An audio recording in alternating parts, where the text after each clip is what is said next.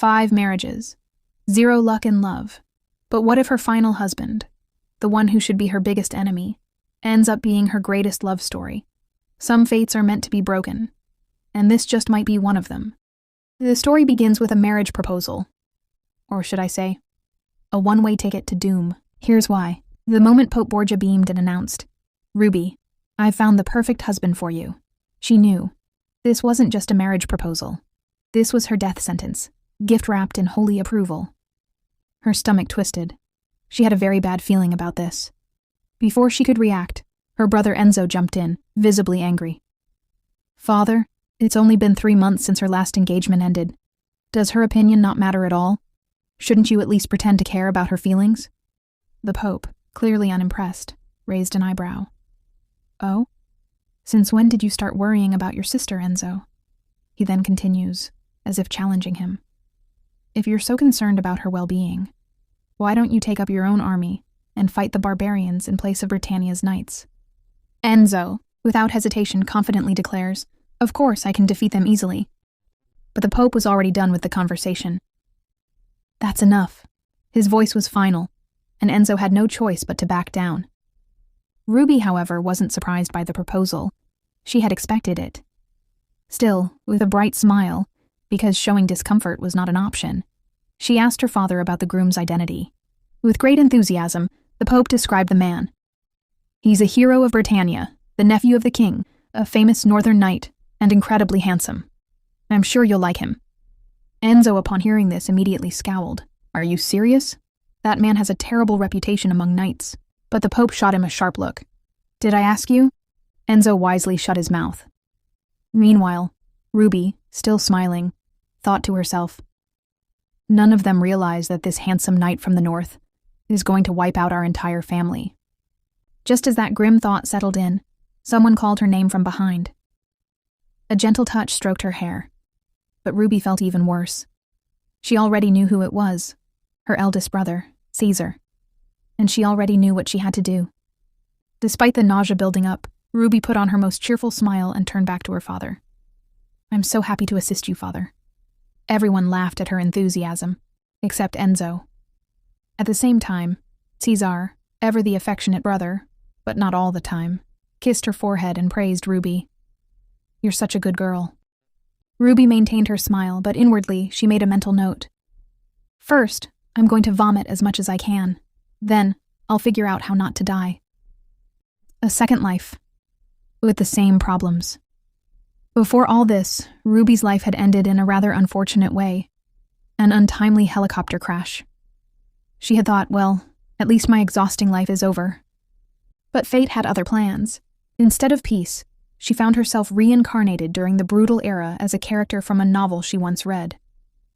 Even worse, the world she was thrown into was just as harsh as her previous one. Back in her room, Ruby was hunched over, vomiting. Again. If I had to be reincarnated in a novel, she thought bitterly, couldn't I at least have been born into a decent family? She had become an expert at silent vomiting, something she had mastered long ago, so at least she didn't have to worry about the maids noticing. But it still hurt. Unfortunately, this life shared another similarity with her past one, anorexia. Before becoming Rudbeckia de Borgia, she had been just an ordinary girl from South Korea, adopted into an upper-class Spanish family. It sounded glamorous, prestigious schools, ballet, tennis, horseback riding, but she never truly fit in. She first realized she was different when a classmate made fun of her Asian appearance. Thinking they were just joking around, she laughed along, without realizing she was the target of the joke. As she grew older, the bullying only got worse, and her home life wasn't any better. Her parents kept up the perfect family act, but behind closed doors they both had affairs. Her second eldest brother was a drug addict and a playboy, and her only real support, her older sister, died at the young age of 21.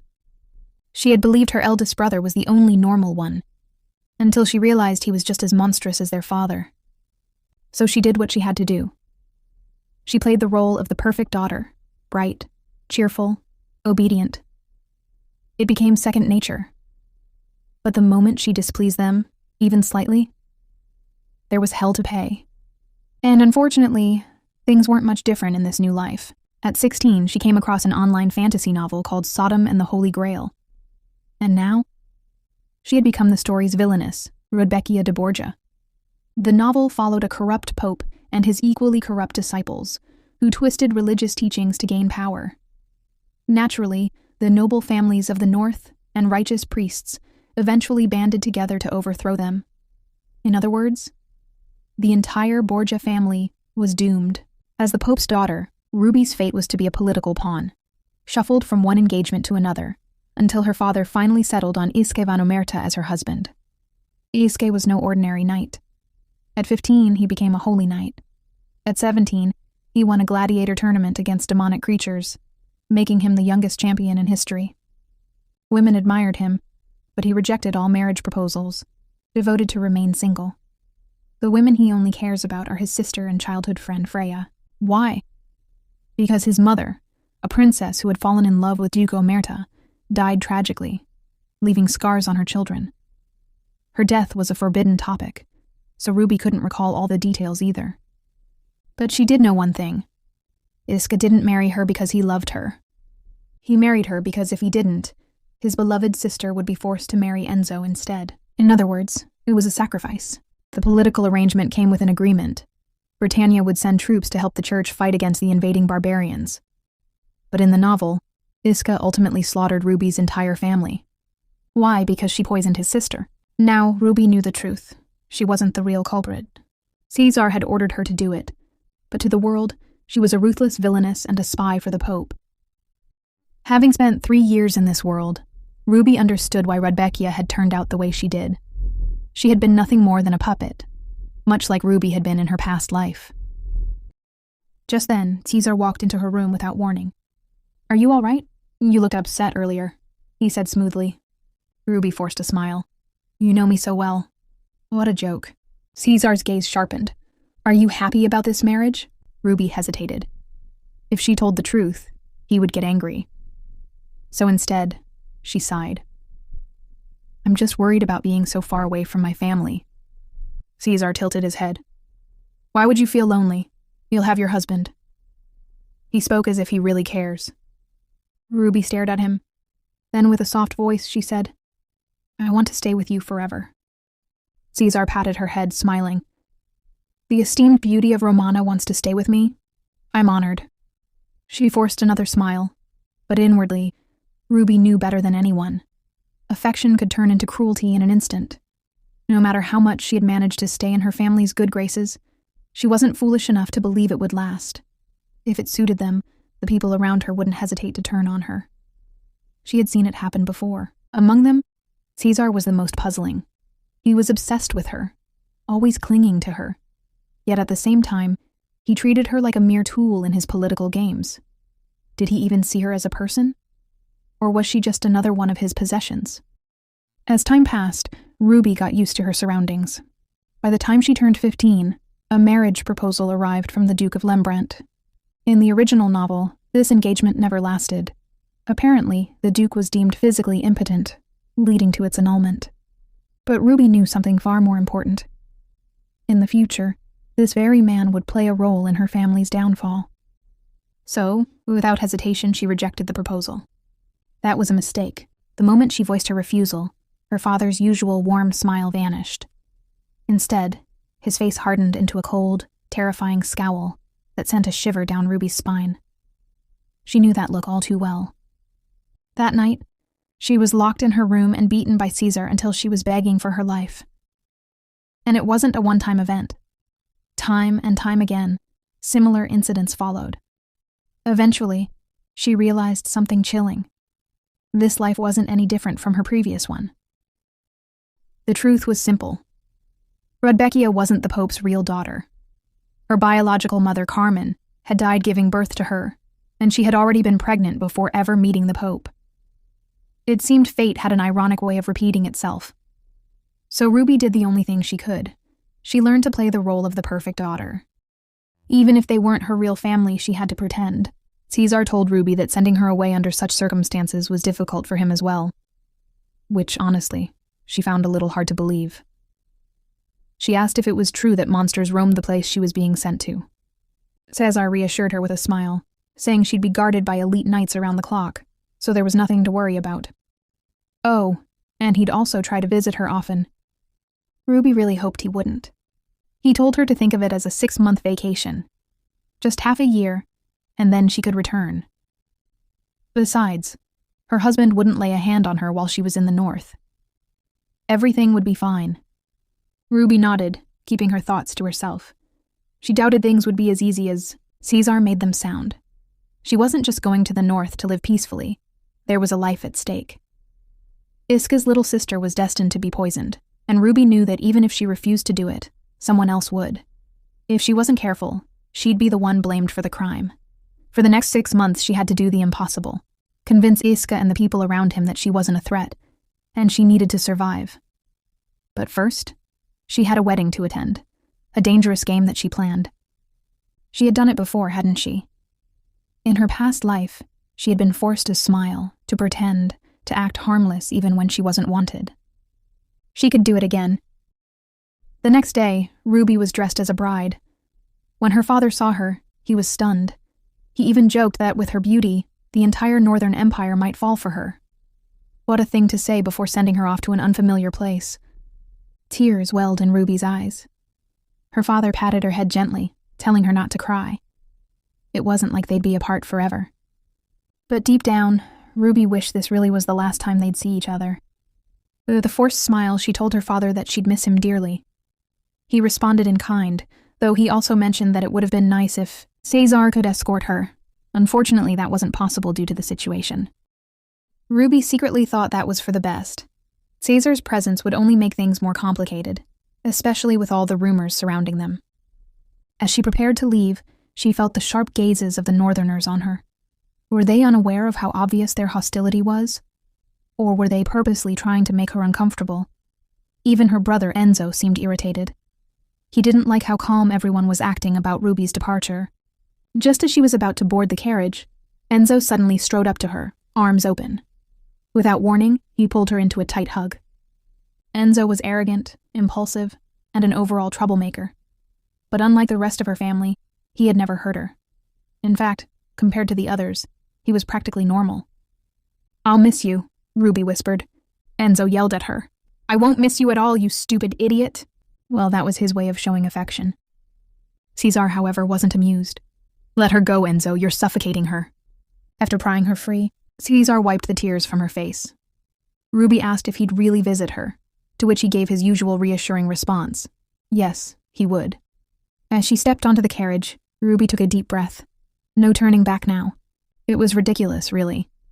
In her past life, she had wished for death. But now, when given a second chance, she was desperately struggling to survive. Life had a strange sense of humor.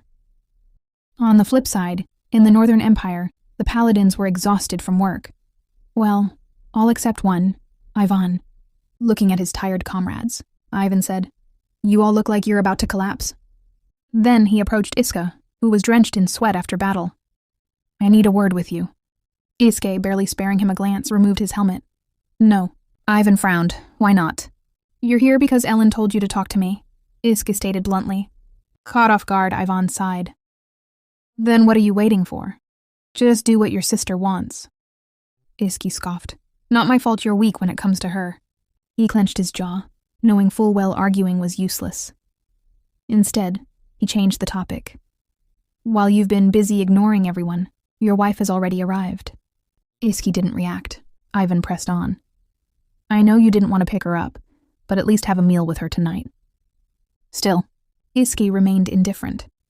"Judging by the rumors, plenty of people have already gone to meet her in my place." Ivan rolled his eyes. "As a paladin, it was my duty to go and monitor Borgia's so-called spy." Before he could continue, Iske cut him off. "Don't talk nonsense." "Fine, I admit it. I went because I was curious about what the Pope's famous daughter looked like in person." Then he added, "If you're jealous, why don't you go and meet her yourself?" While Ivan and Iske were caught up in their tense exchange, the other paladins remained completely unfazed, absorbed in their own activities, as if nothing was happening. It was almost as if they had mastered the fine art of selective hearing. After some time, the tension between Ivan and Iske gradually faded. Ivan, realizing he might have been too harsh earlier, offered an apology. He then curiously asked if Iske had any questions. Like perhaps about his bride, her looks, her personality, anything? But Iske simply replied with a flat no. As Ivan was about to leave, he couldn't help but throw in some unsolicited advice. He told Iski that he should at least meet his bride in person and fulfill his duties as a husband. And of course, he didn't forget to add a warning. If Iski wasn't careful, he might end up like Duke Lembrandt, an international laughingstock. Hearing this, Iske asked Ivan how long they were supposed to keep up this non-play. Ivan, ever the realist, revealed that no one actually believed the marriage would last. With Iske's relentless workaholic tendencies and Rebecca's well-known stubbornness, the whole thing seemed doomed from the start. In fact, there were already people placing bets on how many weeks it would take for the marriage to fall apart. Despite all this, Ivan held back from suggesting that Iske should have just married Freya instead. He knew it would be pointless. Iske was too oblivious to even understand such things. Earlier, Ivan had been the one to greet Ruby upon her arrival and escort her to Omerta's castle. He had also picked up some details from Captain Evansta, who had overseen the wedding arrangements. Apparently, Ruby had suffered from seasickness during the voyage, but despite that, she had still looked absolutely stunning. Her bright smile and elegant demeanor were exactly as the rumors had described. However, Ivan added a cautious note. Something about Ruby felt off.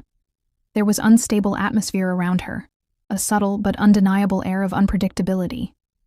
Then, as if dropping the most shocking revelation of all, Ivan revealed that she was small.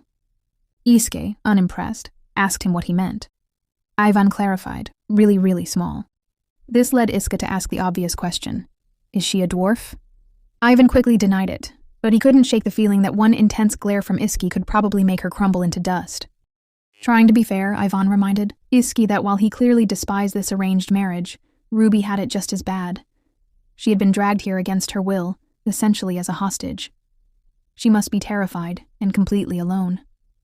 Iske, slightly annoyed, asked why Ivan was suddenly defending her. Ivan's response was simple. She wasn't just anyone. She was the Pope's daughter, the so-called Angel of Sistina. And now she was Iske's wife. Just then, a voice chimed in with a completely different take on the situation. Someone had apparently heard about the Borgia's infamous charm and, looking at Ivan suspiciously, asked if he had already fallen for Ruby after just one glance. Was he planning to betray the country now? Ivan immediately turned around, only to find a man named Lorenzo pointing his sword at him. Furious at the blatant disrespect, Ivan scolded Lorenzo for daring to draw his sword at his senior. Lorenzo, realizing he may have gotten a bit too carried away, awkwardly backed down. Then, Lorenzo explained his peculiar request. Once Iske eventually divorced that Borgia girl, he hoped Iske would consider marrying his sister instead. But until then, Lorenzo asked him to pretend like he didn't even know she existed. Iske was left completely speechless. Meanwhile, Ivan, unable to hold back his irritation, smacked Lorenzo on the head and demanded a proper explanation. Rubbing his sore head, Lorenzo apologized and clarified that he simply wanted Iske to stay far away from his sister for now. He even went as far as calling Ruby a witch, worried that she might somehow harm his sister. He warned Lorenzo to watch his words, but Lorenzo doubled down. He revealed that when Freya returned from Omerta, she locked herself in her room and cried. To make matters worse, when Rudbeckia arrived at the castle, Freya had tea with Ellen, making the whole situation even more unbearable for Freya. Ivan took a moment to reflect.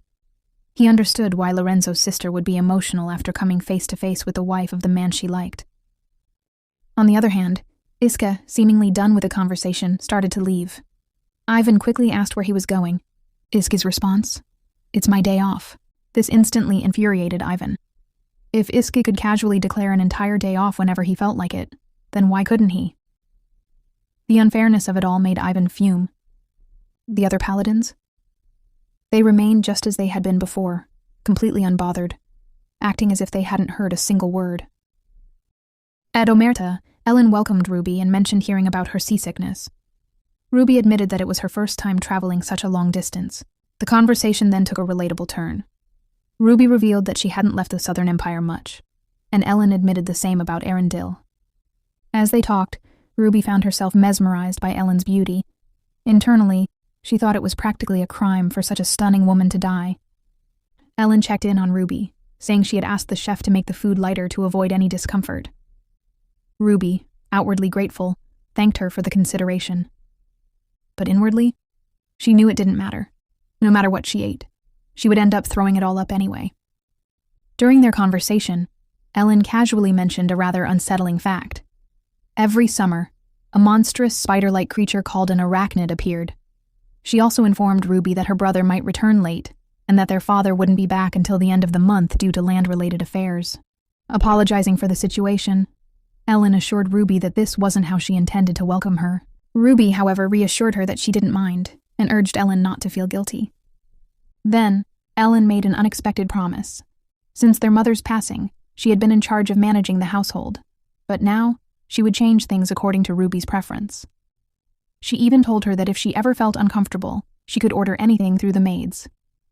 Ruby, feeling overwhelmed by Ellen's kindness, awkwardly smiled and expressed her gratitude. She admitted that she wasn't used to this place yet, and was afraid of causing trouble due to her inexperience. Ellen, watching her closely, reassured her that as the mistress of the house, no one would dare to think badly of her. Shyly, Ruby made a small request. She asked Ellen to call her by her name instead. Before she could even finish speaking, Ellen immediately agreed, catching Ruby off guard. In a moment of excitement, Ruby impulsively grabbed Ellen's hand but quickly let go, apologizing. Ellen remained expressionless, reassured her that it was fine. Taking the opportunity, Ruby asked if she could call Ellen by her name as well. Ellen, unfazed, agreed once again, suggesting that addressing each other by name would help them grow closer. Then, with a sigh, Ellen made a passing remark. Being too modest could lead to misunderstandings. Ruby, startled, wondered if this was a warning. Was Ellen telling her to drop the act? But Ruby's goal was never to win people over. Her only priority was to seem as harmless as possible. She replied that she was used to being misunderstood and promised to do her best not to cause trouble. Ellen simply remained silent. Shortly after, she guided Ruby to her room, leaving her surprised by its beauty. Ellen revealed that she had personally decorated it, and Ruby, delighted, mentioned that she had always wanted a room with an ocean view. Noticing Ruby's exhaustion, Ellen gently suggests she get some rest. Ruby agrees, ready to collapse into bed. As Ellen turns to leave, the headmaid shoots her a cold glare, which doesn't go unnoticed. Ruby, however, is too tired to think much of it, at least for now. Snuggling under the covers, Ruby suddenly starts sneezing. The chilly northern air is no joke. But as she shivers, she realizes something even worse. The fireplace is dark.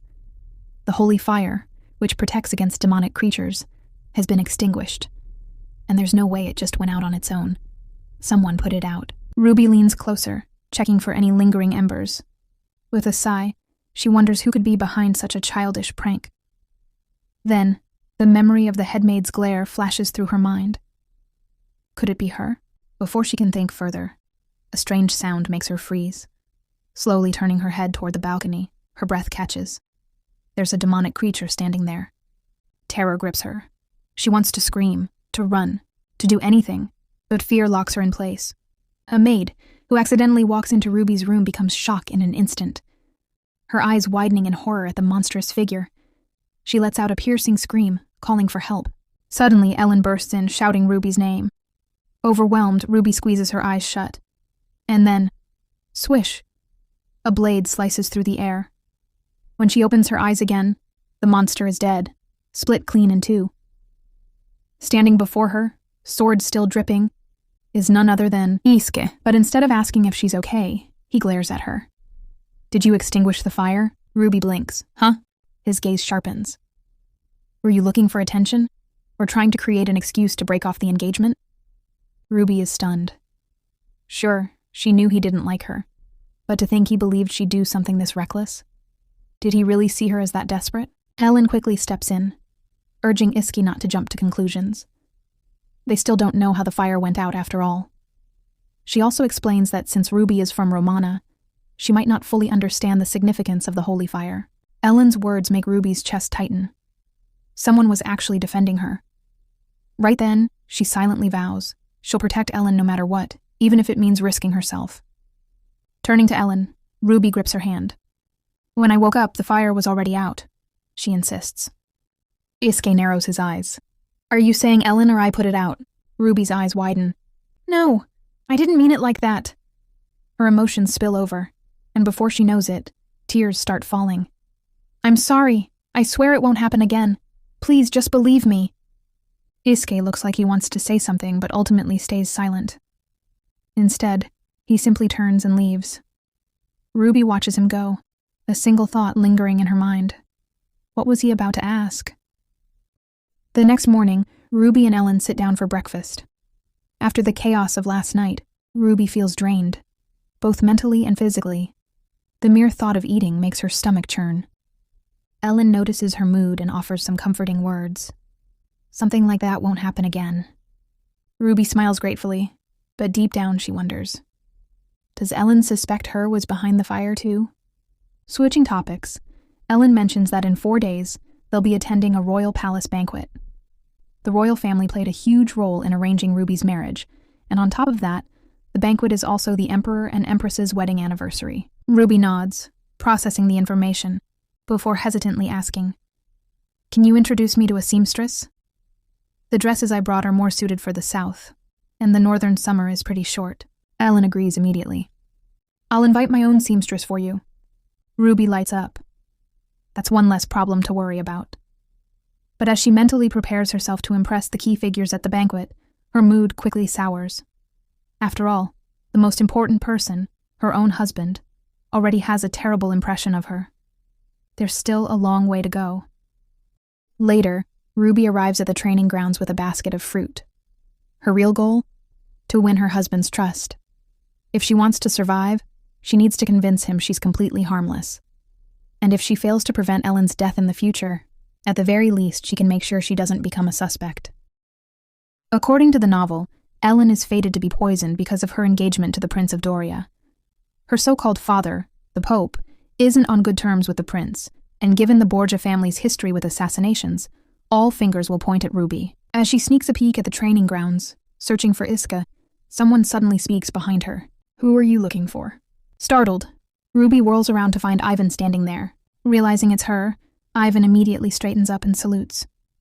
"Lady Rudbeckia, I was one of your escorts at Elmo's port yesterday. What brings you here?" Ruby fidgets shyly. "I heard my husband was here, so I came to see him." Ivan freezes. His jaw practically hits the floor. "I'll be right back," he blurts out before dashing off, presumably to find Iska. Before Ruby can recover from the awkwardness, another voice comes from behind. "What are you doing here?" Her head snaps around, to see Iska standing right there. She gapes. "How do you keep sneaking up on me like that?" Ignoring her question, Iska raises a brow. "You disturbed me last time. Are you here to apologize?" Ruby nods earnestly. "I wanted to check if you were okay." He gestures to himself. "As you can see, I'm fine. You can leave now." Seeing him about to go, Ruby panics and grabs his sleeve. But in her haste, she drops all her fruit. Her heart sinks. So much for gaining points. Ellen told her these fruits were valuable. Trying to salvage the situation, she quickly kneels to pick them up. Iski watches, unimpressed. "What are you doing?" Ruby glares at him internally. "Isn't it obvious?" But out loud, she forces a smile. "I brought these for you. Sorry you have to see me like this." Iski frowns. "Then why are you picking them up from the ground?" At that, Ruby just starts crying. "I'm sorry for making you uncomfortable. I only wanted to clear up the misunderstanding from last time." Of course, in her mind, she applauds her own acting skills. An Oscar-worthy performance. Iski sighs. "What misunderstanding?" Ruby sniffles. "That I want to break off the engagement. I really don't. Although I know that you hated me." He cuts her off. "I never said I hated you." Ruby blinks. "Wait, you didn't?" Iski crouches, picks up the last fruit, and tosses it back into the basket. "I don't need fruit. Stop wasting time on useless things." He turns to leave, but pauses. "If you want to go home so badly, write a letter to your family. Tell them to take you back." Then, without another word, he walks away. Ruby watches him go, fists clenched. Acting like a delicate, pitiful lady won't work on him. He doesn't like women who cry easily. But she's certain he let his guard down for just a moment. Before he disappears, she calls out, "I don't want to go back." He halts mid-step, and then, for the final punch, Ruby clenches her fists, takes a deep breath, and yells, "I love you." A stunned silence falls over the training grounds. The soldiers stare. Ruby puffs up with pride. That was flawless. Everyone should admire her courage. Isuke, however, remains ice cold. His sharp gaze cuts through her like a blade, and she inwardly shivers. If looks could kill, she'd be 6 feet under. She quickly follows up. I know I'm not special to you. I don't expect you to care about me. But yesterday, you saved me. No one's ever done that before. She makes a silent vow. She won't burden him with her feelings. But as long as he doesn't hate her, she'll become his biggest fan. The soldiers cheer for her bravery. Isuke? He ignores her and walks off without a word. Ruby pouts. Heartless man. Still, she decides, it's enough progress for today. After a few days, Ruby is finally ready for the grand royal banquet. Dressed elegantly, she looks absolutely stunning. But there's one small issue. She hasn't seen Isuke since their last encounter. Not even a glimpse. She sighs, reminding herself that Ellen did mention paladins tend to be busier in the summer. Apparently, they have a lot of preparations to handle. Well, at least that explains why he's been missing in action. As she makes her way downstairs, Ellen catches sight of her and immediately notices that Ruby is all set for the big event. Ruby, on the other hand, can't help but think about how Ellen, a literal goddess, almost ended up marrying someone like her brother, Enzo. A true tragedy that was thankfully avoided. But at least Ellen is keeping her promise to call her by name, which Ruby appreciates. When Ellen asks if she's ready, Ruby confidently replies that she is. Then she notices someone standing next to Ellen. Curious, she asks who it is, and Ellen introduces her old friend, Freya Van Furiana. The moment Freya greets Ruby with a wink, Ruby's mind goes blank. Wait, Freya? Their childhood friend? She never expected to see her here. But what's even more shocking is how the entire mansion seems to adore Freya. Meanwhile, all Ruby has ever received from them were cold, judgmental glares. The contrast is painfully obvious. Ruby politely returns the greeting, saying it's a pleasure to meet her. Freya then turns to Ellen with a teasing remark, questioning why she never told her that Ruby was so lovely. Ellen, slightly amused, argues that Freya is making it sound like she described Ruby negatively. However, Ruby catches a discreetly cold stare from Freya. Huh? Did she do something wrong? Is there something off with her gown? She has no idea what that was about. Ellen then informs Ruby that her brother will be arriving late to the banquet. Ruby, unfazed, tells her that it's fine. After all, she has already learned that he isn't the most considerate person. At this point, she doesn't expect much from him anyway.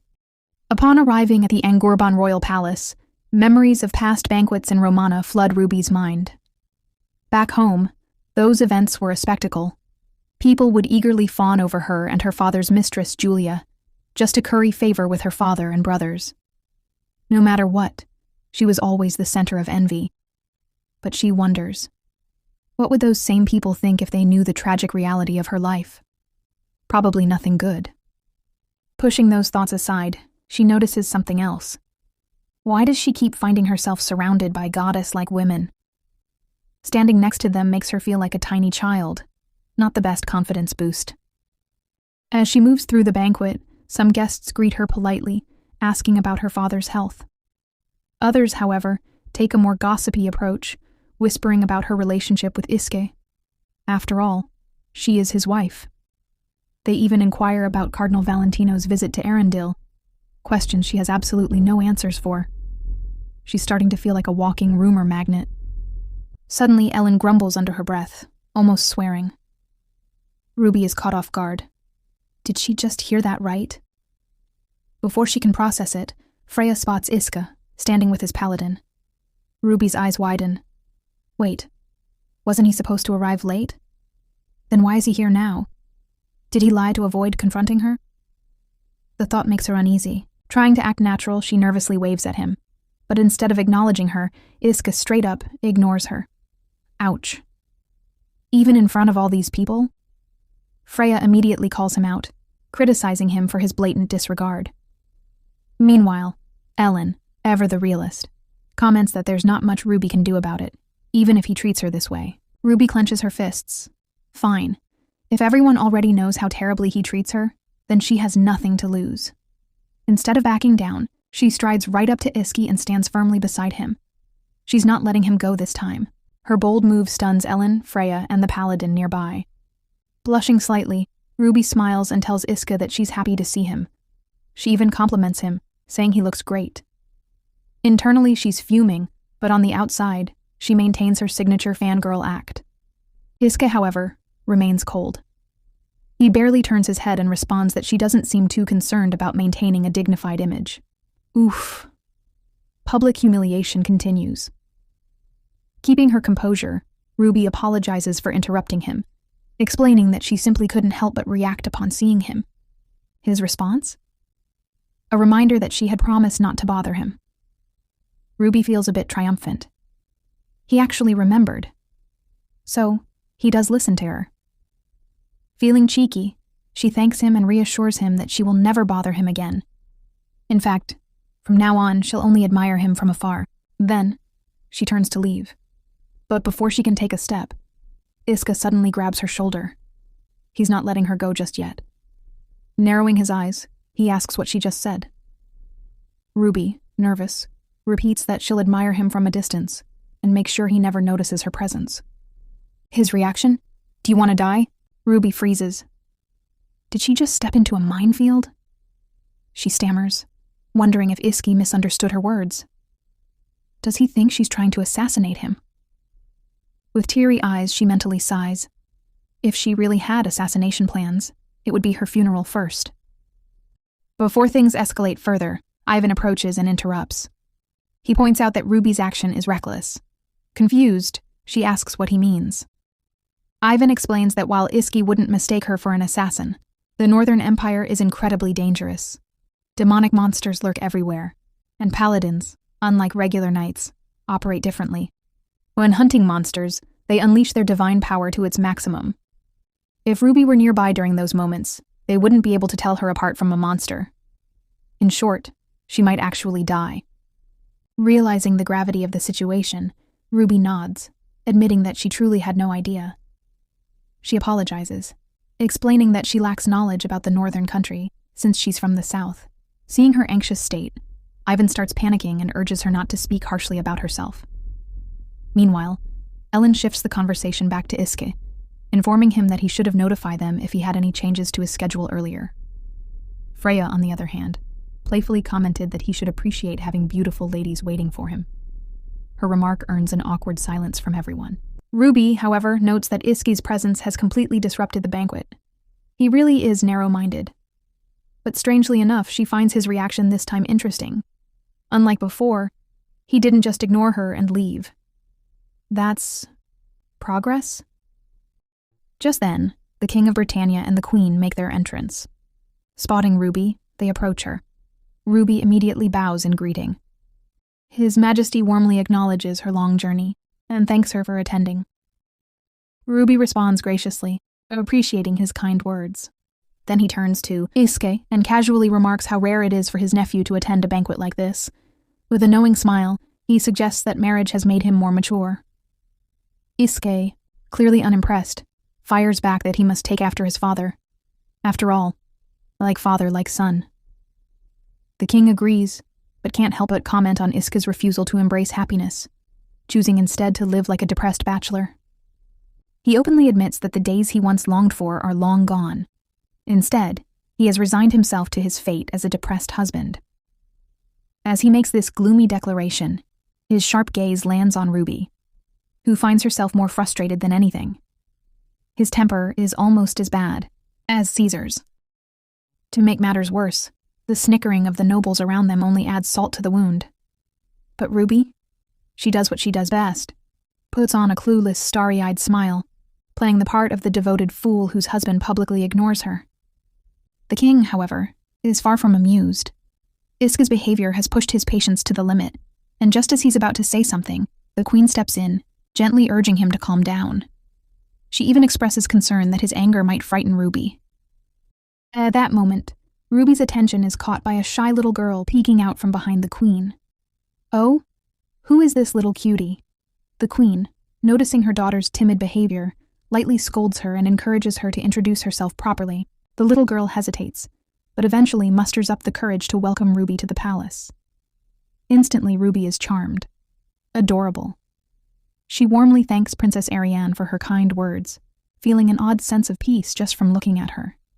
But just as Ruby starts to admire Ariane's bashful nature, the little princess quickly hides behind her mother again. Seeing this in person, Ruby finally understands why Ariane had such a minor role in the novel. The queen, once a slave from the eastern region, was deeply loved by King Fëanor. Yet, even his love couldn't protect her and Ariane from the prejudices of Britannian nobility. Ariane's unique features, symbols of her eastern heritage, left her isolated, much like how Ruby had been treated all her life. Though Ruby rarely pitied anyone, seeing Ariane felt like looking into a mirror. Later at dinner, Ruby sits with the other guests. Before long, Freya returns, and Ellen immediately asks where she had been. With a sigh, Freya replies that she went to fetch Iski, but predictably, he completely ignored her. Shocking. Changing the subject, Freya suddenly asks Ruby if she enjoys horseback riding. Ruby tilts her head. Why the sudden interest? She casually replies that while she can't ride very well, she does enjoy it. A harmless little lie, because in her first life, she had actually mastered all sorts of sports, including horseback riding. Just then, a noblewoman chimes in, gushing about how no one can match Ellen and Freya when it comes to riding. She credits their skill to none other than Iske, who personally trained them. Then, with an all-too-sly smile, the woman suggests that Ruby should ask Iske to teach her as well. Freya, however, steps in before Ruby can respond, clarifying that Iske only trained them when they were kids. Ruby takes a moment to process what's happening. Oh. She realizes the noblewoman is clearly enjoying this whole situation, watching her closely, probably eager to see her reaction. But Ruby, ever the seasoned actress, refuses to take the bait. Instead, she simply smiles and says she wouldn't dare waste Iske's precious time on something as trivial as horseback riding. Cue absolute silence. The other noblewomen stare at her in shock, their fans pausing midair. A different noblewoman clears her throat and smoothly shifts the conversation, mentioning that summer is ending soon. Then, as if by accident, she brings up the upcoming gladiator games, wondering if Iske will participate this year. Another woman immediately chimes in, confidently stating that Iske will join, because he always does. But then comes the real question. Who will be this year's Flower of Glory? At that, Ruby's mood instantly darkens. The gladiator games. Oh no, she had almost forgotten. The gladiator games in Arendelle only happen once every 3 years, making them the grandest and most ancient competition on the continent. Countless warriors and spectators gather, eager to witness brutal battles against ferocious beasts. It's a terrifying yet prestigious event, open only to the aristocracy. To prevent unnecessary bloodshed, a special committee oversees the matches. And unfortunately for Ruby, Caesar is one of those committee members, which means, after the event, Caesar will come looking for her. Fantastic. Just what she definitely not needed. Sometime later, Ruby wanders through the halls, nursing a headache. Drinking on an empty stomach? Terrible idea. And now, with so many people around, she can't even throw up in peace. As if the night couldn't get any worse, she suddenly bumps into a man, Lorenzo. Flustered, Ruby quickly apologizes, but Lorenzo simply tilts his head, studying her before introducing himself as Freya's younger brother. Ruby blinks. Oh, that explains the resemblance. Lorenzo, ever the gentleman, offers to escort her back to the banquet hall. But Ruby waves him off, saying she just needed some fresh air. Then, curiously, she asks if he's a paladin. At her question, Lorenzo's expression darkens. With an almost menacing stare, he tells her that he's merely Iske's junior, a squire, nothing more. Ruby freezes and thinks, why is he looking at me like that? Even Iske, who clearly wants nothing to do with her, doesn't glare at her like this. But before she can figure it out, Lorenzo suddenly apologizes. He says he's just shocked. He can't believe he's meeting her in person. Ruby tries to hide her disbelief. That sounds suspicious. She teases that she must be quite famous around here. Lorenzo nods. Oh, she definitely is. After all, she's the only daughter of the Pope. At that, Ruby hums in thought. She's a little surprised. She figured her brother would be more well-known than her. Silence settles between them, until Lorenzo suddenly breaks it. By the way, he says, almost too casually, there's a popular song lately here.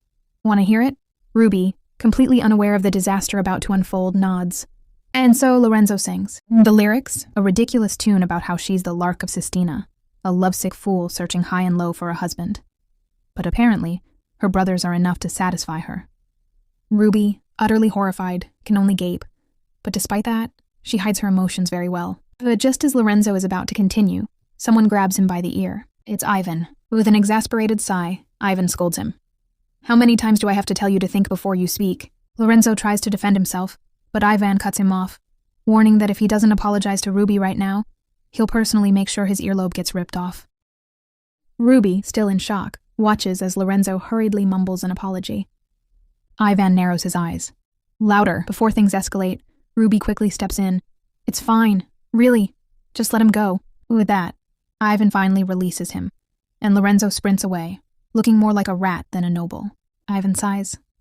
Turning to Ruby, he reassures her that no one had ever heard that ridiculous song before. Ruby forces a smile, but her eyes sting with unshed tears. "It's fine," she murmurs. "It's not my first time hearing rumors about myself." Ivan, seeing her distress, gently tells her not to take the gossip to heart, but Ruby's thoughts are elsewhere. What if Iski believes those rumors?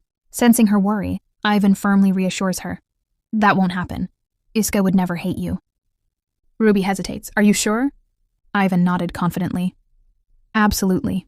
Iska isn't the type to be swayed by mere rumors. If something bothers him, he'll just get rid of it himself." Ruby looked at Ivan with hopeful eyes and asked if she could like Iske as much as she pleased. Ivan, without hesitation, reassured her.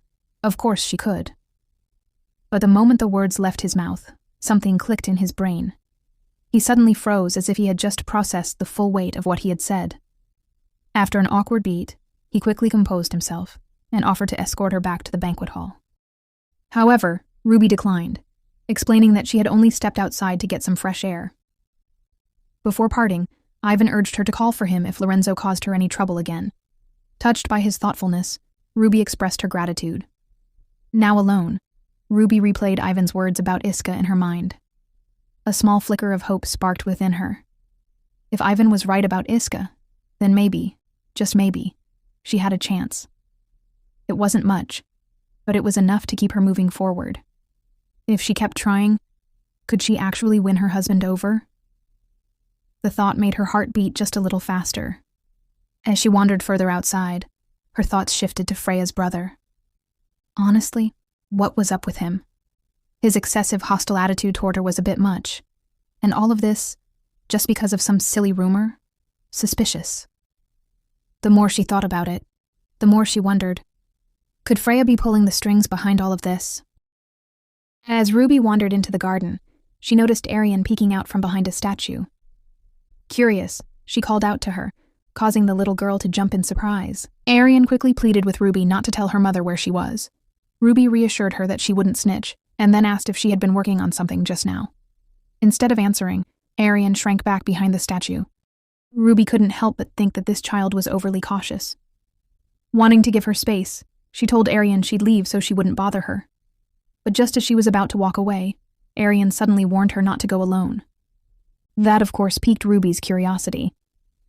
She asked why, but instead of a direct answer, Arian mysteriously mentioned something about a bridge, where two people must stand together for their love to come true. Ruby's mind immediately went to the bridge she had been about to cross. Wait, was that what Arian was talking about? She hadn't expected to find a pond like this in the garden. Amused, Ruby asked if couples really fell in love just by crossing the bridge together. Arian, however, simply shrugged and admitted she wasn't sure. But according to her nanny, a fairy lived in the pond, granting love to those who stepped onto the bridge as a pair. Ruby found Arian's innocent belief adorable. With a smile, she shifted the topic and asked what the little girl was making. Arian, holding up a bouquet, eagerly asked if it looked pretty. Of course it's pretty, Ruby assured her before asking who the lucky recipient was. Arian, looking thoughtful for a moment, suddenly said she'd give it to Ruby, but only if Ruby let her touch her hair. Ruby agreed without a second thought. She figured Arian saw her hair as some kind of fascinating toy. Letting the child play with it was no big deal, but Arian said she'd save that for later. Just then, Iski arrived, calling out to Arian. His sudden presence startled Ruby. Why did this man always have to approach her from behind? It was starting to feel like a habit. Meanwhile, Arian immediately hid behind Ruby, Iski informed her that her father was looking for her and told her to come with him. Without a word, Arian dashed off, leaving Ruby and her husband alone. Iski sighed and remarked that it seemed like both she and Arian had a habit of ignoring what they were told. Ruby, however, found his words ironic. Of all people, did he really have the right to say that? Instead of arguing, she simply asked if he had been looking for Arian. "No," he replied. "I was looking for you." That caught Ruby off guard. She was stunned. Hadn't he been the one to abandon her in the first place? As he stepped closer, Ruby instinctively squeezed her eyes shut, bracing herself for... what exactly? A scolding? A slap? Isk noticed and raised an eyebrow. "Why are you acting like I'm about to hit you? The Princess of Romana didn't grow up being beaten, did she?" Ruby, still on edge, thought to herself, if he keeps acting so intimidating, how am I supposed to stay calm? Out loud, she tried to downplay it, saying she was fine just watching him. But Iska wasn't done teasing her. "Then why did you close your eyes? You weren't expecting a kiss, were you?" Ruby froze. She had to choose her next words carefully. If she even hinted that she had expected a kiss, he might just kill her on the spot. After a moment, she admitted that she had been avoiding him because she felt guilty for making him angry earlier. Iski narrowed his eyes. "Did you think I'd hit you in a fit of rage?" Ruby fell silent, unsure of how to answer. Then, to her complete embarrassment, he asked, "How can you like someone if you're scared of them?" Flustered, Ruby's face turned red. She quickly countered, "Well, then why do I like you? You were the first person to ever save me." Before Iski could reply, a paladin approached, calling for him. He turned to leave, but suddenly paused. Looking back at Ruby, he told her to wait. As he walked away, Ruby absent-mindedly waved goodbye, wondering why he had told her to stay. Did he have more to say to her? Looking down, she noticed the flowers Arian had given her. They were Rudbeckia, flowers that shared her name and symbolized eternal happiness. She found it ironic. Could happiness truly last forever? Sitting on the bridge railing, she sighed. But before she could dwell on her thoughts, a sudden gust of wind caught her off guard. The next thing she knew, she was losing her balance. And then she fell. The cold water engulfed her instantly. As she struggled, she felt someone, wrapping around her. She was trapped. Her breath was running out fast. Yet strangely, she wasn't afraid. Suddenly, a brilliant flash of light cut through the water, killing whatever had been holding her. A hand reached out. And before she knew it, she was gasping for air. As her vision cleared, she realized who had pulled her out. Iske. Around them, guests were already whispering. The fact that something like this had happened in the royal palace was shocking. Still in disbelief, Ruby stared at Iske. Had she really just been dragged underwater by a monster? How was that even possible in the middle of the palace? Then another thought hit her. What should she even say to him? He hadn't believed her about the fire before. Would he assume she had jumped in on purpose this time? Deciding on the safest course of action, Ruby suddenly wrapped her arms around him. "I was so scared," she murmured. She clung to him tightly. "You saved me again. I knew I could count on you. You're the only one for me." She had learned her lesson from before. This time, she wasn't letting go. Iske, however, remained silent. The next morning, a maid knocked on Ruby's door, asking if she could come in. Ruby, still half asleep, gave her permission, and the maid entered, announcing that she had brought breakfast. As Ruby sluggishly sat up, she waved a hand and declined the offer, saying she wasn't feeling too great today. The maid acknowledged her response and was about to leave when Ruby suddenly asked about Ellen's whereabouts. The maid replied that Ellen had left early that morning, then quickly excused herself. Left alone, Ruby sighed. Would the maids ever warm up to her? They were still distant, as if they were dealing with a complete stranger rather than their lady. Shaking off the thought, she slipped into the bathtub, but her mind wandered back to yesterday's incident. The whole palace must have been in turmoil over it. A demonic monster attacking a human in a place that required strict security? How embarrassing for them. The center of Arendelle was supposed to be a place where magic had no place, yet strange things kept happening, just like on the first night she arrived in the north. After her bath, she dressed up, but suddenly sneezed so hard she almost fell over. So the after effects of falling into the pond had finally arrived. That burning, prickling sensation spread all over her body, almost like she was being poked with tiny needles. Unfortunately, She was all too familiar with this mysterious ailment. She'd been experiencing it twice a year ever since she became Ruby. The first time it happened, the pain was unbearable, so she had complained. Her father had called doctors, but none could diagnose anything. Since she had no fever or visible symptoms, they all dismissed it. Her father, however, had another theory. He thought she was faking it to get out of her engagement. Without hesitation, he accused her of lying.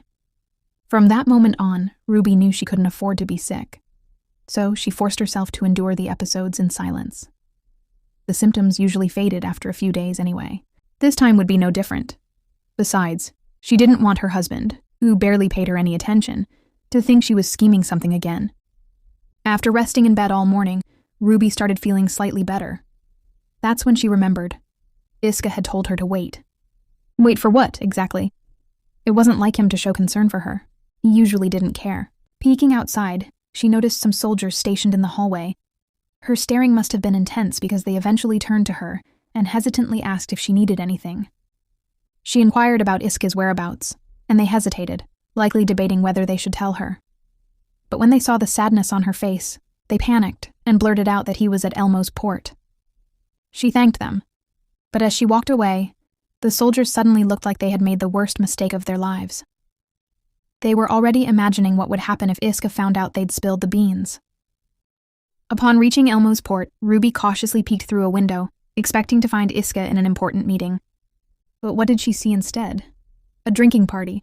Wait, weren't these people supposed to be paladins? She was starting to wonder if she had the wrong group. Also, does she look like stalking him? She tried to locate her husband, but as soon as she spotted him, she instinctively crouched down to avoid being seen. That's when someone suddenly spoke out to her from behind. Her heart nearly exploded. Had she been caught? She turned around in horror, only to find a paladin knight crouching beside her. Wait a minute. She recognized him. He was the one who had been searching for Iska near the pond. Sensing her fear, the man quickly apologized if he had scared her, explaining that he simply followed because she seemed to be hiding. Ruby observed him closely. Unlike Lorenzo, he didn't seem hostile. The man then asked if she was all right, and Ruby nodded, thanking him for his concern. He smiled, relieved, and Ruby immediately thought, wow, this guy has the personality of a gentle puppy. Then he introduced himself as Iska's squire, Endymion. When Ruby asked how long he had been serving under Iska, he admitted it hadn't been that long. Apparently he had gotten lucky. His position had opened up because another junior had caused an incident. Curious, Ruby asked what kind of incident. With a sigh, Endymion revealed that the previous junior had dared to sing an obscene song in front of Iske. At that moment, everything clicked. Lorenzo. It had to be Lorenzo. That was exactly the kind of nonsense he would pull. Endymion then asked why she was hiding. Without missing a beat, Ruby replied, "Because I missed my husband." The knight chuckled. "Ah, I see. Well, he's notably the nicest only when admired from afar." Ruby burst out laughing. He then remarked that her husband was relatively nice to her and would probably be disappointed if Iska heard that she came without greeting him. Ruby highly doubted that. That cold-hearted man? Disappointed? Not a chance. She voiced her skepticism, but Endymion disagreed. Maybe Endymion took a beating from my husband, which resulted him for having a few loose screws, Ruby thought to herself. But in reality, she merely responds, Does it seem that way? Yes, he's not the type to beg a woman to wait for him, like he did last time to you. Endymion reply then continues, but please don't tell him that I told you this. Ruby's gut feeling might be right about Endymion. Poor guy. Suddenly, a familiar voice cut in. Next time, I suggest you both lie down flat on your stomach if you're going to hide. Both Ruby and Endymion froze. It was her husband, and he did not look pleased. Ivan soon joined them, greeting Ruby cheerfully. He then casually mentioned that they suspected Endymion had been cursing them from behind. Ruby wondered if Endymion had a habit of doing that. Endymion then exits from the scene. She greeted Ivan, and he immediately asked if she was all right. He was worried she might still be shaken from the pond incident. Then he asked if she had come to see Iska, the ferocious fellow beside him. Iski shot him a glare. Ruby quickly clarified that she didn't mean to disturb anyone. She just wanted to thank Iska for yesterday. Ivan grinned. Oh, Iska should be the one thanking you. He had the honor of saving his wife after all. Iske, however, coldly dismissed the idea. I simply did what I was supposed to, saving people from danger. Ruby nodded, but with a sad voice said, Of course, you had to save me. If I died, everyone involved might be put in a difficult situation. Both Ivan and Iske looked at her in shock. Sensing the tension, Ivan quickly suggested that Ruby join them for lunch. She hesitated, not wanting to intrude, but he reassured her. You're Iske's wife, after all. Just then, they both noticed something. Blood dripping onto the ground. Wait, was that her blood? Oh. Ruby had a nosebleed. Ivan immediately asked if she was all right, and even Iske seemed slightly concerned. Ruby reassured them that she was fine, but as soon as she tried to move, she stumbled. Iske caught her before she could collapse. With a frown, he said, You're burning up. That surprised her. How was it that all the doctors she had seen before never figured this out? Yet Iske noticed immediately. She quickly apologized, assuring him she didn't do this on purpose. Then he asked, Who did you come here with? She admitted she had come alone. Ivan handed her a handkerchief and offered to call a doctor. But Ruby refused, saying it wasn't serious enough to warrant that. She then apologized again for making them worry. But Iske frowned. What are you saying? You're burning like fire. That's when it hit her. This was the same strange illness she always suffered from. The one no doctor could diagnose. She had always assumed it was a side effect of being in someone else's body. But now, Iske was the one telling her she felt like a boiling pot. She feels extremely dizzy. Then her vision blurred. Iske called out to her, telling her to stay awake. But she had reached her limit. The last thing she saw before losing consciousness was her husband's face. Ruby lay in bed, resting, when she heard a voice. At first, she thought it was Ellen. But as she slowly opened her eyes, she noticed something strange. Was someone crying? She groaned in discomfort, realizing she had been asleep for quite some time. The sound of soft weeping continued, making her even more curious. Who could it be? Pushing herself out of bed, she followed the voice, assuming it must be Ellen and fearing something bad had happened. But when she opened the door, she was met with an unexpected sight. 2 men were standing there, and to her surprise, they were talking about her. Her first thought was that one of them might be a doctor. But then why was he staring at her so intently? Before she could dwell on it, the man asked if she was feeling better. She nodded, but quickly mentioned that she had heard someone crying. Iske, standing nearby, furrowed his brows and asked for clarification. Ruby explained that she distinctly heard someone weeping, which was why she got up to check. She had assumed it was Ellen, but now she wasn't so sure. However, the room fell into silence as the men exchanged glances. Then, Iske calmly informed her that no one had been crying. Ruby was stunned. What? That didn't make any sense. She was certain she had heard it. Why had the crying stopped so suddenly? Annoyed, she insisted she wasn't lying. She truly did hear someone. Instead of doubting her, Iske reassured her that no one was accusing her of making things up. His unexpected response left Ruby momentarily speechless. Was he actually believing her this time? That was new. Before she could process it further, Iske dismissed the doctor, then, without warning, scooped Ruby up into his arms and carried her back inside the room. Ruby blinked in disbelief. What was this man up to now? Did he think she was some kind of lightweight cargo or sack of potatoes? She huffed, but still commented that he was carrying her just like a prince carrying his princess. Still, Iske, as dry as ever, merely replied that she must still have a fever. Ignoring his remark, Ruby hesitated before asking, Did I have a nosebleed earlier? Her memory of the past few days was hazy, and she wasn't sure if it was real or a dream.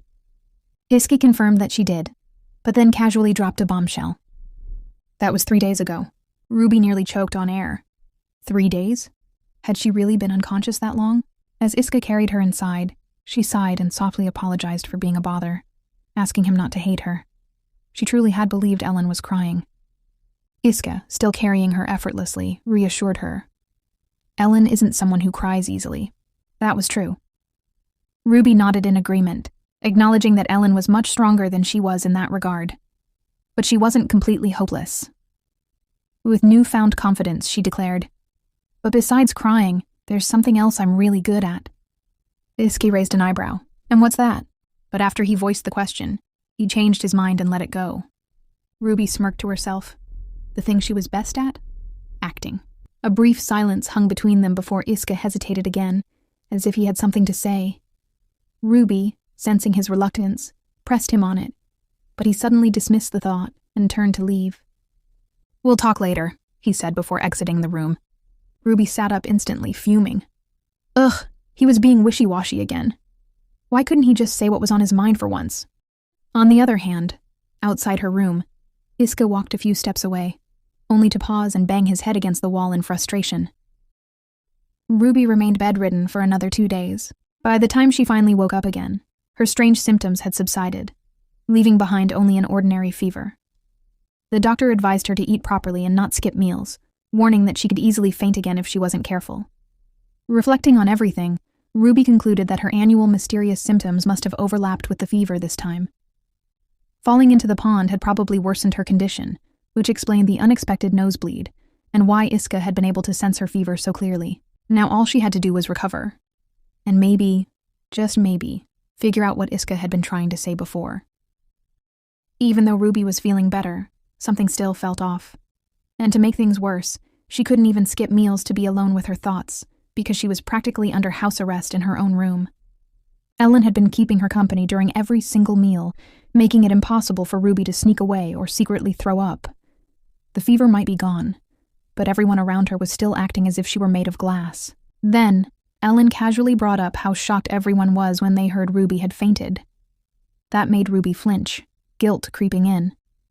She felt bad for worrying them again and quickly apologized, admitting that she should have been more careful with her health. But Ellen waved it off and took the blame instead, saying she should have been more attentive. She even mentioned that she had never seen Iska so flustered before. Ruby had to agree. She never imagined that man could look anything but composed. Honestly, she thought he'd stay stone-faced even if she collapsed right in front of him. Seeing Ruby back to normal, Ellen sighed in relief and invited her to join them for horseback riding this weekend. Ruby's face lit up as she accepted the offer and thanked Ellen. But in her head, she immediately wondered, did she sound too excited just now? Still, this event wasn't just about fun. Hosted every summer by Freya and Ellen, the horseback riding gathering was a golden opportunity to make an impression on Britannia's high society. And Ruby had every intention of making sure they wouldn't forget her. Later, as a maid helped her dress, she asked if her outfit was suitable. Ruby, feeling uncertain, turned to the maid for advice. However, the maid hesitated, insisting that it wasn't her place to decide what was better. Ruby, amused, suggested that the maid pick something for herself too. The maid was startled and asked why. Ruby simply smiled and said it was a token of appreciation for taking care of her while she was sick. Of course, deep down, Ruby knew that was far from the truth. The maid had actually neglected her. But who said she couldn't play the generous lady when it suited her? She also mentioned that she didn't need all these accessories anyway. After all, they were from that annoying Caesar. With a playful wink, she told the maid that since they didn't want people thinking she was playing favorites, this little gift could be their secret. The maid hesitated for a moment before finally selecting a few accessories she liked. As the maid expressed her gratitude, Ruby casually asked how long she had been working here. 3 years, the maid answered. That was long enough to be familiar with the head maid, right? Curious, Ruby pressed further, asking about the head maid's history. The maid revealed that she had been serving the family since Iske and Ellen were children, and that she used to be Ellen's nanny. That caught Ruby's attention. Judging by the maid's tone, she didn't seem to be particularly fond of the head maid either. Interesting. After dismissing the maid, Ruby mulled over what she had just learned. If the head maid had raised Ellen, then her loyalty wasn't just professional, it was deeply personal. Maybe that was why she disapproved of Ruby. And then, a thought struck her. Could the head maid have been the one who put out the holy fire the night she first arrived at Omerta Castle? It seemed absurd. Rudbeckia never faced such things in the original novel. But the more she thought about it, the more Ruby started to wonder, was the head maid the type to target those she saw as weak? When Ruby arrived at the so-called horseback riding event, she quickly realized it was anything but. Instead of an actual riding event, it was more of a high society garden party, where young nobles gathered under the pretense of riding, only to spend most of their time socializing, exchanging information, and maybe even securing potential romantic connections. The horses? Barely relevant. Still, Ruby had her own goals today. She felt that her performance at the royal banquet had been forgettable at best, and she wasn't about to let another opportunity slip by. Suddenly, Freya spotted her and called out. Without wasting a second, she approached Ruby with a bright expression, expressing relief at seeing her recovered.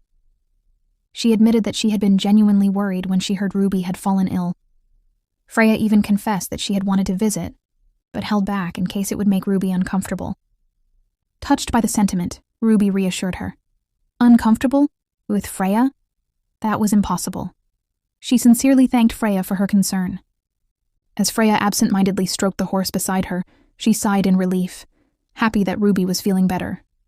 Then she turned to her horse, Madeline, and asked, "Isn't that right?" And to Ruby's utter shock, the horse actually nodded in agreement. Ruby could hardly believe it. The way Madeline gazed at Freya was practically adoring. This only confirmed what she already knew. It took a special kind of person to be the best friend of the story's main character. Ruby clenched her hand slightly, now fully understanding why people believed she had stolen Freya's rightful place. Out of nowhere, Ellen suddenly appeared behind Ruby and reassured her that she had nothing to worry about. All the horses here were well trained. She even encouraged Ruby to pick one for herself. However, there was one small condition. Ellen casually warned her not to touch the horses on the right. They were off limits. Those particular horses belonged to Iska and Iska alone. No one else was allowed to ride them. Ruby hesitated before answering, nodding in understanding. Noted. No touching the scary husband's scary horses. Freya, however, seemed concerned, and asked Ellen if the remaining horses might be too much for Ruby, considering she had just recovered. Ellen assured her it wouldn't be a problem, since Ruby wouldn't be riding for too long anyway. Just to be safe, she promised to pick the gentlest horse for her. With that, she called Cedric, the stableman, to assist. As Ellen spoke with Cedric, Ruby turned to observe the horses, trying to determine which one looked the most docile. Unfortunately, the horses all seemed to be looking down on her. Closing her eyes for a moment, Ruby shuddered. She could feel their judgmental stares. But if she was being honest, the feeling was mutual. She hated stables just as much as they apparently hated her. Just then, a familiar presence approached from behind. Iske. Freya immediately greeted him, and he asked what they were doing. With a playful tone, Freya informed him that they were preparing his beloved wife for her grand horseback riding debut. Iske's gaze landed on Ruby as if waiting for an explanation. Not wanting to dwell on the topic, Ruby quickly changed the subject. Flashing a sweet smile, she complimented him, saying he looked as handsome as ever today. Then, tilting her head, she asked if he was heading somewhere. His response? No. Ruby blinked. Then why was he here? He had just said it was his rest day. Was this his way of annoying her? Still, she played along. She explained that she was about to choose a horse for the riding event and casually asked if he wanted to join her. Iske declined, claiming he was busy. Busy? Busy with what? Just a second ago, he clearly stated he wasn't going anywhere. Ruby narrowed her eyes, silently fuming. Was he trying to provoke her? Still, she took a deep breath and moved on. Instead, she innocently asked whether she could pick any horse. Iske, however, didn't answer immediately. Instead, he raised an eyebrow and coolly questioned if she even knew what to look for when selecting a horse. Ruby admits that she doesn't have the best judgment when it comes to these things. And let out an internal sigh, then reasons that's exactly why she was pretending to be in love with him in the first place. She thought dryly. Noticing something, Iske and Ellen briefly exchanged glances. Then, Ellen spoke up, reminding her brother that the doctor had already given Ruby permission to ride. Iske didn't respond. Taking matters into her own hands, Ellen decided for him.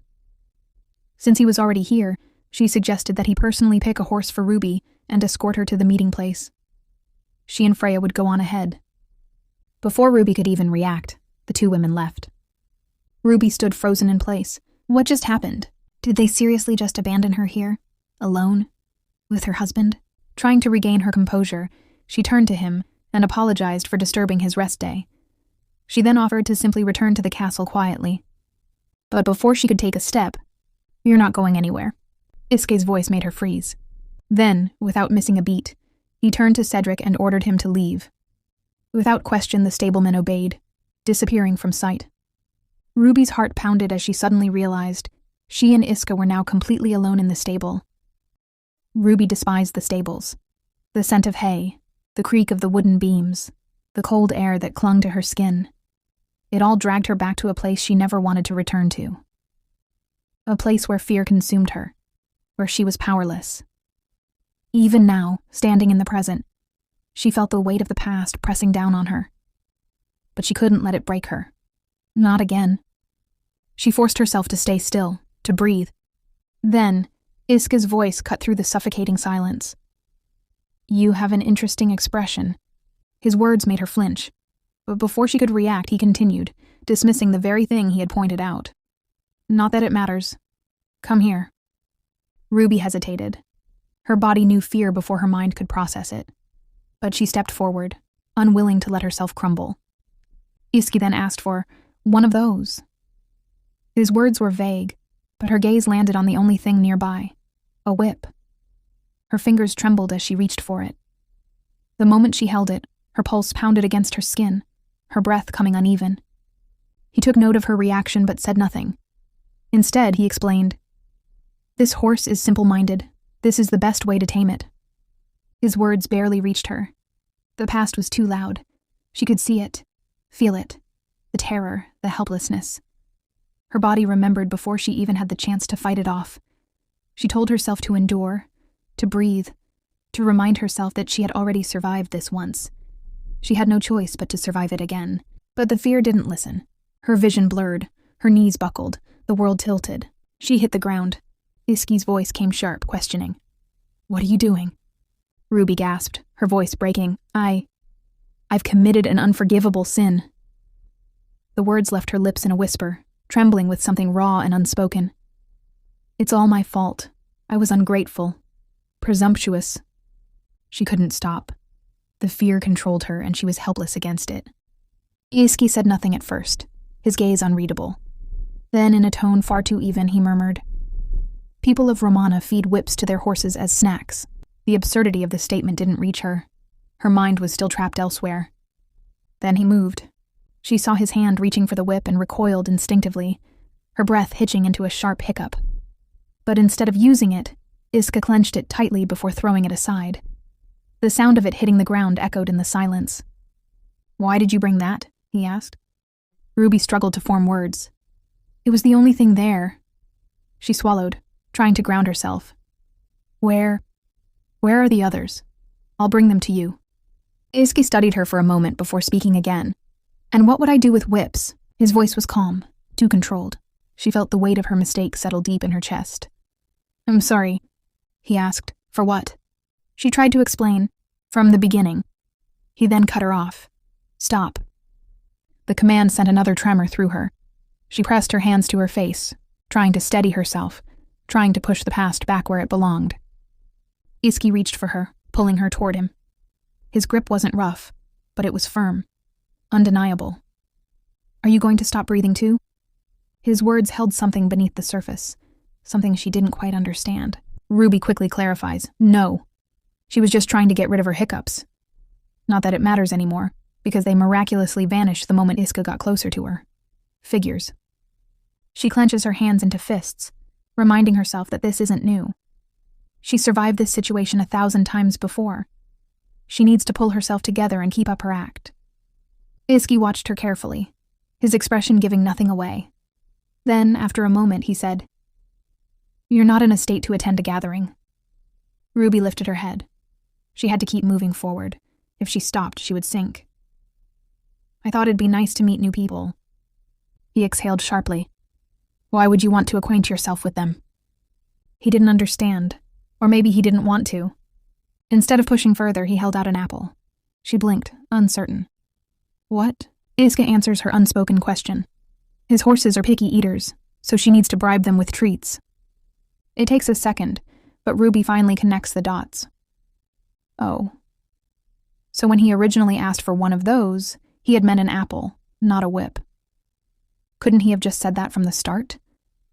Internally, she wants to scream, but outwardly she keeps her thoughts to herself. So much stress over nothing. Deciding to just go with it, she nervously asks if she's allowed to ride his horses. Iski, surprisingly, says yes. Something in her chest loosened. She turned to the horse, reaching out carefully, offering the apple. Will you be kind to me? She wasn't sure who she was asking. Iski watched her, his gaze unreadable. Then, after a beat, he asked, Do you like that horse? She nodded. He's perfect. Iski called for Cedric. The stableman arrived, waiting for orders. Which horse should I prepare for Lady Ruby? Cedric asked. But before anyone can act, Iska drops a bombshell. There's no need to prepare a separate horse. Ruby will ride with him. Both Cedric and Ruby freeze in shock. Wait, what? Ruby hesitantly asks if he's sure about that. Riding together to the meeting place? With him? Iski, as usual, has the final word. He confirms it's fine and tells her to stop questioning his decisions. She hesitated, then said, You said you were busy. His reply was quiet. My mind was busy. Ruby stares at him. What kind of excuse is that? Ruby and Iska rode together on horseback, and she couldn't help but reflect on how much things had changed. Not too long ago, Iska wouldn't even spare her a glance. Yet here they were, riding side by side. Progress. But was it enough? Ruby felt the need to push even harder. If she wanted to keep even the tiniest bit of his interest, she couldn't afford to slow down now. Meanwhile, the noble onlookers gawked at the sight, their whispers spreading like wildfire. Ah yes, fuel the gossip mill, you nosy bunch. Over on the knight's side, Ivan stared in pure disbelief. He nudged a fellow knight, asking if he was the only one seeing this bizarre scene unfold. The other knight, equally stunned, suggested that maybe they were both hallucinating. Nope, it's very real, bro. You're not Delulu, Ivan. Ruby suddenly shivered. A chilling sensation ran down her spine as she sensed something. Menacing. She didn't even need to look. Everyone's expressions made it painfully obvious. Iska acting like this? Completely out of character. Finally, they arrived at the meeting place. The reaction? Shock. Complete and utter shock. Ellen, clearly taken aback, remarked that this was very unlike her brother. Meanwhile, Freya stayed silent, observing. Iske, unfazed, responded to Ellen, saying it was his responsibility to clean up after her. Ellen, unimpressed, shot back. Could he stop blaming everything on her already? Iske calmly clarified that he wasn't blaming her, but Ellen wasn't convinced. She glared at him and demanded to know exactly what he expected her to do. Then she flipped the argument on him, pointing out that he was the one who had gone against his own stance. Her brother, cool as ever, simply asked if he really had, and what exactly she could have done about it. Ellen, exasperated, told him to cut the condescending attitude. At the very least, she knew how to be grateful. Surprisingly, he agreed. Like their father, he acknowledged that Ellen was the only one in the family with a conscience. Ruby, caught in the crossfire, grew increasingly anxious. Did Iska's foul mood rub off on Ellen? Why were they suddenly bickering like this? She felt like an unwilling participant in a family feud. From her seat, Freya had apparently had enough. She got up, stepped between the siblings, and declared that they both needed to stop. She turned to Iske, reminding him that this was neither the time nor the place to get worked up. Instead, she suggested he go enjoy the event with Ruby. Before anyone could respond, Ruby, who was still very much on the horse, finally spoke up. Wait, she's been dangling up there this whole time? Did they expect her to gracefully jump down all on her own? She wasn't that skilled. He silently stared at her before reaching out, grabbing her hand, and effortlessly pulling her down. Ruby, startled by his sudden action, quickly tried to smooth things over. She gently asked him not to argue with his sister. Iski listened in silence. She then added that he shouldn't get mad on her behalf. After all, she'd hate for his handsome face to be ruined. Freya, watching this interaction with an unreadable expression, said nothing. Iske, on the other hand, let out a small sigh and simply stated that he wasn't angry. Ruby turned to Ellen next, asking if she was upset. Ellen flatly denied it, which only made Ruby think, so deadpan runs in the family. Then, with a bright smile, Ruby thanked Iska for the on-drop-off and asked for his permission to write about today in her journal. Would it be a daily love note or a death note reminder? Who knows? Iske, ever nonchalant, told her to do whatever she wanted. Seeing his easygoing response, Ruby felt strangely happy. But internally, she admitted, It was exhausting having to act all the time. The ladies at the table then invited Ruby to sit with them. As she took her seat, her eyes landed on the handle of her teacup and froze. A turtle. Of all the possible designs, why did it have to be a turtle? Steeling herself, Ruby picked up the cup, determined to take a sip despite the unease creeping up her spine. Before she could, Ellen spoke up, apologizing for her earlier lack of manners with Iski. She explained that this was just how they were as siblings, so Ruby shouldn't take it to heart. Freya then turned to Ellen and asked if Iski would be fine. Ellen, not in the mood for the topic, simply responded that it wasn't Freya's concern. Just then, Lady Consolacion, yes, the same woman who had oh so thoughtfully commented on Ruby's horseback riding skills before, decided to chime in. She inquired about Ruby's well-being, to which Ruby politely replied that she was fine. With an all-too-sweet smile, the lady expressed how utterly shocked she had been upon hearing about Ruby's collapse at the Poor Elmos. Oh, and she heard Ruby even had a nosebleed. Smirking, she seemed intent on making Ruby squirm. Ruby, however, wasn't about to give her the satisfaction. She confirmed the story, then sweetly thanked Lady Consolacion for her concern. Undeterred, the noblewoman pressed on. She remarked that Ruby hadn't eaten anything. Was she preoccupied with maintaining her figure? Or was the food simply not to her liking? Ruby, still smiling, responded that she simply had a small appetite. The lady sighed dramatically, remarking how unfortunate it was. Unlike where Ruby came from, she explained, Northerners valued their health and took care of themselves. It was important, after all. They didn't want to become a burden to others. Ruby, sensing the insult wrapped in those words, didn't miss a beat. With a graceful nod, she thanked the lady for her heartfelt advice. Since she was so wise and kind, Ruby expressed her hope that she could continue seeking her guidance in the future. The lady, clearly not expecting that, blinked in surprise before stiffly agreeing. Meanwhile, Ellen pushed a plate of sponge cake toward Ruby, encouraging her to try it. Ruby wondered, was Ellen still upset? Freya, seeing the exchange, sighed and told Ellen to cheer up, noting that she and Iski actually had a good sibling relationship. Ellen, however, wasn't convinced. She retorted that Freya was probably talking about herself. After all, Freya and her brother Lorenzo got along well. Freya admitted that while Lorenzo was nice, he was also a bit of a troublemaker, which could be exhausting. That's why she personally preferred a reliable older brother. Turning to Ruby, Freya asked if she got along well with her own brothers. Ruby thought for a moment before answering. Like any siblings, they had their moments, but overall, they were pretty indulgent toward her, especially when she acted childish or immature. Ruby is really a good actress there. Freya sighed, clearly envious. Her situation was the complete opposite. She was the older sibling after all. She then asked Ruby if she missed her brothers. Ruby's instincts screamed trap, so, with a bright smile, she smoothly replied that she had grown so fond of this place, she hadn't even thought about them, until Freya mentioned them just now. Then, another lady at the table suddenly asked if Ruby's brother, Cardinal Valentino, would be visiting Arendelle this year. Ruby stiffened. Nervously, she admitted that she had no idea. She hadn't heard anything yet. She had completely forgotten how popular Caesar was, and frankly, she found it gross. The gladiatorial tournament wasn't until late fall, meaning she had a few more months before his arrival. But the thought of having to deal with both Caesar and her husband? Yeah. They were both intensely overbearing. Just imagining the effort it would take to manage them made Ruby feel exhausted already. The future looked bleak. Afterwards, Freya and Ruby rode their horses together. Freya reassured Ruby not to take Lady Consolacion's words too seriously. Curious, Ruby asked for more details, and Freya casually revealed that Lady Consolacion likely held some resentment toward her. After all, she had her eyes on Iski before Ruby entered the picture.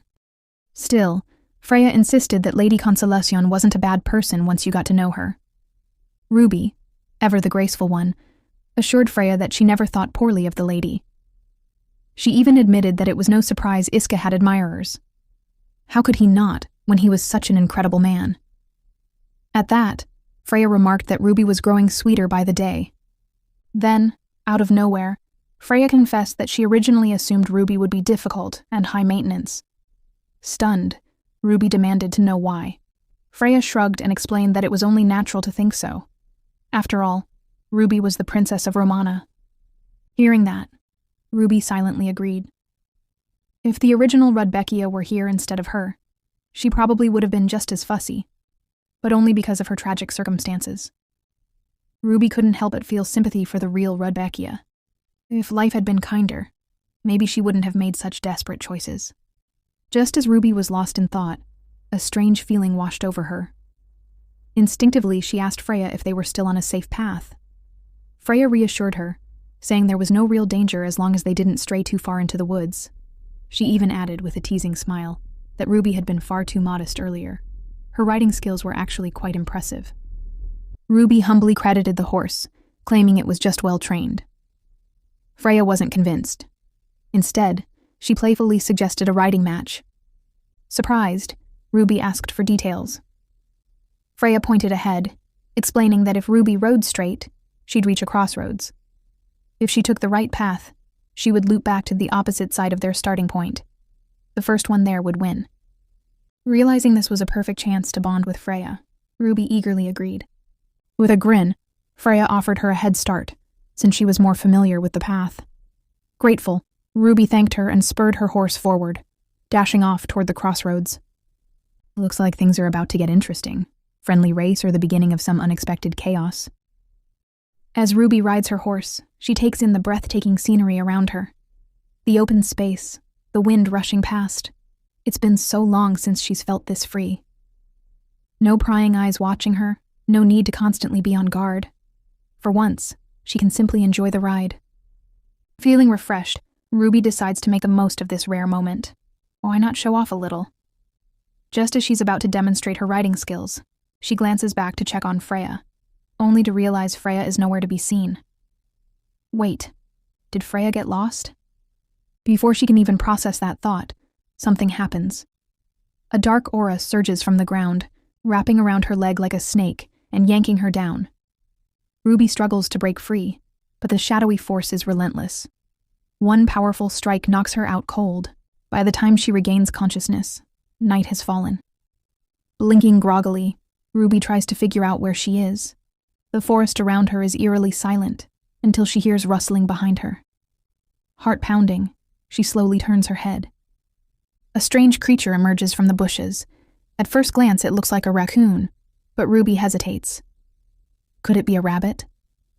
No, it's way too big for that. Just as she's trying to make sense of it, the creature opens its mouth, revealing a horrifying sight. Bones, lots of them. And judging by their shape, they might even be human. Ruby clamps her hand over her mouth to stop herself from screaming. But the longer she stares at those bones, the harder it is to keep calm. Her breath catches, panic rising, until finally she can't hold it in any longer. She screams. The creature immediately starts flailing and making bizarre noises. And then, before she can react, it lunges forward, grabs her, and hoists her up like she weighs nothing. Now fully panicked, Ruby kicks and struggles, demanding to know what this weird, pudgy, demonic monster wants with her. But all it does is keep running while repeating the same odd word. Popo. Is this really how it ends?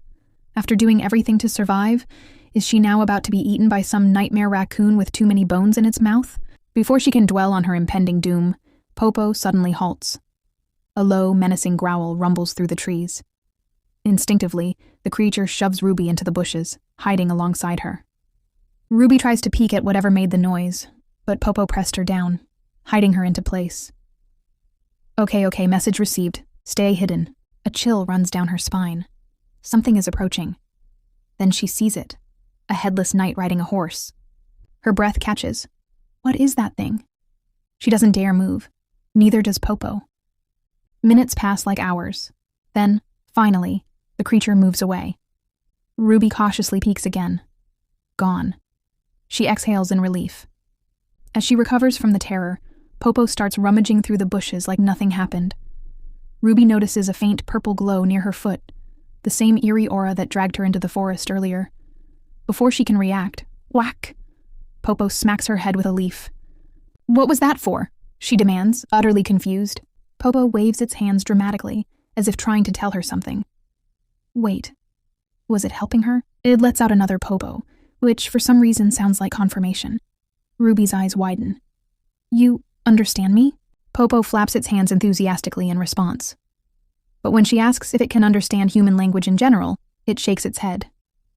Ruby blinks. So it only understands her? That's oddly specific. But right now, she has bigger concerns. Can you help me get out of here? For the first time, Popo seems sad? Or is she imagining it? How does something so creepy manage to look adorably dejected? Seriously, why so cute, Popo? Popo suddenly waves a stubby arm, signaling something. Ruby tilts her head. You want me to hop on your back? The moment she climbs on, she can't help but squish its ears. They're way too soft to resist. But before she can fully enjoy the fluffiness, Popo suddenly leaps into the air. Ruby lets out a blood-curdling scream. So much for a peaceful ride home. The knights were scouring the forest for Ruby, calling out her name in hopes of finding her. Endymion, or Andy for short, kept shouting, his voice laced with urgency, when suddenly the bushes rustled behind him. He flinched. Who or what was hiding in there? Turning around cautiously, he spotted a figure leaping from the underbrush. Stepping closer, he blinked in shock. Lady Rudbeckia? She was right there. Relief washed over him as he told her it was a miracle she was safe. But at that moment, Iski stiffened.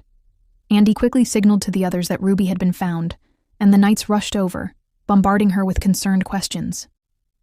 However, Ruby, trembling like a leaf, could only think that this situation somehow felt even worse than facing that demonic beast earlier. Andy, ever the gentleman, reached out and plucked a leaf from Ruby's disheveled hair, only to pause in alarm. There was blood on it. He immediately asked if she was really all right, but before she could answer, Ivan strode forward, cutting him off.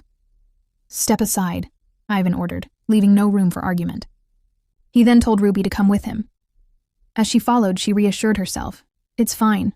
I got back on my own after all. Nothing bad will happen." Unfortunately, fate had other plans.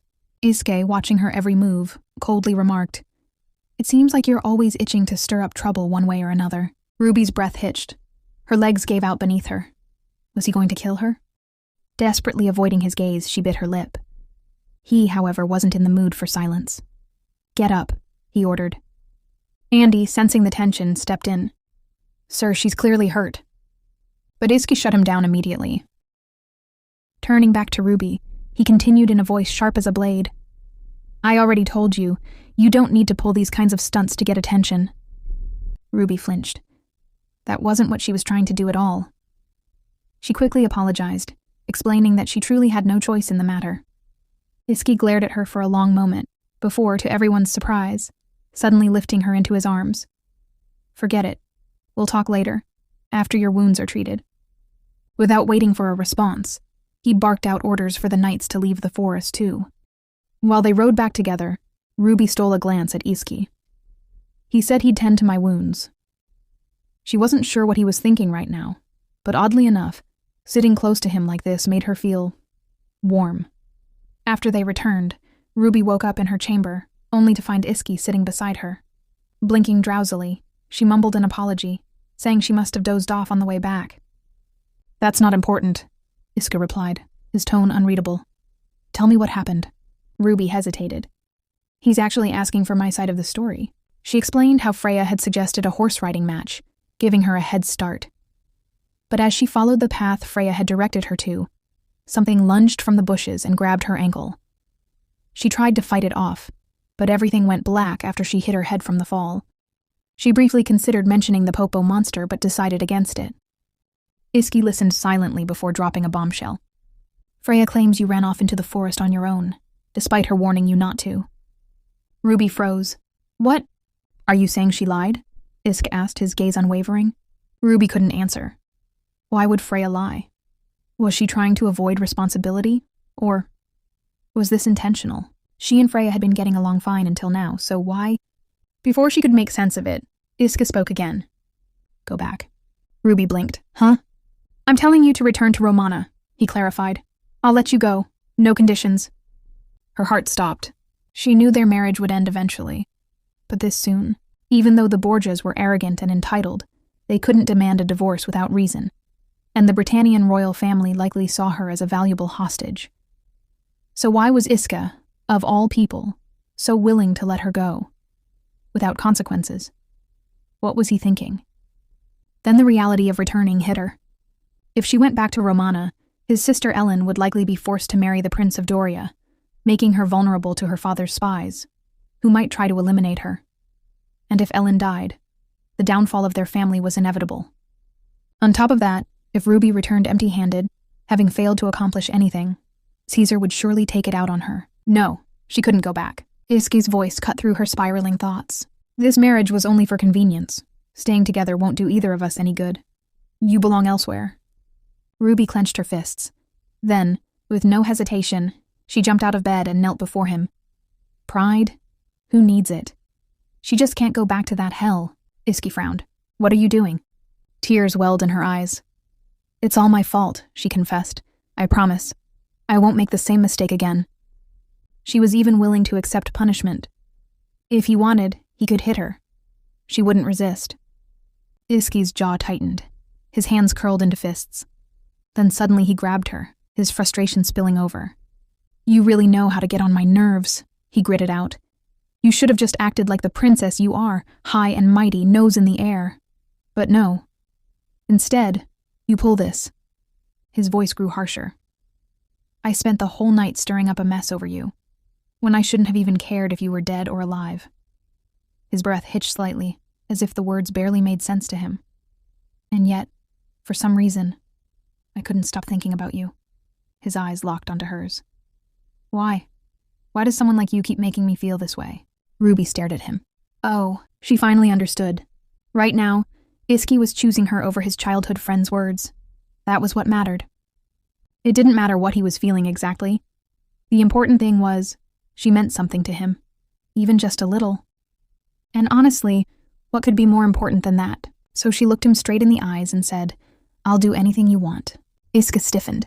I mean it, she continued. Just trust me. Believe in me. I'll do anything, everything you ask. Just please don't abandon me. Silence stretched between them.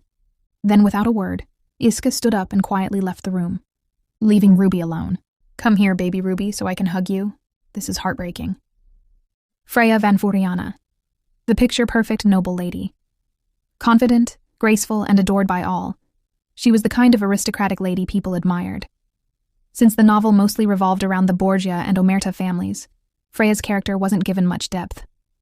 Still, she was always portrayed as someone who handled Rudbeckia's schemes with ease, calmly deflecting every trick thrown her way.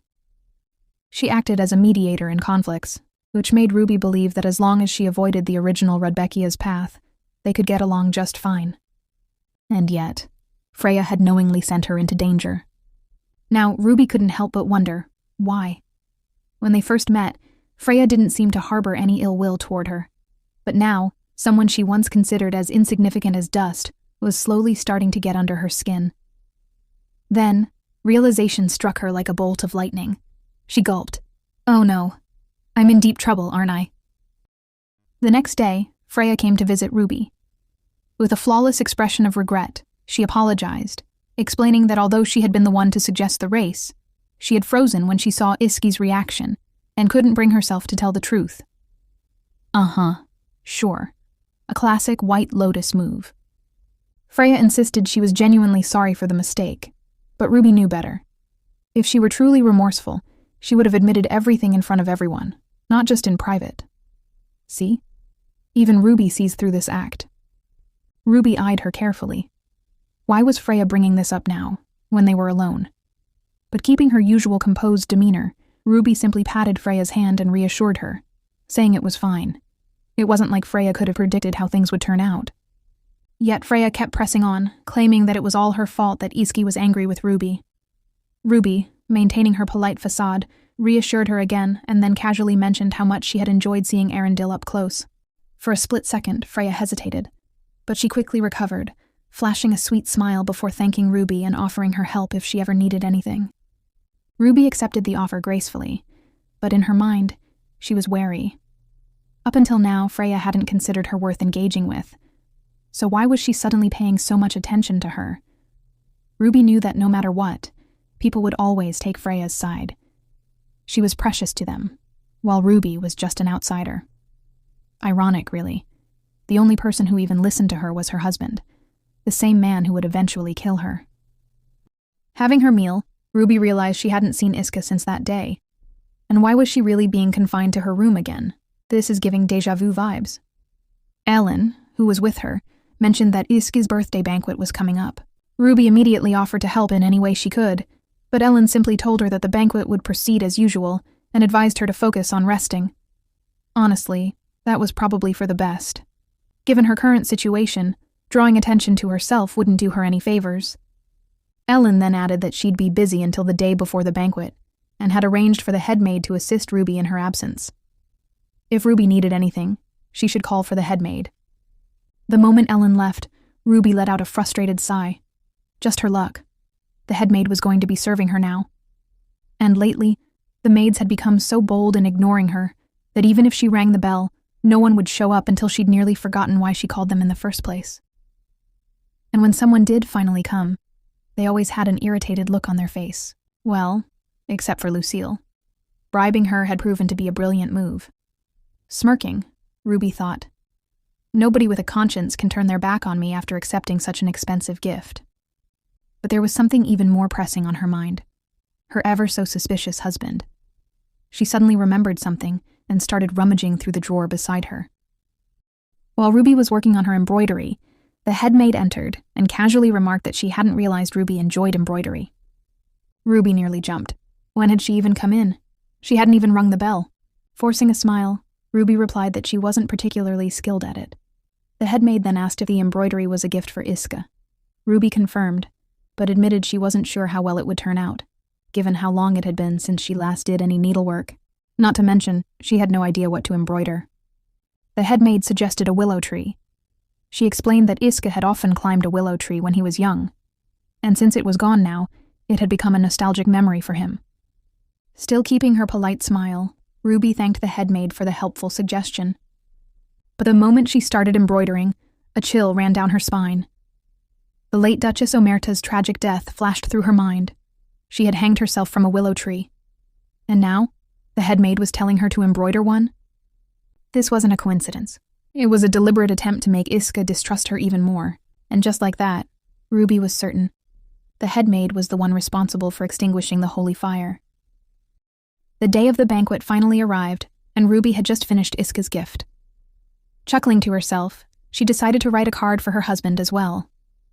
But then, pain. A sharp, twisting pain shot through her stomach, making her wince. She stiffened.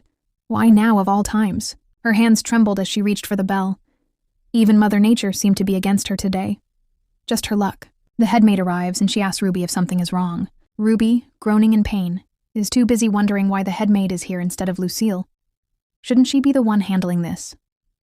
But before Ruby can dwell on it, the headmaid continues, noting that Ruby looks unwell and offering to fetch some medicine. She also brings a message from Iska. Apparently, Ruby is to stay in her room today because she isn't needed at the banquet. Wait, what? Ruby blinks in confusion and asks for clarification.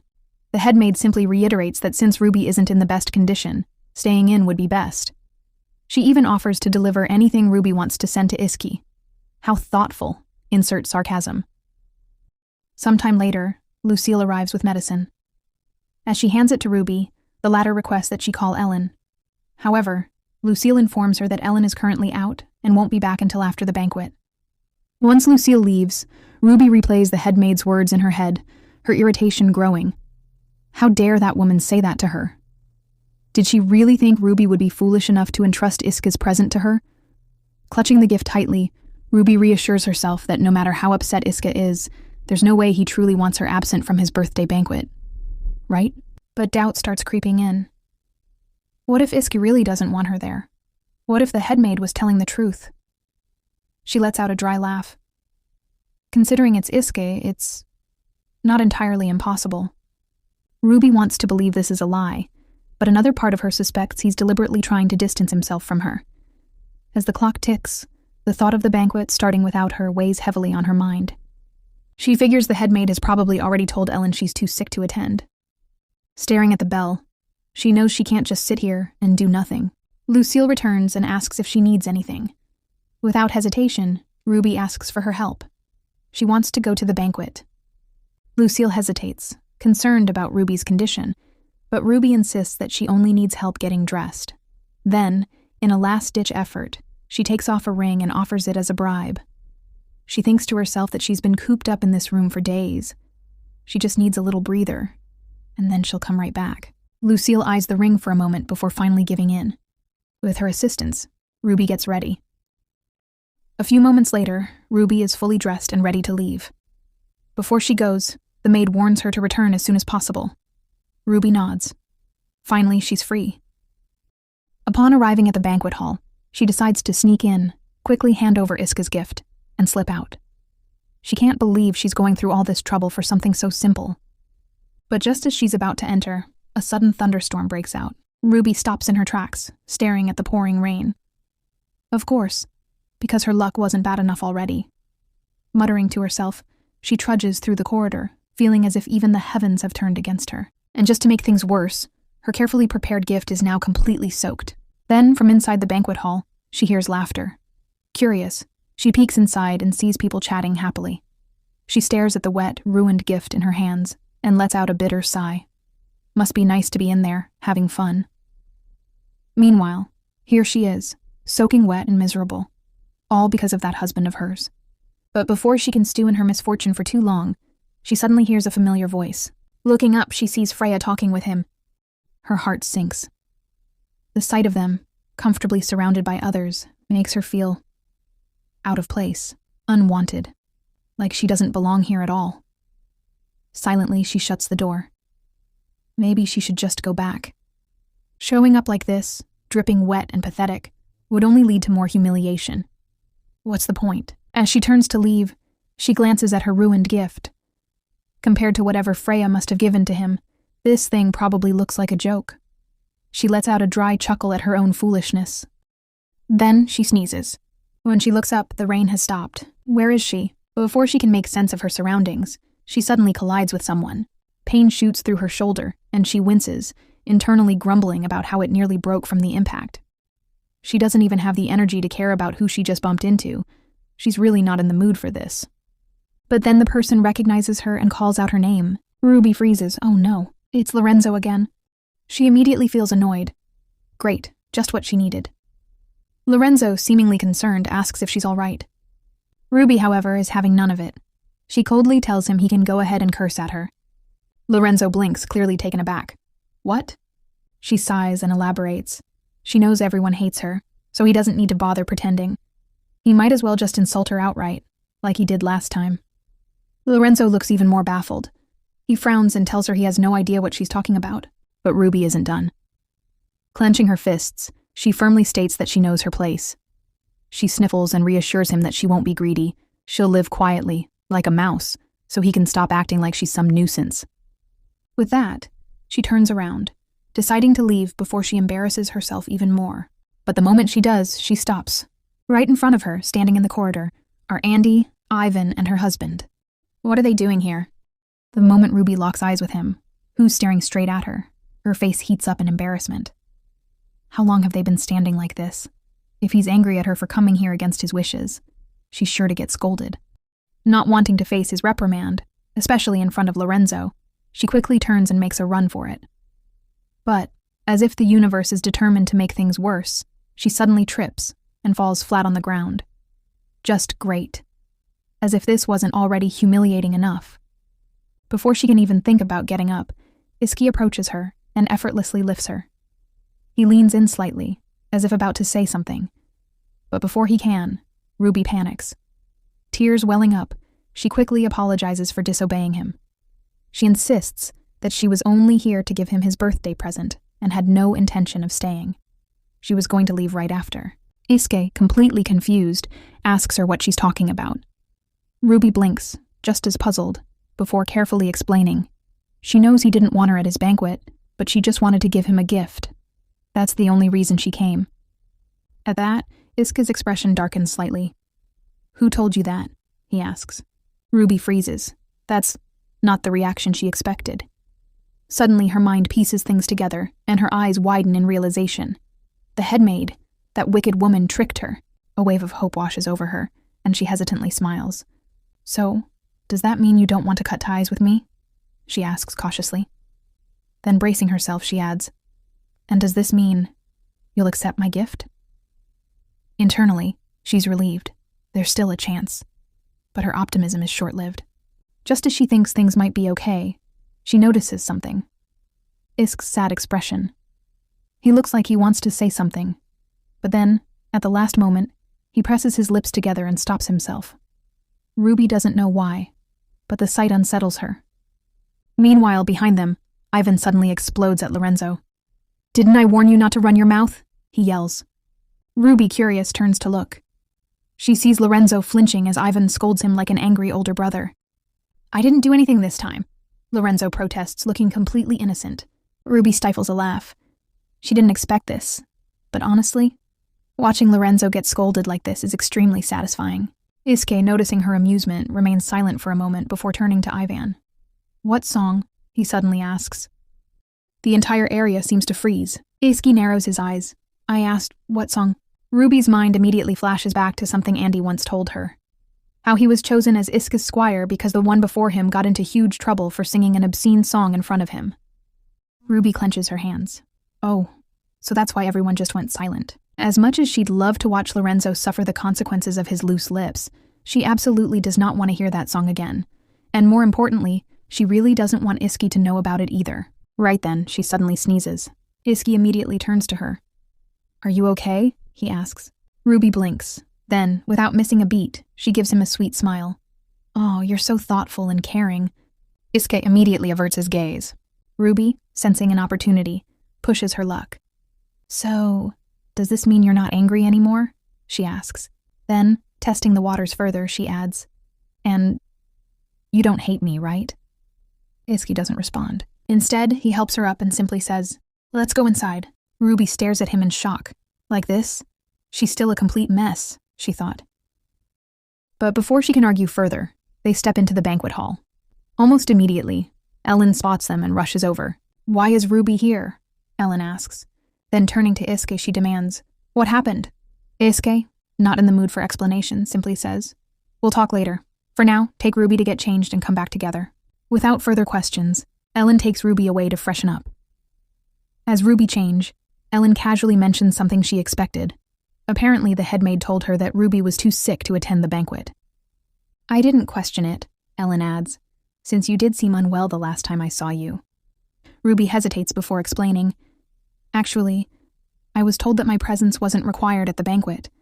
Ellen, in the middle of checking Ruby's temperature, suddenly stops. Slowly, she lifts her hand away, her expression unreadable. "Who told you that?" she asks. Ruby looks away, unwilling to answer. Ellen's gaze narrows. Oh, she definitely knows something. Finally, she lets out a sigh and says, "I'll get you some medicine for your discomfort." After arriving late to the banquet, Ellen urges Ruby to eat, reminding her that she must be starving after skipping meals all day. Ruby sighs internally. Why does Ellen always insist on feeding her? She's really fine. Well, mostly. Before Ruby can say anything, Freya approaches and asks if something is wrong, since Iske seems to be in a bad mood. Ellen, looking just as puzzled, admits she's not sure but decides to check on him herself. Before leaving, she asks Freya to keep Ruby company in the meantime. That request makes Ruby scoff in her head. Does everyone think she's a child who needs a babysitter the moment she's left alone? While Ellen heads off, Freya turns to Ruby and asks how she's doing, mentioning she heard she was sick. Ruby gives a vague response, saying it's complicated but she's fine now. Freya, seemingly relieved, says she's glad to hear it. Then, with a curious expression, Freya brings up the little surprise Ruby gave everyone earlier. She directly asks if something happened between her and Iske. Ruby, maintaining her composure, calmly denies it. Nope, nothing happened. Not at all. But as the conversation continues, Ruby notices Freya's attention wandering elsewhere. Ah, she must have other social obligations.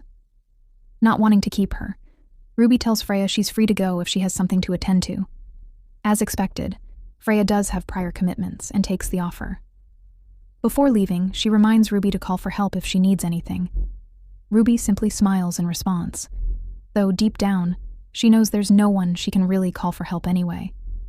Left alone, Ruby begins to question why Iske even had her come here. Was it just to humiliate her? Or worse, was he planning to announce their divorce at his own birthday banquet? The thought makes her spiral into anxiety. She quickly snaps out of it, literally, by slapping herself lightly. Stop overthinking. Before she can fully calm down, someone calls out to her. Turning around, she finds herself face to face with Princess Arian. Bending down slightly, Ruby apologizes for arriving late, explaining that something unexpected came up. Curious, she asks the princess who she came with, and the little royal answers that she came with her nanny. The princess then casually mentions that the queen rarely attends these events. Internally, Ruby understands why. The Omerta siblings are of royal blood, while the queen, once a slave, probably feels out of place among them and the nobles. The difference in status must be suffocating. Just then, another voice chimes in. Someone had overheard that Ruby married a paladin. When she looks, she finds a little girl who excitedly claims that her brother is also a paladin. Ruby greets the child and asks if she happens to know her brother. The girl puffs up proudly and insists that her brother is very handsome and famous, so of course Ruby must know him. However, in the same breath, the girl casually complains that while her brother's face is tolerable, his personality is an entirely different matter. Now Ruby gets it. This girl must be talking about Ivan. The little girl continues, suddenly bringing up Iska. She boasts that he once gave her a shoulder ride. Ruby nearly chokes on air. Were they even talking about the same person? Then, the girl shifts the topic, recalling something Princess Arian had said earlier about touching Ruby's hair. Seeking confirmation, she asks if they really can. The princess quickly steps in, explaining that while they can, now isn't the best time due to the crowd. The girl, whose name is Leah, looks disappointed. She really wanted to do it now. Seeing Leah's sad expression, Ruby reassures her. It's fine. She can go ahead. That's all Leah needed to hear.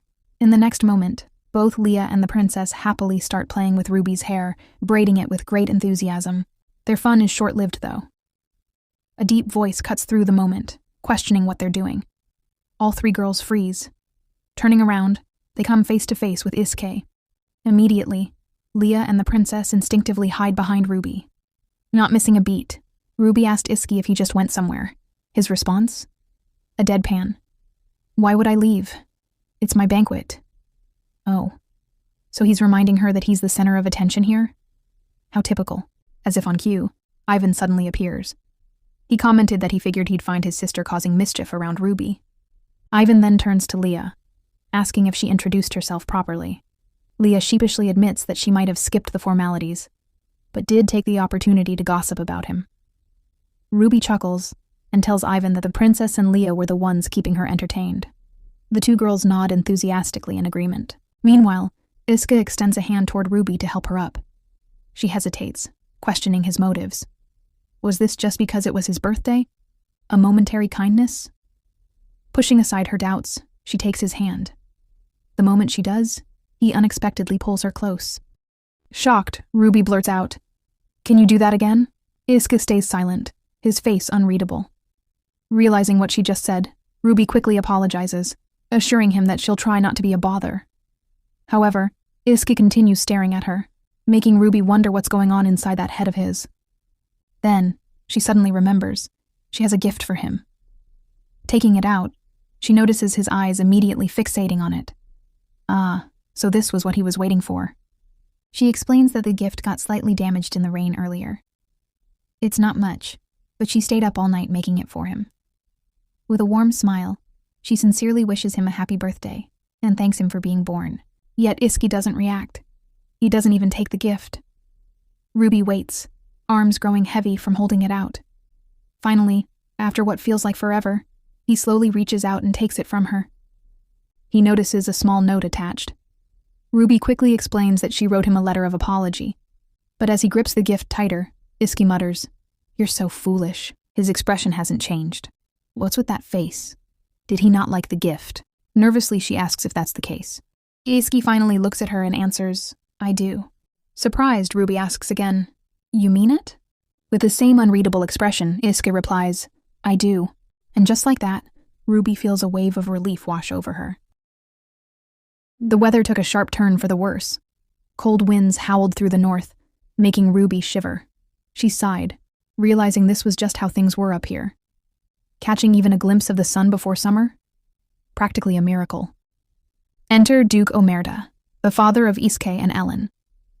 When he finally met Ruby, he politely excused his delay, hoping she wasn't upset. Ruby, ever composed, reassured him with a smile. She completely understood how busy he was, so it only made sense to meet when it was convenient for him. But as she watched him sip his tea, she couldn't help but notice something amusing. The Omerta siblings looked nothing like their father. Aside from their eyes, there was zero resemblance. Clearly, the late Duchess had passed down all the superior genes in the family. The Duke soon brought up the topic of Iske, asking if he had been treating Ruby well. He seemed concerned, probably because his son wasn't exactly experienced when it came to women. Ruby, however, immediately set his worries at ease. "Oh, Iske. He's been nothing but kind and considerate." That answer genuinely caught the Duke off guard. Ellen, never one to miss a chance to poke fun, casually pointed out that the Duke had even forgotten Iske's birthday. Unbothered, the Duke merely shrugged. This wasn't the first time, and honestly, no one should be surprised. Even Iske himself probably preferred it that way. Then came the real curveball. The Duke asked if she had visited the temple yet. Ruby froze. In most places, such a question might be a way to gauge if she was using her status as the Pope's daughter for political influence. But in the North, a temple visit after marriage wasn't just a custom. It was proof that a couple had, well, officially sealed the deal. In other words, the Duke was asking if she and Iske had been intimate. Ruby was completely thrown off. In the original novel, the real Ruby never once slept with Iske.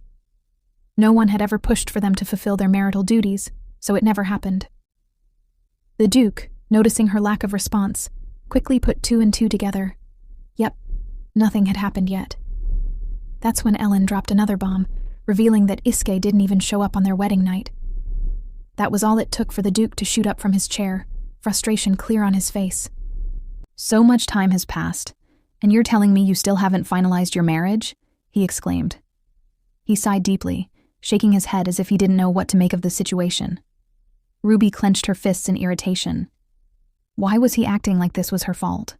What was she supposed to do, drag Iske to bed? The Duke, however, wasn't angry at her personally. Instead, he reassured her that their marriage was important, not just for them, but for the North itself. But then he hit her with another question. How did things end up like this?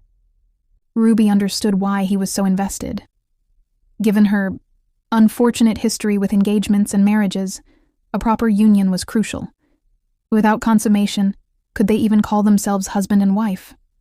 And if this marriage ended like her previous ones, it would be an embarrassment to the proud Omerta household. The Duke likely supported this union not just for political reasons, but also to fix Iske. The man had been voluntarily abstinent for so long. After dealing with her, it would be easier for him to marry someone else later. Ruby was certain even the Duke didn't expect this marriage to last. She quickly gave him an answer, explaining that they had originally planned to visit the temple, but her poor health had forced them to cancel. However, she was feeling much better now and promised to go soon. That seemed to calm the Duke down. He nodded in approval, but still advised her to consummate the marriage as soon as possible. Ruby smiled politely, thanking him for his concern. So this is where Iske got his caring nature from, huh? But in her mind, Ruby knew the truth. Once they spent the night together, divorce would become nearly impossible. Unlike her previous marriages, which were easily annulled, this one would be permanent. The Pope forbade divorce in Romana, and other countries that followed the same faith had similar rules. If her family ever wanted her back after consummation, they'd have to pay for it. Literally. So that's what the Duke is after. In the original novel, Ruby had returned to Romana after her marriage was voided, and Ellen was poisoned. But if getting an annulment became harder, Ellen's life might be spared. That meant she could stay there, safe from that hellish place. This situation was ideal. The Duke wanted her to be with his son, and Ruby had every reason to go along with it. There was just one problem. How was she supposed to convince that cold, brooding jerk of a husband to actually sleep with her? Later that day, Ruby made her way to the training hall, where Andy greeted her warmly. Seeing his cheerful face, she raised an eyebrow. "Something wrong?" she asked. Andy shook his head. Nah, I'm just happy to see you. Ruby blinked. He must be bored out of his mind. He asked Ruby if she was there to see Iski. Ruby nodded and handed him a piece of fruit from her basket. Andy accepted it happily, just as someone approached them from behind. Ruby, always polite, offered the newcomer some fruit too, despite being nervous. To their shock, the stranger casually took an apple, took a bite, and walked away without a word. Ruby and Andy exchanged wide-eyed glances. Who was that? She whispered. Oh, that? Andy said, still looking amused. That's my older brother. Ruby stared at the retreating figure. Wow. Intimidating. She commented on his imposing aura, but Andy reassured her that he was harmless. Then, he directed her attention to Iske, who was training hard in the distance. Ruby's breath hitched. Good heavens. The man was gorgeous. Facing off against 10 knights at once, his movements were sharp, powerful, and utterly mesmerizing. When he defeated them all without breaking a sweat, Ruby couldn't help but admire him out loud. The moment the words left her mouth, Iske froze. Ruby and Endymion immediately started clapping and cheering for him, only to be met with a sharp glare. The excitement drained from their faces instantly. Abort mission. He's scary again. Just then, Ivan stormed over, scolding Andy for slacking off while everyone else was busy training. Noticing Ruby, Ivan greeted her and made a comment about her early visit. Ruby explained that Andy had been keeping her company. Ivan, however, frowned and warned her not to call Andy sir. He was just a squire, after all. Andy quickly jumped in, suggesting that Ruby just call him by name instead. That did not sit well with Ivan. He accused Andy of flirting with Lady Rudbeckia, causing the squire to panic. Before things could escalate, Iski approached, his presence immediately silencing everyone. He turned to Ruby and asked what all the commotion was about. Ruby, seizing the chance to butter him up, gushed, "That was incredible! I think I just fell in love with you all over again." Ivan, meanwhile, was busy dragging Andy away. Ruby smiled at Iske and assured him she hadn't meant to interrupt his training. He simply replied, "I suppose you noticed." Then, without another word, he grabbed an apple from the basket and took a bite. Wait a minute. Hadn't he just refused an apple before? As she watched him covered in sweat, she instinctively reached out to wipe his brow. But before she could, Iske turned to her with a frown. "What are you doing?" "I was just going to wipe off your sweat," she replied. He stared at her. "That's not sanitary." Ruby huffed. "I washed my hands just a while ago." Iske muttered, "That's not what I meant." Ruby sighed. "Why is he always mad at me?" "I don't know. Maybe that's just his normal face, Ruby." Iske suddenly commented that Ruby seemed a bit uneasy. Ruby, caught off guard, asked if he was talking to her. He glanced around and replied that he didn't see anyone else here. Ruby, ever quick-witted, joked about a cupid possibly being with them. Iske paused mid-motion while rummaging through a fruit basket, then shot her a look, probably questioning her entire thought process. With mild curiosity, he remarked that he'd love to see what went on inside her head. Ruby instantly flinched. Okay, maybe that joke was a little too corny. Trying to steer the conversation elsewhere, she told him that his father seemed upset and asked what they should do. Iske, now intrigued, asked what exactly his father had said. Ruby hesitated slightly before spilling the truth. The Duke was angry because they did not do the deed yet. Iske blinked. Ruby, realizing he genuinely didn't get it, sighed and asked what newlyweds typically do on their first night together. The fact that Iske seemed completely clueless stunned her. Wait, was he innocent? A secret celibate? Ruby blushed hard. Determined to spell it out, she finally explained that newlyweds usually sleep together. And, well, do what married couples do. After briefly agreeing, he abruptly turned away, his face turning slightly red. Did she need to draw him a diagram? Just how innocent was this man? Iske then reassured her that she didn't need to worry about his father's demands. Easy for him to say. He wasn't the one whose life was at stake. Just as Ruby was about to protest, Iske interrupted, questioning why she was so hung up on this. He never imagined she would want to do something like that with him. Ruby, now exasperated, reminded him that she was his wife, and it was only natural. Then, gathering her courage, she stood up.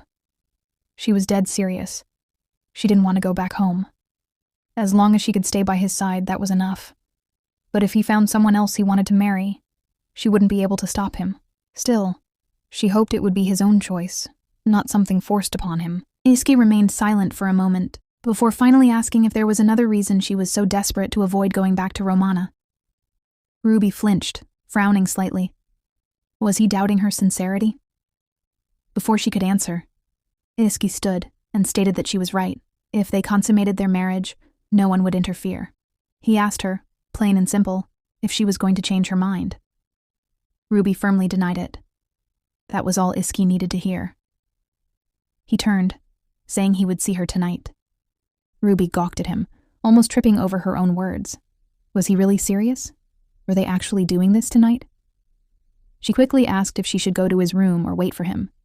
Iski, clearly exasperated, told her to stop talking nonsense and just go back to the mansion and take a nap. That night, Ruby sat on her bed, nerves eating her alive. She recalled how her older brother had always been certain that her husband wouldn't lay a finger on her, probably why he allowed the marriage in the first place. But if she and Iski actually consummated their relationship, there would be no turning back. She imagined the look on Caesar's face once he found out. Priceless. As she anxiously waited, her thoughts wandered. What if Iski changed his mind at the last second? What if he didn't come? For a brief moment, she even thought about Popo, hoping she'd see him again someday. But there was no time for that. She needed divine intervention. Hands clasped, she prayed. Please let this night go well. And while she was at it, could she get a version of her husband who wasn't so emotionally distant? Right on cue, Iski arrived. He glanced at her, raising an eyebrow. Are you already sleeping? And what's with that seductive pose, sir? Ruby bolted upright. Iski casually mentioned that he wasn't very experienced with, well, this. Ruby's eyes widened in shock. He really showed up. He really meant it. Then, he asked one last time if she was absolutely sure about this. There would be no going back after tonight. Ruby fell silent, mulling over how her husband was the main character in this world, the one with power and control, while she was just struggling to survive. But at this moment, she wanted this. Smiling, she told him she was fine with everything as long as she could be with him. At that, he began to untie his robe. Ruby's face turned bright red. Okay.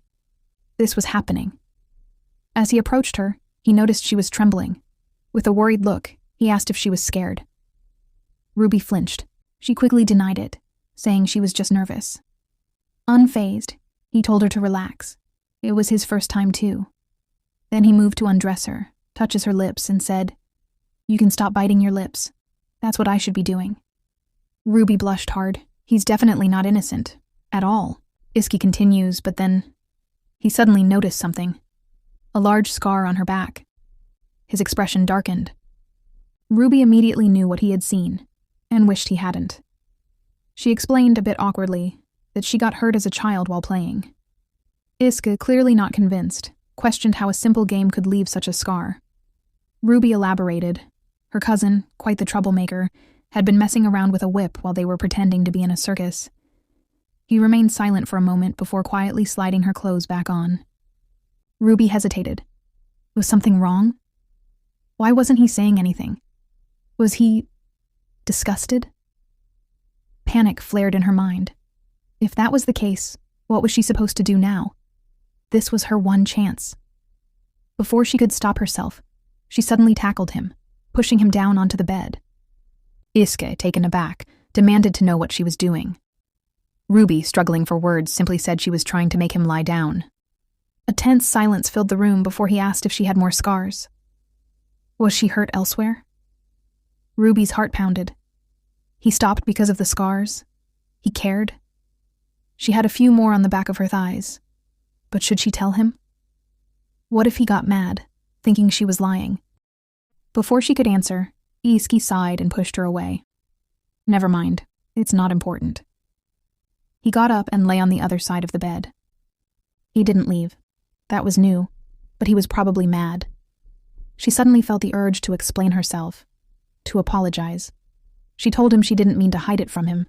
Iske asked what she meant by that.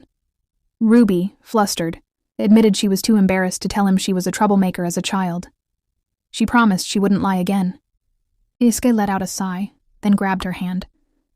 Stop talking about that. I told you it's not like that. His voice was calm yet firm. He pulled her closer to him. Lying beside him, Ruby found herself looking into his eyes. He stared back. Her breath hitched. Iski, noticing, asked why she always stopped breathing around him. Ruby, embarrassed, muttered that she didn't want him to think she was a liar. If I really thought you were a liar, he replied, then continues, you wouldn't be here beside me. Then, in a more casual tone, he added, I just think another night would be better. Another night? She wonders why did he trust her so much. Hesitantly, she asked if he hated her. Iske looked at her, confused. Is that something that caused you anxiety too? His vague answer frustrated her. She sat up and asked if she should leave since he was staying here. But before she could move, Iske pulled her into an embrace. I don't want you to leave. Ruby hesitated. Then, can I sleep with you? Iske simply answered, yeah. Time passed, but Ruby still couldn't sleep. She turned to face him, her gaze lingering on his sleeping face. So unfairly handsome, even in slumber. Gently, she lifted his hand, tracing its shape with her eyes. This was the very hand destined to take her life one day. She let out a quiet sigh. He held all the power in the world, and he knew it. He could do anything to her without consequence. Yet he hesitated. If he were like Caesar, like her ruthless family, like everyone else who had ever controlled her like a puppet, then perhaps she wouldn't be feeling this confusing, unfamiliar pull toward him. Maybe then it wouldn't be so hard to resist. A dream. No, a nightmare. Ruby stood at a distance, watching as everything burned. Flames roared around her, swallowing the world whole. And then a familiar voice came from behind. Why did you do it? Iske's tone was cold, his presence even colder. Ruby turned slightly, her expression unreadable. Do I have to explain everything to you? But he wasn't in the mood for games. His gaze darkened as he told her not to make ridiculous excuses. She had other choices. A slow, bitter smile crept onto Ruby's lips. That's true. I could have told you everything. I could have betrayed my family. But I didn't. Her voice was eerily calm as she confessed. It was my brother, Caesar, who orchestrated all of this. All because of a lousy marriage offer. He killed Ellen. A short, dry laugh escaped her. Strange, isn't it? He only asked me to stop the marriage. But I went further. She took a step closer, and then another. Her next words cut like a blade. I killed Ellen. Iske's entire body tensed, his hands curling into fists. His voice came out strained, barely keeping his anger in check. Why? Ruby turned away slightly, as if searching for an answer herself. I don't know, she admitted. I never had anything against her. Iske inhaled sharply, his patience thinning. Then, did you steal the Holy Grail? A smirk tugged at Ruby's lips. Looks like you caught me, she said lightly. Who else could have taken it and ensured it ended up in your hands? Then, she pulled out a document, their marriage annulment papers, but they remained unsigned. See, we're still husband and wife. Without hesitation, she grabbed Iske's sword and guided the sharp edge to her throat. For my wedding gift. I want to spend my last moments as your wife. That was it, he snapped. His fury exploded as he accused her of tormenting him over and over. You even killed my family, and now you dare call us husband and wife? Ruby simply chuckled, her eyes gleaming. Isn't this proof that we're a real couple? She teased. Just look at our lovers' quarrel.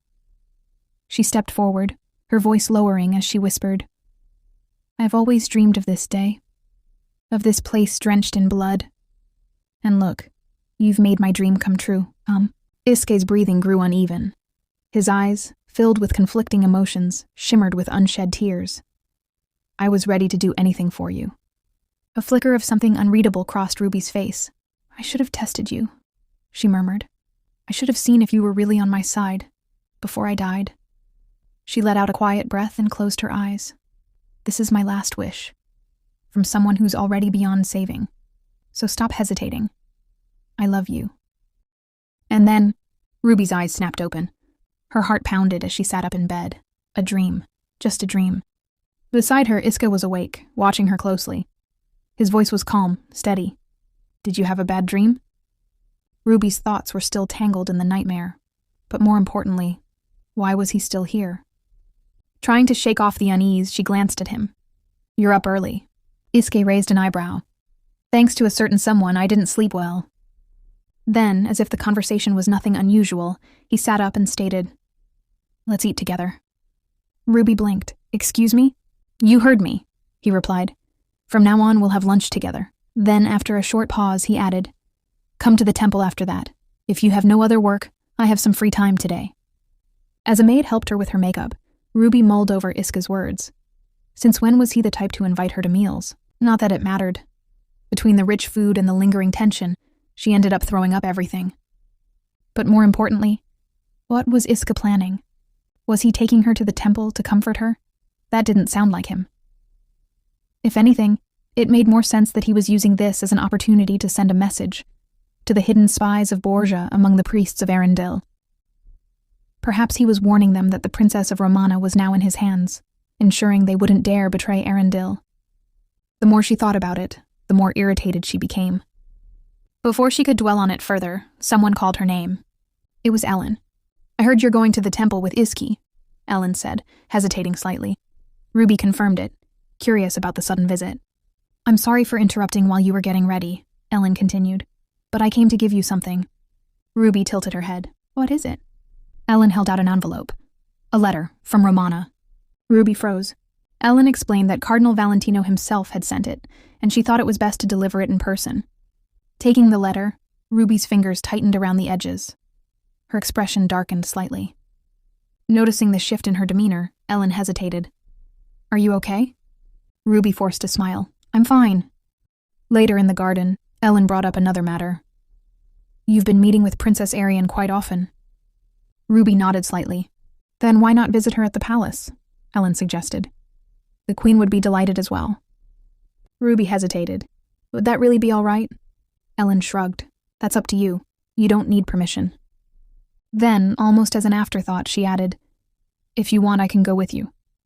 Ruby looked at her for a moment before asking, "You mean that?" Ellen confirmed it without hesitation. But after a brief moment of consideration, Ruby realized something. While she would love to have Ellen with her, the Queen might feel uncomfortable. For now, she decided to focus on the temple visit. Technically, she wasn't going to the temple for a ceremonial visit to announce she had consummated her marriage with Iske. But after last night's events, it would be awkward not to show up at all. Steeling herself, she clenched her fists in determination. Next time, she would make sure there was progress. Now, regarding the temple itself, the clergymen of Arendelle were more devout than those in Romana, but they weren't exactly known for kindness. Instead, they were more interested in interrogating heretics than preaching about mercy. Meanwhile, the Knights of the Holy Order, the same order Iske belonged to, served as both temple guardians and an elite combat unit secretly working for the king. If the royal family ever clashed with the temple, it was unclear whose side they would ultimately take. Inside the temple, Ruby unexpectedly ran into Freya. "I heard you were visiting today," Freya remarked casually. Ruby frowned slightly. Had Iske told her? Instead of answering, she simply asked, "What brings you here?" Freya smiled. "My uncle is the archbishop. I stopped by to see him." Ruby suddenly noticed Lorenzo and a few knights glaring at her with obvious disdain. Before she could react, Freya turned toward them and casually reminded Lorenzo to mind his manners. But just then, someone approached Ruby from behind, and in an instant, all the knights shot up in fear. Ruby blinked in confusion. What was with this reaction? Then, to her surprise, Iske's voice broke through the tension. "You're late." Ruby turned to him, wide-eyed. Was he actually waiting for her? She hesitated before asking, and Iske casually replied that he had just arrived. If he only just got here, then why did he say she was late? Is this man having mood swings or what? Deciding to brush it off, she beamed and held up a beautifully woven laurel crown. "I made this for you. Do you like it?" "Oh, and I made one for Ellen too." Iske eyed the laurel before muttering, "You're so childish." But instead of outright rejecting it, he took her hand, only to notice the small injuries on her fingers. His brows furrowed. "You hurt yourself." "Huh?" Ruby looked down, only now realizing the cuts. "Oh, I didn't even notice. I was too focused." Freya, who had been watching the scene unfold, frowned. However, she quickly masked her irritation and playfully patted Iske's arm. How could you speak to your beautiful wife like that? Isuke gave her an unimpressed look. Why are you here? I came to meet my uncle, of course. But I also brought Lorenzo.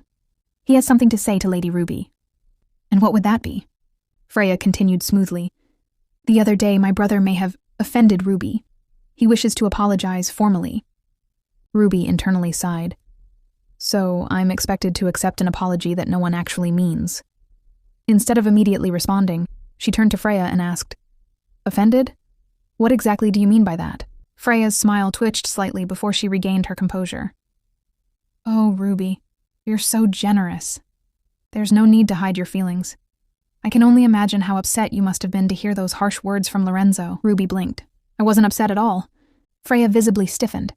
But before she could recover, Lorenzo finally stepped forward, awkwardly lowering his head.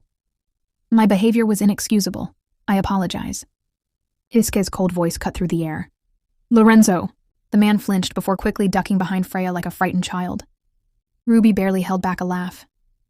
Isuke ignored him and turned to Ruby, leaning in slightly. Are you all right? The sudden proximity caught her off guard. Yeah? His eyes narrowed. Then why are you sweating? You don't have a fever. Freya quickly interjected. Oh, she was in the garden earlier, wasn't she? Perhaps the chilly wind got to her. She is rather frail. Why is this woman trying to make this sound normal? Then, without warning, Isuke lifted her up. What? Put me down, Ruby yelped, her face heating up. Sometimes I can't tell if you're my wife or my child, Isuke muttered, carrying her with ease. Then, he turned toward Lorenzo. You can apologize properly next time. Freya, now watching with gritted teeth, clenched her nails against her palm. Who does this woman think she is? And why is everyone treating her like she's someone important? Meanwhile, Ruby squirmed in Isuke's arms, whispering, Seriously, put me down, I'm heavy. Isuke didn't even flinch. You might collapse again and start bleeding all over the place. Ruby froze, utterly embarrassed. Ugh, what kind of excuse is that? But then, she suddenly had an idea. Since she was already in his arms, why not take advantage of it? She shifted slightly, moving closer to him. To her surprise, Isuke stiffened. Oh? Why did he flinch? Ruby's mind immediately went back to the other night. We already saw each other half naked, so why is he acting shy now? But before she could push her luck, Isuke suddenly asked, What exactly did Lorenzo do? Huh? Why are you asking that all of a sudden? Isuke's expression remained unreadable. I heard he sang a song about your curly hair. Is that true? Ruby realized that Lorenzo must have been the one to claim it, but she didn't want Isuke to hear that song. If he did, others might assume she was trying to create tension between them. So she quickly told him that's what happened. However, Isuke immediately narrowed his eyes and said, You answered that pretty fast for someone who just claimed they didn't remember what happened. Uh-oh. Annoyed, Ruby knew she had to change the subject before he started interrogating her further. Thinking quickly, she asked, Did you really mean what you said about having lunch with me from now on? Isuke nodded without hesitation. Yes, unless you don't like it. Ruby thought to herself that there probably wasn't a better way to torture someone. How was she supposed to eat properly when just sitting near him made her so nervous? Still, rather than admit that, she suddenly leaned in and kissed him on the cheek. I don't mind it at all, she said with a small smile. Just then, someone cleared their throat. Ruby stiffened, suddenly embarrassed for some reason. Slowly, she turned to see the priest of the temple standing there. Oh no. What would people say if they saw the daughter of the Pope kissing her husband in public? And inside a sacred temple, no less. Ruby internally groaned. Why did I even come here? The head priest, oblivious to her inner turmoil, smiled warmly. We've been awaiting your visit. As they moved inside, the priest informed her that this temple's holiness was personally recognized by the Pope, so she should feel free to visit whenever she liked. He then mentioned that he had been a bit concerned since she and Isuke hadn't come to officialize their union. But now, he realized his worries were unfounded. At that, Ruby flushed in embarrassment. Isuke, however, seemed unbothered. I'm not someone who binds himself to traditions, he said casually. The priest, undeterred, turned to Ruby. Even if it's inconvenient, you should still adhere to traditions. After all, you are the daughter of His Holiness. Before Ruby could respond, Isuke chuckled. I was only joking, he said. I've just been refraining from leaving the castle due to my wife's frail health. The priest didn't look convinced, but said nothing. Isuke then added, We should return another time to discuss that matter you mentioned before. Again, the priest remained silent. Ruby glanced between them, sensing some underlying tension. Are they on bad terms? She then noticed the junior priests nearby, who were also staring at Iska with disapproval. Oh, they don't like him either. No surprise there. He was the king's nephew and prioritized the country over the temple. That probably didn't sit well with them. The priest then turned to Ruby and reassured her that she would face no obstacles in her religious faith while she was there. He also mentioned that they planned to hold a charity event to mark the upcoming festival of St. Agnes, and asked if she would grace them with her presence. Before Ruby could answer, Iski suddenly spoke up. Can I come as well? The priest hesitated before replying, Of course. At the festival, Ruby was immediately greeted by Ivan, who wasted no time in asking, Why did you bring Iske? I was hoping you'd come alone. Iske, standing right there, raised a brow. I can hear you, you know. Ruby sighed and glanced at Iski. It suddenly hit her. He had way more friends than she thought. More importantly, her entire plan for today had just flopped. She had wanted to bring Iski here to show him that she had no deep connection with the temple. But now, that plan was in shambles. Noticing her troubled expression, Iska asked, What's wrong? Ruby quickly forced a smile. Nothing. I was just thinking about how lively this place is. She gestured at the devoted followers around them. Iski, unimpressed, simply muttered, They're probably just here to see if the temple is stealing from them. Just then, a familiar voice called out, Sir. Ruby turned to see Andy approaching, saluting Iski. Your faith is truly strong, he said with admiration. Iske, however, frowned at him. Why are you here? I don't recall giving you time off. Poor Andy looked like he regretted his entire existence. Then Andy offered, Shall I bring you a drink, sir? Iske shook his head. I'm fine. Ruby, however, perked up. I'll get some drinks. I'm a bit thirsty myself. Iske looked at her like she had just suggested something outrageous. You don't have to do that. We have a squire for such work. But Ruby insisted. It's fine. I also wanted to see that sculpture up close. As she turned to leave, Iska suddenly stopped her. She blinked. What? Instead of answering, he crouched down and picked something off her shoe. You really are like a child sometimes, he muttered, showing her a small piece of metal that had been stuck there. Ruby turned bright red. Did I just walk around all this time with that stuck to my shoe? Feeling embarrassed, she quickly mumbled, I'm just a messy person, okay? Then, without waiting for a response, she walked off. Iske called after her, Don't run or you might fall. I'll be careful, she called back. While examining the statue, Ruby made an amusing observation. It kind of looks like it's having a nosebleed. Just like me.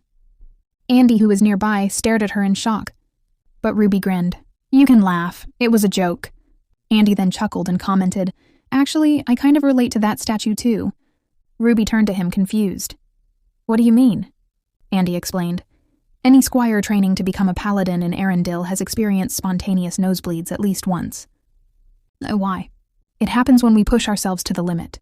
It's proof of our growth, Andy replied. Then with a smirk, he added, Of course, there are also some fools who brag about it, only to get another nosebleed after a much-deserved beating. A true paladin is never arrogant about their accomplishments, Ruby internally scoffed. I know one person who's pretty arrogant, though. At that moment, the Archbishop arrived and greeted Ruby warmly. Thank you for attending the event. He then asked if she would join him for a walk. Ruby glanced around and noticed that Iski had wandered off somewhere. Figuring she might as well, she agreed. As she strolled alongside the Archbishop, she reflected on how she had originally thought it would be best to distance herself from the temple. But now on second thought, maybe it wouldn't be such a bad idea to observe from afar while maintaining a friendly relationship. Ruby wonders if she might find a clue about Caesar's informant inside the temple. Just as she's lost in thought, the Archbishop speaks up, saying he expected her to visit the temple as soon as she arrived in Arendelle. However, he understands that her situation wasn't exactly ideal. She's been unwell and has faced many difficulties. He then adds that she shouldn't have been treated so poorly in the first place. Ruby raises an eyebrow, unsure where he's going with this. The Archbishop continues, saying that while he holds Iski in high regard, there are moments when the man's actions leave him displeased. Before he can go any further, Ruby quickly interjects. She firmly states that she has never been mistreated or neglected. On the contrary, Everyone, including her husband, has been nothing but kind to her. The Archbishop smiles, seemingly amused, and tells her that her generosity is truly humbling. He then expresses how pleased he is to see the special bond she shares with Isuke. But just in case she ever faces hardships, he reassures her that the temple will always be a place of solace for her. Then, in a grand and solemn tone, he declares that the Grand Temple of Arendelle will never betray the grace of his holiness. Ruby politely thanks him for his kind words, then shifts the conversation, asking if he has always served in the north. The Archbishop explains that in his younger days, during a pilgrimage, he stayed in Romana and was fortunate enough to be in Francesco Monastery. Ruby, however, has an unsettling thought. If the Archbishop happens to be working with her family, it's going to be a massive headache. Before she can dwell on it, she suddenly halts. Her in-laws are gathered ahead. The Archbishop greets the Duke, expressing his relief at his safe return. Isuke glances at Ruby, and she smiles back at him. But to her surprise, he immediately looks away. She blinks in confusion. What's up with him? Did he think she sided with the Archbishop to speak badly of him? Before she can figure it out, Ellen steps in, linking arms with her and casually saying that she shouldn't mind the men. They're always like this when they see each other. Then Freya joins the conversation, joking that the Duke should be enjoying the paintings instead of bullying Isuke. She playfully suggests placing bids on the paintings and gifting them to the Duke. Ellen, however, advises her to leave it be, saying they already have more than enough dust-covered art pieces lying around. As they talk, Freya suddenly turns to Ruby and asks if she likes paintings. Ruby nods, though she admits she doesn't have the best eye for art. Freya then encourages her to participate in the bidding and get a painting for the Duke, since he appreciates art. Ruby considers the suggestion. It's a great idea. But knowing the Duke, he probably wouldn't like anything she picked, unless it came from Freya. Besides, she's technically penniless. Sure, she brought a dowry with her, but spending it as she pleases might invite unwanted judgment. Out of the blue, Ellen suggests that Ruby get a new personal maid. She explains that the current staff has been with the household for a long time, so they might not be able to provide Ruby with the comfort she truly needs. To Ruby's surprise, Ellen reveals that it was actually Isuke who first proposed the idea. She agrees with him and turns to Freya for help, mentioning that Freya's mother has an extensive network of trustworthy people. Freya nods, agreeing to assist. Ruby realizes this could be a golden opportunity. A newcomer wouldn't have any prejudices against her, and since they'd both be outsiders, it'd be easier to build a good relationship. Freya takes a sip of wine and tells Ellen that she'll spread the word that they're accepting letters of introduction. Once they've received some, Ruby can meet the candidates and choose the one she prefers. Freya personally thinks an experienced veteran would be the best match for Ruby. Ellen, however, suggests looking into younger candidates. Before Freya can respond, she suddenly stops. Ellen notices the change in her expression and asks what's wrong. Then, in the next moment, Freya coughs violently. Blood spills from her mouth. Before anyone can process what's happening, Freya collapses to the ground. Gasps fill the air as panic erupts. Without thinking, Ruby rushes toward her. "Stay awake. You have to stay awake," she pleads. Then, Isuke arrives, his expression tense. But instead of helping, he pushes Ruby away, causing her to fall to the ground with a harsh thud. "Move," he orders, his voice sharp. Ruby is stunned. Did he just shove her? When she reaches out toward him, he tells her to leave. Then, without another word, he calls for Ivan, scoops Freya into his arms, and dashes away. Ellen throws Ruby a bothered look before quickly following after them. Ruby stares at her hands, trembling. There's blood on her sleeves. Suddenly a voice yells, "Sister!" Something inside her snaps. A buried memory from her past life floods back to her. Before she can react, Lorenzo charges at her, slamming her to the ground. "This is your fault," he roars, accusing her of harming Freya. Meanwhile, Ivan, who has been searching for Ruby, arrives at the scene. His eyes widen when he sees Lorenzo on top of her. For a moment, Ivan freezes. Then, smack, Lorenzo's head snaps to the side as he's struck, instantly losing consciousness. The one who landed the hit? None other than the Marquis, Lorenzo and Freya's father. With a practiced grace, the Marquis bows slightly. "My apologies for my son's rudeness," he says. But his words lack sincerity, and Ruby can tell. Then without warning, boom! A powerful lightning strike crashes down on the temple, sending a tremor through the ground. And as if that weren't enough, monsters suddenly appear, launching an attack on the knights. Ruby shivers as fear grips her. Then Ivan rushes toward her. "We need to get out of here, now," he urges. But Ruby doesn't respond. She's still in shock. Ivan notices the blood on her sleeve, and, without hesitation, apologizes for his rudeness before tearing off the fabric to check for a wound. "Everyone in Section B, evacuate at once," he orders his knights. With Ivan's help, Ruby manages to make her way out of the temple safely. Unfortunately, Freya survived. Yes, she pulled through, though her life was hanging by a thread. If she had been even a minute late in getting treatment, things could have ended very differently. To make matters worse, the person who served the wine mysteriously vanished, leaving no immediate clues about who was behind the poisoning. Talk about frustrating. The Duke approaches Ruby, his gaze sharp as he asks whether she has any idea where the poison might have come from. Ruby immediately catches on to his real intention. He's testing her response. She calmly states that she believes Freya was the true target all along. After all, both she and Ellen drank from the same wine, yet only Freya collapsed. That's when the Duke drops a bombshell. The so-called poison wasn't poison at all. It was a melted mystical crystal. Ruby's mind races. Mystical crystals are made from a blend of magic stones and Holy Spirit stones, requiring strict procedures and Vatican approval to even be used. In other words, her father's approval. The Duke then explains that according to the Archbishop, all the mystical crystals stored in the temple have been accounted for. His pointed gaze makes it clear. He wants to know if Ruby understands what this implies. Oh, she understands all right. It means everyone thinks she's at the center of this entire mess. Given the Borgia family's infamous history with assassination plots, and the fact that she herself is a Borgia, suspicion naturally falls on her. And to top it all off, the Archbishop is Freya's uncle. There's no way she's escaping the suspicion. But then, the Duke does something unexpected. He firmly declares that as head of the family, he won't allow Ruby to be blamed or cornered like a criminal. She's a part of House Omerta. Ruby is caught off guard. She had expected accusations, not reassurance. The Duke continues, stating that while he doesn't believe she's capable of such an act, he does want her to be honest if she knows anything about it. Overwhelmed, Ruby lowers her head. She knows what everyone is thinking, that she was jealous of Freya and acted out of spite. Unable to find the right words, she remains silent. The Duke, startled, quickly tells her not to cry. He even hands her his handkerchief, insisting that he never meant to imply anything. But Ruby knows better. No matter how much he denies it, the reality remains. Everyone at the banquet saw what happened, and their suspicion is unwavering. As the Pope's daughter, she could have easily gotten her hands on a mystical crystal. Before leaving, the Duke makes one final declaration. Any slanderous accusations against Ruby will be considered a direct insult to House Omerta. He tells her not to worry, but Ruby isn't comforted. It doesn't matter what he says. No one else will take his words seriously. To them, she's just a foreigner who doesn't belong.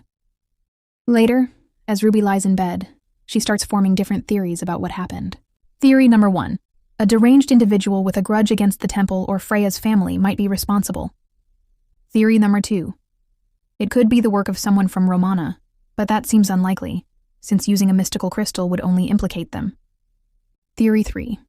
A third party could have planned this, knowing that the blame would fall on her the moment Freya collapsed. Theory number 4. This could be part of Caesar's plot to isolate her, ensuring she never gets too comfortable here. That last one, that's the most plausible, isn't it? Caesar has the means to acquire mystical crystals, and there's no doubt that his informant already reported what happened. In hindsight, she should have known. The moment she and Iska first visited the temple, she had unknowingly stepped right into a trap. Ruby sighs, thinking about her brother's madness. She had been so distracted by her cold and distant husband that she had almost forgotten how obsessed Caesar was with her. And speaking of her husband, what's going on in his head right now? She recalls the way he looked at her earlier. So distant, so unreadable. Does he regret ever giving her even the slightest bit of attention? Tears begin to well up in her eyes. It's annoying. Why now? She reaches for her glass of water, but the moment she takes a sip, she freezes. Something's wrong. She abruptly throws the glass, watching as sand spills out. Her whole body trembles.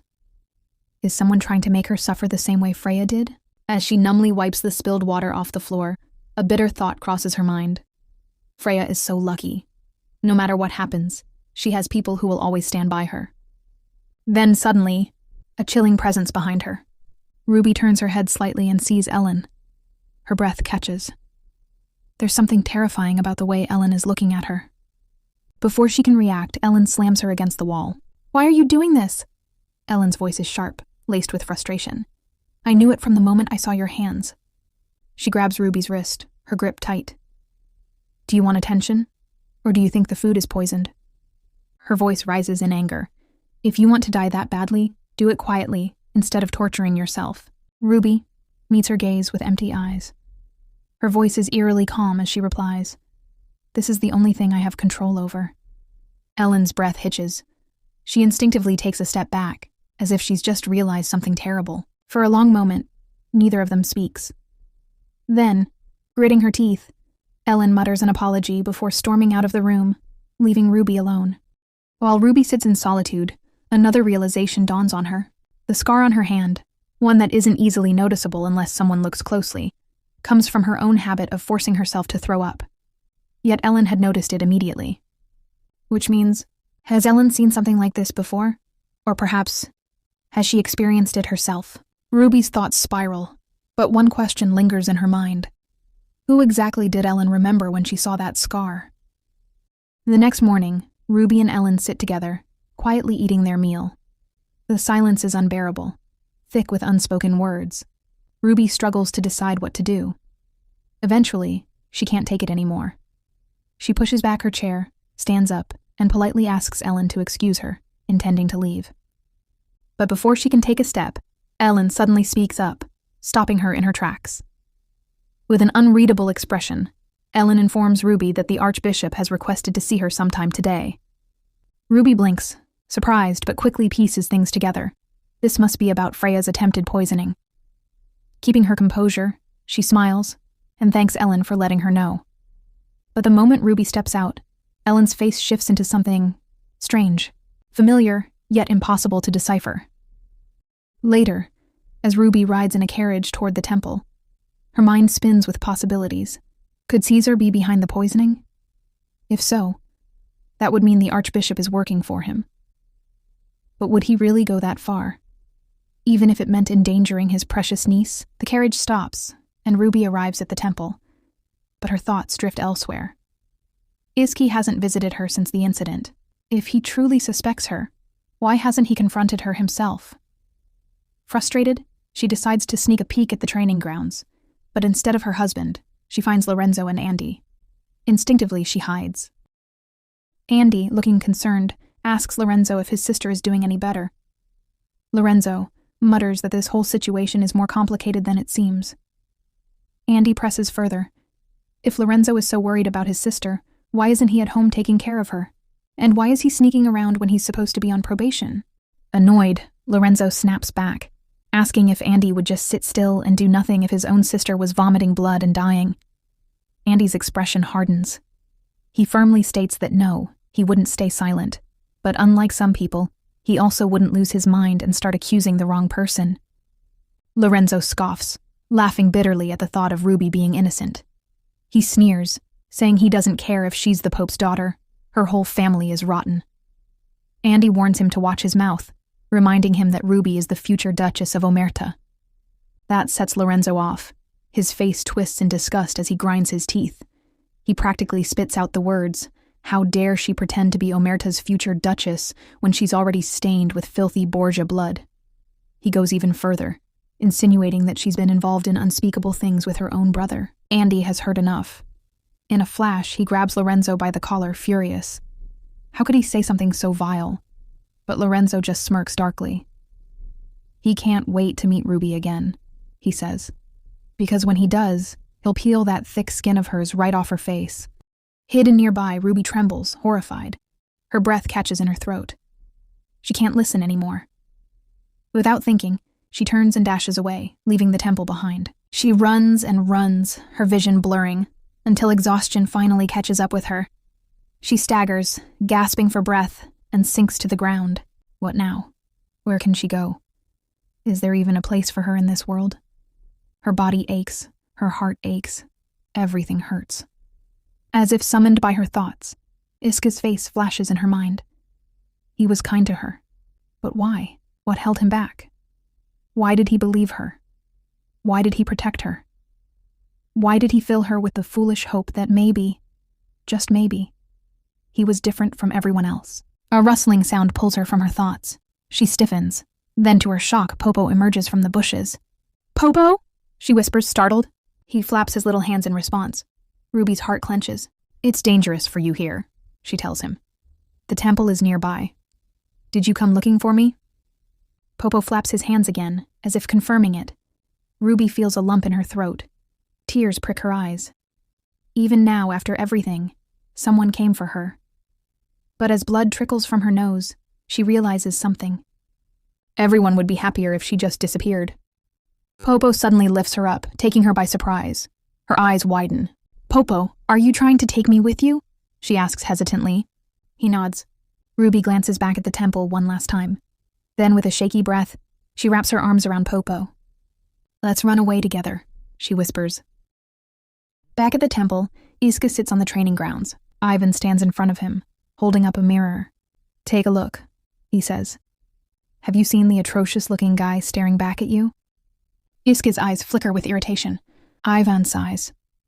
"This is what we've been dealing with for the past few days. It's been absolute torture." Iski glares at the mirror, then, without warning, grabs it and throws it to the ground. It shatters into pieces. Ivan groans. "What was that for? I'm just looking out for you, you know." "I never asked you to," Iska mutters darkly. Ivan crosses his arms. "Yeah, well, someone has to. Do you even realize? You've been sulking for 3 days straight. You haven't slept at all." Iski is taken aback. "Has it really been that long?" he asks Ivan in surprise. But Ivan, ever the realist, tells him that standing around like this won't magically make the missing man reappear. That's the city guard's job, not his. But Iski isn't convinced. "What if he was murdered?" he asks. Ivan, clearly startled, sighs and tells him that he knows this case is important to Iski because it involves Freya. However, Iski insists that's not the reason. This only makes Ivan more curious. If not Freya, then why is he so worked up about it? Could it be because of your wife? At that, Iska's thoughts take a darker turn. He recalls how the faint fragments of that day refused to fade, especially Ruby's lifeless, hopeless eyes. If he had failed to stop the manticores, or worse, if even a single drop of Freya's blood, tainted by the mystical crystal, had touched Ruby. No, he doesn't even want to imagine what could have happened. Everything he said and did that day was for her. He had planned to explain everything once the chaos settled, but that moment never came. Ivan, meanwhile, is convinced. "It has to be the Borgias behind this," he declares. But Iska shakes his head. No, they wouldn't be that reckless. Using mystical crystal to poison a noble family's daughter? That would be too foolish, even for them. Ivan looks even more confused, but Iska explains. The sale of mystical crystals has been going on in the black market for a long time. We can't only suspect the temple. We need to look at the families that hold a grudge against the Furianas. Ivan studies him for a moment, then asks the crucial question. "And what will you do if, when we find the perpetrators, they start pointing fingers at your wife?" Iske stops dead in his tracks, saying nothing. And that's when Ivan realizes it. Iska isn't just after the culprit. His true goal has never been about justice. If the person responsible had even the slightest connection to Romana, or worse, to Ruby, Iske was planning to erase them without a trace. As if snapping out of his thoughts, Iski suddenly turns to Ivan and says something that completely stuns him. "I don't care." Ivan is dumbfounded. How could he say that? Freya, his closest friend, had nearly died, and yet Iska is still defending his wife. Before he can say anything, a knight rushes toward them with an urgent message. Iski frowns. "What is it?" The knight bows and delivers the news that sends a chill down his spine.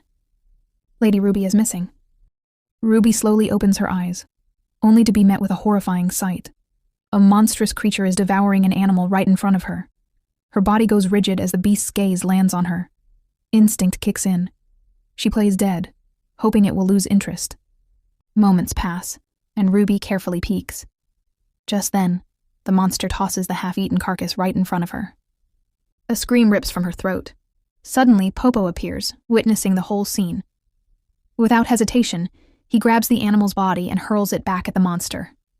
Ruby watches, utterly baffled. What on earth is happening? Before she can make sense of it, Popo hands her some fruit. Grateful and starving, she takes a bite and lights up. "This is delicious," she exclaims. The reaction is instant. Both creatures beam with joy. Unbeknownst to her, two men hidden behind the bushes have been watching everything unfold. They exchange glances, whispering among themselves. "Did you see that?" one murmurs. "Yeah, she must be a witch." Back to Iski. The paladins are scouring the forest for Ruby. It has been 3 days since her missing shoe was discovered, and the entire city has been in an uproar trying to find her. Ivan sighs. If she was taken into the forest, it might already be too late. He hesitates before advising Iska to consider calling off the search. But Iska isn't having it. This is the 4th day. His voice is cold.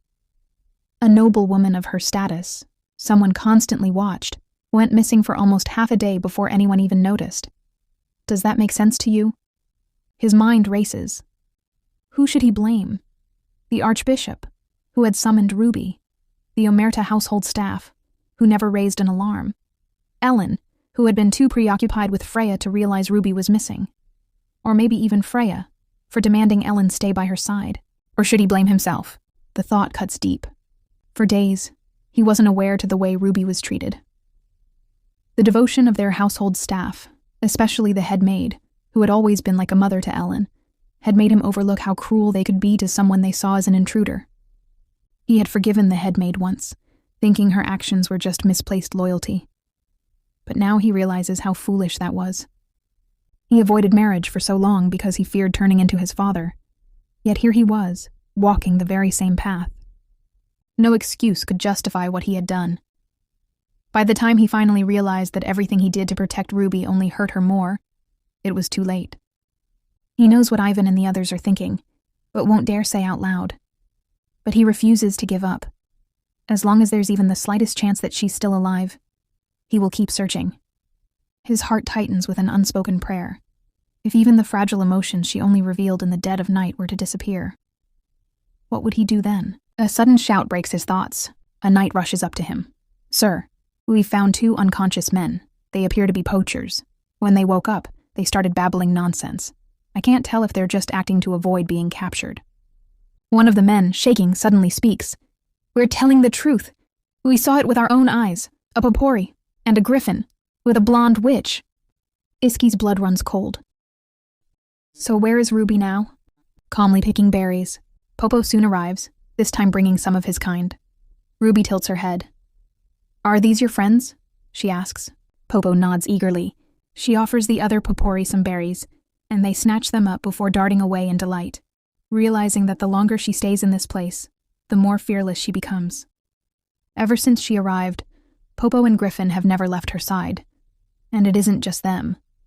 Other creatures often draw near, watching her with curiosity, as if she's some kind of rare spectacle. Was this something the original Ruby could do? Or did her reincarnation into this body trigger it? Either way, one thing is certain. The monsters seem to like her.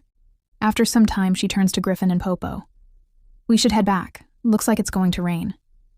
A single thought crosses Ruby's mind. What is he doing right now? She highly doubts he would personally search for her. Most likely a quick search was ordered for appearance's sake, before he called it off. A sudden thought popped into Ruby's mind. Did he even know she was missing? The more she thought about it, the more annoyed she became. Was she really expecting him to care? Ugh, wishful thinking at its finest. Before she could dwell on it further, Popo unexpectedly stretched her face. Startled, Ruby asked what he was doing, only for him to grin and tell her to do the same. She hesitated, but mimicked his expression, and to her surprise, Popo looked absolutely delighted. Feeling a bit playful, she asked, "Should I just live here forever with you? It's not like anyone's waiting for me to return anyway." Without hesitation, Popo wrapped his arms around her, giving her a warm, comforting hug. But the moment of peace didn't last long. Raindrops started to fall, and Ruby quickly told Popo they should head back before the weather got worse. As she made her way toward the cave, her thoughts wandered. She had always believed that running away was never an option. Even if she managed to escape with a fortune, she'd only become an easy target. Hiding her identity and seeking refuge in a monastery wouldn't work either. Caesar would track her down without breaking a sweat. Then again, she wasn't exactly safe here either. There was no guarantee that every demonic monster she encountered would be as friendly as Popo and Griffin. But as long as she could stay with them and avoid attracting unwanted attention, she felt a little safer. Lost in thought, Ruby wasn't watching where she was going and suddenly stumbled, falling straight into a cave. As she sat up, confused, Griffin and Popo rushed in after her. Popo immediately asked if she was okay, and she nodded. The cave was massive, but it was too dark to see anything clearly. Just as she was about to stand up, she noticed Popo and Griffin practically vibrating with excitement. Wait, why were they so happy? Curious, Ruby looked down and noticed something under her arms. When she lifted her hands, her breath caught in her throat. It was a ruby, a real, gleaming, precious gemstone. Her eyes widened. Flapping her hands excitedly like Popo, she gasped. We just fell into a mountain of treasure. Was she dreaming? Her eyes sparkled with the realization. If she took all these gems with her, she could become the richest person in the world. But just as she was about to grab another one, her fingers brushed against something else. It felt off. A deep rumble shook the ground. Then, without warning, a massive dragon emerged before her. At the same time, on Iska's side, Andy shot Iski a skeptical look. Do you really believe what those poachers said? Iski didn't even glance at him as he replied. There's no harm in checking, and if you're going to stand here complaining instead of searching, feel free to turn back. Ivan groaned in frustration. Another knight chimed in, questioning why Iska had brought only a small group instead of mobilizing more men. Wouldn't a larger search party be more efficient? Iski's response was blunt. I don't trust the rest. Hearing such reasonable words from him of all people, the Paladin Knights gawked. Had a demon possessed him overnight? Or had the lack of sleep finally driven him insane, clenching his fist? Iska knew he wasn't thinking rationally. If Ruby had wandered this deep into the forest, near the perimeter, there was no way she could still be alive. Every time they had encountered demonic monsters recently, they had faced creatures unlike any seen before. And somehow Ruby was always at the center of it. Even the doctor had mentioned something strange. Her sacred core was unusually weak, far below the average person's. Ivan, growing uneasy, spoke up. I don't like this. We should turn back. Besides, Rom's cave is somewhere around here. If Ruby wandered in that direction... His voice trailed off, the implication clear. As if the universe was waiting for that exact moment, a blood-curdling roar echoed through the forest, followed by Ruby's terrified scream. Back in the cave, Ruby, heart-pounding, hastily apologized to the dragon. Sorry, we didn't mean to disturb you. We'll leave now. So, please don't eat us. For a second, it seemed like her words had no effect. Then, with a swift motion, the dragon wrapped its tail around her, lifting her off the ground. Terror flooded Ruby's mind. Was this how she was going to die? Popo immediately sprang into action, biting the dragon with all his might, while Griffin pecked furiously at its head. But the dragon remained utterly unfazed, completely focused on Ruby. Panicked, she pleaded, Let me go! To her absolute shock, the dragon actually did. Wait, did it understand her? Seeing a chance to escape, she cautiously inched backward, but just as she was about to bolt, the dragon suddenly swished its tail, blocking her path. What was this, a game? Summoning her courage, she stepped closer. Do you want me to leave or not? The dragon opened its mouth. Ruby flinched. Was this it? But instead of fire, jewels poured out. Ruby was speechless. Before she could make sense of anything, Popo grabbed her, and with Griffin's help, they made a daring escape from the cave.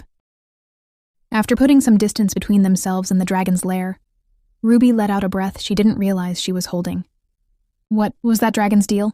Before she could ponder it further, snowflakes began drifting from the sky. She hadn't seen snowfall like this in ages. For a moment, she simply stood there, marveling at the sight. Then, a familiar voice. Her heart stopped. No, it couldn't be him. Slowly turning her head, she found herself face to face with Iska. Why are you here? Iski opened his mouth to respond, but his eyes immediately locked onto Popo and Griffin, who were now glaring at him like territorial guardians. His instincts kicked in. Unsheathing his sword, he ordered, Step away from those monsters, Ruby. Don't come any closer. Iski was stunned. She glared at him, voice trembling with anger. Just leave me alone.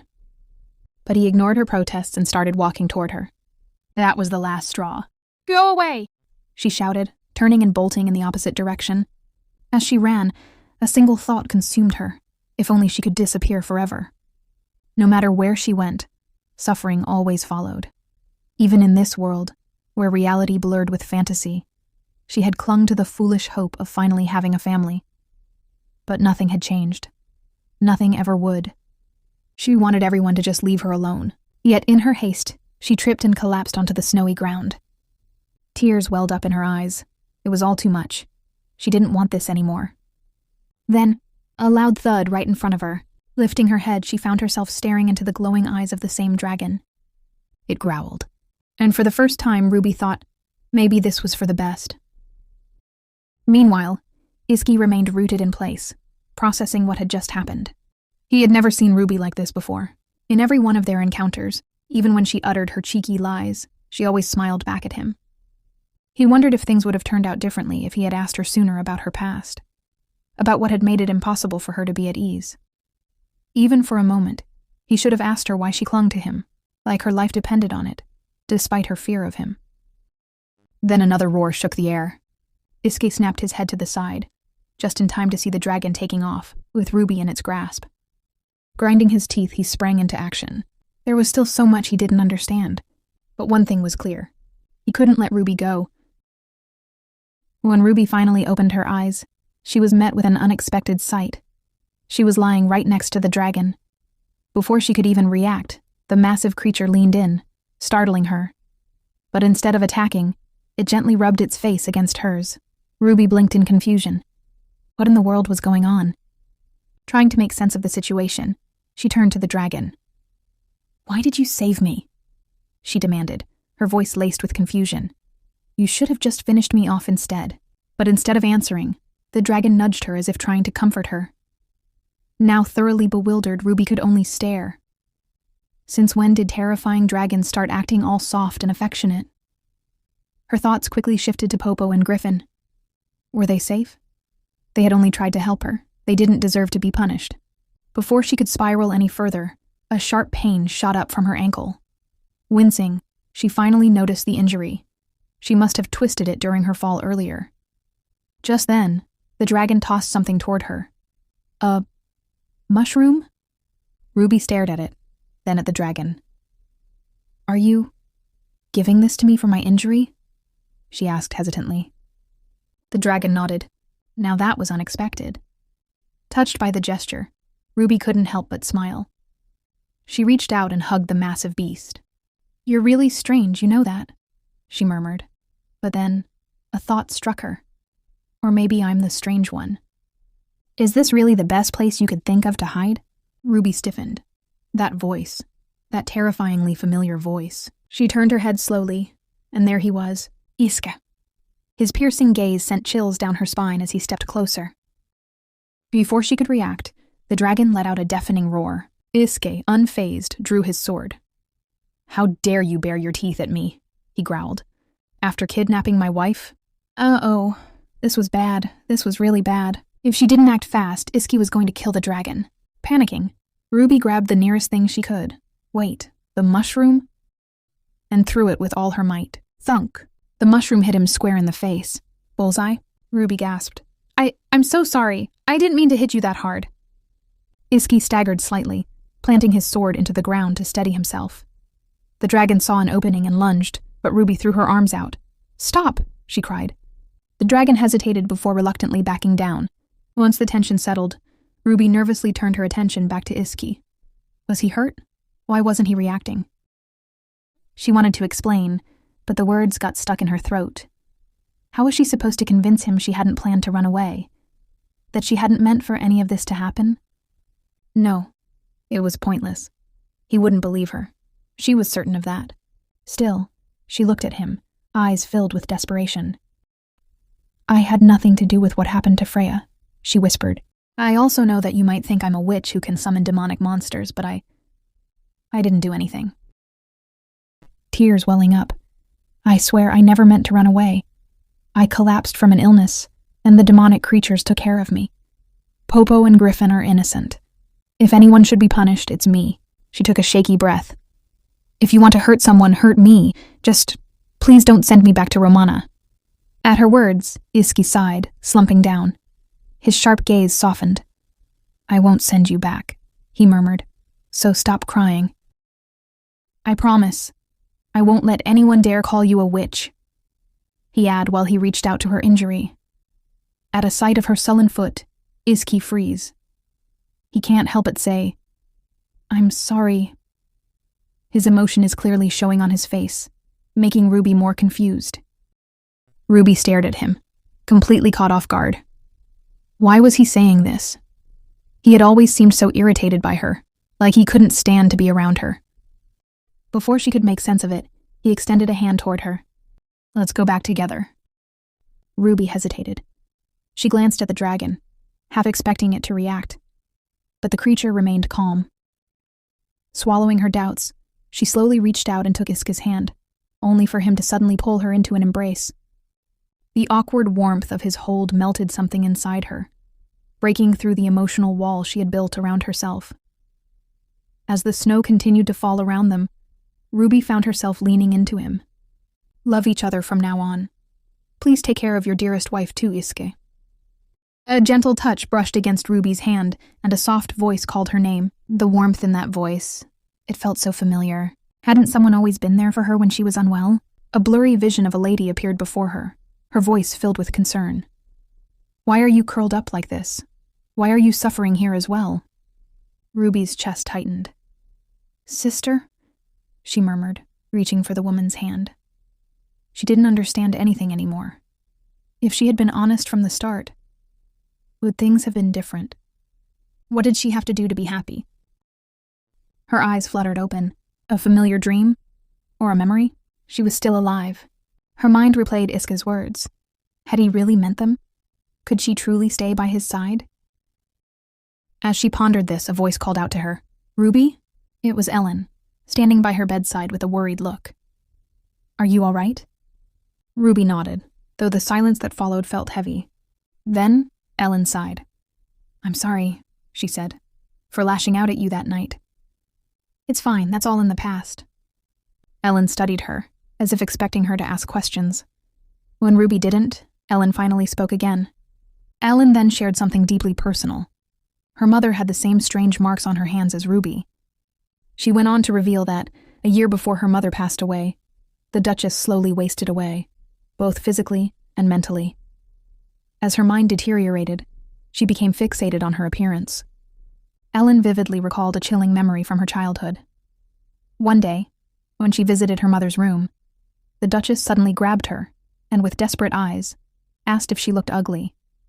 A startled young Ellen quickly denied it, but the Duchess saw right through the lie. With a bitter smile, she lamented that she should have taught her children not to lie. Then, as if drowning in self-loathing, the Duchess muttered, wondering how she ended up with such a hideous mother like herself. Her voice then turned ice-cold as she warned Ellen never to speak of what she had seen. If she did, the Duchess threatened to end her own life right in front of everyone. Back in the present, Ellen told Ruby that very few people knew about her mother's condition, only herself and a small group of trusted servants. Hearing this, Ruby was suddenly reminded of her sister, the only person who had ever been kind to her. The Duchess's descent into despair mirrored her sister's fate in her past life. Then, Ellen hesitated before asking, Did you have an older sister? Ruby stiffened. Why? But Ellen quickly dismissed it. Never mind. Had she been talking in her sleep? Shaking off the thought, Ellen brought up something else. The frost dragon awakened from its slumber and caused havoc in Arendelle. But don't worry, we were prepared for it. The frost dragon. Wasn't she the one who had awakened it? Ellen continued, explaining that Ruby had been found unconscious near the frost forest. The civil militia had discovered her, and now, Iska was discussing the rewards for those who had brought her back. Ruby's head spun from all the revelations. What was truly going on? One thing was for sure. She was far from understanding the full picture. Iski stood before the king, listening as the ruler observed how oddly sentimental he'd been acting lately. Normally, Iski wouldn't meddle in diplomatic matters, much less go out of his way to shield someone like Ruby. By now, she should have been sent back to Romana. So what was holding him back? The king found it amusing. He was the one who arranged this marriage, yet here he was questioning Iski's intentions. The irony wasn't lost on Iski either, but even he couldn't put into words what exactly was bothering him. Then, as if twisting the knife further, the king mentioned the commotion he had stirred up over the past 4 days. "She's the Pope's daughter," Iske said flatly, hoping that would be reason enough. But the king just gave him a pointed look. "She's also your wife." That single sentence hit harder than Iske cared to admit. The king wasn't unappreciative of his efforts, but he warned him, if this was just misplaced responsibility, he needed to let Ruby go. Acting on fleeting emotions would only bring regret. Then came the unexpected part. The king remarked that at times, Iske took after his mother more than Ellen did. Iske then met with the captain of the Holy Order of Longinus Barons, who expressed his relief that Ruby was safe. Iske gave a respectful bow in response, but the captain didn't miss the exhaustion weighing on his shoulders. "You should be celebrating," he remarked with an amused grin. "After all that trouble, one would think you'd be dancing with joy." Iske remained quiet for a moment before suddenly asking, "Has your wife ever run away from home?" The unexpected question caught the captain off guard. Then he let out a chuckle, recalling the one time his wife had stormed off to her parents' house after a fight. Slowly, realization dawned on him. "Wait, is that what's bothering you?" He leaned in, now fully invested. "Did she say she never wanted to see you again?" "No," Iske admitted, his expression unreadable. "But I think I would have preferred if she had." At that, the captain outright laughed. "Now, this is a surprise. Iske, of all people, reflecting on his actions? I suppose we have your wife to thank for that." Iske scowled slightly, but the captain wasn't done. "Tell me, do you glare at her the same way you glare at everyone else?" "I don't know how to treat her," Iske muttered. The captain sighed dramatically and stood. "Well, no wonder she ran away. You're still a newlywed, you know. Try being nice to her, buy her gifts, accompany her to social events, actually show her you're trying." Iske took in the advice, but, well, he wasn't sure he fully understood what being nice even entailed. Afterwards, as he walked from his captain's office, Camus spoke up from behind. "So, did you tell the captain about what happened?" The entire group of paladins fell into dead silence. Camus let out a frustrated sigh. "Great. Once the captain finds out we even made a deal with the civil militia, we're done for." Iske glared with a warning. "Go ahead and tell him if you want." Camus becomes frustrated. "Are you threatening me over your wife?" He pointed accusingly at Iske. "Just so you know, when everything comes to light, you take the blame for hiding it from the start." Another night, Ivan decided to add fuel to the fire. Camus has a point. Then, in his usual sarcastic tone, he added, "I mean, imagine how scary this whole thing must be for someone as cowardly as him." Camus turned to him, fuming. "Who are you calling coward, huh?" Ivan just sighed dramatically. "Geez, I was siding with you, you know. This is why you don't have any friends." Then he turned to Iske. "Anyway, I say we don't need to kill everyone. Just Camus. Problem solved." Camus nearly exploded, but then Ivan's tone became more serious. "What if this is part of Romana's plan?" Iske's expression hardened. "Ruby assured me she knew nothing about it. If the Pope had been using her powers to sabotage the North, things would be far worse. And honestly, whoever did this was too careless. If this were a well-planned Romana scheme, it wouldn't be this sloppy." Camus, deep in thought, then reluctantly said, "Fine, I'll keep quiet for now." But then, his gaze sharpened. "But what's your plan? What are you going to do now?" Iske had no answer, because deep down, he wasn't sure if he even had the right to decide anything. The weight of his bloodline, children inevitably took after their parents. And Iske had long feared that his blood was tainted by the same destructive love that had consumed his mother and father. His mother, the Princess of Britannia, the Duchess of Omerta, had lived a life of admiration and power. But in the end, she let herself drown in despair. One day, unable to bear it any longer, she took her own life. And the first person to find her hanging from that oak tree was Iske. His parents' love had been like wildfire, burning so brightly that when the flames finally died down, all that remained was regret. He had never understood them, never wanted to. But even now their legacy clung to him like a curse. That fear had made him reject every marriage offer that came his way. He had always assumed Ruby would return to Romana, and he would continue his solitary life as before. But now, He was lying to his fellow knights, threatening people, protecting her at all costs. Why? Why couldn't he just let her go? Was this just compassion? Responsibility? A fleeting sense of duty? Or was it something else? Something deeper that he had been refusing to acknowledge? And more importantly, did he even deserve to hold on to her? At first he had thought Ruby was provoking him, trying to push him toward annulling the marriage. But even if he wasn't an expert in love, he knew one thing for certain. What he saw in her eyes wasn't love. It was fear. A fear so deep, so raw, that it made his blood boil. What had she been through? And who had done this to her? How had her own brother allowed this to happen? Why had no one stopped it? He had avoided these questions for too long, believing it would be better not to dig into the past. But ignoring it wasn't an option anymore. Because whether he liked it or not, Ruby was now a part of his life, and Iski was sure that he couldn't ever let her go now. The scene took a sharp turn to chaos. Seething with fury, he had one unfortunate man by the throat, while the other servants groveled for mercy. But mercy? That wasn't on Iska's agenda. With ice-cold detachment, he pointed out that since they had all agreed to their despicable actions, it wouldn't be fair to punish just one.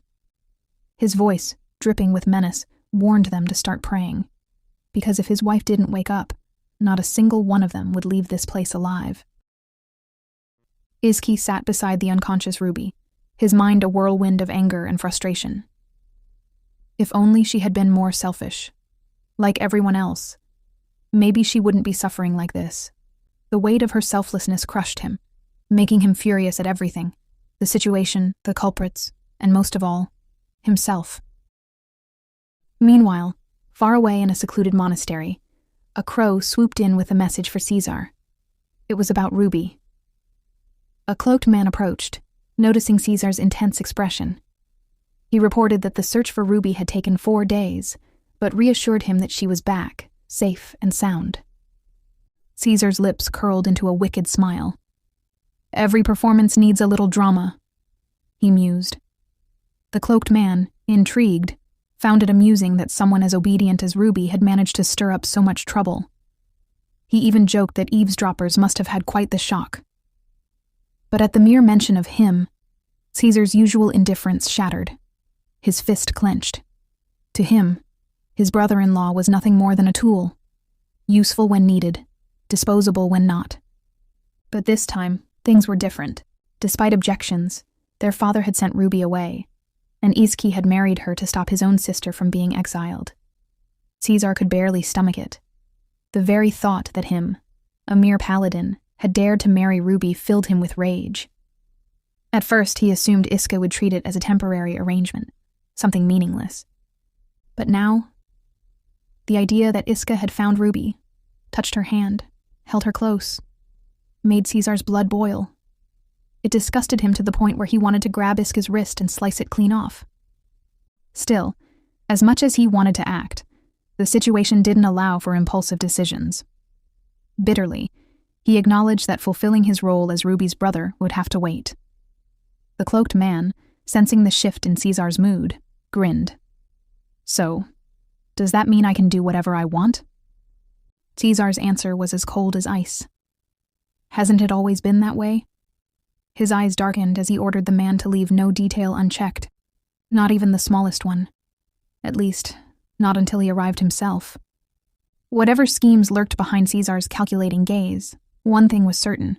This was far from over. The pieces were moving. The game had only just begun, and when he finally made his move, neither Iski nor Ruby would see it coming. When a doctor had come to check on Ruby, he informed her that her fever had finally gone down, but warned her not to overdo it. If she wanted to recover quickly, skipping meals was a big no-no, and she needed to take a walk at least once a day. After being stuck in bed for 10 days, Ruby could only nod absent-mindedly. The doctor, noticing her distracted state, asked if she was even listening. Ruby nodded again, but in truth, her mind was elsewhere. She realized that aside from those who had been at Frost Forest, no one knew what had truly happened there. During tea time, Leah suddenly asked if there were dragons in Romana too. Ruby hesitated, unsure how to respond, but before she could say anything, she felt a presence behind her. Turning around, she found herself face to face with Ivan and Iska. It was the first time she had seen Iska since that day, and she wasn't sure how to act around him. Ivan greeted her with his usual warmth, saying he was relieved to see her getting better. Ruby thanked him for his kind words and apologized for the trouble she had caused. Internally, she braced herself, thinking they might want to avoid her after everything that had happened. And then, of course, just when she least expected it, Ruby suddenly lost her balance and stumbled straight into Iska's arms. Caught off guard, she quickly straightened herself, her face burning with embarrassment. Why now, of all times? Right after they met. Iski, on the other hand, remained calm and simply told her she needed more rest. But Ruby assured him she was just happy to see him. In a moment of honesty, she admitted that she had been afraid no one would want to see her anymore because of all the chaos she had caused. Leah, ever the little mischief maker, casually invited Iska and Ivan to join them for cake. But Ivan, ever the gentleman, gently reminded her to mind her manners when guests were around. Not missing a beat, Leah shot back that Ivan had no right to lecture her when he used bad language all the time. Ivan, caught red-handed, looked utterly mortified. He leaned in and muttered under his breath. Why did she always have to embarrass him in front of Ellen? Ruby couldn't help but chuckle at their playful banter, but just as she was enjoying the light-hearted moment, Isk suddenly leaned closer. His voice was soft, but his words carried weight. He assured her that the Ruby was safe with him. Ruby blinked in surprise, her heart skipping a beat. Flashback. As Ruby and Iski were leaving the cave, the massive frost dragon suddenly lowered its head toward them. But to her surprise, the dragon didn't seem hostile at all. Instead, it leaned in close. So close that she could reach out and touch it. Hesitantly, she placed her hand against its cold, smooth scales, half expecting it to pull away. But instead, the dragon let out a low rumble and, as if offering a farewell gift, dropped a gleaming ruby-colored jewel into her hands. Back in the present, Ruby's eyes widened as she finally realized what Isk had been referring to. That jewel. She thanked him and casually mentioned that she would leave it in his care. Without hesitation, Iska agreed. He didn't even question it, just nodded like it was the most natural thing in the world. Later, as they dined together, Iska placed a dish in front of her and encouraged her to try it. Ellen chimed in reassuringly, adding that the food was soft and wouldn't be difficult for her to eat. Ruby blinked. These Omerta siblings are treating me like a little puppy, aren't they? Still, she hesitantly took a bite. And to her surprise, it was delicious. After so long of barely keeping food down, actually enjoying a meal again felt strange, but in a good way. As they ate, Ellen casually turned to Ivan and asked if the Emperor had said anything about the frost dragon. Ivan shrugged, saying that there hadn't been much discussion, but he did reveal one interesting tidbit. The temple was considering using the dragon for a swordsmanship competition. That got Ellen's attention. Wait, is that even possible? Ivan nodded, explaining that since the dragon was still young, it was technically feasible. However, most people hesitated because of how rare the creature was. Iske, who had been quietly listening, finally spoke up, his voice carrying a hint of irritation. The rest of the dragon species were nearly hunted to extinction. Anyone with common sense should know to leave this one alone. Ellen, thoughtful, then mentioned something she had heard before, that demonic monsters tended to increase whenever dragons were active. Iska immediately corrected her. That's not always the case. Dragons actually feed on those monsters, which helps keep their numbers in check. At that moment, Princess Ariane murmured softly, I feel bad for the dragon. Ruby flinched at those words. She was right. The frost dragon had only awoken from its deep slumber because of her. A wave of guilt settled over Ruby, and as she lowered her gaze, Iska silently observed her, his expression unreadable. As Ruby and Iska strolled through the garden, he glanced at her with concern, asking if she was sure she could walk properly. She reassured him with a light-hearted response. The doctor had actually recommended she walk at least 30 minutes a day. Besides, she hadn't had much chance to move around earlier. Iska nodded, accepting her answer, but he still stuck by her side. Ruby couldn't help but wonder, why was he following her so closely? Then, out of nowhere, Iska reached for her hand, his grip gentle, yet firm. He admitted that he was relieved to see her feeling better, Ruby looked up at him, feeling a flicker of warmth, but she quickly crushed it. She knew better than to believe this peaceful moment would last. If she made even the smallest mistake, everything could shatter again. Before she could dwell on her thoughts for too long, Iska's voice broke the silence. He suddenly asked if she had met her friends in the forest. The unexpected question caught Ruby off guard. After hesitating for a moment, she admitted that she had met Griffin in the frost forest. Iska's next question came swiftly. What about the popo? Ruby explained that she had seen it during the horseback riding event last time. She carefully recounted everything that had happened back then, noticing how Iska listened intently. He never interrupted, simply letting her finish. Once she was done, she nervously asked what had happened to Popo and Griffin. To her surprise, Iski answered calmly, assuring her that nothing had happened to them. They had been let go. But before Ruby could breathe a sigh of relief, he hit her with another question. Had she run into anyone near the temple? That was a tricky one. Ruby's mind raced. She couldn't possibly tell him about those men she had encountered there. So, she simply shook her head. Iske sighed, as if drawing a conclusion from her silence. That means you didn't run away from home, he muttered. You were abducted. Ruby blinked. Huh? That's not exactly how she would have put it. But before she could argue, Iska suddenly reached for her hand again. In one smooth motion, he pulled her onto his lap, catching her completely off guard. He looked at her with genuine curiosity. Did you meet any other creatures in the frost forest, besides your new friends? It didn't seem like he was interrogating her. He was just interested. Ruby decided to answer truthfully. She told him that she had encountered several young magical beasts, including a frost dragon. Iske listened carefully before explaining that while demonic monsters were generally dangerous, those resembling common animals were different from the truly monstrous ones. The monstrous ones, he added, usually had terrible tempers, and the same applied to undead creatures. Ruby thought back to the forest. She recalled seeing terrifying demonic monsters, ones that felt vastly different from Popo and the others. Her mind drifted back to the first night, when the holy fire had gone out. There had been something there. Then what about the creature I saw that night? She wondered aloud. Iski didn't hesitate. That was a specter, an undead monster, he said. But don't worry. They're too unintelligent to be a real threat, just like the demonic beast you saw in the palace pond. That wasn't exactly reassuring, but Ruby nodded anyway. Still, she couldn't shake the uneasy feeling in her chest. Then, what should I do? She asked hesitantly. Iski studied her for a moment before answering. You're different, he said plainly. I've never met anyone with your abilities before. That wasn't what she expected to hear. For now, he continued, it's best to keep this a secret. Avoid interacting with other demonic monsters, just in case. Your current companion might be harmless, but we can't be sure if others will feel the same way about you, or if they'll want something else entirely. Ruby stiffened. His words weren't harsh, but they unsettled her. Wasn't he supposed to call her a witch? Accuse her of scheming with her family? Instead, he was calmly telling her to be careful.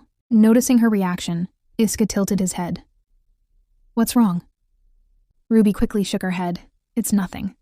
Of course, it wasn't nothing. She was shocked. She had spent so long expecting hostility that his kindness left her completely unprepared. She sighed, wondering if her strange connection to these creatures had something to do with her being from another world. But before she could overthink it, Iska spoke again. Are you planning on telling your family about this? Startled, Ruby immediately shook her head. No, I don't want to. Iska nodded. Then I'll keep your secret. Ruby blinked. Just like that? My colleagues are trustworthy, he assured her. They'll keep it as well. For some reason, his confidence unsettled her. What did he mean by that? Why was he so sure she had nothing to worry about? Why was he so intent on making her feel safe? And just when she thought the conversation was over, Iska suddenly brought up something strange. He mentioned overhearing something from Ivan and Andy. Something about Lorenzo. Ruby's stomach dropped. Lorenzo? Why was he bringing him up now? Then the scene shifted to a flashback. At one point, Ivan had tried to tell Iska something about Lorenzo's misdeeds. But before he could, one of the knights had interrupted. announcing that he had found Lady Ruby's shoes. Later, when Iske found Ruby and they were on their way back to the capital, Ivan had noticed bruises on Andy's face. Curious, he had asked what happened. Andy wasn't the type to get into fights. Andy's answer? He had gotten into a fight with Lorenzo after Lorenzo said something offensive about Lady Ruby, and Iska had overheard it. Back in the present, Ruby's expression turned fearful. "What exactly did he say?" she asked, her voice barely above a whisper. Iske immediately sensed her distress. He gently reassured her, telling her not to worry about it. "Forget it," he said firmly. "You don't need to concern yourself with what happened with Freya. The authorities will handle it." His words should have been comforting, but instead, they left Ruby with even more questions. Why was he acting like he was on her side? Late one night, Iska finally confronted Lorenzo head-on. His voice was as cold as ice as he demanded to know what Lorenzo had done to stir up so much trouble. Then, narrowing his eyes, Iska bluntly pointed out the contempt and arrogance Lorenzo had been showing toward his wife. Oh, and instead of making excuses, why not say it in your own words? Lorenzo, looking utterly horrified, stammered that he had no idea what Iske was talking about. Unfortunately for him, Iske wasn't in the mood for lies. Without warning, he delivered a punch straight to Lorenzo's head, leaving him dazed. Then, in a low, dangerous voice, Iska issued a final warning. "Mark my words. If you ever go near my wife again, I will kill you." When morning comes, Ruby noticed the servants busily renovating the garden. What on earth was going on? As she stood there trying to make sense of the scene, the Duke observed it too and let out a sarcastic remark. Seeing Iska act out of character like this, it must mean his end is near. Ruby blinked, even more puzzled. Why was everyone staring at her? What was happening? She certainly hadn't asked Isk to do anything. But then, her mind flashed back to that peaceful walk she had with Iska in the garden. During that stroll, Iska had casually asked if she liked the northern leaves. Ruby had replied that they were quite different from the ones in the south. Their fierce, wild appearance was fascinating. Curious, Iska had asked what southern gardens were like. Ruby had described them as having more flowers than trees, beautifully arranged with bird cages, fountains, and waterfalls. The gardens also housed rare, colorful birds. At that, Iske had scoffed, saying that sounded more like an amusement park than a garden. But Ruby had reassured him that, despite their playful charm, southern gardens were truly breathtaking. She had also added that she found northern gardens equally impressive, with their untamed, forest-like atmosphere. To her surprise, Iska had casually mentioned that northern gardens actually used to be forests before they were cultivated. Now, back in the present, Ruby was baffled. I only answered his question. How am I guilty of anything? Ellen noted that the garden had always been dull and lifeless, so the change wasn't necessarily a bad thing. The Duke, however, scoffed and cynically remarked that it wouldn't last. Ellen pointed out that if he disliked it so much, he could always just order Iska to stop. But the Duke let out a bitter chuckle and shook his head. Sure, he could try, but Iske wouldn't listen to him anyway. His mind drifted to a particular moment in the past when Iska had warned him not to say anything to Ruby.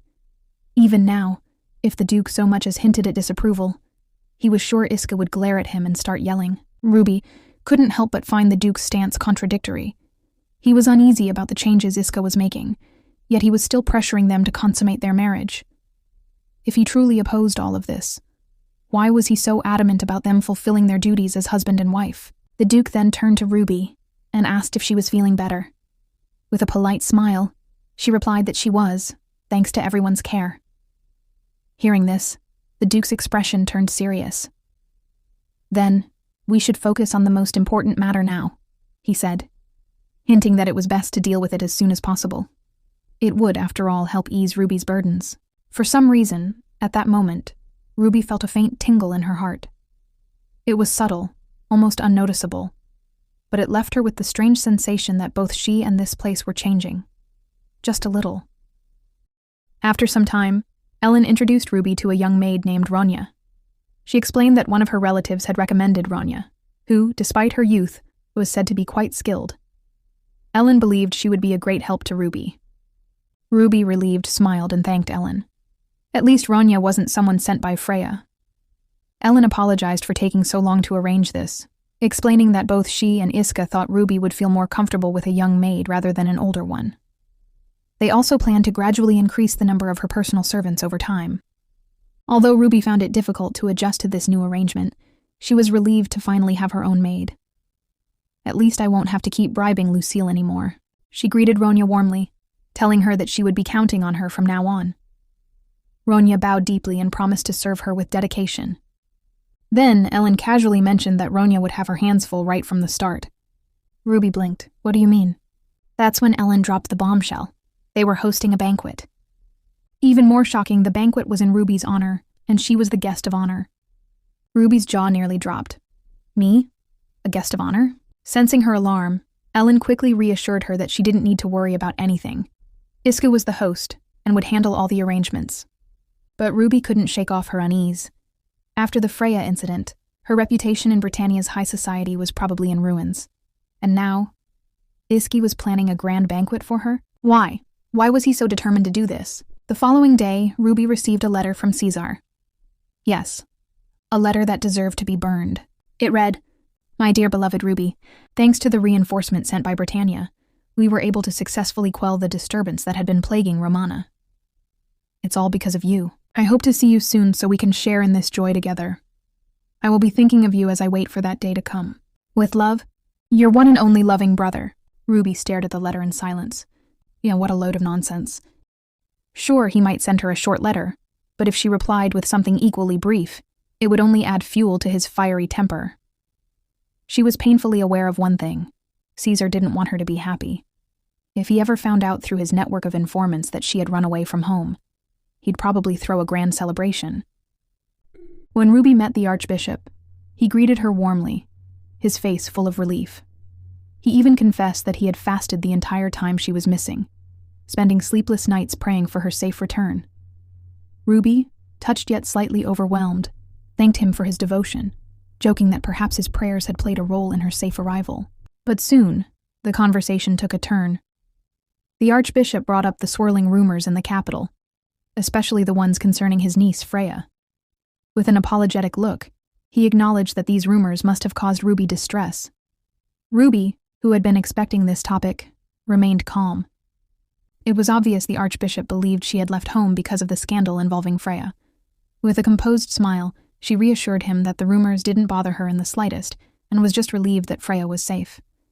However, deep down, Ruby wasn't so sure about the Archbishop's innocence.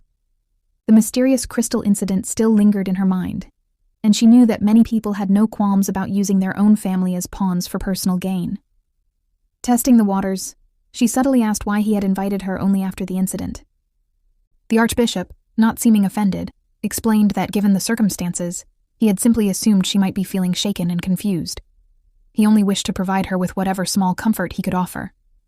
As for the mastermind behind the incident, he had no idea, but he was certain that divine justice would come for them eventually. Ruby thanked him for his thoughtfulness, and the Archbishop humbly insisted that he was merely a servant to her father, the Pope. Then, changing the subject, he asked if she would like to join them for lunch. Ruby politely declined, mentioning that she already had plans with Iski. That's when she noticed it, his brief hesitation. Just for a second, the Archbishop froze, before quickly recovering with a smile, commenting that it was good to see Ruby and Iske growing closer by the day. Ruby couldn't ignore that strange pause. What was that about? Something about his reaction didn't sit right with her. Just as Ruby was about to leave, a familiar voice called out from behind. It was Andy, greeting her with his usual warmth. He looked relieved to see her in good health, even playfully mentioning that now she could finally return to the training hall. Ruby chuckled and thanked him, but curiosity got the better of her. Why was he here? Andy quickly revealed that Iska had sent him to escort her. That alone was surprising enough, but then he casually asked if she was meeting Iska for lunch. When Ruby confirmed, she couldn't help but wonder, how on earth did Iska even know she was at the temple? Meanwhile, the Archbishop, clearly trying to maintain his composure, commented that Iski must truly treasure her.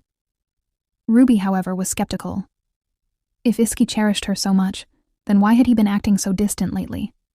And more importantly, why was he suddenly sending escorts as if she were some fragile treasure? It almost felt like he was being overly protective. But why? Later, as Ruby sat down for lunch with Iska and his colleagues, she was momentarily stunned. The sheer number of delicious dishes spread before her was overwhelming. Did they always eat like this? She couldn't help but ask. Iske, ever the practical one, explained that they didn't always have the luxury of eating at the castle. Sometimes, they had to dine at taverns, and on busier days, they skipped meals altogether. As she hesitated before digging in, Iski took notice and asked if she had lost her appetite. Ruby flinched slightly. Why was he so observant? She quickly reassured him that she was fine, but he wasn't convinced. Teasingly, he asked if the Archbishop had fed her something good, which only annoyed her further. What did he take her for? Some bottomless pit that devoured whatever was offered to her? Unfazed by her irritation, Iska casually handed her a sausage, advising her to eat well. After all, she'd need a good diet to endure the North's harsh winters. Ruby sighed, but accepted the food, deciding to let his annoying remarks slide. Then, the conversation shifted to the upcoming banquet. Curious, Ruby asked what the occasion was. To her surprise, Iski simply shrugged, saying there wasn't a specific reason. Sometimes people just threw banquets for fun. Ruby wasn't buying it. A random banquet held in her honor? Suspicious. But since the event was already planned, she decided not to dwell on it. Instead, a completely different idea popped into her mind. Maybe she could use this banquet as a chance to take her relationship with Iski to the next level. Perhaps after the banquet, she could wear something alluring and invite him to her room. But before she could entertain the thought any further, she immediately dismissed it. Who was she kidding? Her husband was as dense as a brick wall. He wouldn't catch the hint, even if she wrote it out for him. Meanwhile, the knights were discussing a different topic altogether. Ivan remarked that demonic monsters hadn't been seen for a while, and hoped the peace would last. Camus, however, had a different theory. He suspected the frost dragon's presence was keeping the creatures in hiding, but warned that they'd come flooding back sooner or later. Shifting gears, Ivan suddenly turned to Iska and asked if he planned to compete in the upcoming gladiatorial tournament. Hearing this, Ruby immediately recalled the novel's storyline. According to the book, Iski was supposed to win this year's tournament and receive the prestigious Flower of Glory. And that very flower would be given to Freya. Clearly annoyed, Iska told Ivan to stop talking while he was eating. Ivan, of course, wasn't deterred. He teased that maybe Iska was just afraid of embarrassing himself in front of his wife. Camus joined in on the fun, smirking as he added that Iske only won the last tournament by pure luck. Just then, another knight brought up a different rumor, one that instantly made Ruby stiffen. Apparently, Cardinal Valentino was planning to attend the upcoming festival. Ruby's reaction was immediate. She flinched, her body going rigid. The knight, realizing he had just touched on a sensitive subject, panicked and tried to backtrack. He hurriedly explained that he thought everyone already knew, and nervously asked Ruby if the rumor was true. Still uneasy, Ruby forced herself to confirm it. The rumors surrounding her and Caesar were already scandalous enough. There was no doubt that Iska had heard them before.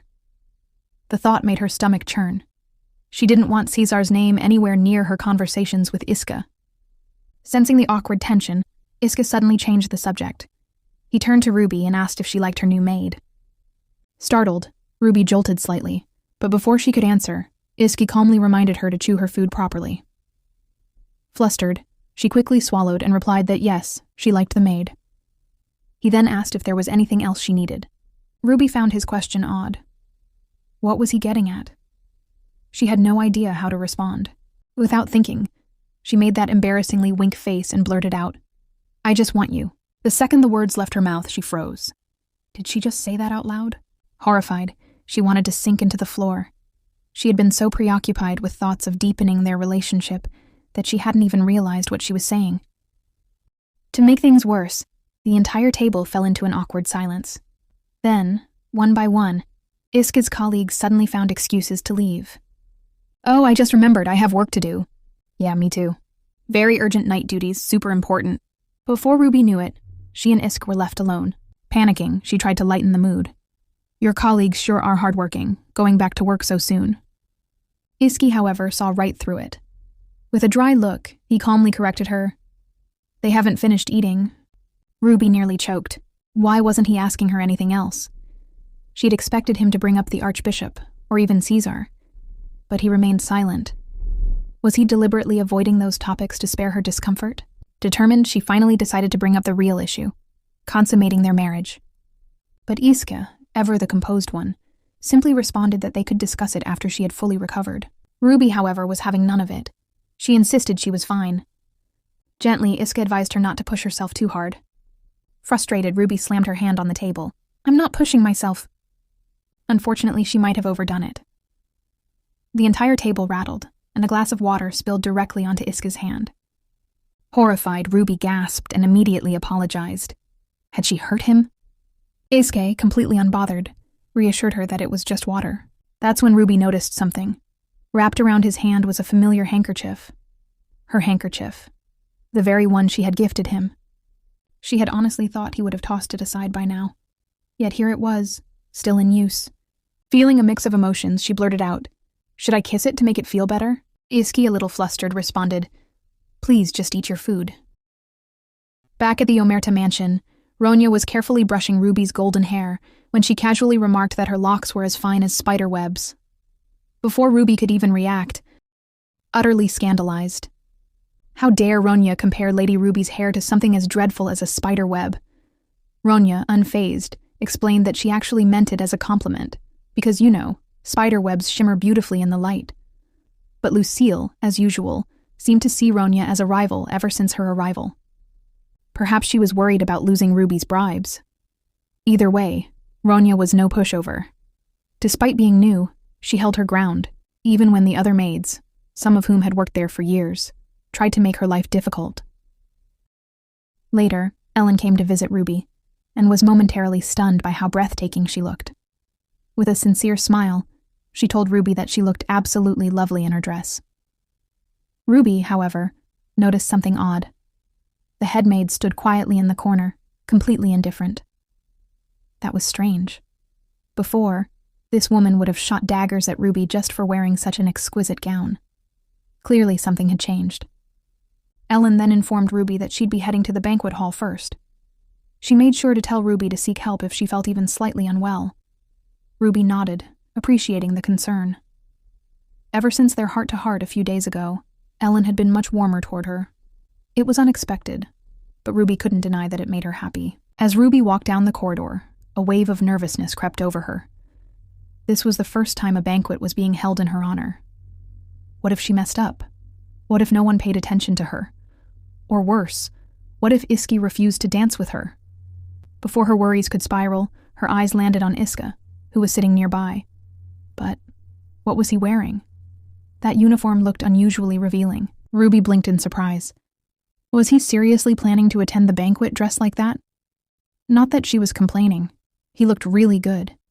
Even with such an odd choice of outfit, he still managed to be unfairly attractive. Iska casually explained that he had just rushed back from a secret mission and hadn't had time to change. When Ruby asked if this was his usual mission attire, he nodded. His regular armor was far too heavy and conspicuous, so this outfit was more practical for times when he wasn't slaying demonic creatures. Ruby couldn't help but admire the design, internally applauding whoever created it. Truly, they had done a great service to humanity. Then, out of nowhere, Iska extended his hand and apologized for his attire. But more importantly, he said he couldn't possibly let her walk into the banquet alone. Ruby was taken aback. Did he rush back just for her? Forgetting her previous anxieties, she smiled and took his hand. When they stepped into the banquet hall, all eyes turned to them, more specifically, to Iska's scandalously revealing outfit. The guests were clearly surprised, but no one dared to complain.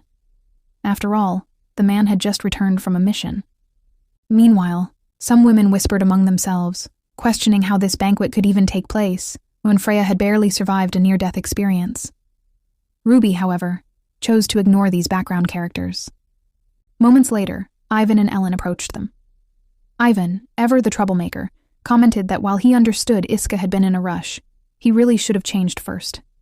He was distracting too many women. Ruby then noticed something curious. Ellen and Ivan were holding hands. Ellen quickly clarified that Ivan was simply escorting her, but the way she said it almost felt like an excuse. Before Ruby could dwell on it, Freya suddenly appeared, greeting her warmly. Ruby was surprised by her presence, and immediately asked if she was feeling better. Freya reassured her that she was perfectly fine, and even expressed her relief that they had both made it through the recent ordeal. Soon after, Freya's mother made her grand entrance. She greeted Iska and then turned her attention to Ruby. With a sly smile, she asked if Ruby was the lady she had heard so many rumors about. Ruby's heart sank. Something about the Marchioness's tone reminded her of her own mother from her past life. Noticing Ruby's distress, Iska gently asked if she was all right, pointing out that she was trembling. Snapping back to reality, Ruby reassured him that she was just nervous. Meanwhile, the Marchioness stepped closer, formally introducing herself. With a scrutinizing gaze, she complimented Ruby, saying that women from the south were as beautiful as nymphs, and judging by Ruby's appearance, the rumors seemed true. Just as she began to steer the conversation toward recent events, Iska abruptly cut her off, casually suggesting that she move along if she had nothing important to say. The Marchioness, momentarily taken aback, quickly composed herself and apologized for any unintended offense before excusing herself. As she turned to leave, Freya called out, asking if she was going already. The Marchioness glanced back sharply and, with a hint of condescension, asked if Freya's eyesight was failing her. She then pointed out how messy and unkempt Freya's hair was. Both Freya and Ruby immediately became self-conscious, with Ruby instinctively checking her own hair. Noticing her reaction, Iski leaned in and whispered, "You look perfect, just the way you are."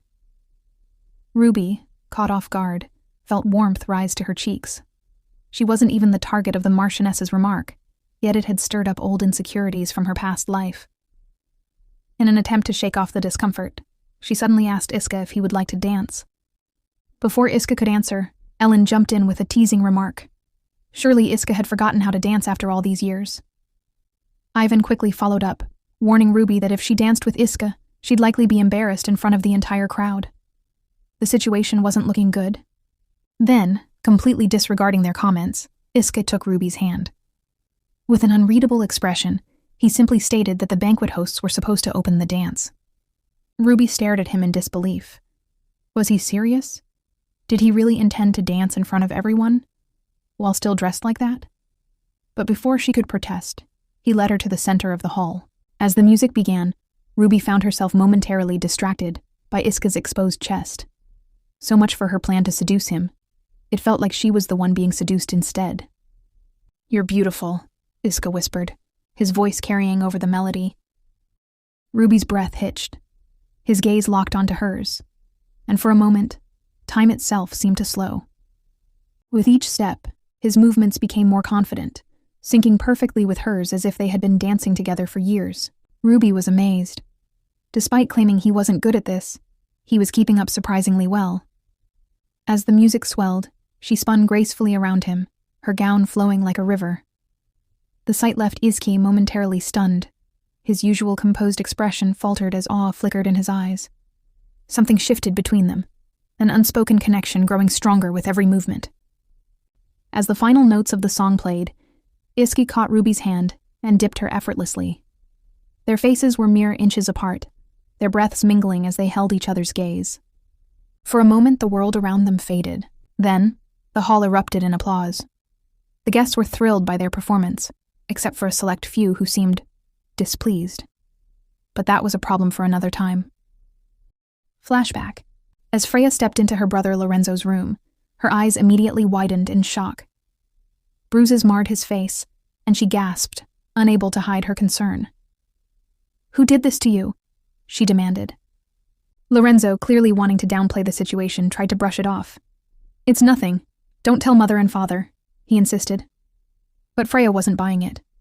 With a sigh, Lorenzo finally admitted the truth. It was Iske. Not only had Iske hit him, but he had also issued a warning. "Stay away from my wife." The weight of those words hung in the air, making Freya's expression darken. Back to Ruby. She turned to Iski with a teasing smile. "So, did you enjoy the dance?" she asked. His response? A completely deadpan remark. "Life must be hard for the ladies of the South." Huh? That was not the answer she expected. Blinking in confusion, she tried again. "Are you thirsty?" Before Iski could even open his mouth, Andy swooped in like a true savior, drinks in hand. He cheerfully offered them to the pair while showering them with praise. That dance was absolutely fantastic. I never thought I'd live to see Sir Iski dancing with my own eyes. He even admitted, rather dramatically, that witnessing it sent shivers down his spine. I told you to shut up, he muttered. Ruby could only shake her head, watching the playful dynamic between Andy and her husband. Honestly, these two were something else. As their conversation continued, Iski's attention suddenly shifted. He spotted the Duke standing nearby, watching them from a short distance. Without hesitation, he turned to Ruby and Andy. Wait here, he instructed before striding toward the old man. The moment he reached the Duke, the tension became almost palpable. The two men wasted no time, bickering in public like it was a well-rehearsed play. The surrounding nobles didn't even bother hiding their amusement. Ruby, however, chose to ignore them completely.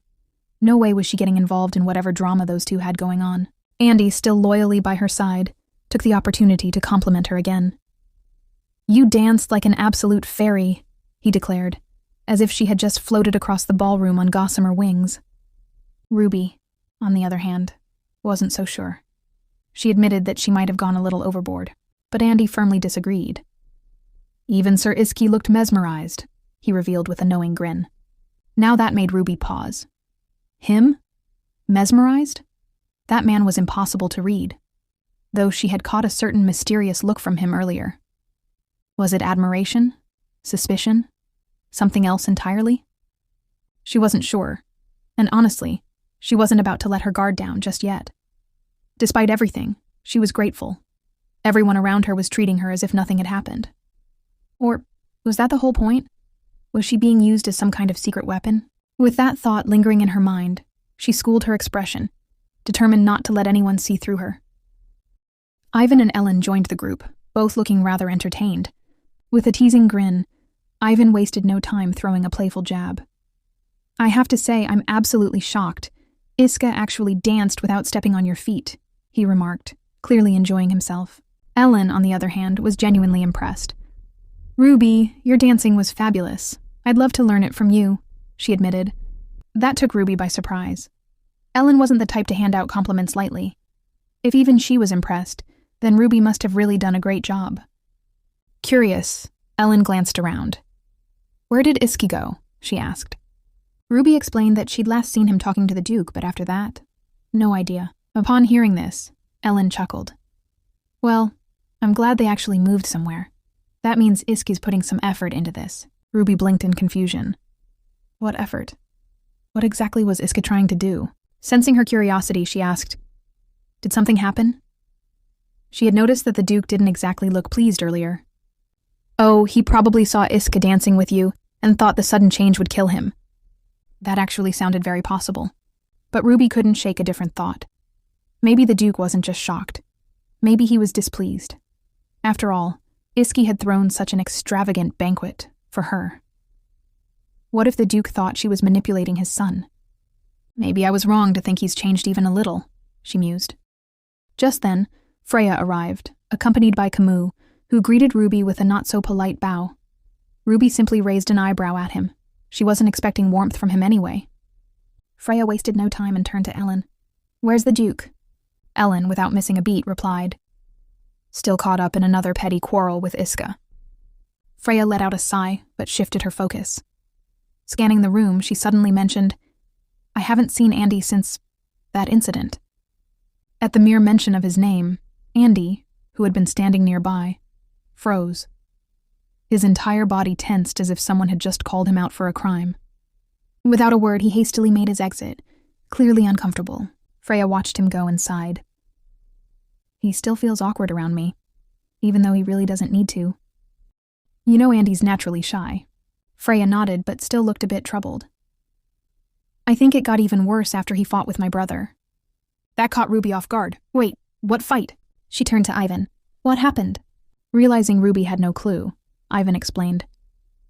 A few days ago, Andy and Lorenzo got into a fight, right in front of the temple. I asked them why, but neither of them would say anything. Before Ruby could ask any further, Freya suddenly grabbed her hand. Enough of this boring talk, she declared. Let's go enjoy ourselves instead. Ellen nodded in agreement.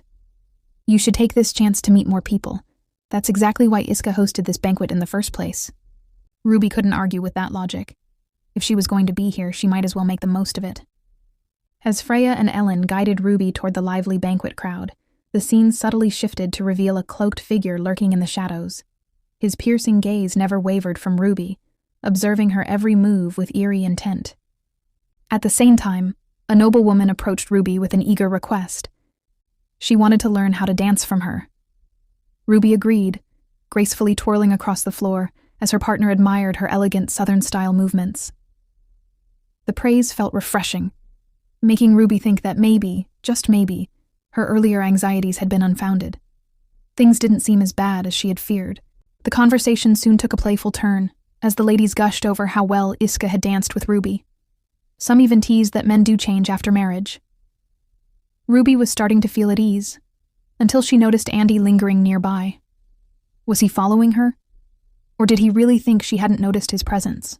The chatter continued, shifting to Iski's appearance at the banquet. One of the ladies, eyes practically twinkling, sighed about how dashing he looked in his rugged attire.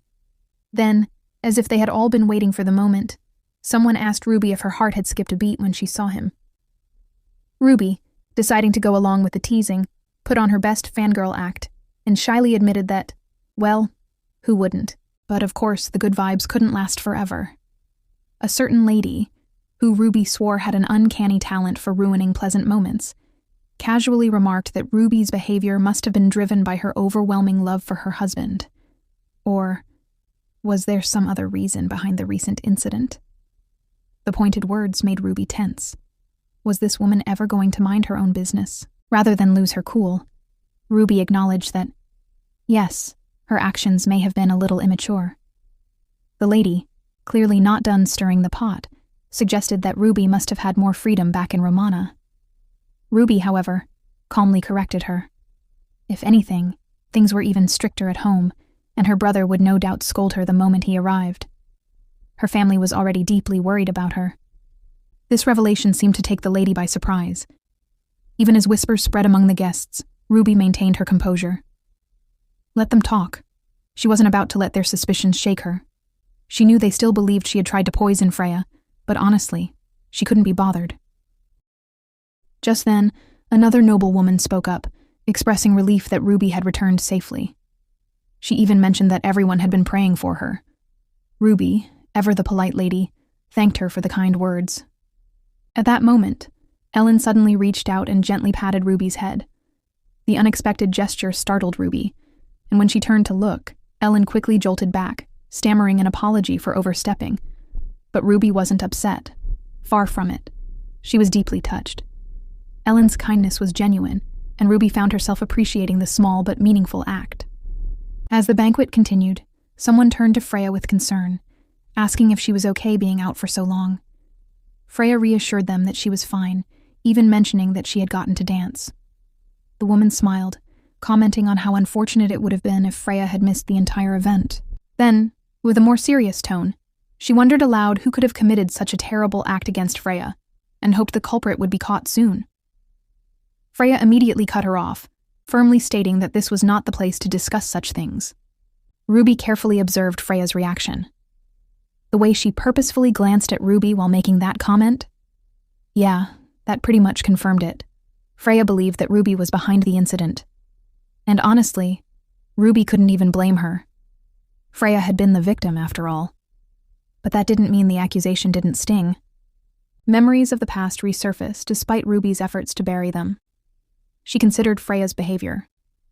Had she always been this blind to the truth? Maybe Freya's hardships had shaped her into someone who always saw herself as the victim, unable to fully trust anyone. Ruby understood that feeling all too well. After all, she had also learned to hide her emotions, to survive without getting stabbed in the back. Excusing herself from the group, Ruby announced that she needed to wash her hands. Ellen gave her a knowing look, but Ruby reassured her. No, she wasn't going to throw up this time. Alone in the washroom, Ruby stared at her reflection, her mind buzzing. If something like the horseback incident happened again, both Iska and Ellen would grow tired of her. Worse, Iska already knew about her connection to the demonic monsters. If another accusation surfaced, Would he even hesitate to believe it? Impatience gnawed at her. What did Iska truly think of her? Was it mere curiosity? Sympathy? Or something more? She wasn't sure yet, but one thing was clear. He had made an effort to find her. He hadn't harmed any of her demonic monster companions. And in his own way, he was taking care of her. With all this in mind, Ruby made a decision. If she wanted to secure her place in this marriage, she needed to act. Tonight, she would make her move. After tonight, there would be no turning back. Ruby then overheard a group of ladies gossiping about her. They speculated that Iski was only pretending to care for her due to pressure from Romana. One of them even brought up the moment when Iski had pushed Ruby aside to hold Freya, insisting that it was obvious who he truly loved. They also gossiped about a more private matter, whispering that Ruby and Iska hadn't even consummated their marriage yet. Ruby expected this kind of talk, but that didn't mean it wasn't annoying. Without hesitation, she walked straight toward them, startling the ladies. Their faces paled as she suddenly burst into tears. "I never did anything wrong," she sniffled, her voice trembling with emotion. "Why do you all hate me so much?" The ladies, now panicking, rushed to assure her that they hadn't meant any harm. But Ruby wasn't about to let them off that easily. "I knew from the start that I'd never belong here," she continued, looking utterly heartbroken. "Maybe I should just go to my husband and ask for a divorce. That way, I won't be a burden to any of you anymore." Pure horror flashed across their faces. No, that's not what we meant," they cried, desperately trying to backtrack. Tears streamed down their cheeks as they pleaded for her forgiveness, insisting that they had misunderstood her. Ruby, inwardly amused, decided to wrap up her little performance. "Do you really mean that?" she asked sweetly. The ladies nodded frantically. Wiping away her fake tears, Ruby flashed them a reassuring smile. "Then I won't ask for a divorce." The sighs of relief were almost comical. While the situation had ended in her favor, Ruby couldn't help but envy their carefree existence. They would never understand what it was like to walk on eggshells, constantly fearing the next disaster. Later, as she wandered through a corridor, she noticed a crowd gathering to watch the fireworks. Just as she moved forward, a cloaked figure approached her from behind, calling her name. Andy searched anxiously for Ruby, his worry deepening until he finally spotted her kneeling on the ground. Rushing over, he asked if she was all right. Ruby winced, saying her foot hurt. But what really puzzled her was what had just happened. Whoever had stepped on her foot didn't do it by accident. They had called her name right before doing it. Still thinking about it, Ruby then asked Andy if he could take her to Iski later. True to his word, Andy escorted her into the banquet hall and toward Isk. But just as she got close, whoops! She tripped and tumbled straight into his lap in front of everyone. Her cheeks burned with embarrassment while Iski, ever composed, asked if she was okay. Ruby, on the other hand, wished the ground would swallow her whole. Seeing her reaction, Iska gently checked if she was still with him. She reluctantly admitted she was just too embarrassed to look up. Isk reassured her, saying it was just a little slip. No one would dare laugh at her. Slowly, Ruby lifted her head, and Iski immediately noticed her teary eyes. His expression darkened with concern as he asked if something had happened. Ruby hesitated before explaining that she was hurt. That's why she had wanted to find him. At once, Iska's focus sharpened, and he asked where she was injured. Now Ruby wondered if she had just made a mistake. She wanted to be with him tonight, but if he found out what had happened, he might get distracted. Finally, she admitted her foot hurt. Iski carefully slipped off her shoe and found a small wound on her big toe. His jaw tightened, and his eyes turned cold as he demanded to know who had done this. Without hesitation, he scooped Ruby up in his arms, declaring that he would handle it himself. The other paladins quickly stepped forward, trying to calm him down, but Iska wasn't having it. He simply told them to step aside. As for Andy, who immediately apologized, Iska dismisses him, adding that his apology is not necessary, because this was inevitable. Their enemies were bound to make a move and just waiting for a perfect time to strike. Watching this unfold, Ruby was reminded just how terrifying Iski could be when enraged. And then Freya made the mistake of trying to intervene. Iski didn't even look at her. He just told her to get lost. Well, that was one way to end a conversation. Desperate to soothe him, Ruby quickly insisted it wasn't what he thought. But Isk wasn't convinced. If it wasn't an attack, then why was her foot like this? Had someone threatened her? And why had she only come to him after getting hurt? Ruby flinched. Why was he so certain that someone was out to get her? Maybe because all this had happened at his banquet. Realizing she needed to calm him down fast, Ruby suddenly threw her arms around him. In the most embarrassing move of her life, she softly called him darling and explained that she came to him simply because she missed him. Also, her foot hurt. But she really hadn't expected it to upset him this much. At that, Iska let out a long sigh. He then instructed Andy to handle the banquet before carrying Ruby away himself. Well, so much for a grand evening. Later, back in their room, Ruby sighed in disappointment. Not only had she ruined the banquet, but she had also ruined their time together. Worst of all, she dreaded what Iska would do next. Would he scold her? Or even worse, would he consider sending her back to Romana like last time? He had promised not to, but could she really trust that? Kindness could turn to cruelty in the blink of an eye. Her thoughts were abruptly interrupted when her gaze landed on a turtle statue nearby. She flinched at the sight of it, and Iska, who never missed a thing, immediately noticed. The moment the maid finished dressing Ruby's wound, he told her to take the statue with her. The maid, perhaps sensing the tension, quickly agreed. Once they were alone, Iska turned to Ruby. "Did you see who hurt you?" Ruby shook her head. "I swear I'm not making it up." "I know," Iska replied without hesitation. "I never doubted you."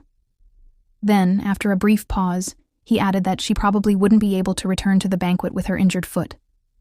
Ruby bit her lip, guilt washing over her. "I'm sorry for ruining the banquet you prepared." Iska fell silent, his expression unreadable. Ruby felt her heart sink. Why did he look so deep in thought? "Are you angry?" she asked hesitantly. His answer came quietly. "No." But then he looked at her and asked something unexpected. "Are you sad about missing the banquet?" Ruby softly shook her head. "It's nothing. I'm just happy to have time alone with you." At those words, she realized the evening hadn't gone as planned, but she wasn't ready to give up just yet. Gathering her courage, she murmured, "I'd like to stay with you tonight." The moment she said that, Iski suddenly stood up. Ruby panicked and quickly added, I understand if you're busy." But he cut her off. "Let's go for a walk first." Wait, you mean together?" Iski raised an eyebrow. "You really think I'd let you walk around alone when you're hurt?" Outside, he led her through a newly designed garden, and Ruby couldn't help but smile. The sight was breathtaking. "I tried to make it resemble the gardens in Romana," Iske admitted, sounding almost hesitant. "But I don't know if I succeeded." Ruby turned to him in amazement. "Are you kidding? It's magnificent. It's like the Hanging Gardens of Babylon." Iski blinked. "The what?" "Oh, right. People here probably wouldn't know that story." Ruby quickly explained. "It's a legend about a king who built a garden to comfort his wife when she was homesick. I read about it in a novel." And suddenly she felt very awkward. Was Iska's intention the same? Had he done this to make her feel at home? Ruby wasn't sure, but in the end, she smiled warmly and thanked him. "It really does make me happy." Iske, upon hearing that, simply replied, "I'm glad you like it." As they sat together, Iska curiously asked Ruby why people in Romana had called her the Lark of Sistina. Ruby explained that it all started when she sang at Caesar's birthday celebration. After that, people gave her grand titles like the Lark of Sistina and the Angel of Sistina, but in reality, those names only reflected how others saw her, as nothing more than a pretty little puppet meant to obediently follow her family's wishes. Then, out of the blue, Iska asked if turtles had some sort of negative meaning in the South. He had noticed how tense she got around that turtle figurine earlier. Ruby visibly flinched at the mention of it but brushed it off, saying she was simply the only one afraid of them. Of course, Iska wasn't convinced. Gently, he pressed further, mentioning that he had noticed her reaction and wondered if there was a deeper reason behind it. Ruby hesitated, but then recalled what had happened 3 years ago, back when the Borgias were discussing her potential marriage to the Duke of Lembrant. She had fiercely opposed the idea, knowing the Duke would eventually contribute to her family's down-to-day. At the time, she thought she was protecting them. Looking back now, she realized how naive that was. Still, feeling guilty for going against them, she had later gone to apologize to Caesar, assuming he was just following their father's orders. But when she stepped into his room, she froze in horror, Cesar was holding her beloved pet pigeon, the very first gift of affection she had ever received in this world. Heart-pounding, she demanded to know what he was doing, but before she could move, the maids quickly restrained her. Cesar, calm as ever, simply placed the pigeon into an aquarium, and with an icy voice, he declared that this was her punishment for defying him. She could only watch helplessly as her tiny friend, the one who used to fly into her arms, was gone forever, all because she had resisted him. Ever since then, both real turtles and even turtle figurines reminded her of that cruel moment. She avoided them whenever she could, but there was no way she could tell Iska all this. Instead, she just gave a vague excuse, saying she had once been bitten by a turtle. Iski listened carefully before replying. "If you had just told me, I'd have had all of them removed for you." Ruby blinked in surprise. What? He went on to explain that she didn't need to impress anyone here. If she didn't like something, she didn't have to tolerate it. Simple as that. Ruby let out a small, amused smile. That was a strange thought. Still, she promised to try and follow his advice. Then, as if realizing he had been worrying too much, she apologized for troubling him. But Iski wasn't having any of it. "Oh, and while we're at it, cut it out with all these apologies too, okay?" Wow, someone was extra naggy today. Shaking his head, Iska then shifted the conversation. "Tell me about your family." Ruby was caught off guard. "Why do you want to know?" He casually explained that since he would be meeting her brother soon, it only made sense to learn more about her family beforehand. Well, that wasn't unreasonable. But Ruby had her reasons for wanting to avoid the topic. Talking about her family never led to anything good. In the past, her previous husbands often brought up nasty rumors about her relationship with her older brother. Rumors that always ended up being used against her. And honestly, she suspected Cesar was the one who spread them in the first place, ensuring that no matter who she married, no one would ever get close to her. Despite sending her away through political marriages, he still wanted her under his control, always scheming ways to bring her back to his side. Keeping her tone light, Ruby simply told Iski that people might see her brother as the next pope, though he wasn't exactly pious. What he had really wanted was to become a knight, not a cleric. Iski then asked, "Do you miss your family?" Ruby hesitated before answering, "No." Iski studied her quietly for a moment before asking, "Is this conversation making you uncomfortable?" She quickly denied it. "This is my home now," she added firmly. "Besides, most people avoid talking about my family anyway." Trying to steer the conversation elsewhere, she suddenly remarked, "By the way, I noticed you haven't brought in any bird cages yet." But before she could continue, Iski suddenly interrupted, holding out his hand. "Give me your hand for a moment," he said. Ruby obliged without thinking, only to feel something cool clasp around her wrist. Startled, she glanced down. He had fastened a bracelet on her. Before she could ask, Iski explained that it was meant to help improve her health. That wasn't all. He then handed her a key. Confused, Ruby asked what it was for, and he casually revealed, "It's the key to my jewelry safe. Take whatever you like whenever you want." Ruby's eyes widened as she stammered, I can't possibly accept something like this." But Iska simply shrugged, reminding her of her own words. This was her home now, wasn't it? That meant she was part of the family. Their jewelry safe wasn't just any collection of accessories. It held heirlooms and treasures passed down through generations. Ruby stared at the key in her hand, wondering why he trusted her with something so significant. Why was he doing all of this for her? Noticing her silence, "What's wrong? Disappointed I didn't give you a birdcage instead?" Ruby blinked before quickly shaking her head. "Of course not. I'm really grateful for everything you've done for me." And then, with a small smile, she admitted, "I really like you." Before he could respond, she leaned in and placed a soft kiss on his cheek. For a moment, neither of them spoke. Then suddenly Ruby stood up. "Do you want to see something interesting?" she asked excitedly. Before waiting for an answer, she started to move away. Iski immediately frowned. "Don't run." But Ruby just waved him off. "I feel much better now." That is, until she tripped. Thankfully, Iska caught her before she hit the ground. His arms wrapped around her, pulling her close to steady her. "Are you all right?" he asked, concern evident in his voice. Ruby, cheeks burning, quickly nodded. "I'm fine." Iske, however, wasn't convinced. Raising a skeptical brow, he muttered, "You don't seem fine." Then, with a teasing grin, he added, Tell me, did you dance like that for the frost dragon too? Ruby's eyes widened in shock. What? Why would I ever do something like that? Iski chuckled, clearly enjoying her reaction. Well, that would certainly explain why the dragon kidnapped you. My wife seems to have many hidden talents. Ruby couldn't deny it. Iska's world had a certain charm to it.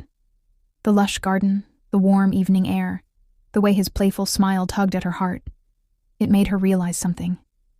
This time, she was the one being enchanted. But then, as if suddenly aware of his own words, Iska cleared his throat. You should get some rest, he said, his tone shifting back to normal. Then, noticing the dirt on her dress, he added, I'll have the maids prepare a bath for you. Wait, this was her chance. Just as he was about to leave, Ruby suddenly hugged to stop him. I felt scared, Ruby whispers. Iski then asked with a chilly voice, Did the new maid frighten you? She quickly denied it. No, Ronya didn't do anything wrong. It's just, being alone in such a vast place this late at night feels unsettling. I just wanted to be near you a little longer. His gaze softened. Without another word, he scooped her up in his arms and carried her out of the garden. I guess I failed again today. Maybe the heavens don't want me to get even a few inches closer to getting laid. Ruby sighed internally. Later, as they reached the bath, Iska set her down and cautioned, Watch your step and wait here. I'll call a servant. Oh, Ruby's heart raced as realization hit her. He's bringing me to his bath? Was he seriously planning for them to be alone here, together? Just then, Ronya entered and immediately noticed Ruby's injured foot. But before she could fuss, Ruby waved it off. It's nothing serious. Ronya poured holy water into the bath, explaining that it would help her wound heal. Then, in an offhanded tone, she added, I'll be leaving soon. Ruby blinked in confusion. Why? Ronya clarified. Lord Iska instructed me to assist you in undressing, but after that, he'll take care of the bath himself. Wait, when I said I wanted to be with him, did he think I meant I wanted him to bathe me? No way. He couldn't have taken it like that, right? Still flustered, Ruby slid into the warm water, feeling the soothing effects of the holy water ease her tension. Letting out a sigh, she absent-mindedly hummed a tune, her thoughts drifting to Popo, Chirpy, and Frosty. I wonder how they're doing. A voice interrupted her thoughts. What song is that? Startled, she turned, and nearly jumped out of her skin. Iska had somehow appeared behind her without a sound. Why are you sneaking around? She sputtered. He ignored her flustered reaction, crouching beside the tub as he reached for her injured foot. Iski suggested that Ruby soak in the warm water a bit longer, which sounded innocent enough. But Ruby's mind had other ideas. Was he really just here to help her bathe, or could this be her chance to spice things up? The thought crossed her mind. What if I pounced on him from behind right now? Or maybe not. He might end up locking me down instead. Breaking her thoughts, Iska suddenly asked if she'd mind her hair smelling like him. Ruby blinked before replying with a soft smile that she actually liked his scent. To her surprise, he stood up and calmly told her to take off her towel. Eh? Wait, what? She stammered, caught off guard. But Iska explained casually that it was hard to bathe with a towel on and assured her he'd turn around. As Ruby stood there, towel in hand, she felt a little flustered. Why do I feel like he's the one charming me here? With a sigh, she slipped off the towel, silently hoping her scars wouldn't ruin the moment. Finally, she called out to let him know she was ready. Iski asked if he should start with her hair, and Ruby gave a small nod. He began running his hands gently through her hair, his fingers stroking with a care that caught her off guard. But when he accidentally tugged a strand too hard, Ruby winced. Are you okay? He asked quickly, looking genuinely concerned. She reassured him and suggested he use some shampoo to make things easier. A bit awkwardly, Iski grabbed the shampoo and admitted that he wasn't exactly experienced with this kind of thing. Ruby chuckled softly at his honesty, finding it oddly endearing. As he worked the shampoo into her hair, she noticed something different. Unlike the servants who used to bathe her with cold mechanical precision, Iska's touch was clumsy but warm.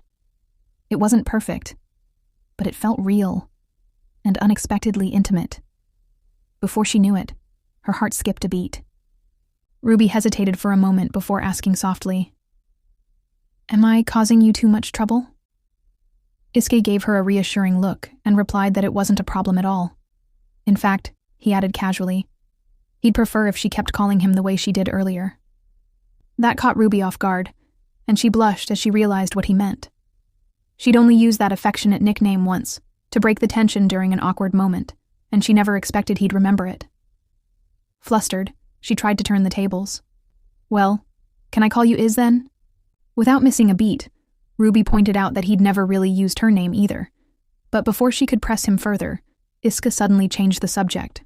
"Why is your hair so thin?" he asked, tilting his head in curiosity.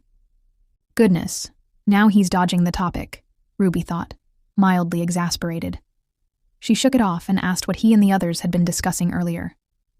Iski casually explained that they were planning to eliminate the frost dragon, then quickly added, "Just kidding." Before she could react, he gently but firmly announced that he'd finished washing her hair and would move on to washing her hands. As his fingers brushed over her skin, Ruby felt heat rise to her cheeks. Iski noticed her reaction and admitted in a quiet voice that gentleness wasn't exactly his strength. "Let me know if I'm being too rough," he added.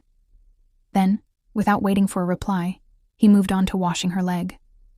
Man, how is he so focused right now? Ruby thought, watching him in disbelief. Wait, is this just his natural skill? Or am I reading too much into this? Suddenly, a spark of courage surged through Ruby. With a playful tone, she invited him to join her in the bath, even offering to return the favor. Iski's head shot up, and he gave her a long, serious look. "Do you really think I'm that insensitive?" he asked flatly. Ruby quickly clarified that she only wanted to repay his kindness, but Iski wasn't buying it.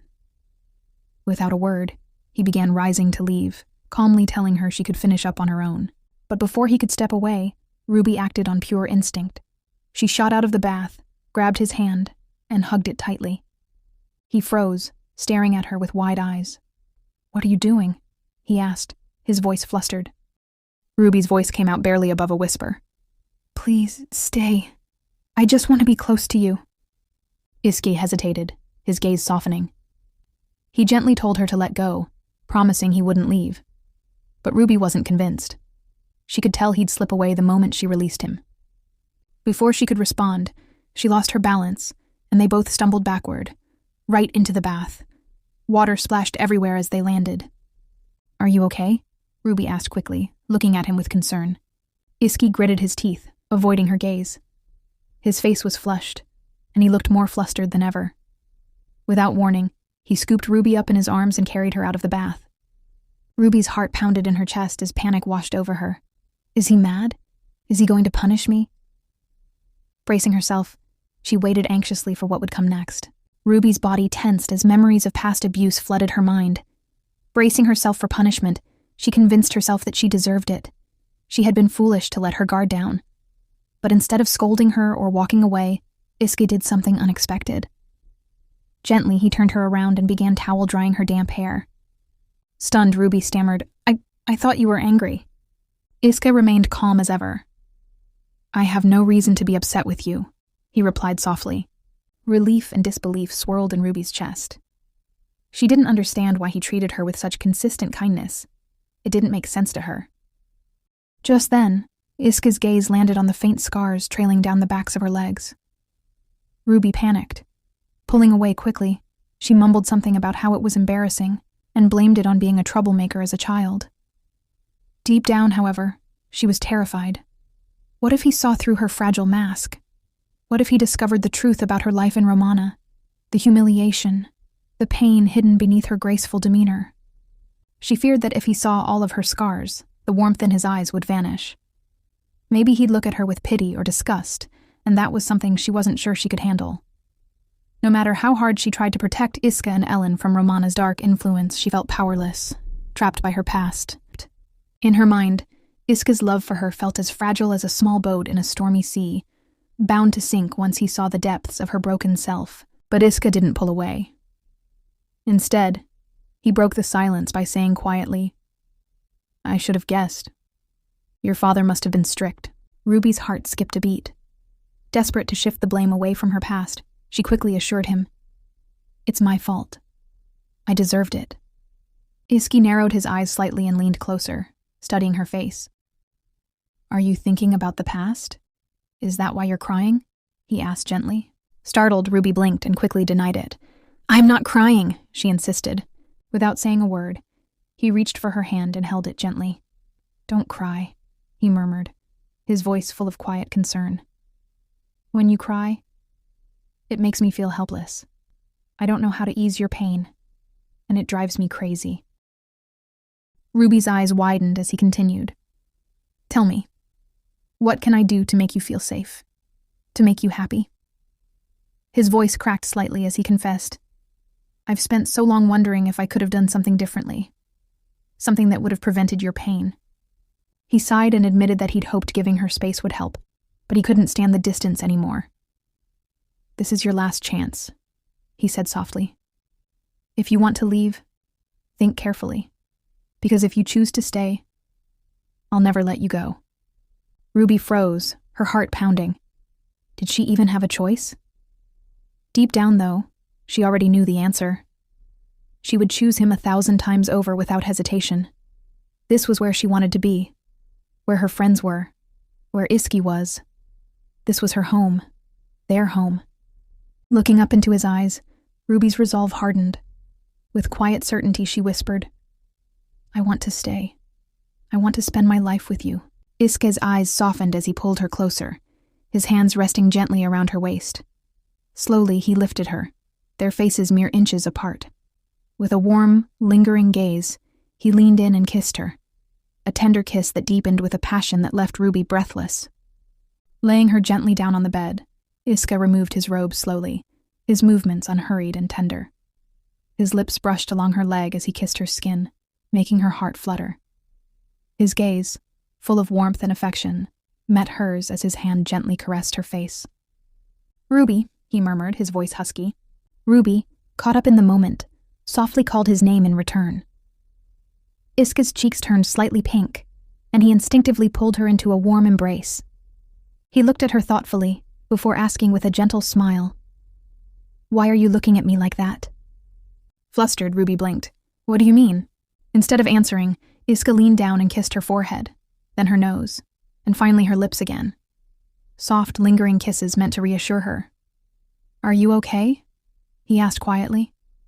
Ruby nodded but admitted, I'm just a little nervous. That's okay. It's my first time too. Either you're lying, or you're naturally gifted, Ruby thought, and I'm not sure which is more impressive. As they shared their first intimate moment, Ruby couldn't help but remark how strange it felt. Iske softly agreed. Yeah, it feels strange to me too. His gaze was filled with both confusion and deep affection, as though he was slowly realizing how much he'd fallen for her. In that moment, it was clear. He wasn't just captivated. He was completely ensnared by the bond they shared and everything they had been through together. At last, Iske whispered the words that had been on his heart for so long. I love you. Ruby's eyes glistened as she smiled and whispered back, I love you too. She wasn't sure what had led Iske to such deep emotions tonight, but something in her heart told her that from the very first moment their eyes met, this night was destined to be either their greatest blessing or their heaviest curse.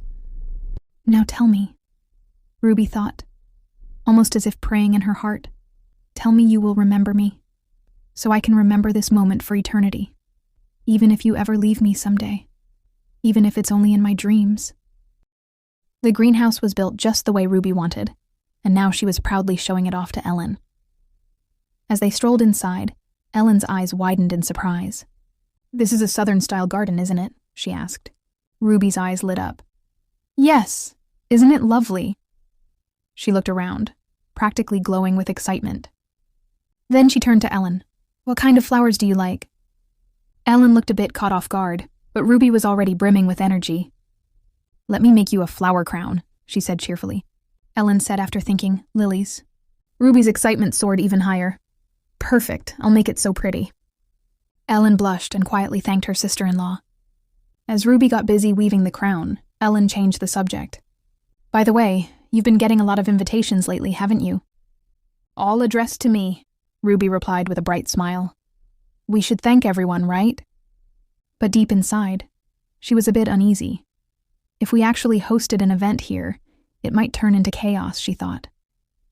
Ever since Iske's grand party, letters had been flooding in.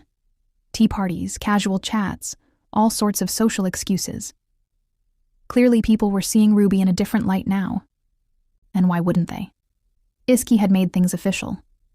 Their wedding had taken place, witnessed by knights and blessed by the archbishop. The cathedral bells had rung proudly. But Ruby noticed something. The archbishop didn't look pleased. Back then, his anxious eyes stuck in her memory, though the moment had been beautiful. As she picked more lilies, her thoughts wandered to something Iski had said. There's no need to return to Romana anymore. She was truly content here. Ellen joined in helping her with the flowers, too, saying gently, "You don't have to reply to every single letter, you know." Across from her, Ellen sighed and shook her head. Just thinking about all those social events is exhausting. Your body needs rest, too. You don't have to rush into managing the mansion either. Ruby's eyes widened. But if I suddenly take over, won't that make people uncomfortable? Ellen's expression instantly turned cold, eerily similar to Iski's when he was angry. Who would dare be uncomfortable with the lady of this house? Ruby flinched. I just meant, if anyone is, they'll be out the door, Ellen said firmly. Ruby clutched the flower crown tighter, silently grateful. Thank you. But it's not that simple with the maids, especially the head maid. That woman already gave her the cold shoulder from day one. And once she starts overseeing the household, yikes, things might get frostier. Still, Ruby wasn't here to stir drama. So Ruby simply said she didn't want to be a bother to anyone. After all, she'd never dealt with house matters before, unless counting dust bunnies as experience counted. Ellen nodded in understanding. I'll help you, step by step. She paused for a moment. You know, the head maid. She's been with me since I was a child. Ellen's eyes softened with the memory. A few years before my mother passed away, the head maid was the one holding the household together, she said. Ruby sat back down, curious. So your mother was like me? Ellen's expression grew pained. Yes, she had the same way of eating, the same scars on her hand. She stared into the distance. One day, my mother suddenly became obsessed with appearances, living lavishly. Then just as suddenly, she stopped everything. Stayed in her room and cried all day. Ruby didn't interrupt. Even without saying much, she could tell Ellen carried a deep hurt. She wondered what caused that change, but Ellen simply shook her head. I don't know. After she passed, my father and brother were never the same. Then came the heartbreaking part. When I was little, I saw my parents fight, over and over. I never knew why. And after that, my brother became a holy knight. Back then, he used to wish our mom would turn into a ghoul, just so he could see her again. He'd probably miss her too, even if he can't show it. After that vulnerable moment, she turned to Ruby. Let's keep this between us, okay? Ruby nodded eagerly. Of course, my lips are sealed. Just then, an attendant arrived, cutting through the peaceful atmosphere. Milady, you have visitors. Ruby blinked, confused. Visitors for me? Ellen stood up, concerned. Who is it? The man scratched his head awkwardly. People from Longinus, my lady. Ruby's stomach twisted. Could it be about her secret? She stood up quickly. I'll go meet them. Ellen wasn't convinced. Are you sure you're okay going alone? Should I come with you? Ruby waved her off with a small smile. No need. You have your own meeting, right? They're probably just here on business. Still, Ellen wasn't totally reassured. Then at least bring them here instead. The trio took in the beautiful surroundings, and Ivan couldn't help but marvel aloud. This is truly a wonderful sight. Ruby was already seated at the tea table, waiting for them with a welcoming smile. It's lovely to see you all. Should I make flower wreaths for everyone? She offered brightly. Ivan instantly lit up. What? For real? That would be such an honor. But not for long. Grimacing, Ivan turned to the one who'd nudged him and cleared his throat. Actually, we're here with a favor to ask. Sorry for dropping in like this. Ruby was curious but remained calm and gracious. Please, go ahead. Feel free to ask anything.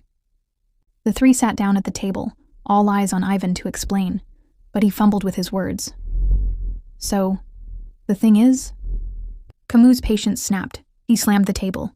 At this rate, the sun will set. Ivan shot him a glare. You fool. Don't raise your voice in front of Lady Ruby. You're embarrassing us. Ruby, glue gun in hand, froze mid-motion, sensing something serious was coming. He straightened himself. Lady Ruby, are you familiar with frost wolves? Ruby tilted her head thoughtfully. Only from illustrations, I believe. Then I'll get straight to the point, Camus jumped in. Can you speak to them? The image of a chilling, magical wolf flashed in Ruby's mind. Frost wolves weren't ordinary creatures. They left behind magic stones when they died, and afterward their bodies were no different from normal wolves, extremely rare and shrouded in mystery. But asking Ruby to communicate with them? Her face went blank. Something had to be wrong. Ivan explained further. Normally, frost wolves never leave the forest. They're intelligent and don't attack humans unprovoked. But now, they're showing up near people's homes, acting aggressive. No casualties yet, but we don't know how long that'll last. He hesitated before continuing. There's an old legend. If someone kills a frost wolf before the Jubilee event, they'll be cursed, driven to madness or haunted by revenge. And this year is the year of Jubilee. We'll be holding the sword-fighting event. We'd rather avoid bloodshed if we can talk to them instead. That's why we came to you, Lady Ruby. Ruby felt the pressure of the request. It was a heavy burden. I can't actually talk to them, she admitted. It's just, they seem to understand me sometimes. She also remembered Iski's warning. Avoid magical beasts for now. His words echoed in her mind. I'm not even sure I could understand the wolves if I tried, Ruby added with a gentle smile. Ivan gave a sheepish laugh. We were worried that might be the case too. But still, Lady Ruby, you're special. That's why we had hope. Ruby paused. Is my husband coming too? Ivan scratched his head, clearly unsure how to respond. Camus, of course, had no filter. No, he's not. If Iski knew we came to ask you for this, he'd have our heads. A chill ran down Ruby's spine. Hey, you idiot, what are you saying? Ivan hissed. Well, I'm not wrong, Camus muttered, sipping his tea a bit too casually. He leaned forward. If you don't want to, just say so. We honestly didn't expect you to say yes anyway. Ruby met Camus' gaze, her thoughts unreadable. Without warning, Ivan hit Camus, then turned back to Ruby, flustered. Lady Ruby, I apologize for his rudeness. Honestly, we just... I'll do it. Both men froze. I'll try, Ruby repeated calmly, a tiny spark of hope in her eyes. In her heart, she sent an apology to Iski. I'm sorry for going against your words, but they're protecting my secret, for my sake. And if I help them, I might earn their trust. She glanced at Camus, thinking, that arrogant mouth. I'd love to sew it shut someday. But she smiled anyway. Plus, if I learn more about magical beasts, it might open new doors to meet my friends. Just then, Ivan pushed a bag of chocolate toward her. Here, have some. Ruby blinked in disbelief and thought, do you think I'm a child? The forest was shrouded in thick snow, making everything feel even more oppressive. Ruby wrapped herself tightly in a cloak and scanned her surroundings. Ivan, who was beside her, gestured respectfully ahead. Lady Ruby, it's this way. I'm not sure when they'll appear, so I blocked off this path. Ruby could hear the eerie growls of wolves echoing through the trees. Her pulse quickened, but she kept her composure. I'll go a little closer, she suggested, her voice calm yet firm. The three of them dismounted and moved forward slowly, the wind whispering around them as it shielded Ruby as much as possible. Suddenly, a magical beast emerged from the shadows. Its growl was menacing, and Ivan instinctively raised his sword. The wolf stared them down with fiery eyes, its sharp teeth bared. It looked ready to pounce. The leader is directly confronting us, Ivan said, his voice low. Lady Ruby, stay behind me. But Ruby shook her head. It's all right. Let me go alone for now. With determination, she took a step forward, approaching the fierce frost wolf. The wolf growled at her, but its stance softened slightly, as if unsure of what to make of her approach. Ruby removed her hood and smiled gently. Hello, she said quietly. The wolf's eyes seemed to soften in response, its growl weakening.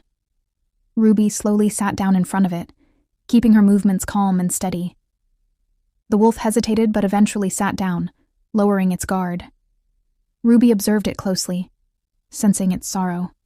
It's less wary now, but it seems like it wants to tell me something, she thought, feeling the deep sadness and resentment radiating from it. At that moment, Camus began to move forward, but Ruby stopped him.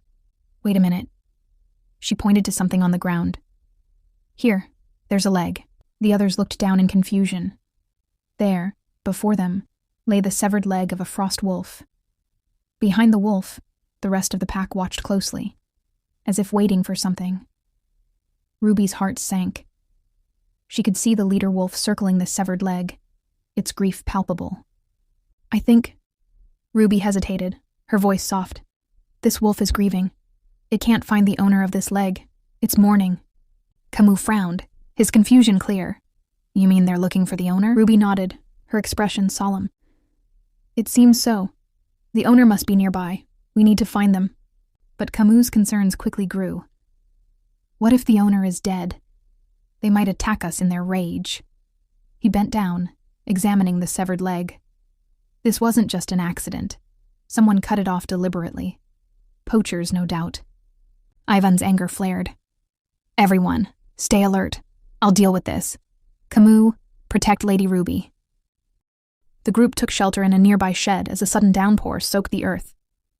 Ivan and Galar went out to search for the poachers, leaving Ruby behind, her thoughts still with the grieving wolf. Would it be all right? What if the owner was really dead? Lady Ruby, it's cold. Please take this blanket. A voice interrupted her thoughts. Ruby looked up, startled, to find Andy standing before her with a warm smile. Thank you, she murmured, her surprise quickly turning to confusion. Why is Andy here? Before she could question him further, Camus burst in, clearly flustered. What are you doing here? Ruby glanced behind him, and her heart skipped a beat. There, standing with an expression colder than the storm outside, was Iski, radiating fury. In an instant, a powerful blow rang out. Camus hit the ground with a thud, stunned. Ruby gaped in shock as Iski loomed over him, his rage obvious. You bastard, Iski growled, grabbing Camus again before the poor man could even recover. As Iski's fist came toward him, Camus panicked. Hey, wait, listen to what I have to say. Ruby stepped forward, with a firm voice to stop her husband. I'll explain. Please, calm down. Iski's fierce gaze softened slightly as he turned to face Ruby. His anger was still apparent, but Ruby's plea seemed to cool the fire. Iski grunted and tossed Camus aside, walking toward her with measured steps. With each step he took toward her, Ruby grew more anxious, her body trembling slightly. She fiddled nervously with the hem of her skirt. When he finally stood before her, Iski gently wiped dirt off her cheek, his voice softer than before. You're a mess. Your body is already weak. Why are you out here with these guys? Ruby stammered, searching for a reason. I only came here because I wanted to see the frost wolves. Iski sighed deeply, holding his head in frustration. That doesn't make sense. He glanced at her exposed head, the rain soaking her through. Without a word, he pulled her hood up, his concern clear. What if you faint again from the rain? His touch was tender, as if caring for a child. Ruby flinched but smiled weakly. I won't. Let's go inside first, then we can talk, Iski suggested gently. Inside the shelter, the mood was tense. Iski turned to his friends, his tone cold. So you took matters into your own hands because of some superstition? You even lured my innocent wife with those cheap chocolates? Ruby and Andy, who had been enjoying the treats, both felt guilty under his scrutiny. Ivan, never one to back down, shot back. Are you planning to arrest us and kill us all, but you're punishing us for superstition? Your wife said she would come with us to find those wolves. Why are you ignoring her opinion? Ruby jumped to her feet, flustered by the growing tension. Wait, everyone, calm down, she urged, trying to de-escalate the situation. Please don't get angry. Iski's concern deepened. I clearly told you not to do anything reckless, especially with demonic beasts. What if they attacked you? What if you got hurt? Do you think these guys have real combat experience with frost wolves? Camus immediately shot back, indignant. You bastard, how dare you underestimate us? Iski shot him a glare, silencing him instantly. Shut up! Ruby's hands tightened around her skirt. I'm sorry for causing you trouble, she said, her voice barely above a whisper. Iski froze, his anger still bubbling beneath the surface. Who told you that? He snapped, clearly upset by her words, thinking someone had accused his wife of something. Ruby's voice trembled as she clarified. That's not what I meant. I really did cause trouble. You all worked so hard to find me, and you almost got into danger because of the frost wolves. More than anything, I don't want to be a burden to you anymore. Iske stood silent, processing her words. Her vulnerability and the weight of her apology seemed to pierce through his anger. "I'm not like the holy knights with special abilities," Ruby continued softly. "I don't have great swordsmanship like others, so even if it's just a little, I want to help everyone." A heavy silence followed, and Ruby's heart pounded in her chest. "What's wrong with everyone?" Finally, Iski smiled gently, patting her head. "You don't need to worry about such things. You've never been a burden, Ruby." Her heart lightened at his words, but the moment was interrupted as Iski's demeanor shifted once more. He turned sharply to the three men, his gaze hardening. "So, what's the real story here?" Andy, still wiping away tears from Ruby's earlier words, while others glanced over nervously. The wolf was panting heavily, bound by iron chains, its mouth muzzled. The poachers who had captured it looked terrified as they explained. "We really just intended to treat it." Ivan narrowed his eyes, skeptical. "Treat it? You said you were going to get the frost mushrooms." The man's eyes widened in panic, realizing his slip-up. He quickly corrected himself. "We just happened to find it trapped. We were going to help it." Ivan wasn't fooled. He grabbed the man by the hair. "Be honest. If you wanted to treat it, why didn't you just let it go? Why bring it here?" The poacher flinched, guilt written all over his face. Ivan's rage escalated as he pointed to the illegal items around them. He lunged at the man, ready to strike. Meanwhile, Iski had cut the chains on the frost wolf and carried it over to Ruby and asked her to step outside now. Outside, Iski gently placed the frost wolf on the ground. The group stood silently around it, observing closely. Camus spoke up. "Now we just need to take it there, right?" But Galar stopped him. "Wait." He crouched down to examine the wolf more carefully. "This one's a female, and her size is different from the usual ones." Iski, who had been quiet, added, "It must be a mate of an alpha, the leading couple of their pack." At that moment, Ivan burst out of the door, exhausted. "We have to put those guys in jail, but what's going on here?" He frowned when he saw the group standing in stunned silence. "Is it too heavy to carry?" Andy, still shaken by Ruby's words, answered, "This wolf seems to be the mate of the alpha." Ivan blinked in surprise, his shock matching everyone else's. A few moments later, the tension was thick as Ruby looked at the injured wolf, its breathing growing more labored. "Everything's messed up." She glanced up at Iski, uncertainty in her eyes. "Can we bandage it like that?" Iski, ever calm, reassured her. "Don't worry, it's not an ordinary wolf, just a little frost mushroom, and it'll recover quickly." Ruby hesitated. "What is a frost mushroom?" Iski's voice was dry with amusement. "The thing you threw at my face last time." Ruby blinked in surprise. Before she could respond, Andy stepped in, offering an explanation. "It's one of the important ingredients in the medicine to heal wounds, Lady Ruby." Ruby stammered, I was just trying to stop Iski." A sudden howl from the distance cut her off. Ruby turned instinctively toward the sound, her heart racing. Iski, who had also noticed the howls, began to carefully lift the injured wolf. "I'll take it. Everyone, protect Ruby." Ruby's mind raced. She remembered how terrifying the frost wolves were before. No matter how strong Iski was, if the pack attacked, he could still be in danger. Worried, she tugged at his shirt. Her voice grew more urgent. "Since it's the pack, they'll be very ferocious. What if they suddenly attack you? I know you're very brave, but what if..." Iski's heart fluttered at the hint of concern in her voice. "Are you worried about me now?" Ivan's voice broke the tension from behind them. "Don't worry too much, Lady Ruby. He fought things fiercer than frost wolves. It's the frost wolves who should be afraid." But Ruby's worry didn't dissipate. She became even more determined. "I want to go too." Iski shook his head firmly. "No, you stay here." Ruby immediately fired back, her voice full of emotion. "I don't want to. I said I'm worried. What if you die?" Iski froze at her words, a flicker of shock passing through him. "Who's going to die?" he asked, his voice softening as he turned to face her. "You'll be in more danger than I will." Ruby fell silent, her thoughts churning. She glanced at the growling wolf in Iski's arms. Then, she reached out and began to soothe it. "It's okay," Ruby murmured gently, her hand stroking the wolf's fur. "We'll take you home now. You don't have to be afraid anymore." Iski stood still, watching her in disbelief. The others around them, too, were wide-eyed, witnessing Ruby's calm and natural ability with the demonic beast. But Iski, coldly turning away, avoided her gaze. "No," he said firmly, refusing to relent. Ruby stared at him, frustrated but determined. But you just saw my ability. She pressed on, using her ultimate move. I just want to be by your side. Her eyes sparkled with sincerity as she pleaded with him.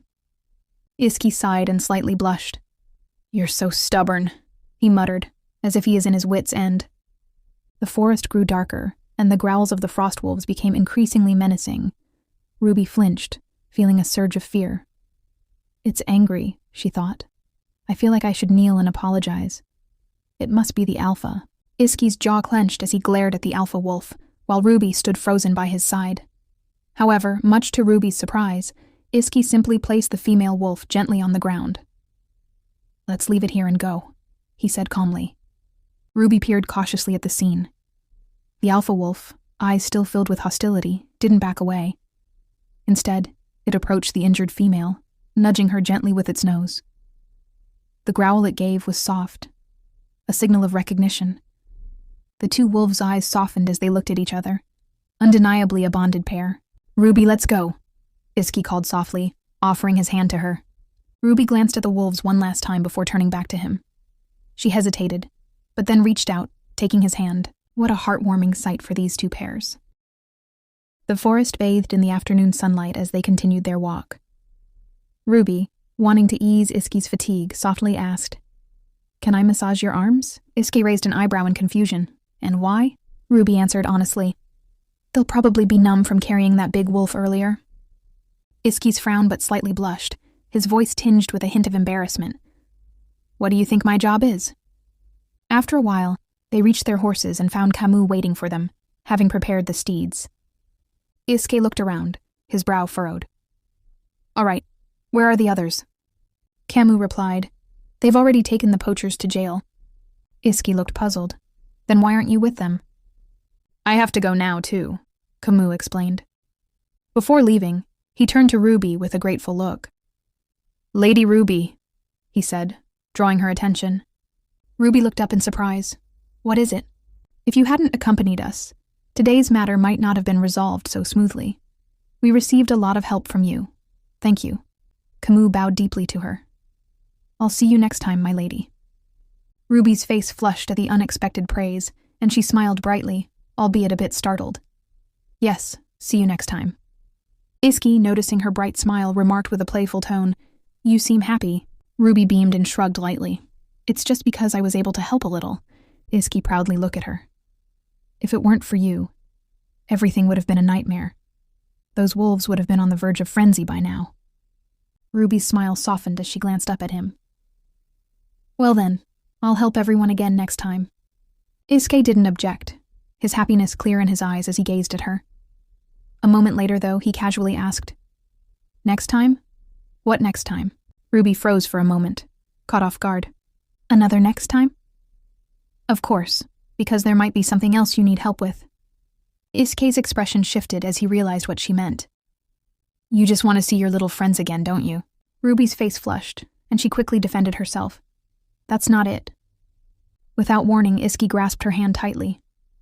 Whatever the reason, I don't want you to leave my side. You like chocolate so much that you'll do anything anyone tells you. Ruby awkwardly tried to explain. I told you, I came here just in case you were here. I'm always thinking about you.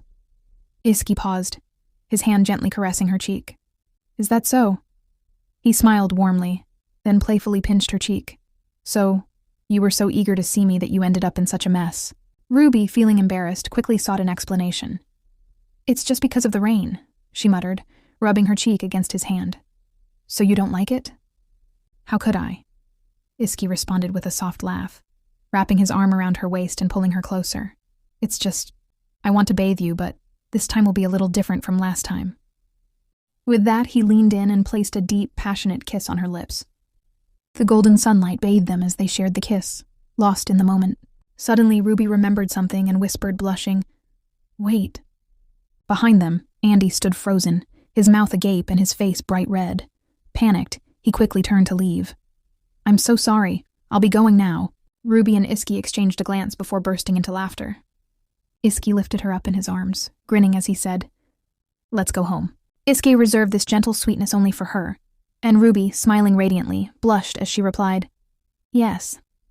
Under the setting sun, the two rode back to the mansion side by side. On the other hand, in a distant church, Pietro sit, muttering to the heavens in frustration. Why is everything so messed up? The plan has failed. Since when has their relationship progressed to this level? I should have broken her legs. At that moment, someone approached him. A voice called out, "So it was you who helped them consummate their marriage. Informing the master must have put you in a difficult situation." Pietro's eyes narrowed as he turned to face the newcomer, who was none other than the archbishop. "The result isn't good for the excellent spy of Romana like you either," Pietro replied coolly. At the Omerta castle, inside a cozy room, Iski sat next to Ruby, watching her sleep peacefully. His hand gently brushed her rosy cheeks, a soft expression on his face. Suddenly Ruby woke up, causing Iski to jolt. "Did I wake you?" he asked. Ruby shakes her head quickly. "Not at all," she replied, though she soon asked, "Are you leaving already?" Iski nodded. "I have to go now. I need to be back before it gets too late." Ruby felt a pang of sadness at his words. "I see," she said softly. Iski studied Ruby for a moment before gently urging her, "Go back to sleep. You still look tired." Ruby sat up in a fluster, shaking her head. "No, I'm awake." In a spontaneous moment, she hugged him tightly and whispered, "I just don't want to be apart from you. It would be amazing if I could go with you." This caught Iski off guard, his face turning a little red. He then kissed her cheek, teasing, "Even if you came with me, you would only just wanted to see your monster friends." Ruby quickly shook her head. "Shh, that's not what I meant." Iski raised an eyebrow, still teasing. "While I'm gone, I'm sure your friends will come looking for you. You won't just run after them, will you? Or be lured by chocolate again?" Ruby, now flustered, shouted, "I won't run after them." Then, remembering something, she added, "Oh, and this afternoon, I planned a tea party with Ellen in the water garden you made for me." Hearing this, Iski seemed reassured, then added that he really wanted to get to know Ruby even more. He encouraged her to say anything she likes and dislikes. Ruby blushed at the thought, realizing she knew a lot about Iski, but only from the novel. So she couldn't claim to truly understand him just yet. Suddenly, Iski pulled Ruby into a tight hug, whining, "I don't want to leave you." Ruby, with a smile, said, "Then go quickly and come back to me." Iski smiled back, "I'll be back as soon as I can." Ruby cheerfully replied, "Yes, have a safe trip, Iz." This was the first time Ruby had truly been able to enjoy such peaceful moments. But as she thought about it, a small fear crept in. Could she truly savor this happiness? She wished she could freeze this moment forever, even if it was just a fleeting dream.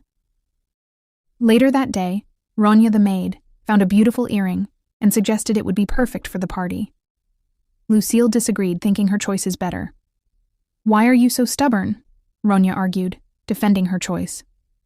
Before they could continue, an attendant entered and informed Ruby that her father-in-law wished to speak with her. As soon as the Duke entered her room, he immediately asked, "Are you going somewhere?" Ruby explained, "I'm just having a tea party with a few people, including Ellen." The Duke nodded in approval, pleased that his daughter was clearly looking after Ruby well. Though Duke Omerta had come to inform Ruby about his meeting at the palace, he stopped by to see her first, after hearing that Iski had given Ruby the Omerta vault key. Ruby, caught off guard, wondered if the Duke would ask for it back. However, to her surprise, the Duke only asked a few questions about what Iski had told her. Ruby laughed nervously, answering, "He entrusted it and told me to keep it safe." The truth, however, was that he had given it to her to use as she wished. After a brief pause, the Duke told her, "If you need anything, feel free to take it from the vault." Then, his gaze shifted to the bracelet on Ruby's wrist. He seemed relieved and said, "I'm glad you have the bracelet. I was worried about Iski's tendency to act on his own, but it's good that he didn't use it for something frivolous. It's a family heirloom, after all." Ruby was surprised, asking, "A family heirloom? Iski told me the bracelet was for my health." He explained, "It was crafted by our ancestor from a dragon's heart." Ruby's eyes widened in astonishment. A dragon's heart? Her heart skipped a beat. Could this be why the Duke seemed dissatisfied at the last banquet? As she processed this, the Duke apologized to her.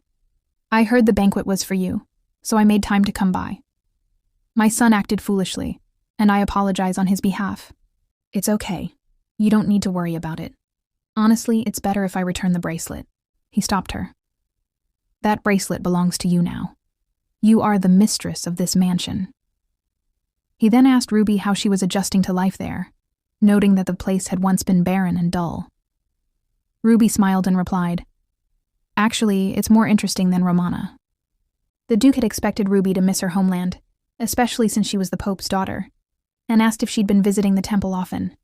He added, "I know I said some unpleasant things before, but the Arendelle Temple is always ready to help you." Ruby, sensing a test, hesitated before responding, "To be honest, just listening to hymns makes me sleepy. Would you rather I be more pious?" Duke Omerta then clarified, "I just wanted to make sure the Pope doesn't think we're intentionally confining you." Ruby waved her hand dismissively. "It's not like that. My father knows I like it here." The Duke's surprise led him to ask if her happiness stemmed from the place or his son. Ruby, without hesitation, declared her love for Iski, calling it destiny. Full-on fangirl mode activated. He ultimately accepted her sincerity, attributing his concerns to his age and worries for her safety.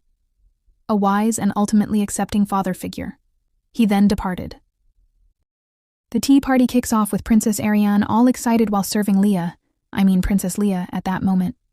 The kids playfully swap roles, and it's all too cute. While everyone's chatting about this and that, someone wonders if Ruby often visits the garden. The children have created a secret hideout there. Honestly, it's just as glamorous as they say. The guests gossip about the garden being a gift from Iski to Ruby, leaving her a little flustered. But Ellen, being the supportive friend and sister-in-law, encourages Ruby to take some pride in it. Honestly, who wouldn't? It's a dream garden. Out of nowhere, Freya casually mentions that people tend to do strange things just before they die, making a cryptic reference to Iski's health. Talk about a mood killer, right? Just as things start to feel tense, Ivan steps in, lightening the mood with some playful sibling banter with Leia. Naturally, Ariane has to leave since it's getting late, leaving Leia a little down. So, Ellen and the other guests escort Ariane out, and Ruby's left alone for a bit. Ruby was busy thinking when she noticed that the children had left something behind, and thought to herself, "I'll return this next time." Just as she was about to settle back, Freya appeared by her side, praising the item. "How cute. I used to play with dolls when I was little, but none of them had jewelry this dazzling." Ruby was caught off guard that Freya was still lingering around. Freya then turned to compliment the garden. "This place is wonderful. Did Iski design it himself?" Ruby nodded, but Freya didn't stop there. She looked Ruby right in the eyes and asked, "You must be very satisfied with all this, right?" Ruby froze at the question. It wasn't exactly a simple question to answer, and Ruby wondered where it was all leading. Freya sneered before continuing, "I can tell you're very loved by Iski. In my experience, people like you, well, as long as their safety is guaranteed, are satisfied enough. You're no exception." Ruby's confusion deepened. What was Freya trying to get at? "What exactly are you saying?" Ruby asked, trying to figure out Freya's intentions. Freya paused, almost calculating something in her mind, before casually adding, "Even if you left here and married someone else, it would be the same, wouldn't it?" Ruby laughed awkwardly, replying, "What a strange thing to say. I won't leave Iski." Freya then smirked. "Do you really not understand, or are you just pretending?" Freya went straight to the point. "Iski is the beloved nephew of His Majesty.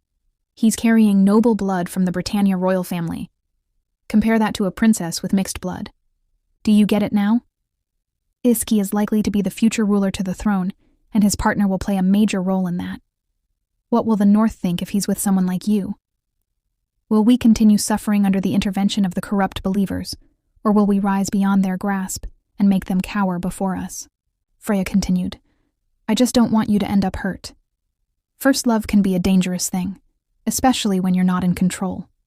You're just a pretty face to dance around, and a man like Iski, well, if he loses his mind over you, it would be a shame. But don't worry. This will all pass." Ruby knew people could change, having seen it firsthand, but why was Freya so focused on this? "It sounds like you know a lot about my husband," Ruby remarked. Freya quickly replied, "Does that bother you?" Ruby laughed it off. "Not at all. I just find it fascinating. But Iski's never mentioned you before." Freya seemed a bit embarrassed, but then laughed. "Well, maybe he doesn't want you to think I'm his mistress. He cares about me, but it's nothing really. I'm not into childish emotional games, and neither is he. Ruby had to bite back a smile. Freya was trying so hard to appear nonchalant about something clearly bothering her. Iski and I share a lot of things, especially our love for the North, Freya said with a soft sigh. But he'll never give his heart to something as fleeting as first love. Eventually, he'll realize who he should choose. Ruby's mind raced. Freya is implying that she was the one who deserved to be Iski's queen, the future ruler, not Ruby. It was clear now that Freya wasn't hiding her true intentions at all. Why beat around the bush so much if she really thought she had a claim on him? Ruby had had enough of the veiled jabs and twisted logic. It was time to call Freya out. She fixed her gaze on her and calmly said, "You know, Lady Freya, none of what you're saying really adds up. You're telling me I should be content even if I'm not with Iski, just because my safety's supposedly secured? That I'll be happy as long as I'm protected?" Her tone turned sharp, edged with sarcasm. "But why would I be hurt by him? Or even see you as some kind of romantic threat?"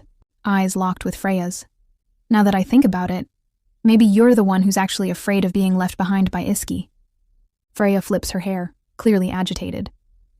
"Oh, Ruby, stop pretending to be so innocent. You know isn't been the only one being so nice to you lately.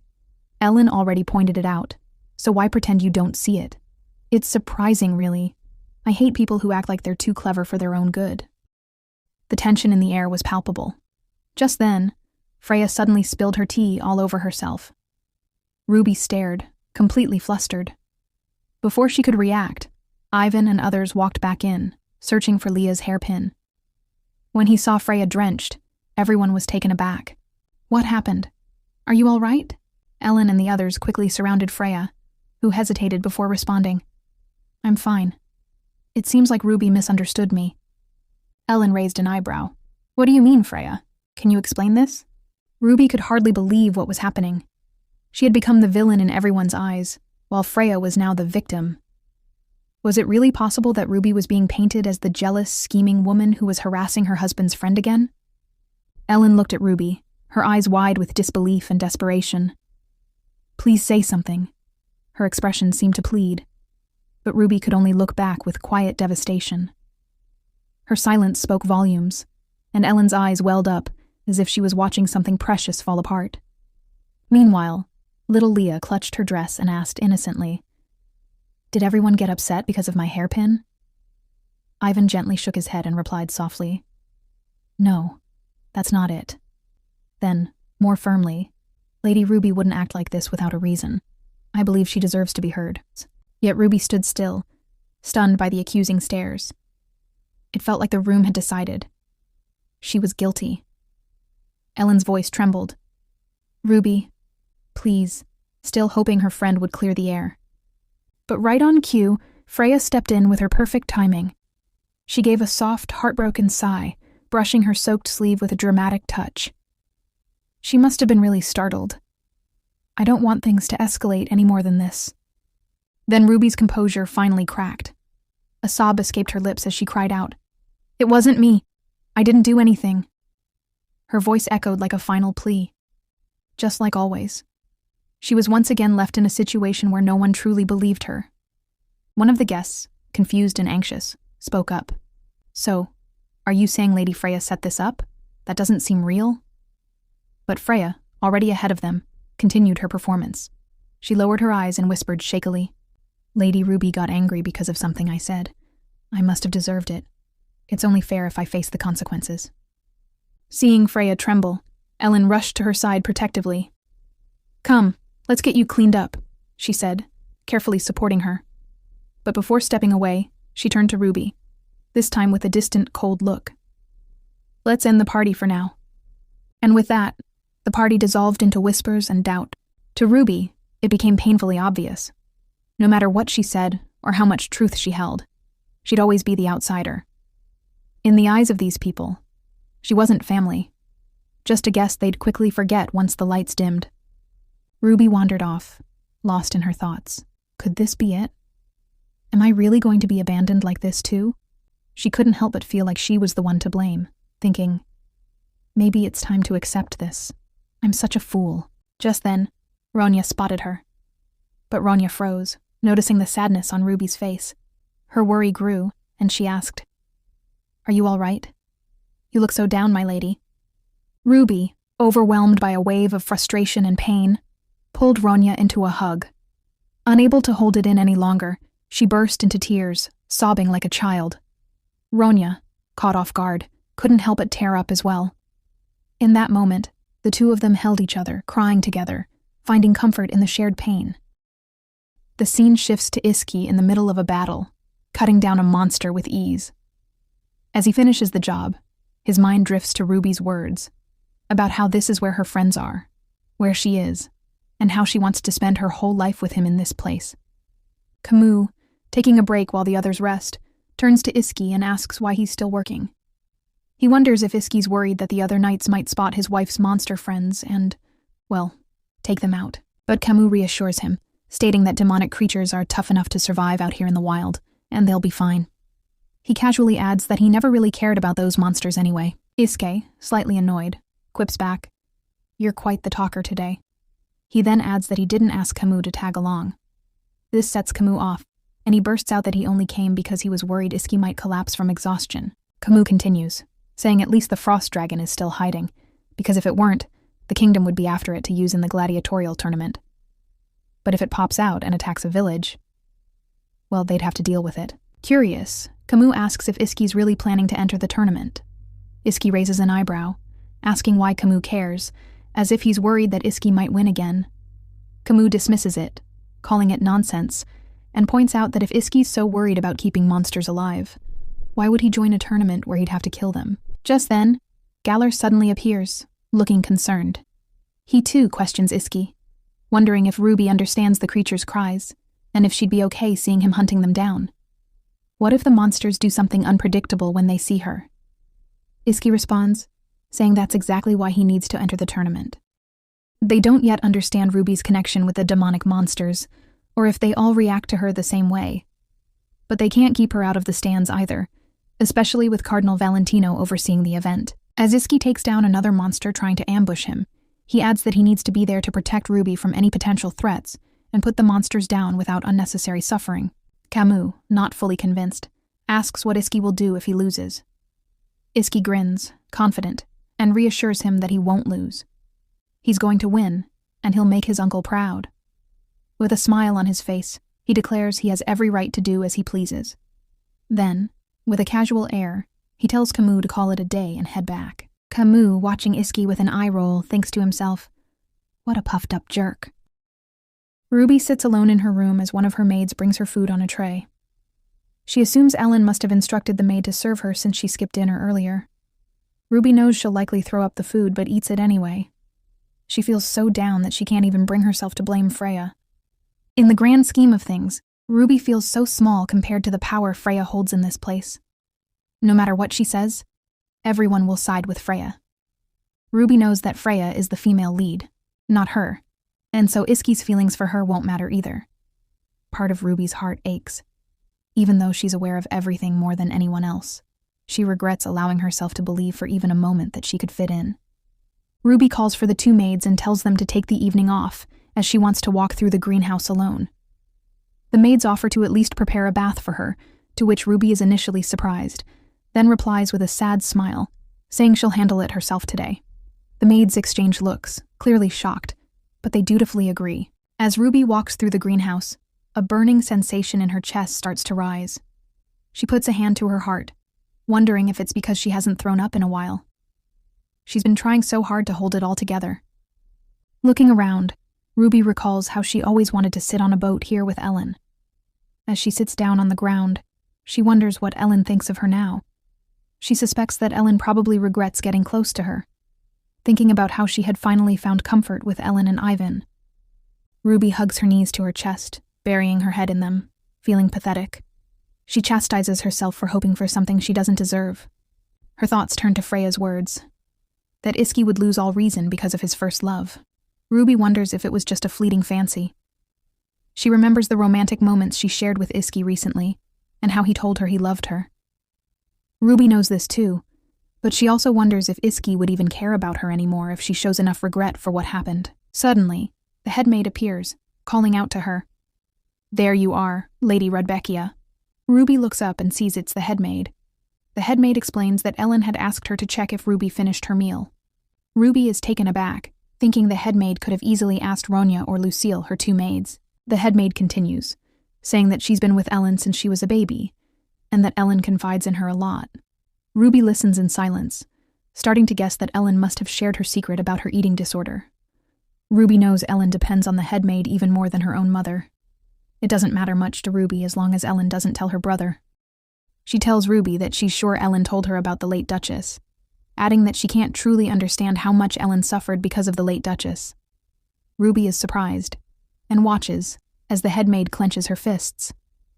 The headmaid vows that she won't let anyone put Ellen through the same pain again. Ruby, stunned again, wonders why the headmaid would say this, especially since she was likely in the Duchess's inner circle. She starts to realize how deeply the headmaid cares for Ellen. The headmaid then says that Ruby seems to have inherited the Duchess's troubling habits and is causing more trouble for Ellen. She wonders aloud if the mistresses of the house are cursed. The headmaid goes on to say that Ruby hasn't really left them yet. Ruby stands up suddenly, demanding to know why she has to leave and where she should go. The headmaid calmly responds, "You know better than anyone, my lady. You'd leave this castle in a heartbeat." Ruby quickly retorts, "Not at all. I'm not leaving this place, not even when I'm dead." The headmaid steps closer and asks if first love is just a sweet dream. She says she understands why Ruby would feel this way, but soon Ruby will realize that everyone has a place they belong. Ruby wonders why people are always framing everything this way, as though preaching to her. She wonders if they want her to just disappear, and if that's all they really want. She knows she only chose this place for survival, and that's all. Why does everyone seem so eager to tear her apart? Suddenly, anger rises in Ruby, and she clenches her fists. The headmaid continues, saying she's giving Ruby this advice for her own good. Ruby interrupts, slapping the headmaid across the face, knocking her glasses off. The headmaid stumbles back, questioning Ruby, but Ruby cuts her off, asking if this is what the headmaid wanted, to provoke her. The headmaid sneers. "After all that time pretending to be weak, you finally show your true colors." She threatens to tell Ellen, but Ruby interrupts once more, telling her to go ahead. It won't change anything. She warns the headmaid that she's just the headmaid, but Ruby is the daughter of Romana's pope, which causes the headmaid to flinch. Ruby adds that she should be thankful she's not having her tongue pulled out, and that she's letting her off the hook for Ellen's sake. Nervously, the headmaid turns and storms off, leaving Ruby standing there. Ruby feels a pang of regret, knowing this incident will probably ruin her relationship with Ellen. She thinks that true friendship is a luxury she can't afford, and how foolish she was to even hope for it, even briefly. Meanwhile, Ellen is lost in thought, recalling how Ruby insisted she hadn't done anything to provoke Freya, neither this time nor before. Ellen sighs, her mind swirling with thoughts. Suddenly a voice cuts through her thoughts, asking why she's outside in the cold. She turns and sees it's Iski. He continues, asking how the tea party went and how Ruby is doing. Ellen turns away, lost for words. Iski notices her silence and asks with confusion why she's making that face. Ellen hesitates, then quietly responds, "Well, at the tea party, Ruby and Freya." Fast forward when Iski is in the greenhouse, frantically searching for Ruby. He's calling out her name, but something doesn't feel right. He couldn't find her anywhere. He can't believe what's happening. He thought he'd finally reached her. Has she left without saying anything? Did he say something wrong? Is that why she's trying to push him away again? The thought scares him more than he's willing to admit. Out of the blue, he hears a splash and freezes, turning around. There, in front of him, is Ruby. He exhales in relief and asks, "What are you doing here?" Ruby, startled, gasps and calls out his name. She admits he startled her and exclaims, "You're back!" Iski teases her, asking if she was playing hide-and-seek. Ruby confirms it, laughing about how he found her. He asks her what reward he gets for finding her, to which Ruby, a little confused, asks what he meant. With a playful glint in his eyes, Iski grabs her hand and asks if he deserves a reward for finding her. Ruby pauses for a moment before asking, "What if my lips are the reward?" Iski blushes and chuckles softly, then leans in, saying, "That'll do." Ruby rises on her tiptoes and kisses him. As they kiss, Ruby can't help but wonder if anyone has told him something, or if he's testing her. When they pull away, Ruby's heart sinks at the thought that this might be their last kiss. She feels a pang of sadness.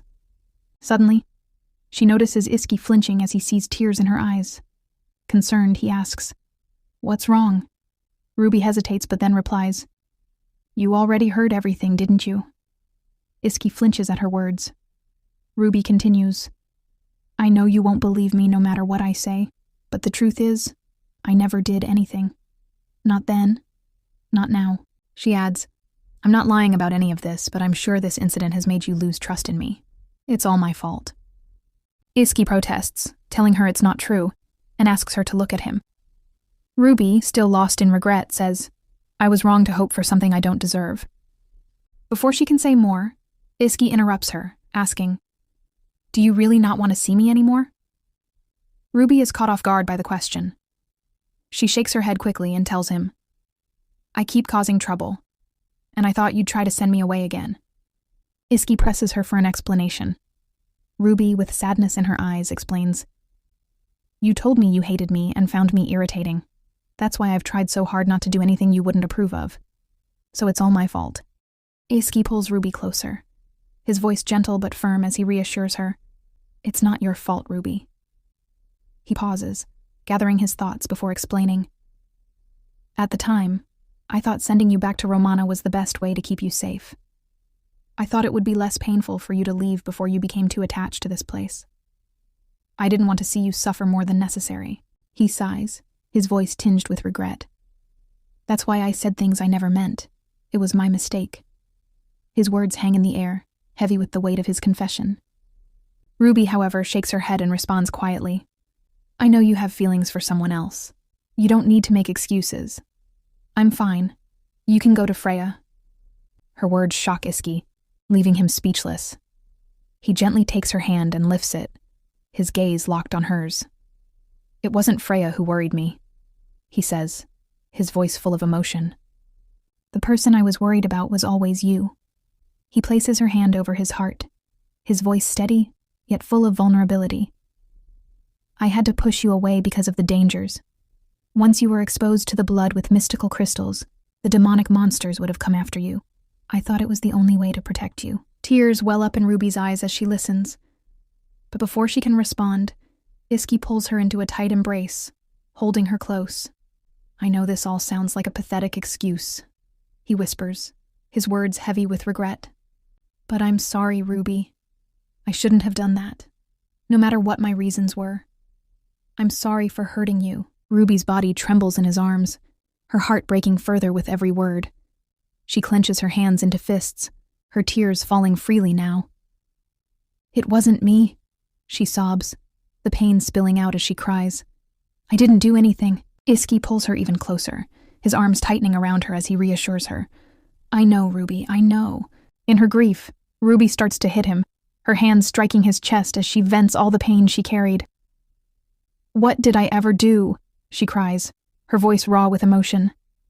"Why does everyone keep blaming me?" Iski stands still, letting her hit him, feeling every blow as if it were his own punishment. His heart aches, knowing the truth in Ruby's eyes and the warmth in her embrace. He thinks to himself, the dread creeping into his chest, "What would I do if she leaves me? How could I live without her?" Because deep down, Iski knows something he's never said aloud. Ruby is the one who makes him long for something he feels he doesn't deserve. She's the one who's kept him grounded, and he fears losing her more than anything. While Ruby and Iski sit by the fireplace, the warmth of the room contrasts with the nervous tension lingering between them. Iski hands Ruby a cup of tea, his usual calm demeanor masking the weight of the conversation still hanging in the air. Ruby hesitantly takes a sip of the tea, her gaze flicking to Iski before she nervously calls out to him. "Are you okay?" Ruby asks quietly, guilt and concern lacing her voice as she remembers her earlier outburst. Iski smiles softly, reassuring her. "I barely felt it." He reaches for her hand, lifting it gently and kissing it. "In fact, I was more worried about you. I thought your hand might bruise." He starts to stroke the back of her hand, his touch gentle and comforting. Ruby's face turns crimson at the intimacy of the gesture, and she quickly pulls her hand back, trying to change the subject. "What are you drinking?" she asks, trying to hide her flustered state. It's just some rum, Iski replies casually. Ruby's curiosity piqued. She asks, "Can I try it?" Iski slides the glass toward her, a smirk tugging at the corner of his lips as he watches her curiously.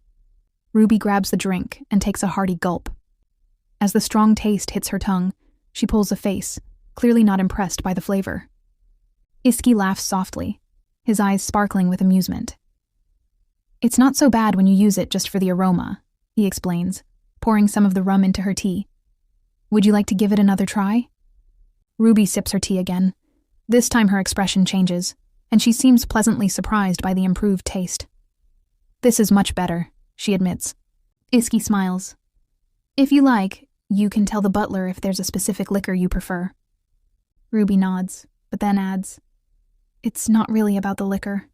She pauses, glancing at him nervously. "I just wanted to know how your day went." Iski watches her closely, his gaze softening as he listens. "Ah, I see," he murmurs. "Well, my day was slow. We just killed a few goblins." He says it so nonchalantly, but Ruby can see that there's more beneath the surface as she listens. However, her mind starts to wander back to what Freya had said at the tea party, the words still echoing in her mind. She finds herself fidgeting, unsure of how to bring up what's been weighing on her. Suddenly, Iski asks, "Is there anything else you'd like to say?" Ruby blinks, caught off guard by the question. "What do you mean?" she asks, her voice barely above a whisper. "You've been staring at me for some time now." His voice light but with a hint of curiosity. "Is there anything you want to tell me?" Ruby feels a knot form in her stomach as she wonders whether she can trust Iski with everything, including the conversation she had with Freya. She hesitates, torn between telling him the truth and keeping the peace. She fears that opening up might ruin the fragile trust they've built, or that he might side with Freya over her. With a shaky breath, Ruby finally says, "No, there isn't anything in particular. Oh, but everyone's talking about the tournament. Are you going to join the gladiatorial tournament?" Iski is momentarily speechless, and then he looks at Ruby with a raised brow. "Why do you ask?"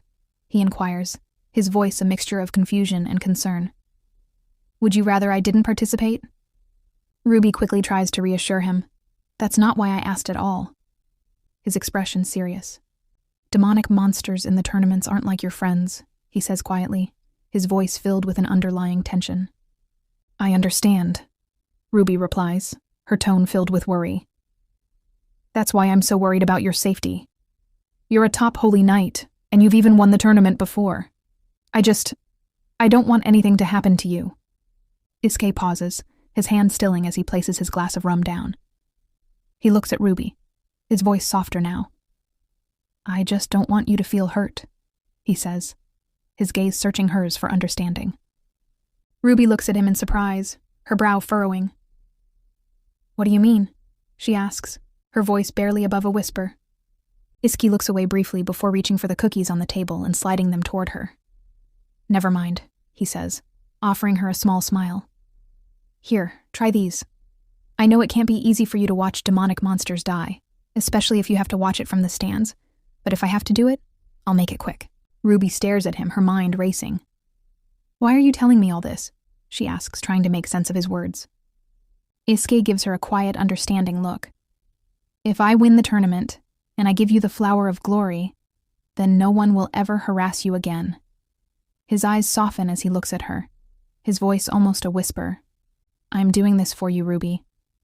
Ruby's heart skips a beat, her face flushing as she processes his words. Iski is risking his life for something like that? She realizes now why he tried so hard to keep her away from demonic monsters, why he was so furious when others took her to face the frost wolves. As Ruby pours her heart out to Iski, a mixture of emotions stirs within her.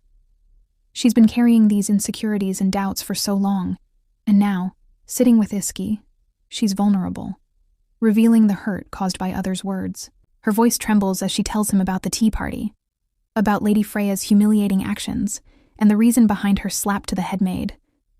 Her mind races as she thinks of all the things she's never shared with him, all the reasons she's been so anxious, so eager to check for his approval.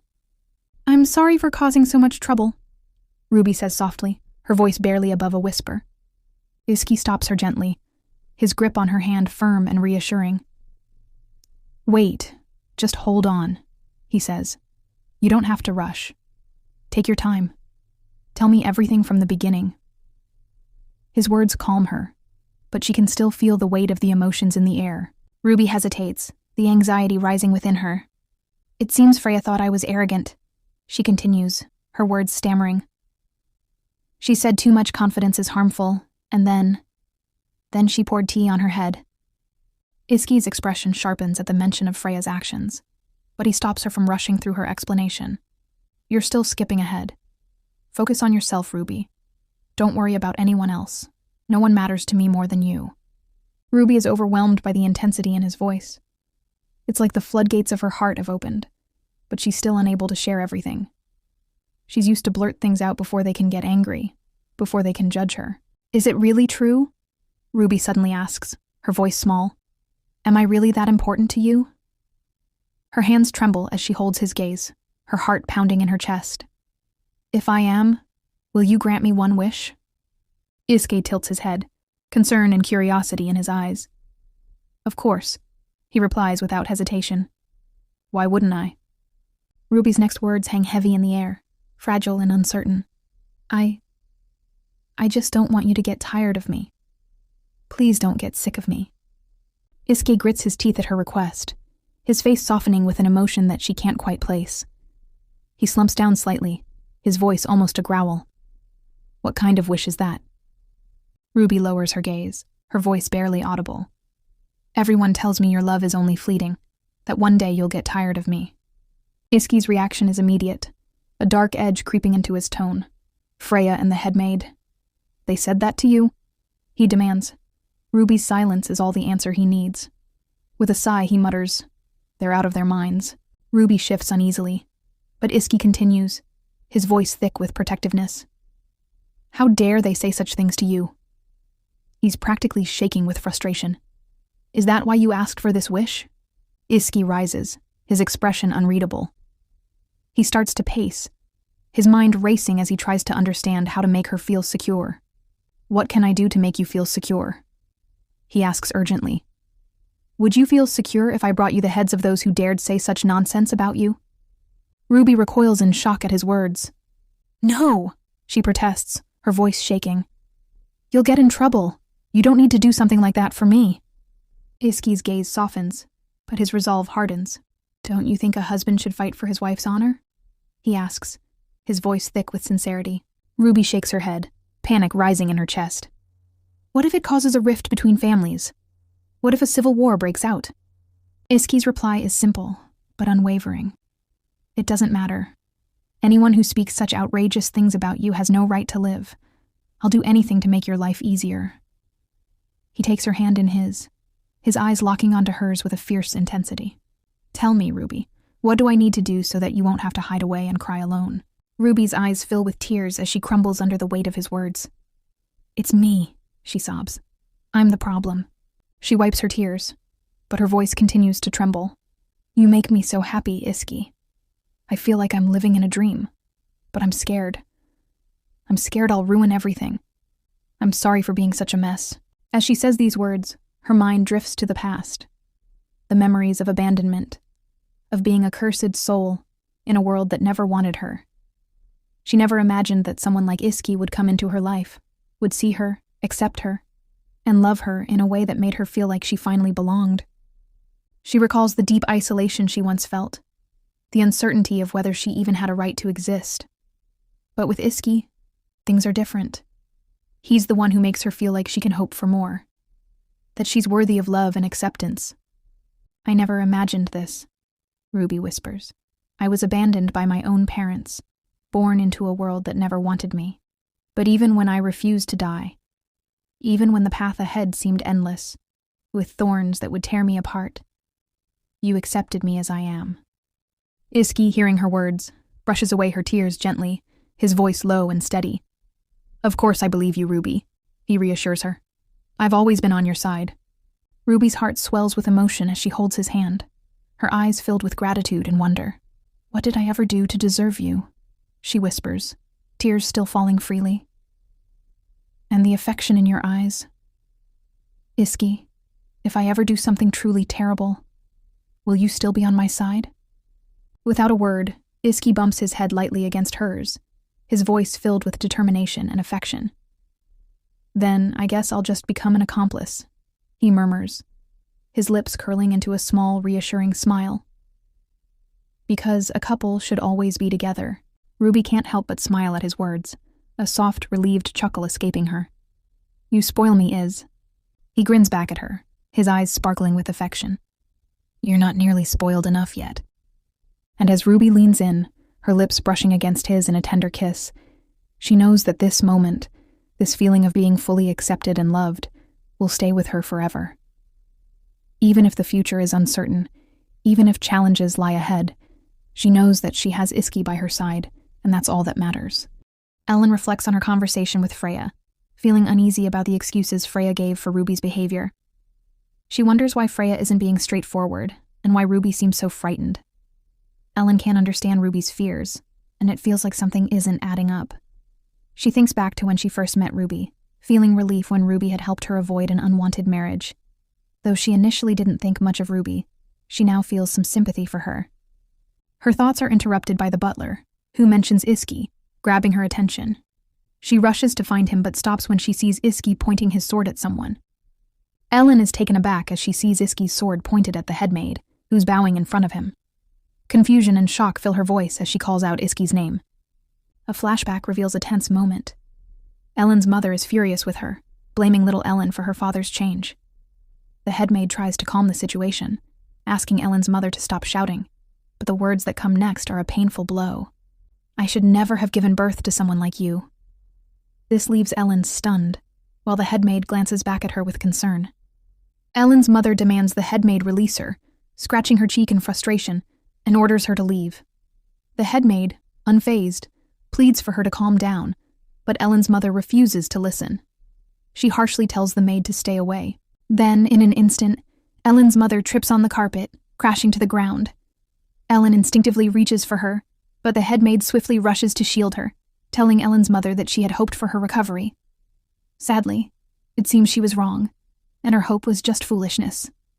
As Ellen's mother struggles to get up, the headmaid's voice grows firm. If you truly love Lady Ellen, you'll never try to see her again. Meanwhile, Ellen, trembling in fear, clings to the headmaid for comfort. The headmaid hurries away from the scene, but not before Ellen's mother calls out desperately, My baby, I'm sorry, my darling. Once outside, the headmaid slams the door behind her and reassures Ellen, gently patting her to calm her down. Don't worry, she says softly. Your mother is just ill right now. No matter what happens, I promise I'll protect you with my life. Ellen begins to cry, realizing just how young and helpless she felt, knowing she couldn't handle her mother's condition on her own. But the headmaid was always there, a steady presence to hold her when no one else could. Back in the present, Ellen is shocked to see the headmaid kneeling before her once again. She demands to know what's going on, while Iski urges the headmaid to explain herself. The headmaid apologizes, saying she only expressed concern for Ruby and mentioned her bad habits. This response makes Ellen flinch. The headmaid continues, explaining that since Ruby is married to Duco Merta's heir, she thought it would be best for Ruby's reputation to address these habits. But Ruby, instead of appreciating the advice, became enraged and slapped her. Ellen sighs, starting to connect the dots. She realizes that Ruby's erratic behavior couldn't be a coincidence. Could Ruby have been hiding her true nature all along? Iski then turns to the headmaid, questioning whether she's implying that Ruby lied to him. He also asks if she never ever threatened Ruby to leave or spouted nonsense about first love. Ellen, now curious, turns to the headmaid for confirmation. The headmaid, flustered, insists, I wouldn't dare, my lady. Please believe me, I didn't mean it like that. It becomes clear that Ellen believed the relationship between Ruby and the headmaid had simply started off on the wrong foot. She had given Martha a stern warning, but trusted her to look after Ruby when she ran away from home. Ellen had hoped the headmaid would treat Ruby kindly, no matter their personal differences. In fact, she even told Martha about the similarities between Ruby and her own mother, hoping to encourage understanding. Iski, gripping his sword tightly, demands a clear answer from the headmaid, asking if she admits to what was said. He declares that the lies are more than enough to end this conversation. Suddenly, the butler interrupts, apologizing for the disruption, but informing Iski that the man beside him has something important to say. The man introduces himself as the new gardener in charge of the glass house and mentions that he visited for an inspection the night before. A flashback shows the gardener preparing the glass house by lighting candles when he overheard the headmaid speaking to Ruby. The headmaid was suggesting to Ruby that there might be a curse affecting the lady of the house. The gardener, startled, wondered why the headmaid would say such a thing, given her sharp tongue and tendency to speak harshly. Back in the present, the gardener speaks up, revealing that he overheard everything. He states that the headmaid had suggested the late Duchess and Lady Rebecca were cursed, and that Ruby was using her position to manipulate Iski's affections. Ellen, now visibly upset, turns to the headmaid, demanding to know what she was thinking. The gardener then hands over a pair of glasses he found in the garden after the headmaid, and Ruby left, adding that he felt it was crucial for Iski and Ellen to hear the truth. He insists that the headmaid wasn't acting out of concern for Ruby, but rather making harmful remarks. The headmaid shouts in denial, pointing at the gardener, claiming it is he who is lying, not her. Iski, disgusted, declares that he can't believe such a shameless person has managed to stay in House Omerta for so long. Ellen, overwhelmed with guilt, starts to blame herself. She believes it was her fault for saying things she shouldn't have, even with the best of intentions. She realizes that the headmaid wouldn't have behaved this way if she hadn't said anything about Ruby in the first place. Determined not to let the headmaid bear the consequences of her mistake, Ellen decides to take responsibility. She turns to the maids and butler, telling them to return to their posts, which startles them. However, Iski stops them, firmly stating that no one leaves. He wants them to witness what happens when someone disrespects the lady of House Omerta. Ellen quickly stands up, urging her brother to listen to her. She insists that this matter concerns Ruby and their mother, and it's not something the others should overhear. Ellen then calls for the head butler, who immediately understands and rushes to clear the room, escorting all the maids and servants out, except for the head maid. Once everyone is gone, Iski turns to Ellen, his voice filled with suspicion. He tells her that it's clear this matter isn't for anyone else to hear, but somehow the head maid seems to know everything. He questions if that's why the head maid dared to speak out of turn. Ellen, her posture drooping, quietly assures him that it's not the reason. Iski's eyes harden, and he responds, "Then that's even more reason to get rid of her." Without hesitation, he raises his sword, swinging it to slice off the headmaid's head. But Ellen steps in front of her, trembling, making Iski flinch in shock. With desperation in her voice, she pleads, "Please, Iski, don't do this. You know the headmaid means more to me than just a nanny." She adds, her voice barely a whisper, "I'll get to the bottom of this. Please, just trust me." After a tense moment, Iski lowers his sword. He then turns to Ellen, asking what will happen with Ruby, and if she's implying that she's just a wife to him. He warns that failing to properly handle the situation will only lead to more problems in the future. "Haven't you learned that yet?" he asks. Ellen, her voice shaking but determined, retorts, "I know, okay? What about you then? Do you have any idea why Martha means so much to me? What my life was like before Mother passed away? What do you know of any of that?" In a painful flashback, we see the truth. Ellen's mother had genuinely tried to kill her on multiple occasions. One scene reveals her mother choking Ellen, squeezing her neck, and accusing her of betraying her trust. "I really trusted you," her mother spits. "But it looks like you ratted me out." Ellen coughs, calling for help as her mother screams at her, blaming her for the distance between her and her husband. Back in the present, Ellen faces Iski and explains, "I loved our mother. I tried to understand her, but no matter how hard I tried, it never made sense. Every time she tried to kill me, the only person who ever rushed to protect me was Martha." Iski, his expression softening, confesses, "I knew Mother was suffering from a mental illness, but I never knew she was dangerous to you." He asks Ellen, his voice tinged with regret, why she never told him. He would have tried to help if she had. Ellen grits her teeth, her fists clenched as she responds, "How was I supposed to bring it up? I'd have to tell everyone about Mother's condition before I could even ask for help. What if she'd tried to kill herself after the word got out? What if nothing would have changed even if I did tell you?" She continues, her voice breaking. "The family was strict about the heir. Father barely let us meet. I knew that. You were always busy training to be the heir, and even Mother understood that, which is why she only asked for you on certain days. But some days, she was so kind, just like the mother we remembered. Other days, she was more terrifying than any monster." Tears start to fall as Ellen cries, What was I supposed to do? Who was there to help me? Except for Martha, who always kept me safe. That's why I can't let you kill her. Suddenly, Ellen dashes away with the head maid, and Iski is left standing there, haunted by a memory from his childhood. He recalls asking Ellen about a scar on her cheek, wondering if someone had hurt her. Ellen had reassured him, saying it was just a scratch from playing with their mother, telling him it was nothing to worry about. The memory shatters Iski, and with a frustrated shout, he throws his sword to the ground, his voice filled with frustration and sorrow. Back to Ellen and the head maid. Ellen, her voice strained with emotion, asks why the head maid did it. The head maid flinches at the question, and then quietly responds, "I just didn't want you to feel hurt again, my lady." Ellen, full of pain, questions how the head maid could say that she did it for her. She adds, "If you were really concerned about me and Ruby, you can never say something like that again, about my deceased mother." The head maid is taken aback, her face filled with shock, as Ellen turns to look at her. Ellen's eyes are filled with tears as she asks, "How could you lie to me?" The head maid, unable to bear the sight of Ellen crying, drops to the ground, overwhelmed with guilt.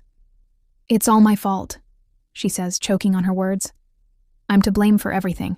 Ellen clenches her fist, her voice firm but pained as she orders, "Leave now." The head maid tries to beg, promising to do anything for her, but Ellen interrupts, tossing a suitcase in front of her and coldly saying, "You will never set foot in House Omerta again." The head maid cries out, pleading with Ellen to reconsider, begging for another chance like the last time. "Please," she begs, "if you give me another chance, I swear I'll do anything for you." But Ellen doesn't listen.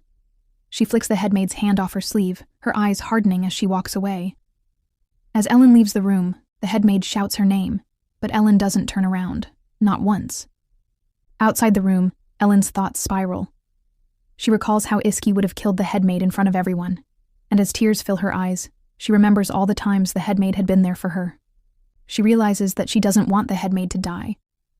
Despite everything, Ellen knows that this is the best thing for everyone, even if it hurts. Afterwards, Ellen watches the head maid leave House Omerta while standing by the window when Iski enters the room quietly. Sitting on the couch, his expression unreadable as he says, "It never occurred to me. I had no idea that's what you had to go through." Ellen responds quietly, "We were too young at the time." Iski then asks if, despite everything, she'd mind telling him what she knew about their mother. Ellen begins to speak, revealing a painful memory. Mother had a condition. She'd throw up anything she ate. She normally didn't eat much, but sometimes she'd have these unusually large meals. One day I was worried, so I went to her room. I saw her forcing herself to throw up everything she had just eaten. She pauses, her voice trembling with the weight of the memory. She grabbed me violently and told me that if I ever spoke of it, she'd kill me in front of everyone. Iske sighs deeply, his face filled with sorrow and disbelief. He looks at Ellen, confused. "Why didn't you tell me about this after she passed away?" Ellen's voice is quiet but resolute. "It was already in the past. I didn't want consolation for something that had already happened. Bringing it up wasn't going to change anything." Iski falls silent, unable to respond, as the heavy truth hangs in the air between them. Ellen makes it clear that while she doesn't hate their mother now that she's grown up, the first memory she has of her mother is the exhaustion and hopelessness that drained the life from her eyes. Iski asks if their father knows, to which Ellen replies, "I couldn't say. I hardly saw him back then." She adds that one thing is certain. If someone really tries, they can hide things from their spouse, no matter how close the relationship may seem, just like right now. Her brother is confused. So Ellen explains that she's talking about Ruby and how she has an eating disorder, similar to their mother's. Iski checks with Ellen, asking if Ruby's condition has improved. Ellen responds that Ruby wouldn't be eating at all if they weren't forcing her to. He asks if Ruby's skipping meals due to mild depression and stomach issues. Ellen agrees with him, adding that there are faint tooth marks on Ruby's hand. Their mother had the exact same scars. She explains that only those who frequently make themselves vomit have marks like that, though she wasn't entirely sure when she first noticed it on Ruby. Iske, stunned by this information, begins to understand why Ruby hasn't gained weight. Ellen then begs Iski not to talk to Ruby about it, as it's not something that can be fixed overnight. She mentions that Ruby had asked her to keep it a secret from him, though she ended up telling him everything. Iski then asks why the head maid knows about this, and Ellen admits it's her fault. She trusted Martha to take care of Ruby, knowing what their mother went through. Iski thinks to himself how foolish he was. In the past, Iski's father told him his mother was ill, and that he, as the heir to House Omerta, couldn't be around her. The Duke reassured him that her health would improve soon. He resented his father for this, believing that if it weren't for him, he might have been able to spend more time with their mother, and maybe even saved her life. He blamed his father, thinking that the Duke was just too blinded by his emotions. Iski didn't want to become like his father, which is why he turned down every marriage proposal. However, one step forward in life left him shaken. On one hand, he feared following his father's path. On the other hand, he realized he didn't mind being blinded by emotions because Ruby had become the center of his world.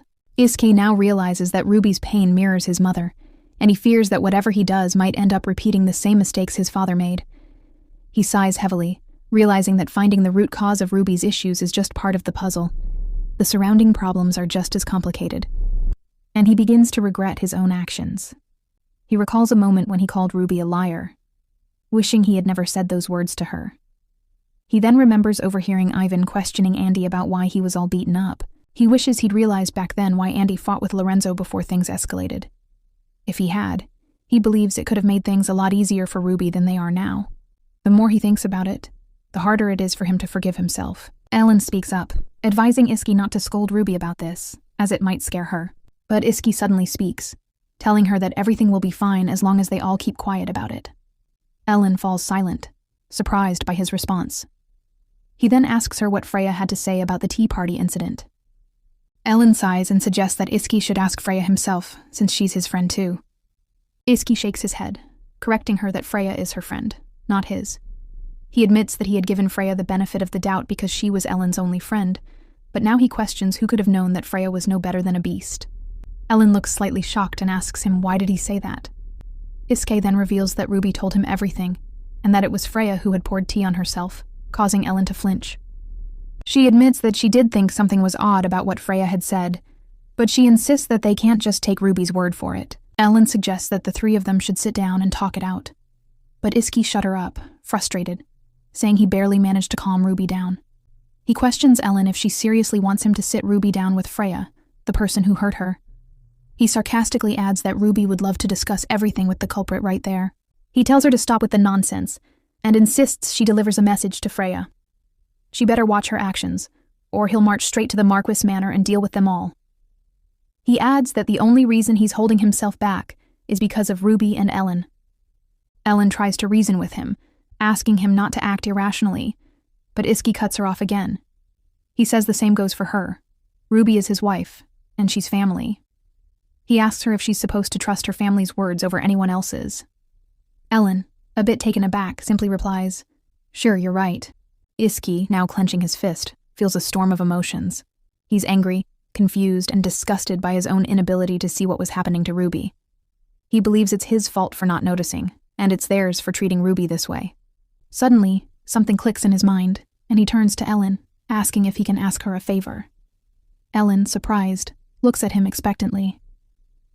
Ellen stands outside Ruby's room, her mind drifting back to a memory. She recalls asking Iski what kind of favor he needed from her, to which he had responded, "When the gladiatorial tournament begins, our holy in-law will visit, but I'll be too busy participating in the matches. I'd like you to keep an eye on her for me." Ellen had been puzzled and questioned, "You want me to watch over Ruby?"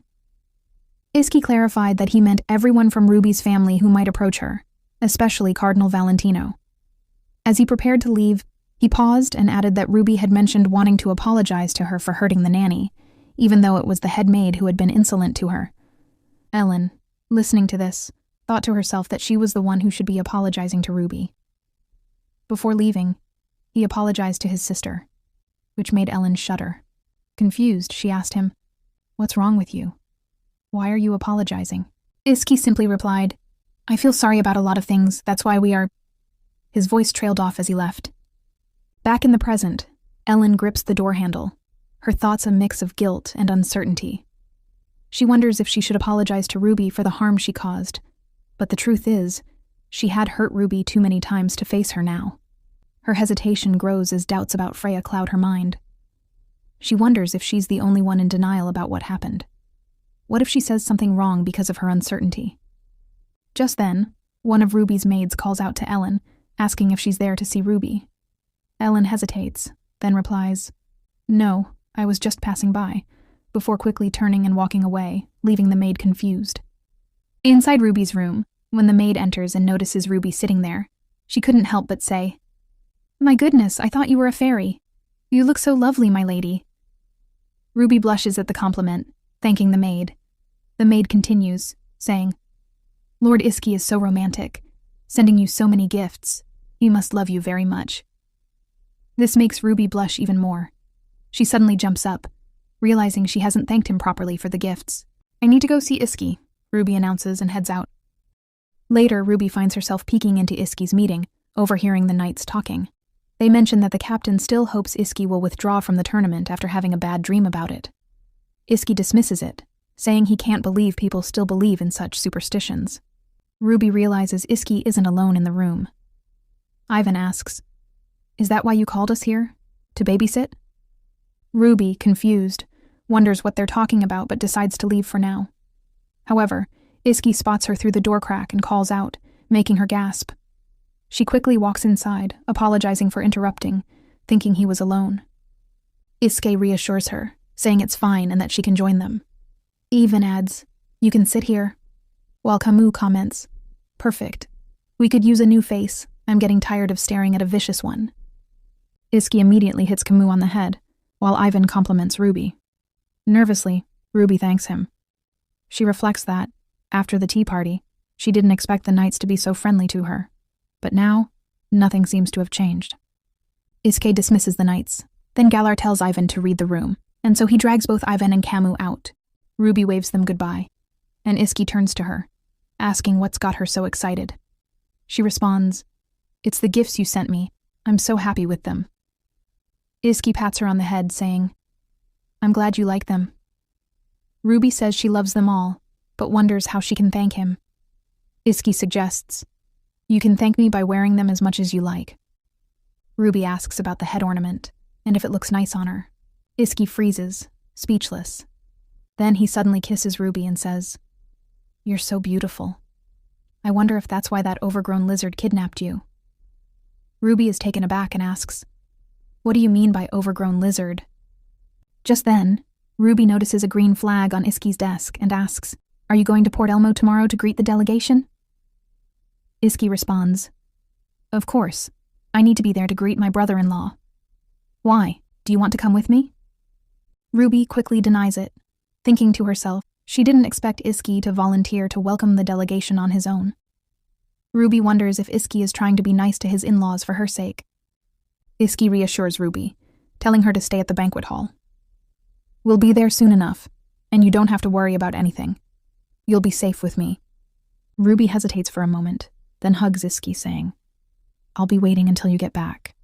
As she hugs him, she wonders what he would say if he knew how her family had abused her, and how she's been pretending to be happy with them all along. Ruby wonders if she could ever tell Iski that she still wants him by her side. She knows she has to stay strong. While Iski is fighting in the arena, she has her own battles to face. The priests warmly welcome the cardinal, bowing respectfully before him. One of them, the head priest, even kisses the cardinal's hand with deep reverence. Just then, Iski approaches. He dismounts swiftly, walks over, and extends a hand in greeting.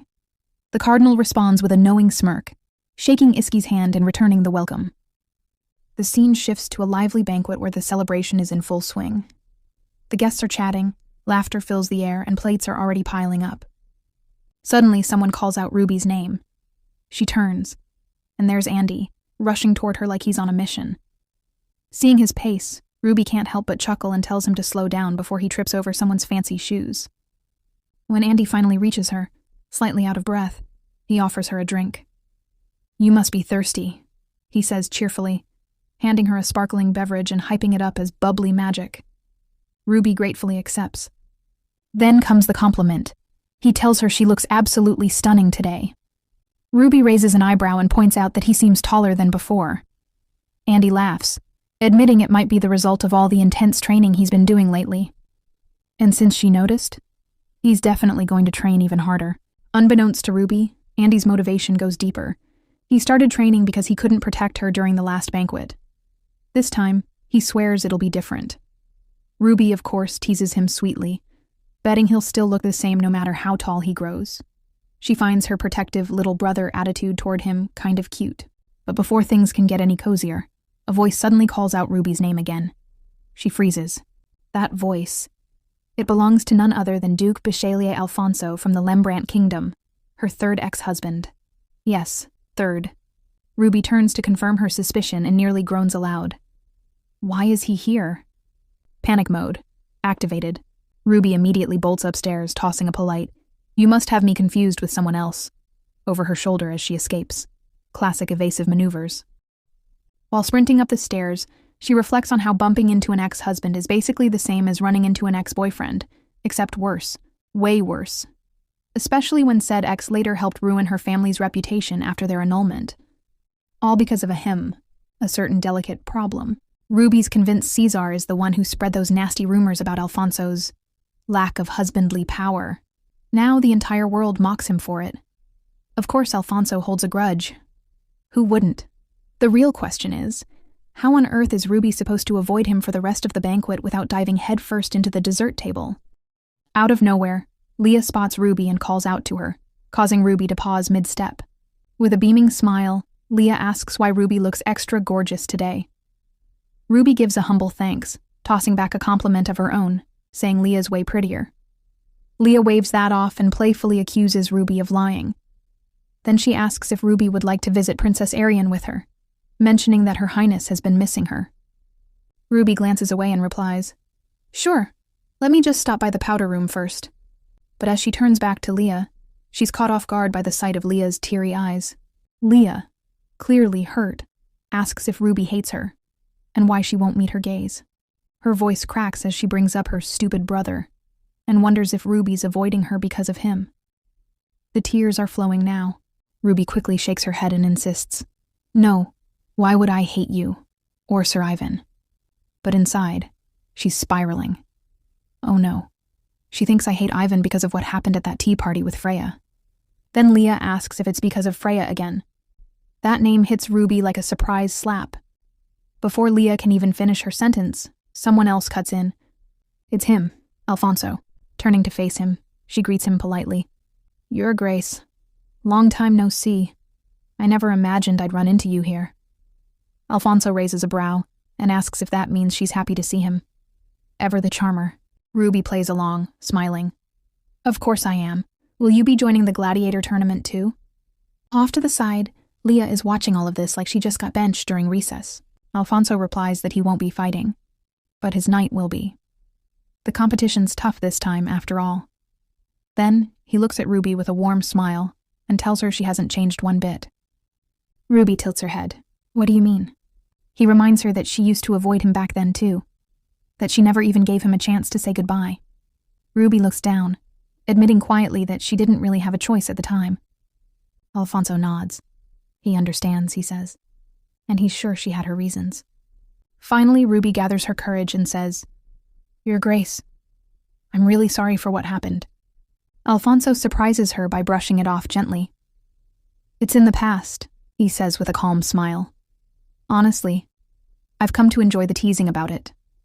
Ruby stares at him, realizing that, despite everything, Alfonso is still as affectionate as he was when they first met. But deep down, she knows. He's one of those who'll soon stand with the others against her family. Then Alfonso drops some unexpected news. He's newly engaged. He praises his fiancée, saying she's wonderful. Far more than he deserves. Ruby is taken aback, but sincerely congratulates him. Alfonso thanks her, then adds that he's glad she also found someone amazing. He admits that sometimes he wondered what might have been, if only he'd been braver. Ruby gently tells him not to blame himself. They were both young back then. But Alfonso shakes his head. No excuses. He believes he failed to protect the woman he vowed to stand by. He calls himself a poor excuse for a husband. Just a mediocre man, really. And then he confesses. Selfish as it may be, he just needed to see for himself that Ruby is doing well.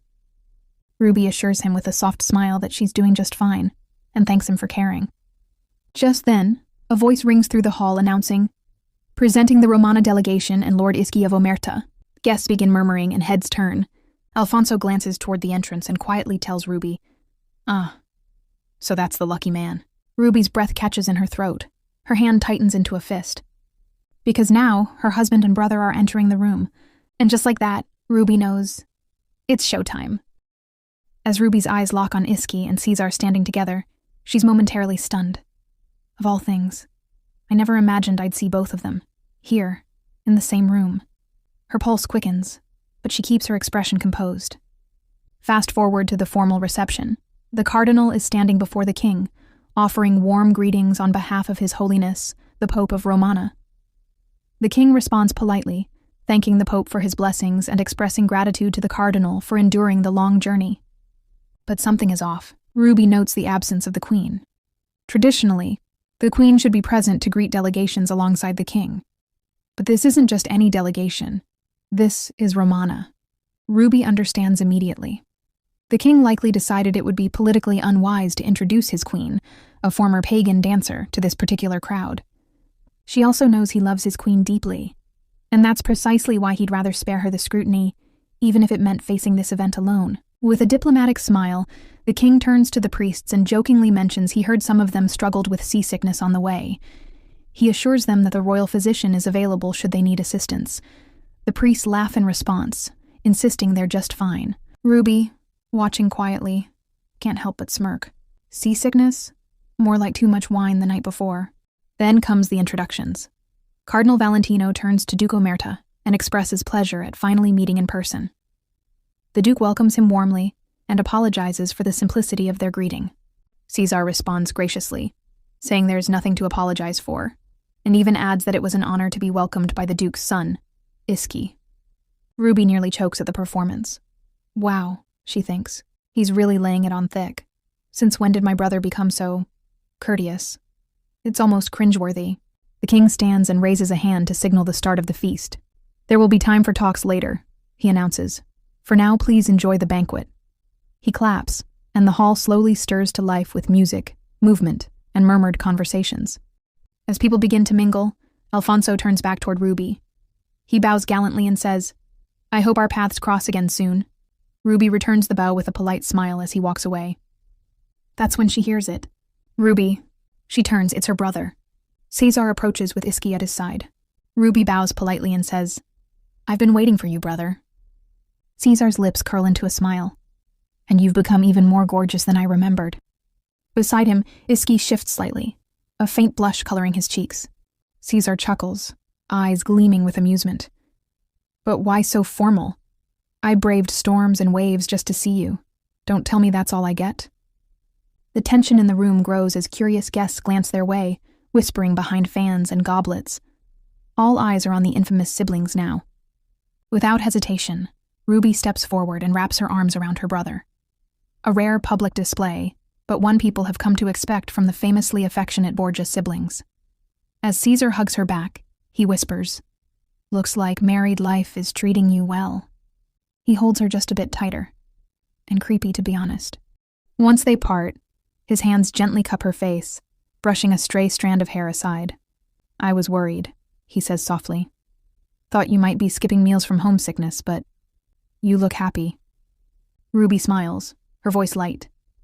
"You should speak for yourself. You've grown even more handsome since I left." Her tone shifts into playful mischief. "I hope you're not here to charm the innocent ladies of Arendelle." Caesar laughs, feigning innocence. "Me? Of course not." Ruby's smile lingers, but inwardly, her thoughts swirl. It's like nothing has changed at all. The affectionate teasing, the admiring glances, the whispers from the crowd. It's all the same. But that's the scariest part, because behind this familiar charade, Ruby knows the real game has only just begun. Just as the buzz of the banquet begins to settle, Iski steps forward with a soft smile. "You look absolutely stunning today," he tells Ruby, his gaze lingering. "As always." Ruby meets his eyes, her expression gentle. "It's probably because I'm wearing the dress you gave me," she replies playfully. "You look pretty too." Iske blinks, caught off guard. "Did you just say I look pretty?" Amused, he then adds, "Is that a compliment?" Ruby chuckles. "Of course it is." Iske takes her hand and gently presses a kiss to it. "Then I'm honored." Her heart skips a beat at the gesture, her smile softening. Maybe I should say it more often, she says, voice low. And thank you for bringing my brother here safely. Caesar, standing beside them, lets out a short laugh. You make it sound like I'm a prisoner of war. Iski raises a brow. You don't strike me as someone who'd be taken hostage. Caesar grins. Neither do you, but it was just a joke. Still, thank you. Ruby watches the exchange with a strange mix of fondness and wariness. A brother who adores his sister, a husband who treasures his wife, meeting in joy. From the outside, it must look like a beautiful scene. But Ruby knows better. This is all just a performance, a polished act wrapped in silk smiles and calculated gestures. And for this comedy to continue, she must keep playing her part. Their charade is suddenly interrupted as the head priest approaches with a bowed head. Forgive me, Cardinal. My niece has long admired you. I'd be honored to introduce her. Freya then steps forward and greeted Caesar with reverence. It's a true honor to finally meet you. Caesar chuckles lightly. It seems every lady in Arendelle is a beauty, he teases. I'm almost glad my brother didn't come with me. Ruby smirks. If Enzo had come and acted like he does in the south, we'd all be boarding the ship back tonight. Caesar pats her shoulder in agreement. I suppose you must be sad he couldn't make it. Not really, Ruby replies. He'd just cause a scene. Freya, unfazed, says. Now I understand why Lady Ruby speaks so fondly of her family. Your brothers are all quite charming. Suddenly, Iski steps forward and seizes Freya's wrist with a swift, forceful grip. Are you really that shameless? He asks coldly, his voice laced with disgust. Freya flinches, her eyes wide as he tightens his hold. What are you talking about? He doesn't let her finish. Can't you even hear me anymore? Or are you just that foolish? Gasps ripple through the banquet hall as guests begin to murmur, heads turning toward the confrontation. Caesar turns to the Archbishop. It appears something is clearly going on between those two, he says, voice low but sharp. The Archbishop flinches under the weight of the Cardinal's gaze. Tell me, Archbishop, Caesar continues. Is it possible your niece has done something to Ruby? The Archbishop freezes. Your Eminence, absolutely not, he begins, but before he can defend her, Freya shouts over him. Uncle, she snaps, her voice trembling. Then, turning back to Iski, she pleads, Please, let go of my hand. We can talk about this. But Iski cuts her off again, his grip still firm. You don't seem to understand, he growls. This is your final warning. Never show yourself in front of me again. And don't even think about going near Ruby. Freya's breath catches. Shock ripples across her face as he finally releases her hand. She clutches it close, the fingers twitching from the pressure. Caesar speaks again, his tone calm but cold. It's clear that each person must know their place. Perhaps you should teach your niece how to behave, Archbishop. Freya then bows her head stiffly. Forgive me, she murmurs, voice shaking. I'm not feeling well. I must excuse myself. Eventually, she turns and rushes out of the hall. The Archbishop tried to clear up what he believed was a simple misunderstanding. But before he could even finish his sentence, Caesar cut him off, calmly calling him over. The Archbishop obediently stepped forward and bowed low. But instead of letting him speak, Caesar placed a firm hand on his back and muttered, almost too casually, that the Archbishop's way of handling things had been rubbing him the wrong way for quite a while now. Then, with a slow brush of his hand over the Archbishop's shoulder, Caesar added, almost like he was making small talk, that he had assumed the Archbishop's head still had some use. Or was that a mistake? The question hung in the air, and the Archbishop looked visibly in fear. But before he could stammer out a reply, Caesar straightened up and said he had to go catch up with his family. As a final touch, he patted the Archbishop's head gently, like you would to a child or maybe a dog, and added with a faint smile, That doesn't mean you're getting a second chance. And just like that, the man was dismissed. No yelling, but just subtle and unnerving authority. From the sidelines, Ruby had been watching everything unfold. It happened so fast, it almost didn't feel real. One moment the Archbishop stood tall. The next he was practically a shadow. Ruby couldn't help but reflect. Freya, who had always treated her with silent hostility, who'd cornered her again and again until she could barely breathe, was just brushed aside. Like she never mattered at all. It should have felt satisfying. But instead, All it did was reopen the scars Ruby had worked so hard to hide. It reminded her of how powerless she'd once been. Then suddenly, a wave of nausea hit her. She looked pale, uneasy. Iski noticed right away and immediately pulled her into a hug, asking with concern if she was okay. Ruby managed a small smile and assured him it was nothing. Just a sudden wave of nausea, that's all. Caesar, having overheard, stepped in with a rare note of gentleness. He said he was glad Ruby had a husband she could depend on, then turned to her and asked if she agreed. Before Ruby could say much, Caesar added with a sigh that he had planned to ask the Archbishop's niece for a dance, but sadly, his intended partner had already left.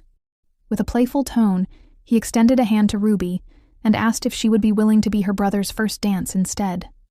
Then, turning to Iski, he half joked, half persuaded, saying he hadn't seen his sister in ages, and surely her generous husband wouldn't mind sharing her for just one evening. "What do you say?" he asked. Iske, understanding the sentiment behind the request, gently touched Ruby and replied with a warm smile, "I'll be fine. Go ahead, I'll be watching you from here." And with that, the siblings took to the dance floor, side by side, while Iski quietly watched from afar. As the music played and they swayed across the dance floor, Ruby looked up at her brother, with a slightly sheepish grin. "It's been a while," she admitted. "I might accidentally step on your foot." Caesar chuckled, unfazed. "That's nothing new," he teased. "You practically trampled me when you first learned to dance. Don't tell me you've forgotten." Ruby's smile faltered for a split second. Of course she didn't remember. It wasn't her who had those memories. It was the real Ruby, the original. Still, before the silence could stretch, Caesar gave her a lopsided smirk and added, "You know, your husband's actually kind of adorable." Ruby blinked. From the edge of the ballroom, Iski continued watching them, a calm presence amid the lively crowd. Caesar clarified with a dry laugh. "I mean, your husband is practically clinging to you with his eyes, like he's scared someone might run off with you." Ruby laughed softly and asked again, "What are you talking about now?" "Well," Caesar leaned in with mock seriousness. "He even dressed you up so nicely tonight. Didn't strike me as the kind of man who'd rummage through dresses to find one that suits you. But hey, pleasant surprise." Then, with a more curious tone, he added, "Tell me, is this what people call first love?" Ruby gave her brother a look that was half confusion, half exasperation. "I have no idea what you're going on about, Caesar. There's no one in all of Romana or Arendelle quite like you. Why do you keep saying such strange things?" Her voice softened, but inside she's panicking. "You don't know how long I've waited for this day. Don't make me regret it." Caesar's playful smile turned thoughtful, and Ruby seized the moment to ask, "How's father? And Enzo?" "Oh, father?"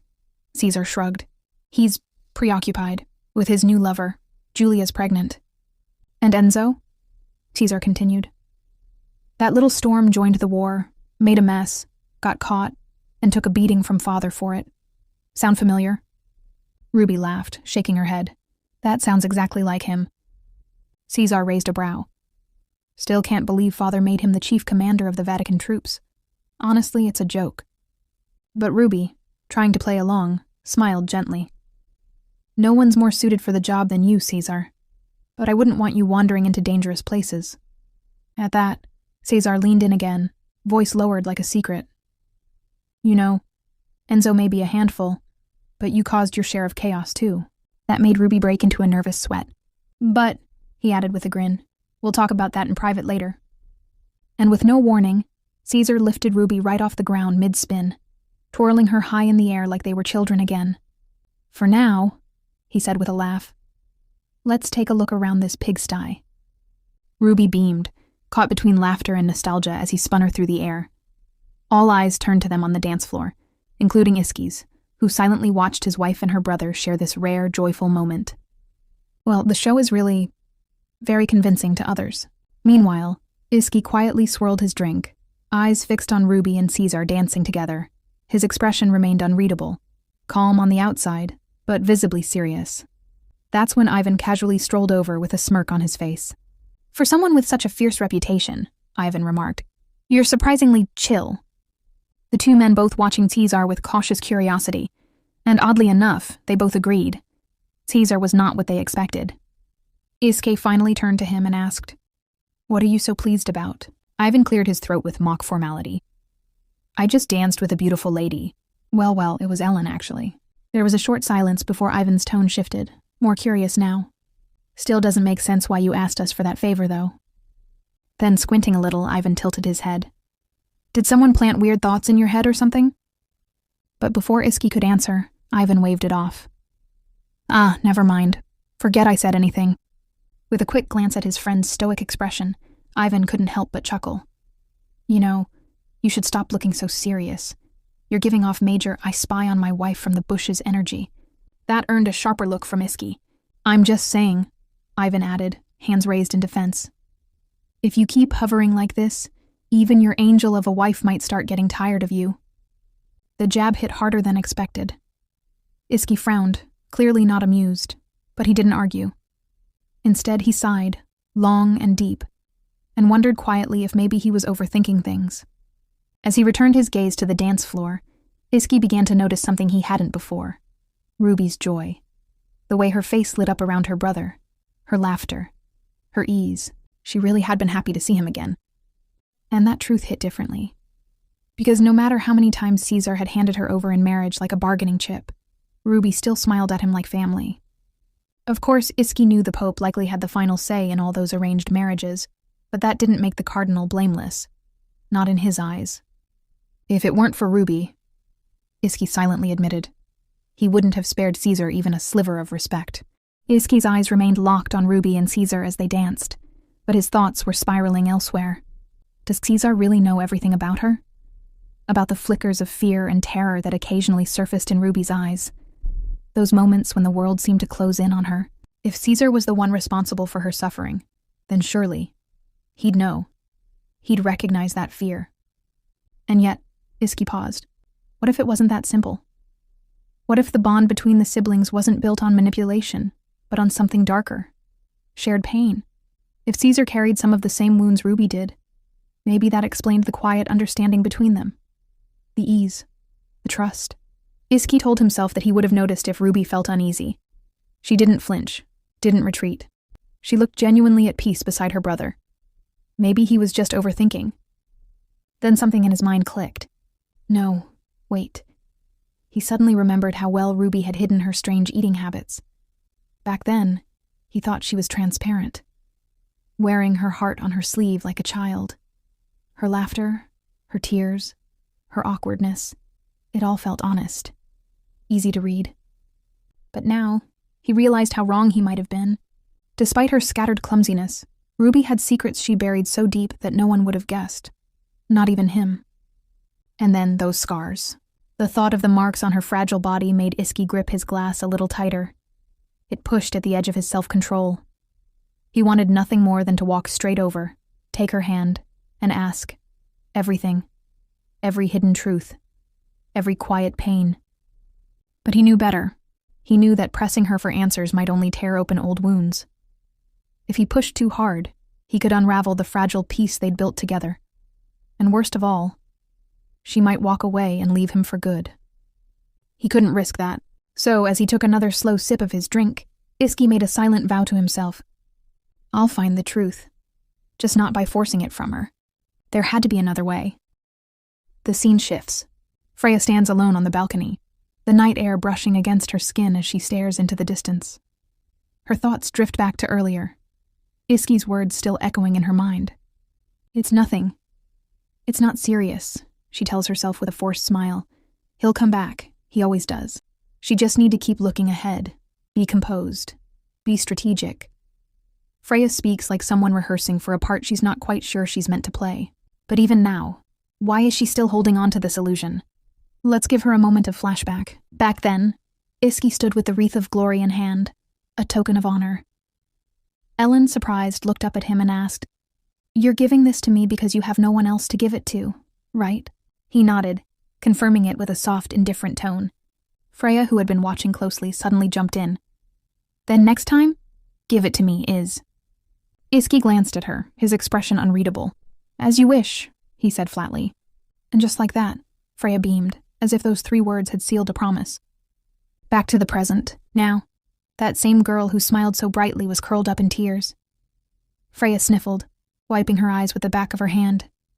He's just confused, blinded by temporary sweetness. It won't last. It can't. Her voice trembled as she tried to rationalize the ache in her chest. This isn't worth crying over, she whispered. It's nothing. Trivial. But no matter how much she tried to diminish her feelings, the tears kept falling. Unbeknownst to her, Ellen was nearby, watching from a quiet distance. Her eyes were sad, conflicted even, but she didn't move a muscle to comfort her friend. And really, we all know why. Some things are just too complicated for sympathy now. Back at the banquet hall, Caesar calls out to Iski, his voice slicing through the chatter. Iski rises from his seat, eyes narrowing slightly as he notices Caesar approaching. Where's Ruby? Iski asks, a hint of concern laced in his tone. Caesar pats him lightly on the shoulder. She just stepped out for a bit. Needed some air. She'll be back soon. There's a brief silence as the two men observe each other. Then Caesar casually asks, You're not much for banquets, are you? Iski replies evenly. I wouldn't say I like or dislike them. They're just there. Caesar chuckles at that. What a shame. I was actually thinking of inviting you to one of our southern gatherings someday. Iski's response is polite but honest.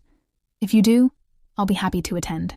That earns a louder laugh from Caesar, who nudges him with a grin.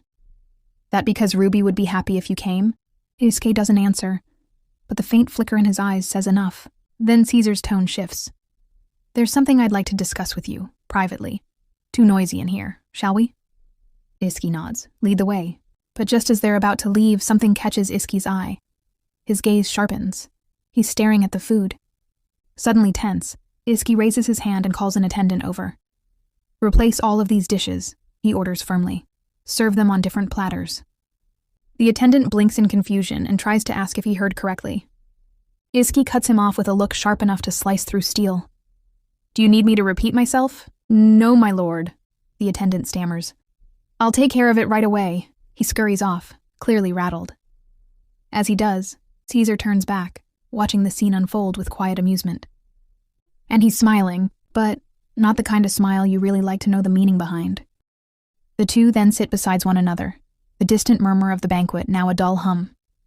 The glow from the lantern flickers gently as Caesar swirls the drink in his hand, breaking the silence with a calm voice. I have many reasons to be grateful to you, he begins. And I'm not being cynical. I truly mean it. You're sensitive enough to notice Ruby's feelings, and to care for her. Iski narrows his gaze slightly, unsure where this is going. What exactly do you mean by that? Caesar exhales slowly, his fingers still circling the rim of his glass. I had hoped I wouldn't need to bring this up, but... He pauses.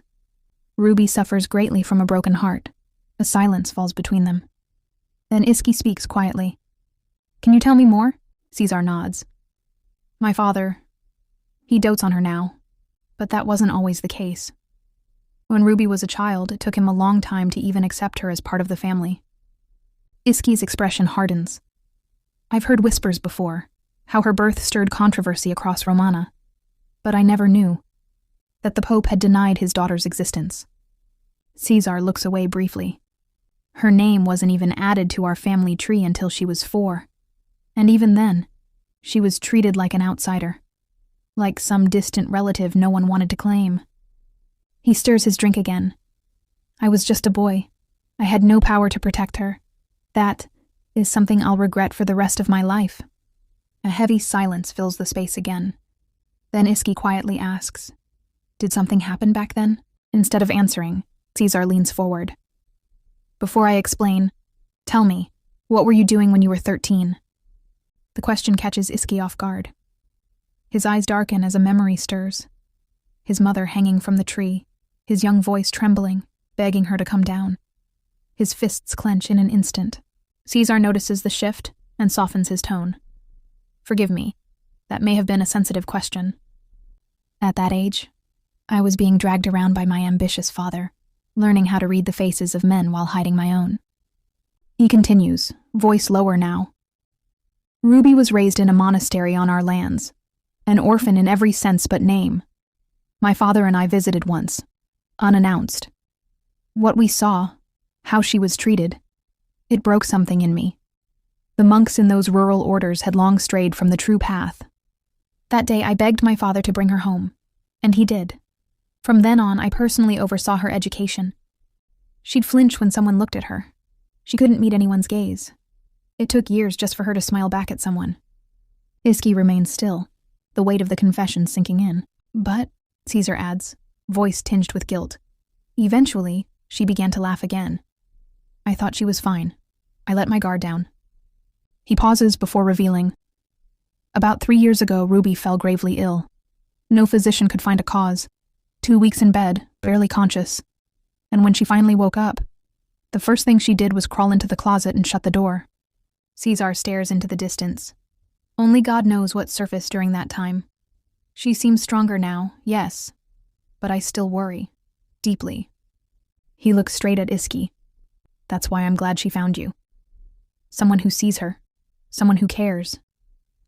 Even if our Holy Father may not approve, I thank God for it. Iski can only sit in silence, his chest aching for the woman who endured far more than he ever imagined. Out on the balcony, the cool night air brushes against Ruby's skin. She leans against the railing, trying to shake off the dizziness from all the dancing. Her breath comes slow, steadying. A voice breaks the quiet. Out here for some fresh air? Ruby turns sharply. Her eyes widen slightly. Oh, Your Grace. I didn't know you were here. Before she can ask anything else, she notices a man standing beside him. She's about to inquire, but the stranger steps forward and bows deeply. It is an honor to see you again, Lady Ruby.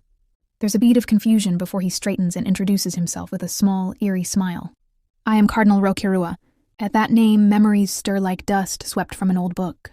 Her brother Enzo always clung to Cardinal Rokurua's every word, treated him as if he were his true brother, something he never did for their older brother.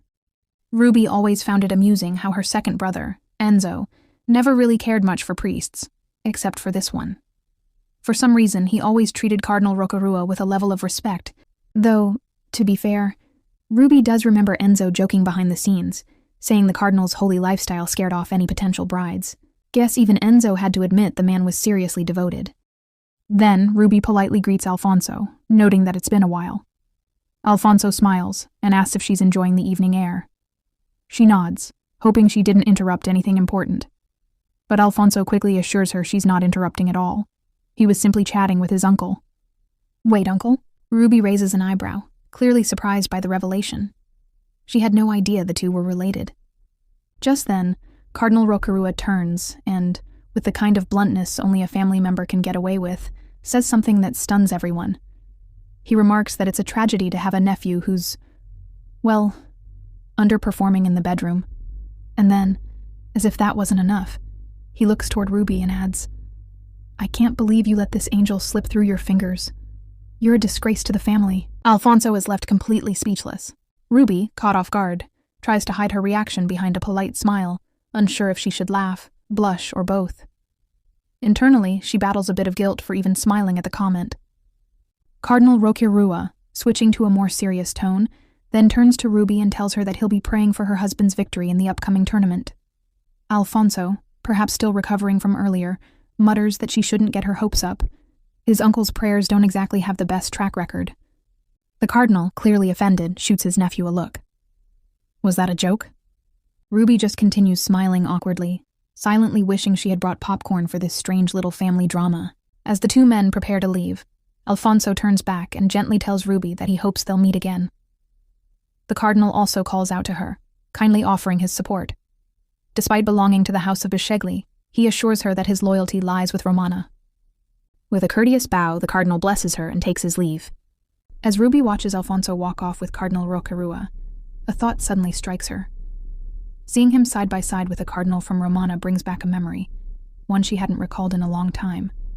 According to the story, Romana's downfall was sealed the day traitors within the Vatican stole the Holy Grail and handed it over to the Allied forces, led by none other than Alfonso himself. The Holy Grail wasn't just a legendary relic. It was a divine artifact said to have been used by the very first god. It carried the names of all who had taken vows to serve the priesthood and held the power to erase those vows forever. Its most terrifying ability, destroying sacred cores. When a priest is stripped of their title, the sacred core, the heart of their divine power, is shattered in a special ritual. Without it, A priest can never again be sanctified. The Holy Grail is essential to this brutal process, which is exactly why priests everywhere fear House Borgia, the ones who traditionally guarded the Grail. Though the artifact made House Borgia immensely powerful, it also placed them in a delicate position. Even the Pope couldn't use the Grail at will. But once that power slipped through their fingers, House Borgia crumbled quickly. Ruby also recalls a vague line from the story. Some say the Holy Grail can grant wishes. Though that part was barely mentioned, more rumor than fact, and no theological text ever confirmed it. Not even a footnote. Ruby thinks to herself that it's probably just an old myth, a superstition wrapped in fantasy. Just as Ruby was lost in thought, a cheerful voice called out to her from behind. She turned around, and there stood little Princess Arian, beaming brightly. With eyes full of admiration, the young princess declared, "You look just like a fairy today." Ruby couldn't help but smile, touched by the sweet compliment. She thanked Arian graciously and returned the kindness with one of her own, saying the princess looked absolutely radiant, and that the tiara perched atop her head was simply perfect on her. Then, in a moment that made Ruby's heart skip, Arian lifted the tiara from her head and offered it to her. "Would you like to try it on?" the princess asked, holding it out with innocent excitement. Ruby immediately panicked, flustered by the unexpected gesture. "Oh no, Your Highness! I wouldn't dare," she said quickly, trying not to offend the young royal. But Arian only tilted her head, insisting with pure-hearted honesty, "It would look even better on you." Before Ruby could respond, a graceful voice gently interrupted. "Arian, dear, don't put Lady Ruby in such an awkward spot." Ruby turned toward the voice, and instantly recognized the speaker. It was none other than the Queen.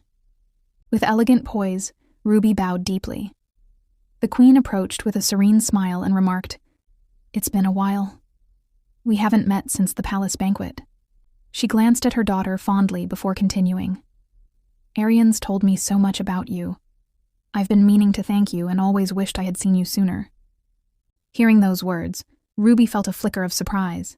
She'd assumed the Queen hadn't attended today's event, but it turns out Her Majesty had been watching from the sidelines all along. The Queen bowed her head gently. "Thank you for spending time with Arian. She's been so bright and joyful ever since she met you. As her mother, I'm truly grateful." Ruby was touched. Seeing them together, mother and daughter standing side by side, it became even clearer how much Arian resembled the Queen. There was the same elegance, the same gentle warmth in their expressions. Ruby silently hoped that Arian would always be cherished, always surrounded by love like this. The Queen then remarked, "It seems you've adjusted to life in Britannia quite well. I actually wanted to invite you over many times, but I was worried it might be inconvenient." Ruby's thoughts shifted. Considering the Queen's role in Britannia's high society, it made sense for her to be cautious about overstepping. Still, Ruby smiled softly and reassured her. "Not at all, Your Majesty. I would be honored to accept any invitation from you." The Queen's smile widened ever so slightly as she spoke with a warmth that felt almost motherly. "Lady Ruby, it seems you are as affectionate as you are lovely." Suddenly, someone stepped onto the balcony and casually remarked, "So, I see you've been having a little chat with the Queen."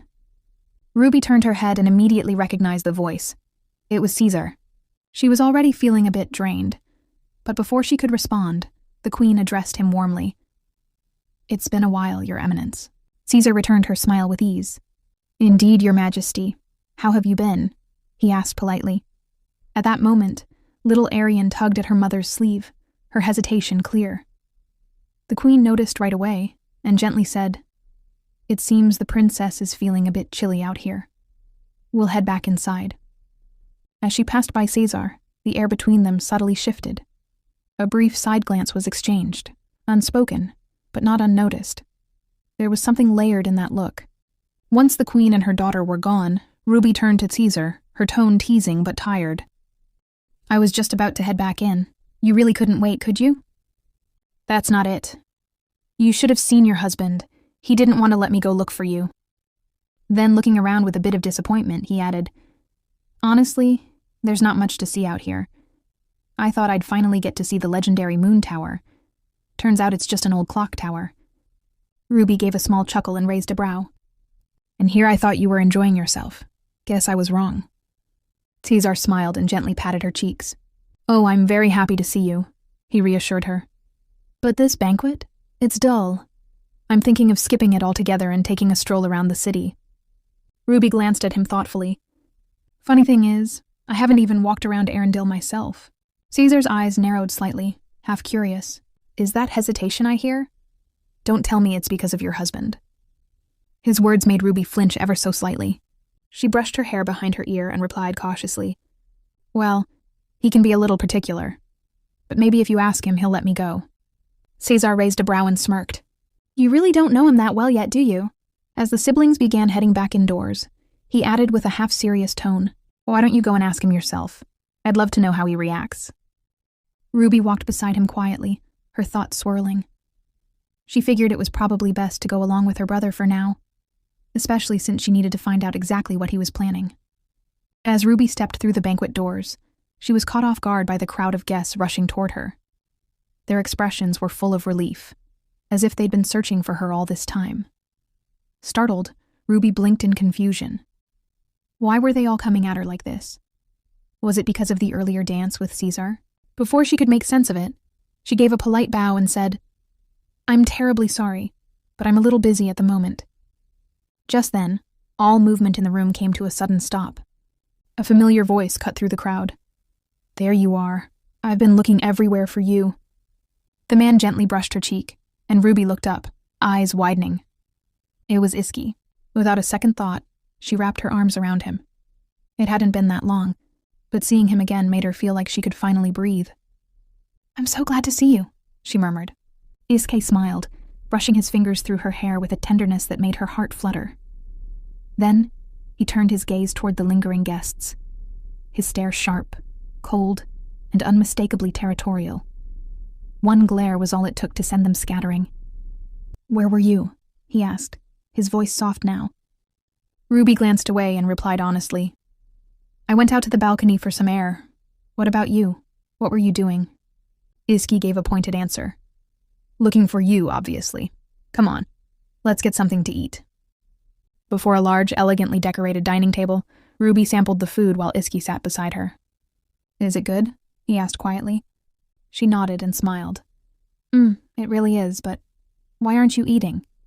I'm not in the mood. That surprised her. Iski never missed a full lunch before. Something felt off. Ruby chewed slowly, feeling his eyes on her the entire time. Why does he keep staring at me like that? She thought. Then he said, You don't have to keep eating if you don't feel like it. Ruby blinked, caught off guard again, but chose not to push it. Instead, she gently changed the subject. My brother wants to go to the festival with me, she said, dabbing the corners of her mouth with a napkin. What do you think? Though her tone was casual, she couldn't meet his eyes. Iski raised a brow. I didn't know your brother was into festivals. Ruby chuckled softly. He's always been easygoing. That's just how he's been since we were kids. After a pause, Iski relented. I'll have the temple handle the guidance. You can go if you want. That was easier than she expected. Ruby was surprised, but she could sense something was wrong. He seemed sulky, even distant. Do you want to come with us? She asked carefully. Iski shook his head. There's no need. Spend time with your brother. It's been a while since you two met. She tried to respond, to gauge how he was really feeling, but he suddenly pulled her cheeks with both hands and gave her a crooked smile. Just go have fun and come back to me. Then, with a teasing edge, he added, It's not like it's your first affair or anything. I'm used to it by now. Ruby flinched. It's not an affair, she insisted. Iski smirked, then calmly said, Anyway, the capital is safe today. No need to worry about magical beasts. Then he adds, The ones near Arendelle were taken care of before the festival, he explained. And with all the cardinals in the city, they won't even get close. Ruby blinked again, suddenly reminded of something. Traveling with Caesar, it really is like walking under a holy shield. His tone gentler this time. I'll have a carriage prepared for you. Ruby smiled and gave him a nod. Thank you. Afterwards, while Ruby sat quietly in the carriage, she watched through the window as Iski and Caesar stood just outside. Caesar flashed a grin. Apologies, dear brother-in-law. I'm stealing your wife today. If not now, I fear I'll never have free time again. In return, I'll pray for your blessings. Isuke raised an eyebrow. Do you think that works? It depends on the person, Caesar replied cryptically. Watching the exchange, Ruby blinked. Since when? Did they talk like this? She narrowed her eyes. Did Isuke actually fall for Caesar's fake charm? Even as she told herself it wasn't Isuke's fault, she just couldn't understand why it bothered her so much. Suddenly, Isuke turned to her. Ruby, is everything comfortable? Yes, there's no inconvenience, she replied quickly. But in the back of her mind, she found herself wondering, why does he look so handsome today? Isuke reached in and gently brushed her hair. Have fun. Ruby nodded, her voice soft. I will, I'm going now. As the carriage rolled away, Ruby sank back into her seat, guilt creeping in like a shadow. Her heart was heavy with emotions she couldn't name, tangled feelings of duty, pain, and something she didn't want to admit. She was the one who had to endure everything from now on. So why did it feel like she was the one doing something wrong? Outside, Isuke watched her carriage disappear into the distance, his expression unreadable. Ruby tried to refocus. She reminded herself that this wasn't a leisurely outing with her brother. Looking around the city was just an excuse. I won't waste time. I need to understand what Caesar is up to. And if they were to meet again after the competition, then I need to find a reason, something that will make sense. More importantly, she thought, I have to get a grasp on his informants. No matter what, I have to try. Interrupting her busy mind, Caesar casually said, Let's stop by the temple first. The temple? Ruby blinked. What for? He gave her a side glance. You're not going to the festival dressed like that, are you? If we're watching in secret, you need a disguise. Ruby flushed. Ah, right. Seeing her reaction, Caesar smiled, amused. They arrived at the temple and changed in both cloaked and plain hooded garments. Then, Caesar led her. This way. Ruby followed him, but her attention was drawn to a figure nearby. There was something off about that hooded man. He didn't look like any Arendelle monk she'd seen. Her instincts flared. A spy? Is he one of Caesar's people? Out of nowhere, Caesar muttered. Isuke's kinda cute. Still smirking, Caesar clarified. Your husband. He sent that foolish paladin to spy on us. Obvious, isn't he? Or maybe he wanted me to notice. Ruby looked around quickly but saw nothing suspicious. I don't see anyone. Are you sure? There's no one who'd want to follow us, she added, voice hesitant. Caesar suddenly stopped and turned to her. Ruby, his tone was sharper now. Have you already forgotten? Everyone except us is the enemy. I haven't forgotten, Ruby said, though her voice trembled slightly. I was just mistaken. It's just, I haven't seen you this lively in a long time. Caesar chuckled darkly. Teasing your husband is surprisingly entertaining. Ruby let out a breath, relieved that the tension eased, for now. As they strolled further into the city, Ruby's thoughts drifted again. Did Isuke really send someone to follow us? If not, who and why? Was it someone who despises me and my brother? Have you always been watched like this? Caesar asked suddenly. Ruby didn't hesitate. Always. That's why I always looked forward to coming home. The moment the words left her lips, Caesar stepped behind her and wrapped his arms around her waist, pulling her into a cold embrace. Of course you'd say that, he whispered near her ear. But then, why did you ruin everything? His voice was soft, almost affectionate, but his eyes, when she turned to glance at him, were anything but. She froze, her throat tightened, and no words came out. Then, just like that, he took her hand and flashed her a carefree smile. Come on, let's get away from them. As if nothing had happened at all, and so, they slipped into the bustling crowd, their footsteps lost in the hum of the city, while Ruby can only think of one thing with her heart pounding. He really is a complete lunatic. As Caesar and Ruby strolled through the bustling capital, Caesar wrinkled his nose, commenting that everything here reeked of grease and sugar. Ruby, trying to keep the mood light, simply replied, Well, it is a cold country after all. Caesar then expressed mild surprise, noting that it was Ruby's first time actually exploring the capital. With a curious glance, he added, Does your husband even let you walk around like this on your own? Ruby responded bitterly, Besides you, who else would let me wander out here? Caesar chuckled in agreement, saying that walking side by side like this reminded him of the old days. He turned to her and asked with a nostalgic smile, Don't you remember that Christmas? Ruby paused. How could she forget? A memory surfaced. That Christmas night, The snow had blanketed the streets beautifully. She and Caesar had spent the entire evening out, laughing and walking with no thought of returning home, not until past midnight. But waiting for them wasn't warmth or joy. It was their drunken father. He lashed out cruelly, yelling at them for staying out so late, accusing them of being disgraceful children who inherited nothing but shame from their mothers. It didn't matter that he was the one who chose courtesans to be their mothers. That night, even in front of his beloved first son, he showed no restraint. Back in the present, Ruby couldn't help but thought to herself, why he'd bring up such a painful memory. I was so scared back then, she admitted softly. I thought he might have hit you. Caesar glanced at her with a faint, amused smile, surprised by her concern. You're so sweet, Ruby. As they continued walking, hand in hand, Ruby's thoughts spiraled. She didn't want to see any more violence. She had enough. Sensing her unease, Caesar assured her, Don't worry, Father will soon have to fear me. Ruby blinked, unsettled. What did he mean by that? Caesar casually changed the subject, suggesting they head over to a different spot. Ruby, still lost in thought, realized that she didn't truly know the kind of relationships her brother had built over the years, or the kind of man he had become. Soon they found themselves watching a street puppet show. Children laughed, people clapped, but Ruby's face stayed distant and hollow. Caesar noticed. You're not enjoying it? He asked, studying her expression. Startled, Ruby glanced at him. What are you talking about? I'm enjoying it. Caesar went silent, observing her for a beat too long. Then, with a forced calmness, he said, Let's go back to the temple. Placing a hand on her shoulder, his tone shifted. Quiet but firm. There's something we need to discuss. In private, remember? Ruby's heart sank.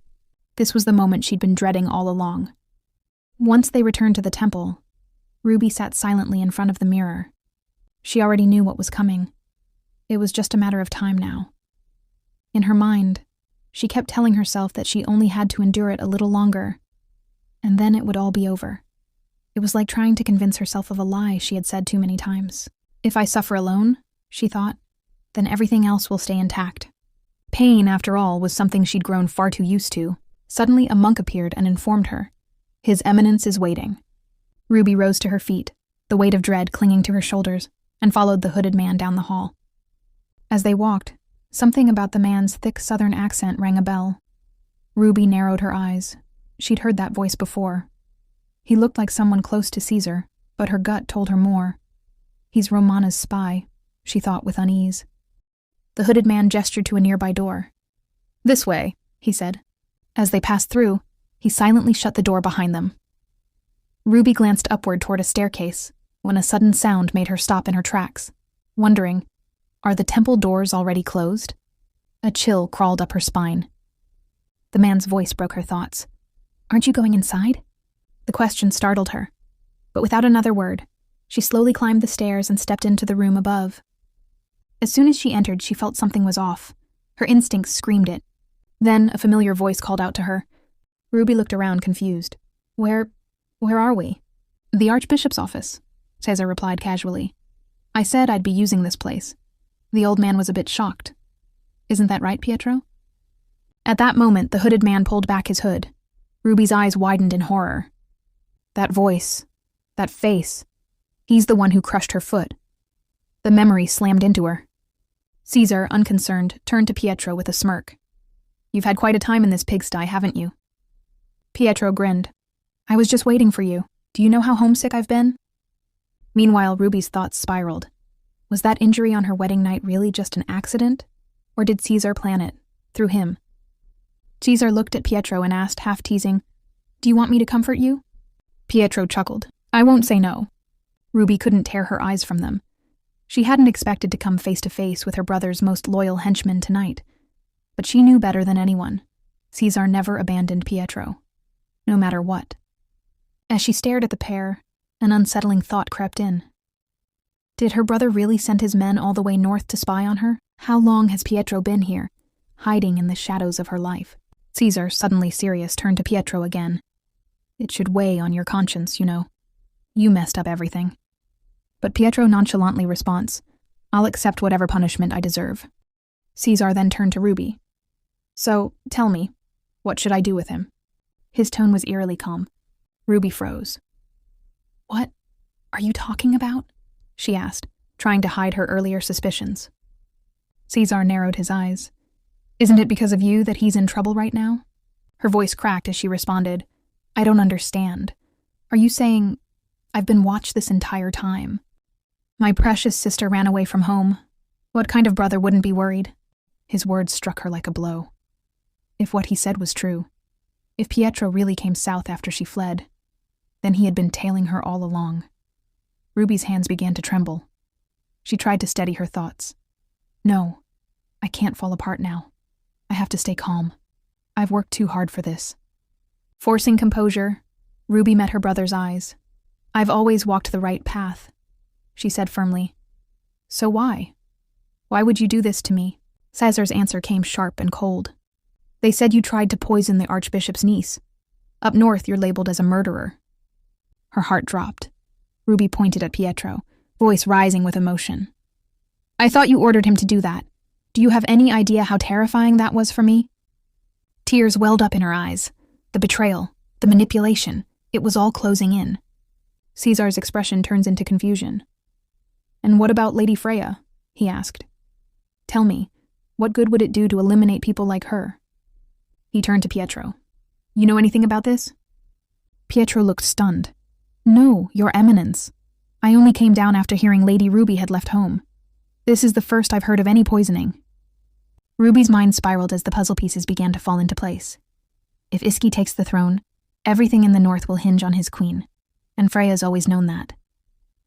The memory hit her like a cold wind. Freya's voice, sweet and venomous whispers. She also remembered that carefully staged moment. Freya spilling tea on herself, then mixing lies with just enough truth to seem believable.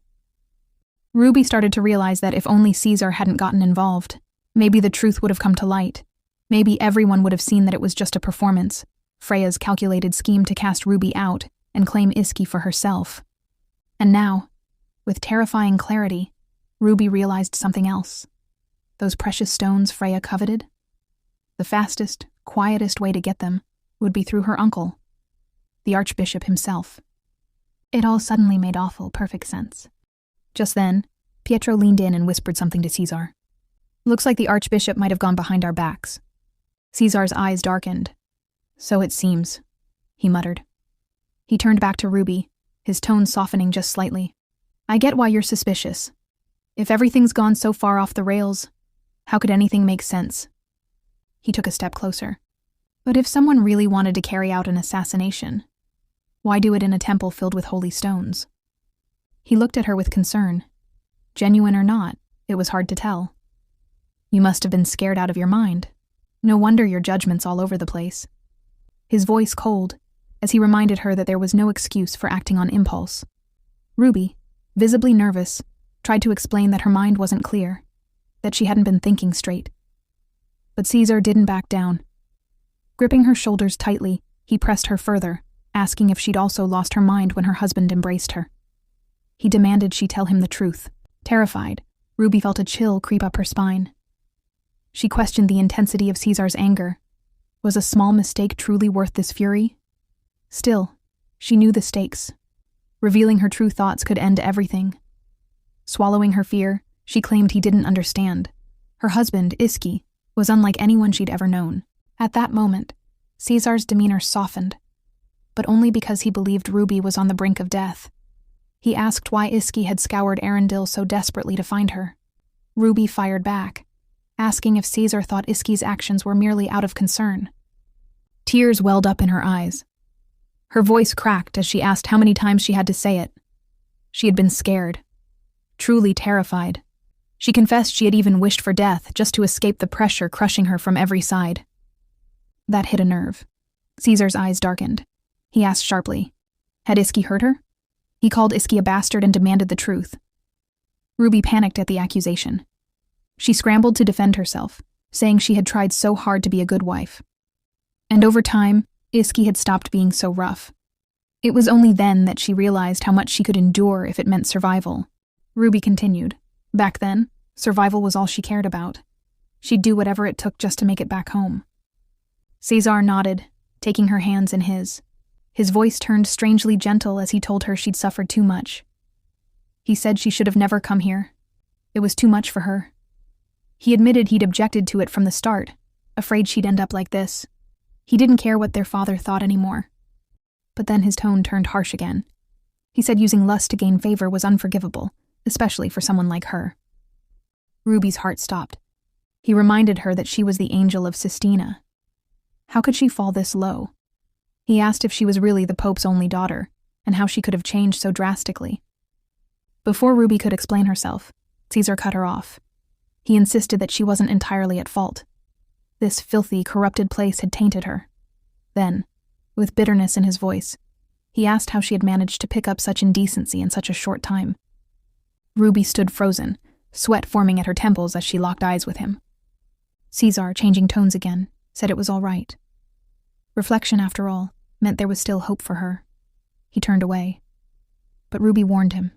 Her husband would find out soon enough. That made Caesar smirk. He asked if she and Iski had managed to meet during the festival. Ruby replied that if her husband came at night, they'd find time. No matter where she stayed, he'd find her. Those words seemed to trigger Caesar's dark side again. He approached her slowly, eyes narrowing. He wondered aloud why she couldn't simply behave, like before.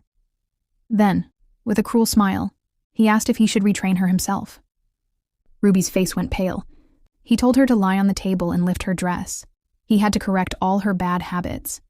He claimed it was because he loved her, but Ruby was trembling all over. She didn't believe a word of it. Caesar's voice turned threatening. He warned her to listen closely. This was his final warning. Her husband, Caesar said, was driven only by lust. Sure, Iski might have acted like he'd give her his whole heart, but she shouldn't be fooled. Feelings born from physical desire never last.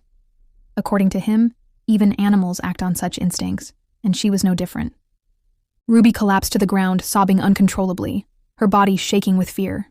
Caesar crouched beside her and cradled her face. He told her she looked exhausted and offered a solution. If Iski truly treated her so badly, she should just say she'd stay with him that night. Those words twisted like a knife in her heart. Ruby was breaking. She was tired, hurting, and completely drained. Through her tears, she finally whispered that she was wrong. Caesar lifted her face again, his expression unreadable. "Then remember this night," he said. "It will be a long one." The scene faded into horror. Ruby's clothes lay scattered on the floor. Her shadow trembled atop a table, while Caesar loomed over her, whip in hand, ready to strike again and again. Meanwhile, Iski sat quietly, waiting for Ruby's return with growing impatience. He tried to appear calm, but the tension in his posture gave him away. Just then, Ellen approached him, calling out his name with a frown. She asked where Ruby was. Iski casually responded, saying Ruby was out taking a walk with Caesar. Ellen's expression twisted in disbelief. "With Caesar?" She immediately demanded an explanation. "Didn't you ask me to keep an eye on him?" she pressed. "Then why would you just let her go with him so easily?" Iski gave a vague reply, trying to sound composed. "There's something I needed to confirm," he said quietly. "I sent Camus and Galar instead." Ellen glanced at him more closely, and that's when she noticed it. His leg was bouncing slightly. I mean super bouncing, which is a sign of the anxiety he was trying so hard to hide. She couldn't understand it. If he was this worried, why let Ruby go with the man he clearly didn't trust? She then warned him that a snowstorm was coming and asked when he expected Ruby to be back. Suddenly, a faint sound echoed from outside. Both siblings froze for a second, then rushed out to the balcony. Ellen peered into the distance. "Is that Ruby?" she asked quickly. Iski nodded with visible relief. "Yeah." She made it back just in time. Without wasting a moment, Iski made his way downstairs. Afterwards, Iski's eyes went straight to Ruby. "I'm glad you're home before the snow got worse," he said, his tone gentle. Caesar quickly explained the delay, saying that Ruby had taken a fall during their walk, so he had to take care of her. Iski's brows furrowed with concern. "Did it hurt?" he asked Ruby directly. Ruby, keeping her smile steady, shook her head. "It wasn't that bad, just a little scratch," she said sweetly, as if nothing was wrong. Iski sighed with a mix of relief and worry. "You have to be more careful." Still smiling, Ruby replied, "It was just so much fun. I got too excited." From the outside, Everything seemed peaceful. But anyone looking closely could tell. There were layers of emotion hiding behind every word. As the wind began to pick up outside, Iski gently told Ruby they should check her injury again before she went to bed. Ruby nodded in agreement, still smiling faintly. He reached out, brushing a strand of her hair aside. "You even let your hair down as a disguise," he murmured, then looked more closely at her. "Why are your eyes so red?" Ruby replied softly, "It's just the cold."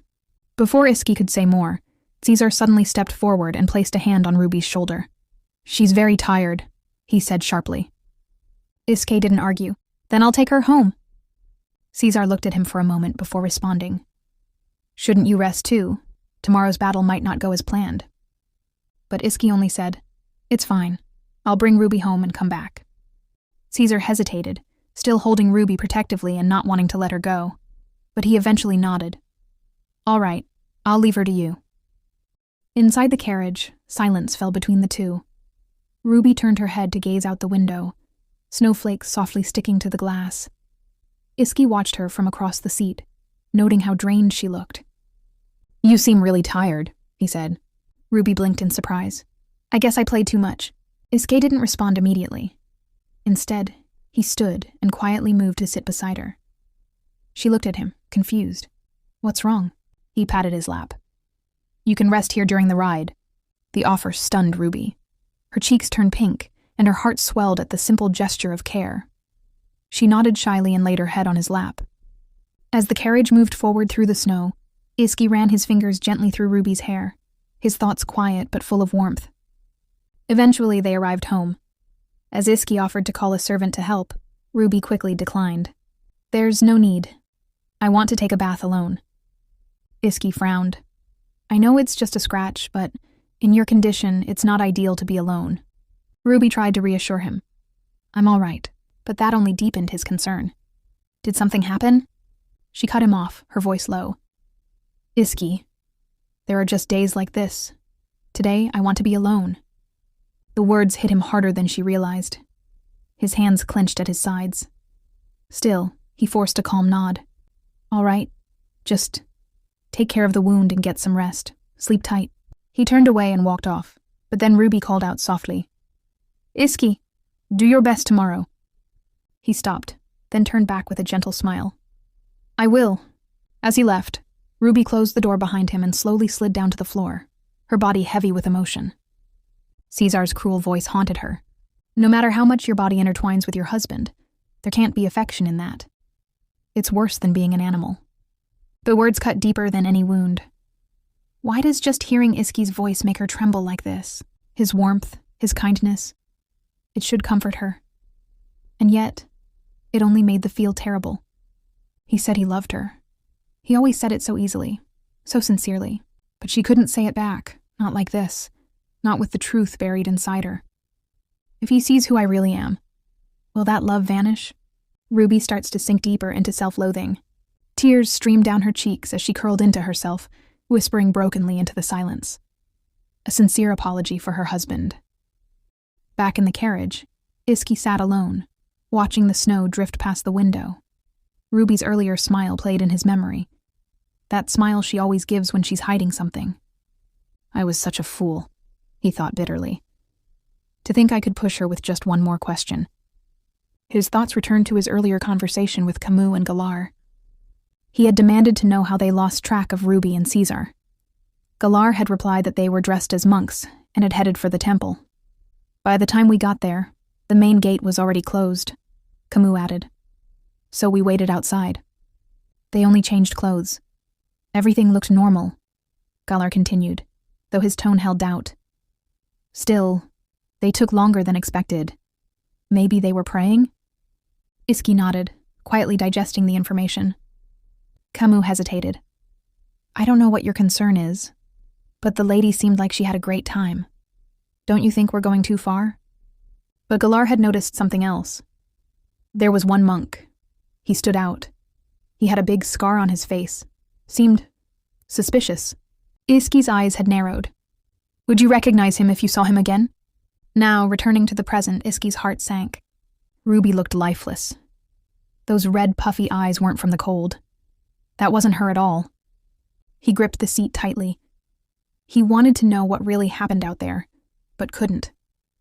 As snow continued to fall gently outside, Iski made a silent vow. No matter what Ruby says, I'll stay by her side. But the more I try to understand her, the farther she seems to drift away. He then whispered her name as if praying. Ruby, please just tell me what I can do for you. The next day arrived, marking the start of the long-awaited tournament. Ellen and Freya sat together, quietly waiting for the opening festivities to begin. The air buzzed with anticipation, but Freya couldn't help glancing around. Then, she leaned closer to Ellen and spoke in a hushed voice. I don't mean to sound like I'm nitpicking, but isn't it strange over there? Look, shouldn't Ruby be sitting elsewhere? Why is she seated on the Cardinal's side? The rumors might be true after all. Have you heard anything, Ellen? What's going on between them? The moment the words left Freya's mouth, Ellen's expression hardened. She immediately addressed her. Freya. Her voice was calm, but firm. That's not something you need to concern yourself with. Freya blinked, caught off guard. Isn't that a bit harsh? She replied, clearly surprised by Ellen's reaction.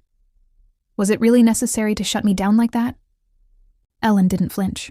You have no reason to meddle in another family's private matters, do you? Ruby is my family. Don't ever talk like that in front of me again.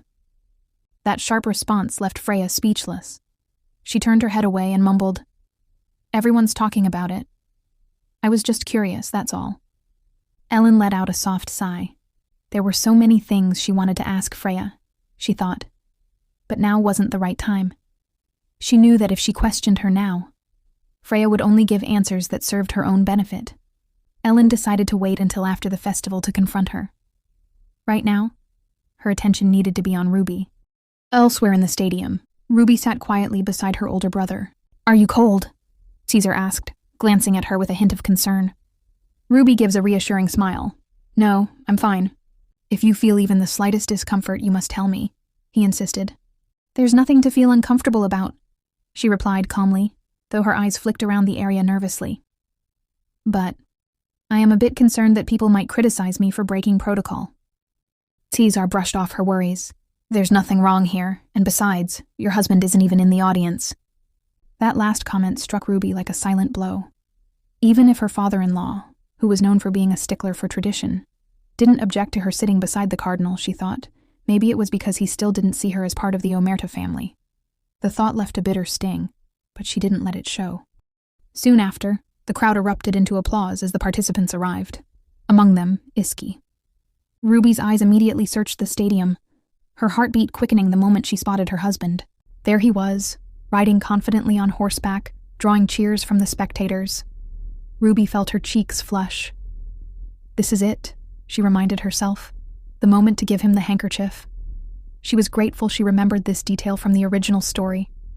Suddenly, Iski's gaze locked onto her, and he called her name out loud, right there in front of everyone. Startled and flustered, Ruby blushed even deeper.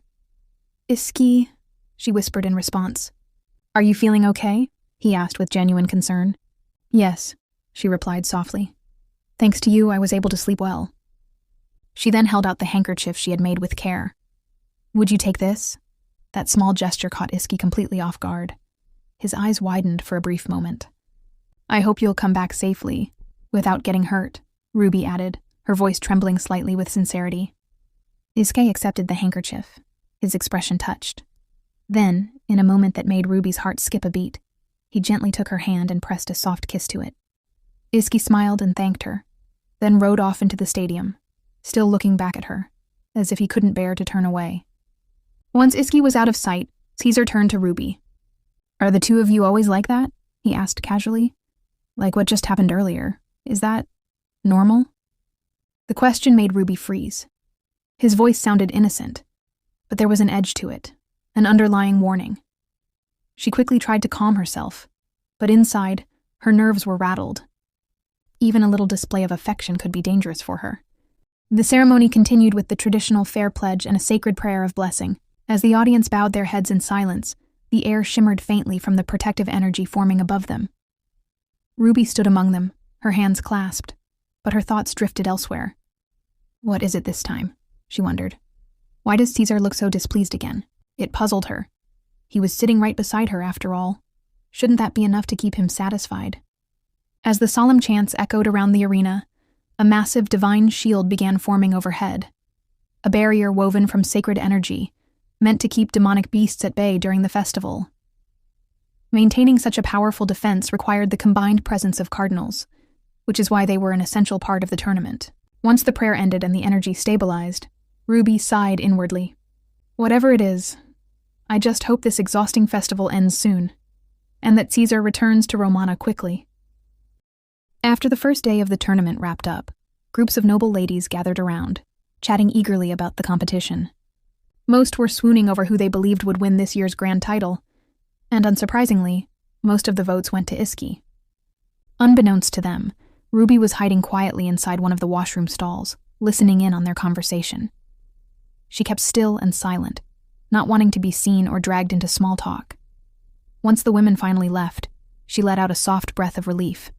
Peeking outside to make sure the coast was clear, she stepped out and made her way to the wash basin to wash her hands. As she cleaned herself up, Ruby's thoughts wandered again. Lately the nausea seems to have eased a bit, she mused. But the pain. It feels like it's gotten worse. She reached into her small pouch, pulling out a piece of candy and slipping it into her mouth, anything to soothe the discomfort. At that moment, Ellen walked into the washroom. "Ruby," she greeted calmly. Ruby flinched slightly but quickly masked it with a nervous smile. "Oh, Ellen. Hello." Her heart raced a little. It's still awkward to face her like this, Ruby thought. Did she notice I threw up again? But since they ran into each other while she was eating candy, maybe Ellen hadn't seen anything suspicious. Ellen asked, "Did you enjoy the tournament?" "Huh?" "Oh, yes," Ruby stammered. "To be honest, I was extremely nervous, especially when the trolls appeared. I was so worried something might happen to Iski." And that wasn't a lie. The monsters she'd seen today were unlike anything she had encountered before. Yet somehow, that unfamiliarity made it slightly easier to bear watching the brutal fights. Ellen nodded gently. "I understand. But don't worry too much. Compared to what my brother went through a year ago, this was tame." Ruby's eyes widened slightly at the comment. Then she responded quietly. "I see. Thank you." She thought back to how Iski had emerged unscathed. Yet nearly half of the other contestants were critically injured, some fighting just to stay alive. To think Ruby feared speaking with Ellen after the tea party incident. And yet, here she is, speaking to Ruby like nothing happened.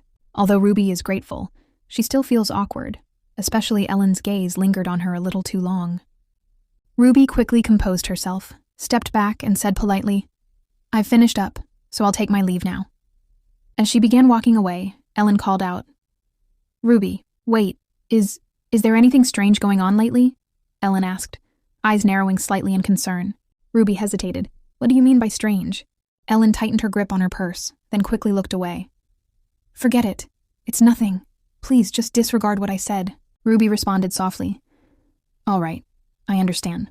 I'll head out first then." Ellen remained standing there, her gaze drifting downward. A deep sense of unease settled in her chest. A little while later, the Omerta Castle hosted a grand banquet to celebrate the day's events. As Ruby stepped into the glittering hall filled with noble chatter and golden light, an unsettling thought immediately crept in. Of all the people in this world, why does it have to be him? She thought, her eyes flickering with unease. Caesar, seated among the guests, instantly noticed her entrance and called out her name, his voice carrying just enough weight to make her skin crawl. Ruby forced a polite expression, but inside she felt suffocated. Is it because Iski isn't here? Is that why it feels like I can't breathe? Like I'm constantly being invaded? Ruby thought for a moment. The matches were scheduled for 2 straight days, which meant all participants, including those disqualified, were forbidden from leaving the palace. Doing so was considered cheating, so Iski couldn't be at the banquet tonight. His absence left Ruby exposed, vulnerable in a room full of people. She quietly took her seat, trying not to draw attention. If only Iski were here, she sighed inwardly. At least I'd feel a little safer. But before she could disappear into the background, a voice addressed her. It was her father-in-law, Duke Omerta, formally welcoming her to the banquet. Startled by his direct approach, Ruby instinctively straightened. As her eyes scanned the table, an unpleasant realization hit her. Her entire troubled life was seated at the same table. Her ex-husband, her father-in-law, and Caesar. Why, Why are they all grouped up like this? Which, of course, beyond coincidence. Her chest tightened with suspicion, thinking this has to be Cesar's doing. Then Alfonso, her ex-husband, turned to her and said with a whisper voice, "Surprised? I just had something to discuss with Duke Omerta. So, that's why I'm here." Ruby forced a nod and replied, "I understand." But in her mind, she was spiraling. Am I the only one here who feels completely out of place? Or am I just the only one not pretending otherwise?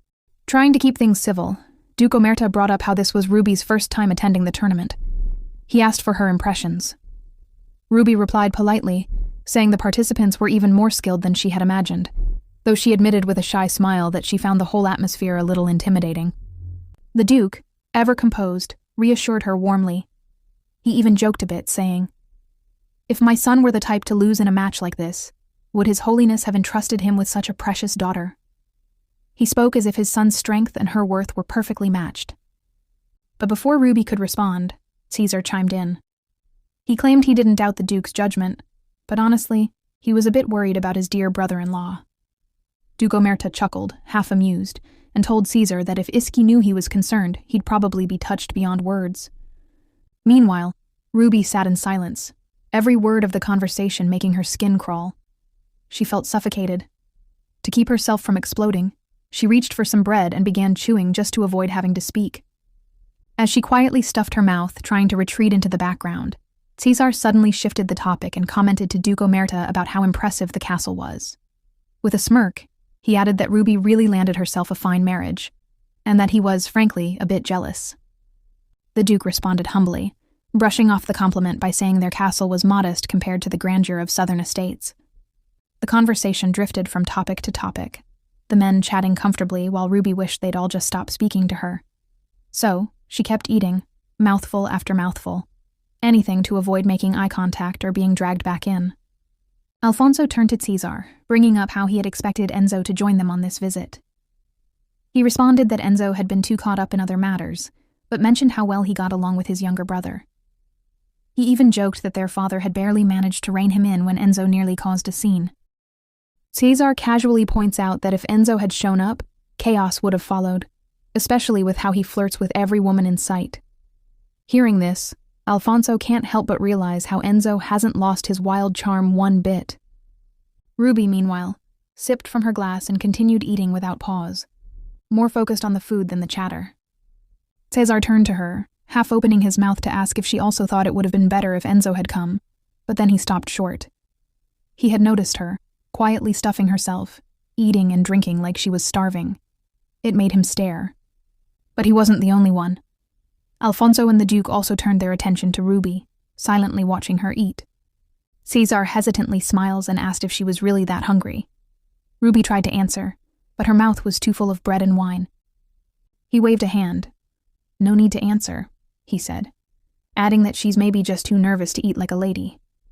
The Duke, clearly misunderstanding the situation, kindly pushed a whole pie toward her. "Have some more," he said, as if trying to take care of her. Ruby stared at the large pie. Normally, she would have never dared eat something so indulgent. But right now, she figured she'd just keep eating. It was the only way to get through the suffocating conversation without breaking. While Ruby quietly eats, Ellen watches her from behind a pillar, stunned. She can't believe Ruby is eating so much, and so quickly. It's unsettling. This isn't the Ruby she knows. The Ruby she remembers had always been modest with her meals. A dark thought creeps into Ellen's mind. Ruby's behavior reminds her of how her late mother acted before things took a tragic turn. The resemblance sends a chill down her spine. Trying to shake it off, Ellen tells herself, "No, Ruby's not like Mother. She's different. She has to be." Just then, a voice calls out to her. She jumps at the sound and turns around to find Ivan standing there, looking concerned. Realizing he startled her, Ivan apologizes right away. Ellen quickly clears her throat, brushing off the surprise. Ivan tells her that he got worried when she suddenly left the game halfway through.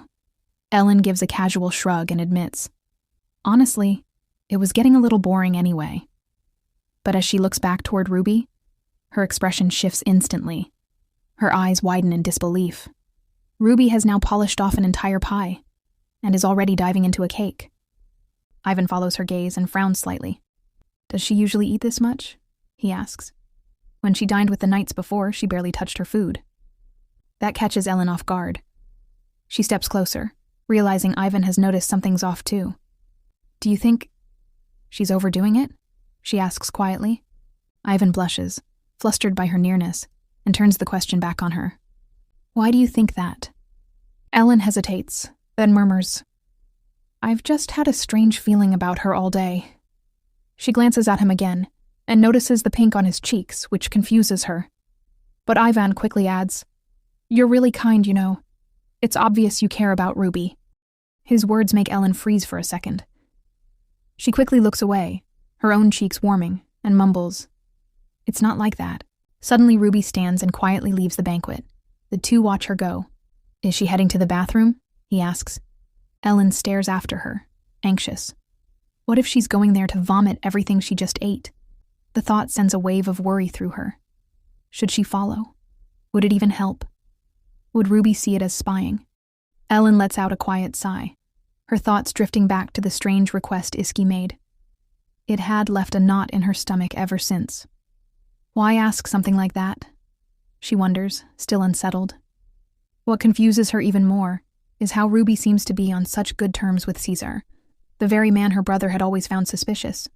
She glances over at the table where everyone had been playing games. The group is laughing and chatting like nothing's wrong. But when she notices Freya sitting at the edge, not speaking to anyone, something clicks. She's been so quiet since Ellen scolded her. That's not like her at all.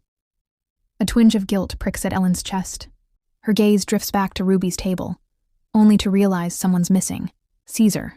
He's not there. A wave of dread washes over her. Did he go after Ruby? And if he did, what now? Inside the bathroom, Ruby leans over the sink, her stomach aches, and her mind races with disbelief. Did I really eat that much? Am I going crazy? She thinks, exhausted and disoriented. As she pulls herself together, she mutters inwardly, Just a little longer. If I can hold out, I won't have to face Caesar anymore. But the moment she steps outside, fate isn't kind. Caesar is already there, waiting. He approaches her with a concerned expression and asks, Are you all right? Ruby forces a nervous smile and answers quickly, Yes, I'm fine. Deep down, his sudden appearance has startled her. Still, she reassures herself, It's okay. He doesn't know anything about my condition. I just have to act normal. Trying to mask the discomfort, Ruby tells him, I think I just ate too many sweets. My mouth feels sticky. Cesar nods thoughtfully and replies, That makes sense. By the way, it's been a long time since I've seen you like this. Ruby frowns a little. Like this? She echoes, confused. It's been a while since you've eaten so well, he explains. The last time was when you were a child. His words leave Ruby baffled. Is he drunk? She wonders. She responds, What are you talking about? I've always eaten well. But Caesar said, Not since you got seriously ill 3 years ago. You've barely eaten properly since then. Ruby quietly thinks about how he always brings this up, those nostalgic childhood memories, as if he's clinging to the past. He talks like he misses those days. But why? She casually brushes it off. I was just following the trend. You know, eating less. That answer leaves Caesar speechless. For a moment, he just stares at her, then reaches out and grabs her hand. His eyes settle on the ring on her finger. Why are you wearing that ring? He asks. I didn't see your husband wearing one. The question catches Ruby off guard. Her heart skips a beat. In truth, she wears that ring as a symbol, a quiet declaration that she doesn't ever want to go back to Romana. But of course, she could never say that out loud, so she simply lies. I just like the design, that's all. Cesar scoffs lightly. It's not even that pretty, he says, then adds coldly. As expected. Clearly your husband doesn't love you. If he did, he wouldn't let his wife wear their wedding ring alone. The words hit Ruby hard. His cruelty, masked as concern, never fails to wound her. But before she can respond, Cesar changes the subject with a sudden smile. Forget that. I heard something interesting. Ruby stiffens. What now? What did he find out? She wonders warily. There's a beautiful place in this mansion, he continues.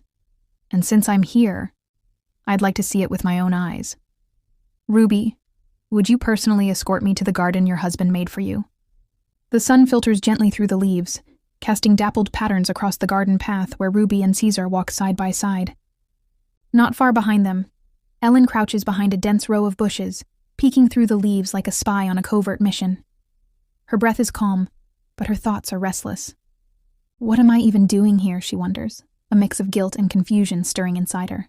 She had followed Caesar earlier on impulse, barely realizing what she was doing. Now, watching the two walking together so normally, like just a pair of siblings enjoying the garden, Ellen suddenly feels ridiculous. Is this really because of my brother's request? She questions herself. Or is it because Ruby's behavior today has been off? She frowns. Maybe I've lost it. Otherwise, I wouldn't be sneaking around like this. Again. A quiet voice behind her snaps her out of her thoughts. So this is where you ran off to. Startled, Ellen spins around, only to find Ivan behind her. She narrows her eyes. If I didn't know any better, I'd think you were spying on me. Ivan shyly says, Impossible. I have someone else to keep an eye on these days. That catches her off guard. Did my brother ask you to do this too? Ivan nods. Yeah. Same request from Iski. Though I don't know why he even bothered joining that stupid game. He could have just stayed with Ruby. He sighs. It's probably about that flower of glory. With so many greedy eyes around, maybe he thought that if Ruby had it, no one would dare treat her poorly. Ellen frowns. What kind of husband does that for his wife, but stays distant at the same time? Ivan's tone turns dry. Iski's always been strange. Ellen lets out a breath. If Ruby knew I was hiding in bushes spying on her, she'd be so upset. Honestly, I feel pathetic. Ivan's voice softens. This is all Iski's fault, not yours. He's the bastard here. She glances down. He never told me to follow Ruby this closely, though. Ivan stands up straight and glances toward the path. Even so, there must be a reason you followed her. He extends a hand toward her. Ellen blinks. We're just out for a walk now, he says casually. Right? Understanding dawns on her. She takes his hand, rising to her feet. Yeah, she thinks. Let's call it a walk. As Ruby and Caesar stroll through the serene garden, a breeze rustles the flowers around them. Then, Caesar abruptly stops, pointing ahead. What's that? He asks, narrowing his eyes at a quaint little structure nestled between the bushes. Is that where you go to play? Ruby blinks, then scoffs lightly. Of course not. That's where Princess Arian keeps her toys. She often comes over to play with her friends, so I put her things there. But as she says this, a strange feeling creeps in. This was supposed to be Arian's secret haven, she thinks. So why do I feel like the intruder? Caesar gives a dry chuckle. That thing comes over often, huh? You two seem awfully close. Ruby pauses, thrown off by his words. Did he just call the princess that thing? She glances at him. Well, I think Princess Arian likes this place mostly because it's her cousin's house. Caesar's mocking voice echoes. Calling that half-breed their relative makes even a passing dog laugh. Ruby flinches at his bluntness. The words sting more than she expected, not just because of the cruelty in them, but because they sound familiar. Freya said something like that once too, she remembers. So, it's not just Caesar who thinks this way. The truth was, before Arian grew close to Ruby, she'd barely even interacted with the Omerta family in private. In fact, Ruby recalls how the little princess had barely any presence in the original story at all. Caesar breaks the silence again, more quietly this time. Well, if our father wasn't in his current position, we might have ended up in a similar place. But even then, we'd still be better off than those with heretic blood. That's why he wants me to take his place as Pope one day, not that it surprises me. Ruby turns to him. Even if he weren't the Pope, I'm sure our father would still push you into a high position. He's that kind of man. Caesar studies her. You really think I would do well regardless? Ruby nods with a soft smile. Of course I do. But inside, she's wary. I should just go along with it for now, she tells herself. Agreeing with Caesar is safer. For both of them. Caesar smiled softly at Ruby, a look that didn't quite reach his eyes. Ruby, if father hadn't become the Pope, don't you think we would have been happier? Sometimes I imagine it, just you and me, running away to some distant island where no one knows who we are, a place without judgment or interference. He paused, then looked at her more seriously. Are you happy here? Ruby's smile faltered, but she kept her tone light. Brother, I don't know why you're asking me this. You know I've always wanted to swear a life of celibacy for God, and yet, you were the one who sent me here, remember? Her words made Caesar's expression darken slightly. A life of celibacy for God, huh? He then continued. You don't know what really goes on behind the gray monastery walls. Those corrupt people drowning in greed. And what kind of lives do those nuns there are like? His voice grew colder. Can you even imagine it? Our father, the Pope, is the head of that filthy, rotten system. They're all disgusting. Suddenly, he placed a hand on Ruby's shoulder. His touch is not heavy, but still unsettling. Seems like you've been hiding a grudge against me. Ruby quickly shook her head, trying to steady her voice. It's not like that. I just think becoming a nun is too late for me. Anyway, you asked me something strange, and I just answered. Caesar arched an eyebrow. Strange? Do you really think my question was strange? Nervously, Ruby nodded. A little, yes. At that moment, Caesar gently touched her cheek.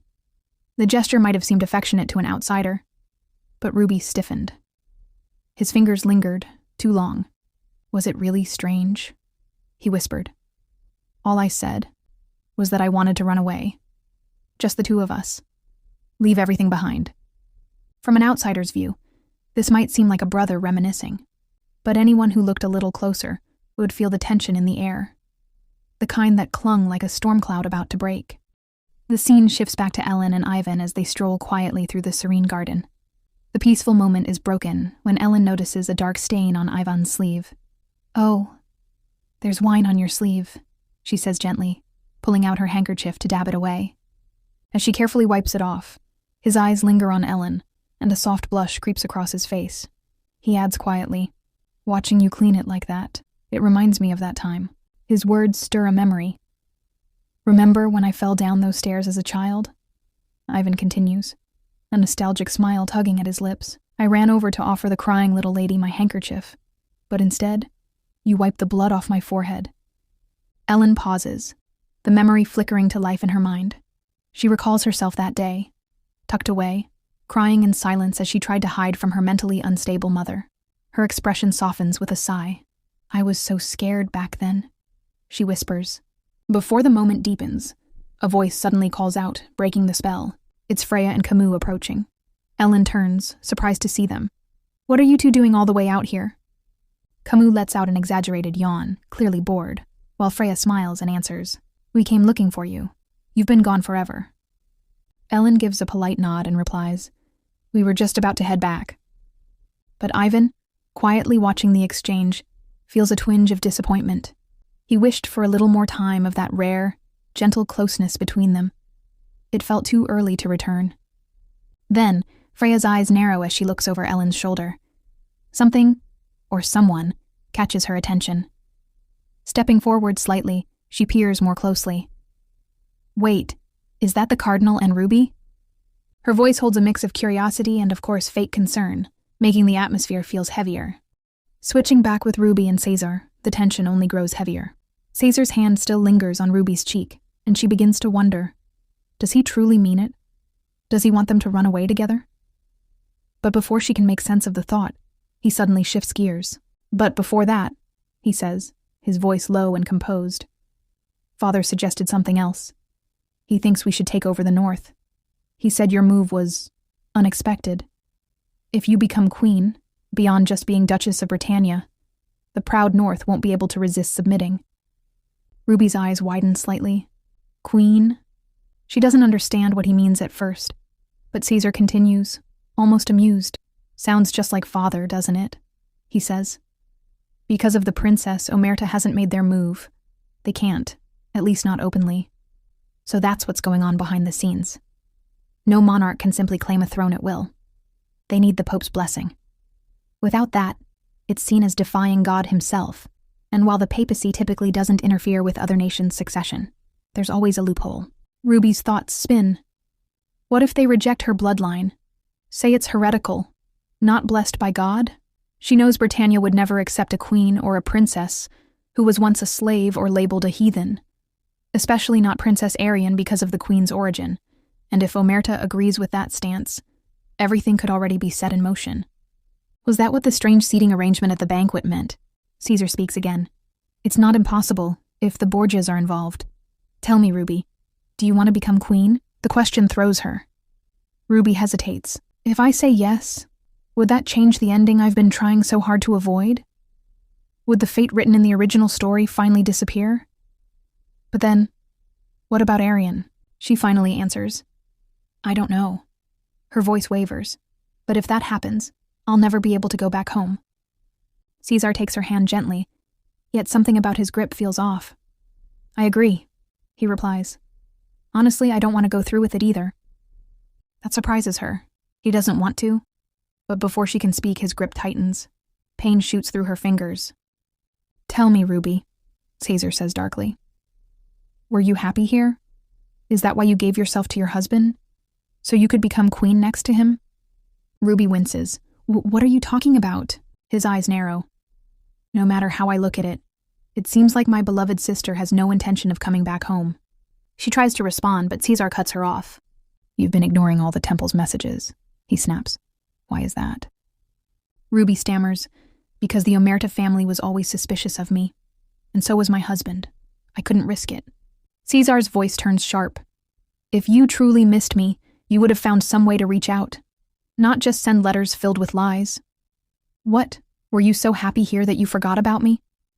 Did that man fill your head with such sweet illusions that you couldn't see the truth? His voice grows more threatening as he demands an answer from Ruby. Ruby's panic takes over, and in the heat of the moment, she blurts out the truth she never intended to admit. My husband has always been good to me. That makes Caesar's expression turns cold. He releases her hand and steps back. So, everything you've said up until now has been a lie. His voice cracks with restrained fury. You want to live here? With him. His next words cut even deeper. Didn't I warn you? That man will toss you aside like trash the moment you're no longer useful. I tried so hard to make you see it that day, but I guess you've already forgotten. Ruby braces herself, instinctively shutting her eyes, expecting his hand to rise again. But instead, something far more horrifying happens. Caesar kisses her, right on the lips. Ruby's entire body stiffens in shock. She'd always expected violence. That's what she knew. But this? It was her punishment for daring to find even a sliver of happiness. After a long, suffocating moment, Caesar pulls away. He gently cups her face, as if nothing had just happened, and whispers, Don't forget, Ruby. It's always just you and me. With that, he turns and walks away. Behind her, a gasp echoes, followed by another. Ruby flinches and slowly turns her head. Standing just a few feet away are Freya, Ellen, Ivan, and Camus. Their faces are frozen in shock. Every one of them had seen what just happened. And in that instant, Ruby realizes Caesar knew they were watching all along. That last line, that so-called punishment, it was meant to be witnessed. Ruby's heart shatters. Her eyes burn. Without a word, she turns and bolts, running as fast as her legs can carry her. Shame, fear, guilt, betrayal, they all crash into her like a tidal wave. She didn't want this. She never wanted any of this. But now, there's no undoing what they saw, and no escaping the truth. Once Ruby disappears from the garden, the weight of what just happened settles heavily in the air. Freya breaks the silence first, her voice shaky but firm. So the rumors were true. We have to tell Iski. Right now. But before anyone can move, Ellen's voice cuts through the tension like a blade. No one is saying anything.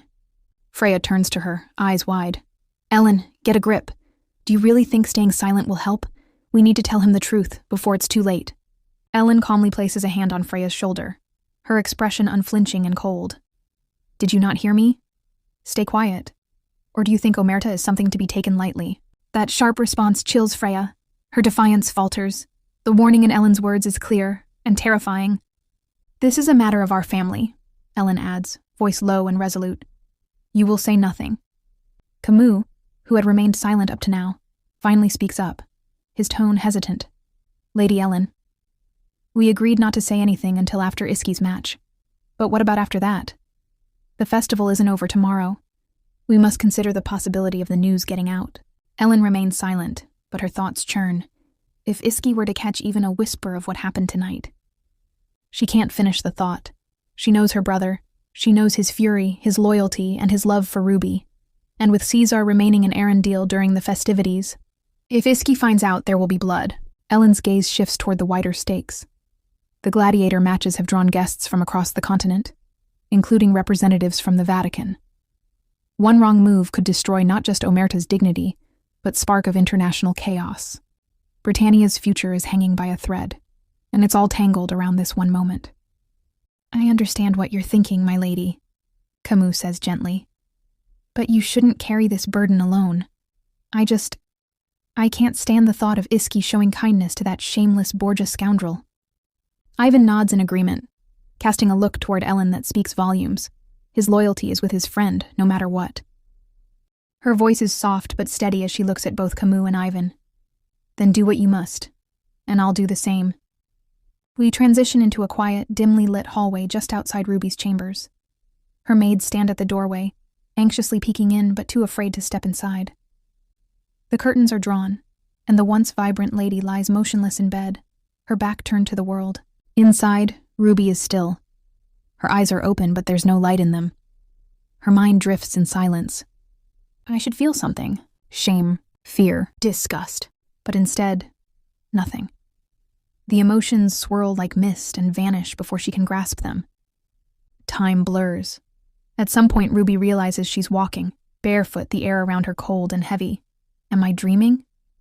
Her surroundings shift, unreal and mist-covered. Distant sobbing echoes faintly. The sound is haunting and familiar. The banshee, Ruby thinks. It's that voice again, just like back then. They say a banshee's cry means death is near, but nothing happened the last time she heard it. Or maybe something did.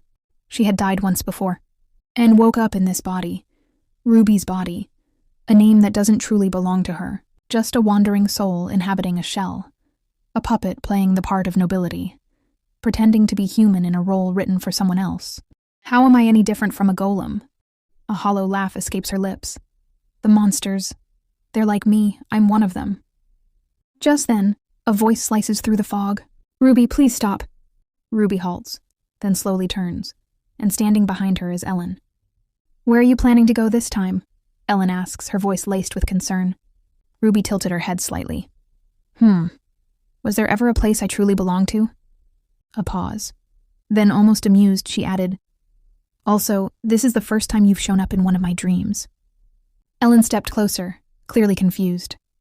Ruby looked down, catching her reflection in a nearby puddle. Is this really a dream, Ellen? She asked, voice quieter now. You'd never speak to me like this in reality. I know you better than anyone. The sadness in Ellen's eyes deepened. She opened her mouth to respond, but Ruby suddenly gasped. Her eyes lit up in wonder. Frost mushrooms. Ruby knelt down and gently plucked one of the flowers, holding it delicately. They say these can heal sick monsters. Maybe it'll work on me too, she whispered. Then she brushed the flower against her lips. Alarmed, Ellen rushed forward. Ruby, what are you doing? Ruby replied, cleaning my lips. I think these have a cleansing power, not just healing. Since I'm already dead, it should work better. Ellen flinched at those words. Dead? Ruby, what are you saying? Snap out of it. She grabbed Ruby's hand tightly. This isn't a frost mushroom, it's not safe. Ruby didn't meet her gaze. Let go, Ellen. If I don't clean it fast, I won't be able to go to Iski. Ruby's words cuts deeper, making Ellen's voice trembled. Please stop. It's over now. It's all over. Ruby touched Ellen's cheek, her expression unreadable. Then why do you look like that? If this isn't a dream, you wouldn't make that face. Then she took a breath, as she says that she wants to see Iski. Ellen shook her head gently. You can't. Not until the match ends. But Ruby simply murmured, It doesn't matter. I won't be here tomorrow. I'm going to where my sister is. Fear flickered in Ellen's eyes. Ruby lay down slowly on the damp grass, uncaring of the drizzle starting to fall. This isn't fun anymore, she murmured. I just want to sleep again. She closed her eyes, lost in her thoughts. If only I could stay like this, never wake up, never face another morning. The rain began to fall more heavily. Ellen tried one last time. Let's go inside, please. You'll get sick. But Ruby didn't respond. Her mind was far away now, wandering in a dream she never wanted to leave. If only morning never came, she thought. Maybe then, the pain would finally stop. Time skipped forward. Ellen is just walking inside when a sharp voice caught her attention. "Did you lay her down properly?" Startled, Ellen turned toward the voice. Her eyes met her father's, the Duke of Omerta. "What are you talking about?" she asked cautiously. The Duke leaned against the doorway as he says, "After witnessing that rather surreal scene earlier, I figured I'd ask the person involved directly." Her father took a sip from the glass in his hand, then continued with an arched brow. "You sneaking around with your sister-in-law on your back, playing house in the middle of the night. Is that what young ladies do these days?" Ellen's lips parted in disbelief, but no words came out. She then opened the door to his room and stepped inside. The scent of alcohol hit her instantly. Her father had clearly been drinking more than usual. "You've been drinking," she said quietly. "Are you worried about Iski?" At that, the Duke gave a dry chuckle. "Worried about that rude son of mine?" He scoffed, swirling the liquor in his glass. "If anything, I'm more concerned about my daughter-in-law." Ellen gave him a look. "That's an odd choice of words for you." She paused, then adds that Ruby just had a bit too much to drink tonight. The Duke narrowed his eyes at her. "Is she all right now? During dinner she seemed off." That caught Ellen off guard. "Since when do you care?" she asked. "Weren't you never interested in Ruby to begin with?" He set his glass down with a quiet clink. "And if I said I care now, would you believe me?" Ellen eyed him carefully. "What changed?" The Duke let out a slow breath. "At first, I pitied her. I was selfish. But thanks to that child, I got to protect my daughter. And I got to see my son, truly in love, not out of obligation, but devotion." "Do you really think he loves her?" she asked softly. "Even if something terrible happens, would he still choose Ruby?" Something in her tone made the Duke pause. His expression sobered as he studied her face. "Something happened to her, didn't it?" he said, voice low. "I can see it in your eyes. You wouldn't look like that if everything was fine." Inside, Ellen's thoughts were spiraling. She's scared that just like with her mother, Ruby would vanish too. And that same fear gripped her now. Once, Ellen only pitied Ruby, married off to Iski so Ellen herself wouldn't have to wed Ruby's brother. But things had changed. She never expected this knot of fear in her chest. She never imagined she'd see her mother's shadow in Ruby, fragile and fading. And the worst part? Ellen had no idea how to stop it. The Duke watched his daughter, then spoke with gentleness. "You look troubled.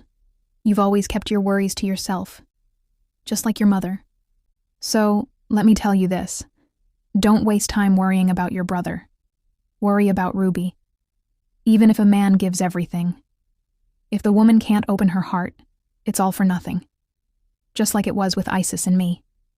The second day of the tournament rolls in. Ruby sat in the stands, eyes turned toward the blazing sun above. She stared at it so long, she almost wished it would blind her. Maybe then she wouldn't have to see any of this. Especially his face. The shameless man sitting beside her, acting as if nothing had happened. As if he hadn't done something unforgivable just the day before. Everything felt like a bad joke now.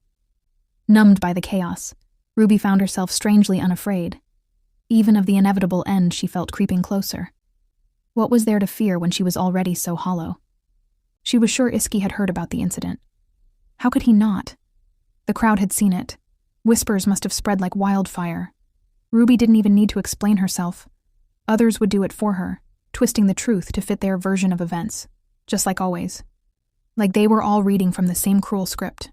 The thought left her cold and speechless. She was tired. Tired of the games, the lies, the weight of it all. On the flip side, Ivan turned to Galar with a tense expression. "What do you think the chances are that Lady Ruby breaks through that holy barrier and runs straight into a den of monsters?" Galar blinked, unsure how to answer, until he scoffed and said, "You're clearly still hungover. I think the chances of you running off like that are higher." Ivan's brow twitched in annoyance. "You're useless," he muttered. Galar glanced over at Camus and rolled his eyes. "Ivan's acting weird today, huh?" But as soon as he looked at Camus' face, the sarcasm faded. The man looked genuinely troubled. Galar narrowed his eyes. "You're hiding something," he said cautiously. Camus stiffened. "What are you talking about? What could we possibly be hiding?" Trying to lighten the tension, Galar asked, Are you worried Lady Ruby might lose her composure if Iski gets injured in the match? Ivan shook his head. If only it were that simple. That reply made Galar pause. He looked over at Ruby sitting quietly in the stands. She looks fine to me, he muttered. Honestly, she seems even calmer than yesterday. And that was exactly what unnerved Ivan. The truth was, he and Camus had spent all night tossing and turning over what they'd learned. They had planned to visit Ruby early in the morning to talk, to clear things up. But she was nowhere to be found. Instead, they found Ellen and got another story from her. Every disturbing detail about what Ellen saw the night before. Both Ivan and Camus already knew the truth about what happened to the late Duchess Omerta. And now, they couldn't ignore the similarities. Ellen's words haunted them. Ruby is starting to resemble her mother. They were terrified the same tragedy was going to play out all over again. And today, Ruby was different. Her demeanor, her energy. It was like she wasn't even here. Like she was just waiting for the right moment to vanish. She looked like someone who had already given up in life. It shook them to the core. At this point, they didn't even know who they should be more worried about. Iski in the arena, or Ruby in the stands. Ivan clenched his fists in frustration. All they could do now was sit, watch, and wait anxiously. And it was driving them all insane.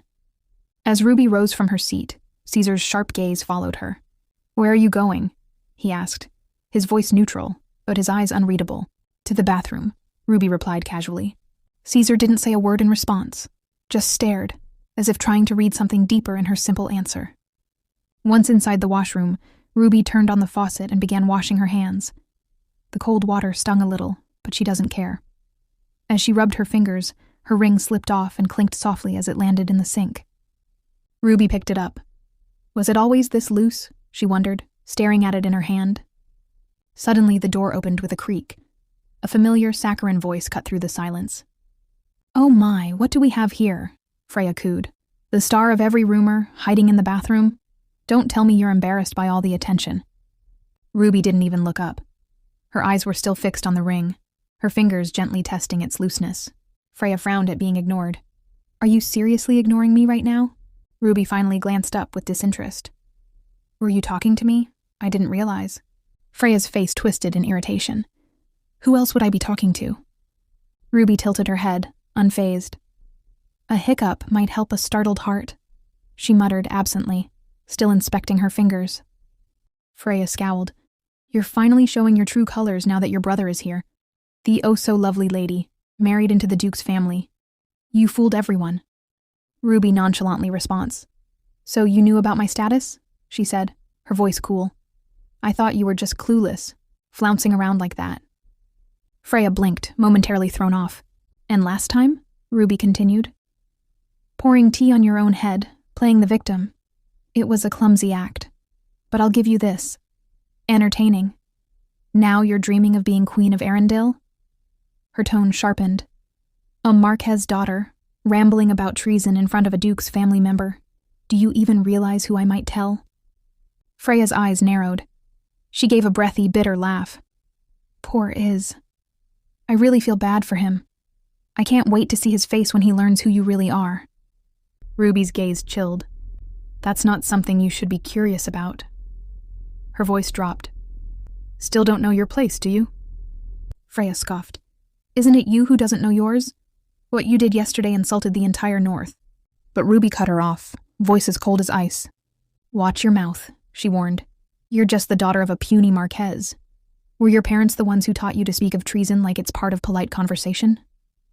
Freya's temper snapped. She immediately warns Ruby that she's going straight to Iski and tell him everything she saw yesterday. Just then, a sharp voice rang out behind her, asking Freya. Freya spun around and froze. Standing at the doorway was Ellen, her expression cold, her eyes sharp with unforgiving intensity. "I asked you," Ellen said again. "What are you doing here?" Freya's lips quivered. I just came to use the washroom," she muttered, then quickly brushed past Ellen, face burning in shame. As the door creaked shut, Ellen turned to Ruby and asks her if she's all right. Ruby simply nodded. In truth, Ruby thought that Ellen probably assumed she hurt Freya again. That's why she came running. So Ruby instantly excused herself. But as she left the washroom, all she could think about was how she really didn't want to fight with Ellen right now. After returning, Ruby calmly sits beside Caesar, as if nothing happened. Caesar glances at her and remarks, "You seem to be in a bad mood today." Internally, Ruby scoffs, calling him a shameless bastard. But outwardly, she forces a response with a hint of sarcasm. "Oh, you must be mistaken, brother. I'm actually quite happy right now. I'm managing my expressions well, so there's no need for that glare." Her composed yet biting reply throws Caesar off. Ruby doesn't flinch. Instead, she tilts her head and asks sweetly, "Why don't you try smiling a little? Your brother-in-law might become the king of the north soon. Shouldn't you at least pretend to be happy?" That comment clearly strikes a nerve. Caesar's jaw tightens, and just as he's about to fire back, Pietro interrupts. Leaning in, Pietro whispers something in Caesar's ear, something that immediately shifts his focus. He nods slightly, then mutters, "Around dusk, it'll begin in earnest." Pietro's face twists into a sinister grin. Whatever they're plotting, it's not going to be good. On the other side, the crowd's excitement roars through the air. Andy, adjusting the armor, turns to Iski with a grin. "Do you hear that? The cheers are even louder than yesterday," he says with enthusiasm. "You're going to win today, as easily as breathing. And one day when I become a knight, I'll enter the tournament myself. I'll carry on your honor." Iski, focused and silent, examines his sword. Without looking up, he mutters, "Be quiet." But Andy, ever talkative, doesn't stop. "I envy you. When you win today, Lady Ruby will smile so brightly when you present her with the flower of glory. I wonder, when I take over your honor someday, will there be anyone waiting to accept my flower? Talking to noble ladies is hard for me." Iski doesn't buy it. His eyes narrow slightly. This same guy talks with ease in front of Ruby, after all. Sensing his doubt, Andy adds sheepishly, "Well, that's different. Lady Ruby is like an angel." Just then, a guard calls out that someone has come to visit Iski. Both men glance at the door, expecting, it must be Ruby. With a smile creeping onto his face, Iski strides to the door, imagining Ruby's cheerful voice calling his name. But when he opens it, instead of his beloved wife, he's met with Freya, with tears streaming down her face. His smile fades instantly. Without hesitation, he begins to shut the door in her face, uninterested in whatever she's about to say. But Freya blocks it with her hand and pleads. Still refusing to listen, he turns away. But Freya suddenly cries out, "It's about Ruby and her brother." Those words stop him cold. His entire posture shifts as he turns back slowly, eyes sharp. "Do you have a death wish?" Freya trembles but insists, "I know how it sounds, but I'm not the only one who saw it. Your friends, Ellen, everyone was there. If you don't believe me, ask them yourself." Iski glares at her coldly. He instantly responds that he doesn't care what Freya or anyone else has to say. Because if something happened to Ruby, she would have told him herself. Cornered, Freya blurts out the truth that she saw the two kissing in the garden Iski built for Ruby. The shock hits like lightning. Both Iski and Andy freeze, but Iski quickly pulls himself together and storms toward Freya, grabbing her by the collar. "What are you saying? You expect me to believe such filth? What do you gain from this?" Freya breaks into sobs. "I wish I was wrong. I wish I hadn't seen it. But everything they said about Ruby, it's all true. We've all been tricked by the Borgia family's wicked games." Before he can respond, a loud announcement echoes across the grounds, calling all tournament participants to gather. The battle is about to begin. Iski shoves her back and turns without another word, walking away. But Freya isn't done. Desperate, she rushes forward and grabs his arm. "Please don't go. Withdraw from the match. If something happens to you, what will I do?" He yanks his arm free, cold and unbothered. "Let go." Freya clings tighter, voice cracking. "You don't understand the tricks they played on you. You're walking into a trap." But Iski's mind is already made up. He shoves her away so hard that she hits the ground with a loud thud. Even Andy, watching nearby, turns his eyes away from the sight. Stunned and trembling, Freya cries out, "You fool! You've been used from the very beginning. Can't you see? If you keep going like this, you'll be the one who ends up dead." But her words fall on deaf ears. Iski keeps walking, his eyes locked forward, silent, determined and completely unaware of the storm he's about to walk into. Inside the arena, the atmosphere turns brutal as the knights battle a massive beast.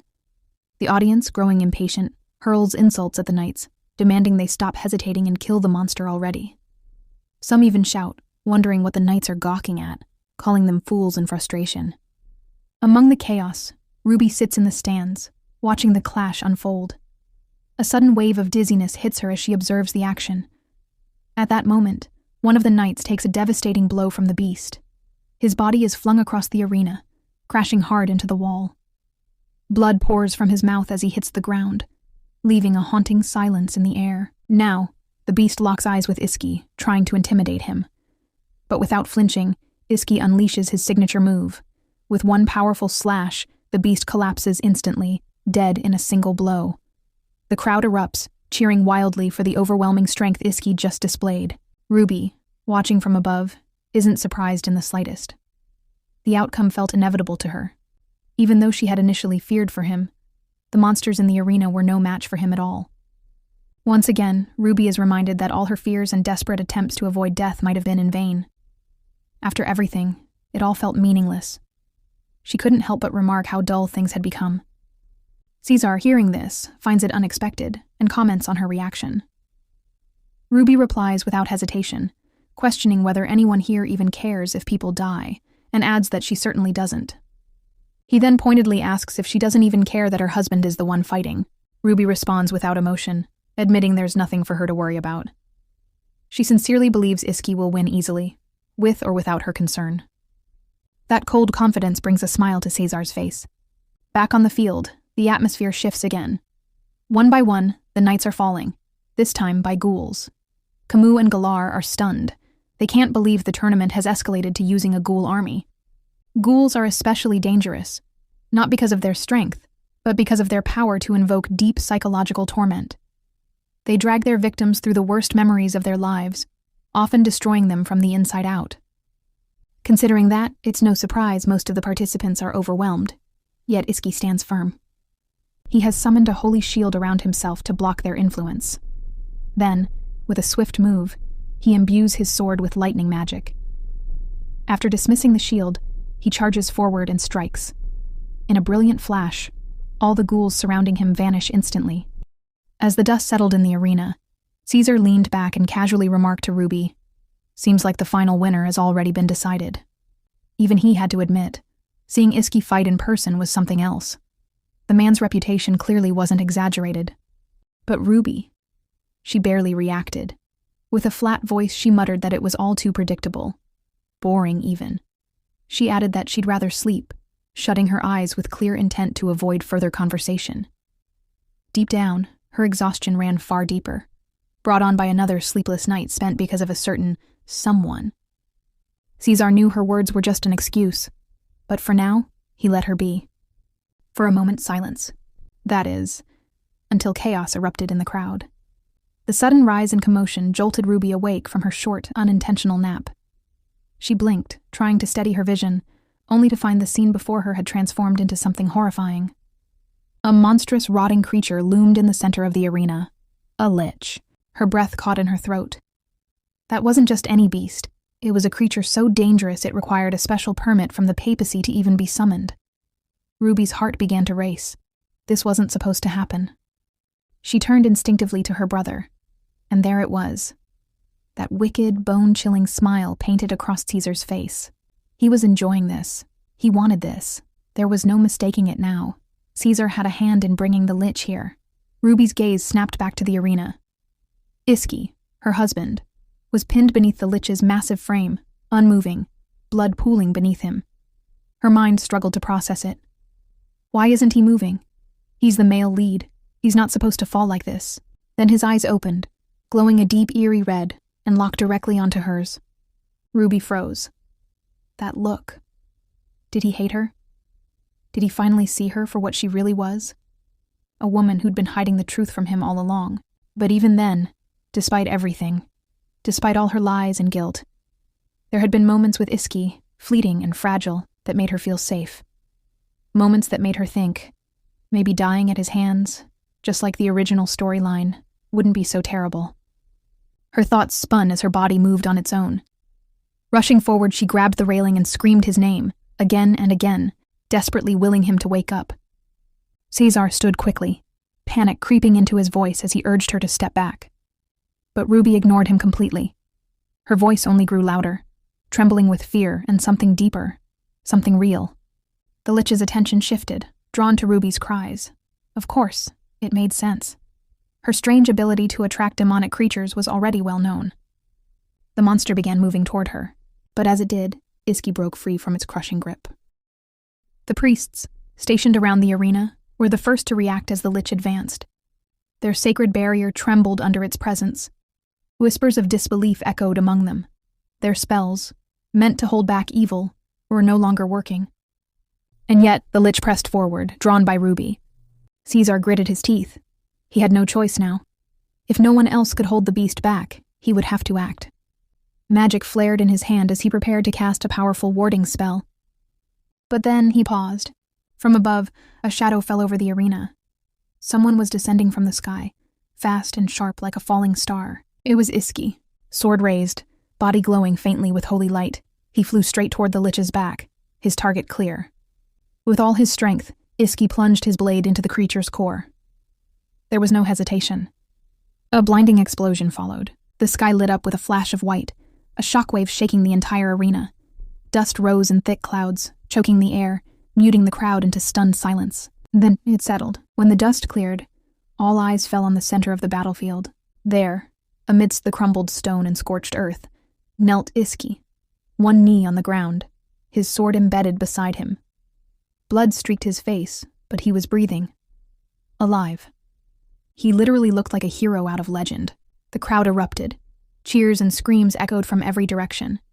They had just witnessed the impossible. Iski had slain a Lich and won the tournament. Medics rushed to him immediately, hovering with healing spells already forming on their lips. But Iski didn't move. He stayed where he was, exhausted, every breath labored. From the stands, Ruby watched in silence.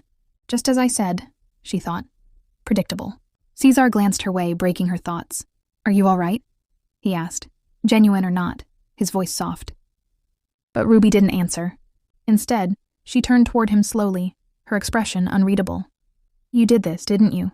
She asked. You let the Lich appear. Caesar's voice came cool and unbothered. The man who calls himself your husband should at least be able to handle something like that. You don't need to worry about him. Even now, even after the match, he can't do anything, even if he heard what happened yesterday.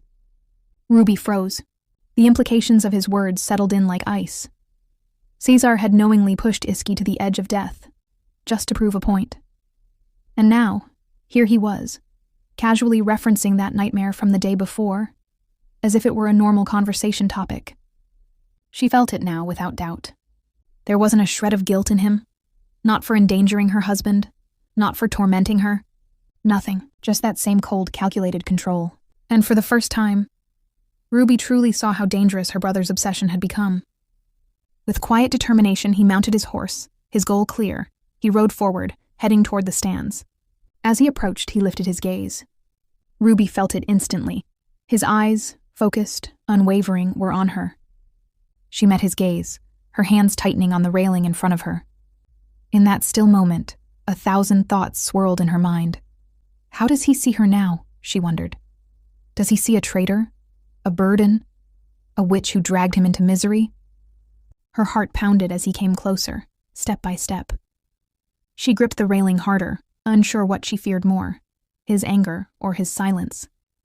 If I asked him, would he end me right here? Would he draw his sword and cut our bond apart? But then he stopped, right in front of her.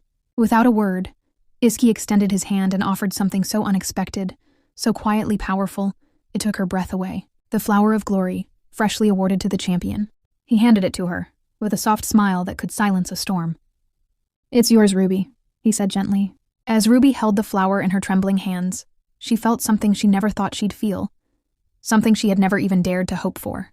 It had always been there, right in front of her, while others spent their lives chasing it, writing songs about it, praying it would never fade. Ruby had only ever doubted it. A quiet voice inside her always whispered it wasn't real, not for someone like her. But now, that voice was silent. In its place was clarity, warm and overwhelming. What everyone searched for, what Iski had shown her all along. It was love. Tears welled in her eyes as the truth settled deep in her heart. Iski had protected her since the beginning. He saw past her fear, anger, guilt, and still reached out. Always, gently. Always with patience. Even when she turned away. Even when she pushed him aside. Still, he offered his hand, just like now. How foolish she'd been. To doubt him, to doubt this. And now, standing before him, flower in hand, Ruby whispered silently to herself, "Even if I don't deserve him, if he still wants me by his side, then I will stay. Even if it means facing judgment, or it leads her to ruin, because for the first time in her life, she had found something she truly wanted, and she would never let it go." Just when the scene seemed too heartwarming to watch, Caesar, true to his nature, ruins everything without a hint of hesitation. By forcefully dragging Ruby away, he clearly knows how to ruin someone's mood. Ruby pleads, her voice trembling, begging him to stop even for a second. But he isn't listening. His mind is consumed by what he witnessed earlier, the heartfelt moments shared by our main leads, something he refuses to accept. Blinded by rage, he grips Ruby tighter and pulls her away, ignoring her resistance completely. Of course, their commotion doesn't go unnoticed. Ruby's protests are loud enough to catch the attention of two particularly nosy onlookers, Freya and Lorenzo. Because who else would jump into drama that doesn't concern them? Freya, always eager to stir the pot, knows Iski will arrive at the victory banquet soon. She can hardly wait to tell him what she and Lorenzo saw. In her eyes, both Ellen and Iski are under Ruby's spell, and it's her noble duty to set them straight. As for Lorenzo, he looks uneasy, clearly torn. Maybe it's the memory of his past run-in with Iski that makes him hesitant. But stopping his sister, that's another story. Cut to the Grand Omerta banquet, a celebration now tainted by sudden panic. Camus bursts into the group, wearing his panic mode. Because Ruby has vanished. 1 second she was there, and now she's gone. And he has no clue where she went. Ivan quickly hushes him, pointing out that people are starting to stare. Even Galar agrees. It's not the time or place to make a scene. Just then, Ellen joins them, equally frantic. She's been searching everywhere, but still no sign of Ruby. Before they can even piece anything together, the crowd erupts at the sound of Iski's arrival. And what an entrance he makes. Iski storms in, blood still fresh on his armor. He didn't even stop to change. His only concern? One question, sharp and urgent. Where is Ruby? The group has no answer. They're all looking too. And that's enough to make Iski turn on his heel and head straight toward the exit. That's when Freya steps in, as if she's been waiting for this exact moment. With a knowing look, she stops him and asks if he's curious where his beloved wife went. Iski freezes, but Freya doesn't stop there. She claims she saw Ruby holding hands with Caesar as they walked out of the banquet, like it was some romantic stroll. Really, Freya? Holding hands? Is that what you call being dragged against your will? Either she's blind, or she only sees what she wants to believe. So where is Ruby now? Well, she's been dragged. Yes, dragged into a mysterious mirrored chamber by Caesar. A room she never even knew existed within the palace walls. That alone speaks volumes. If Romana's spies could know a secret space like this inside Arundel's royal palace, then they've infiltrated deeper than anyone realized. Caesar, ever the twisted puppet master, begins his monologue. He explains that the room was just like the garden Iski gifted Ruby, a romantic gesture from her loving husband.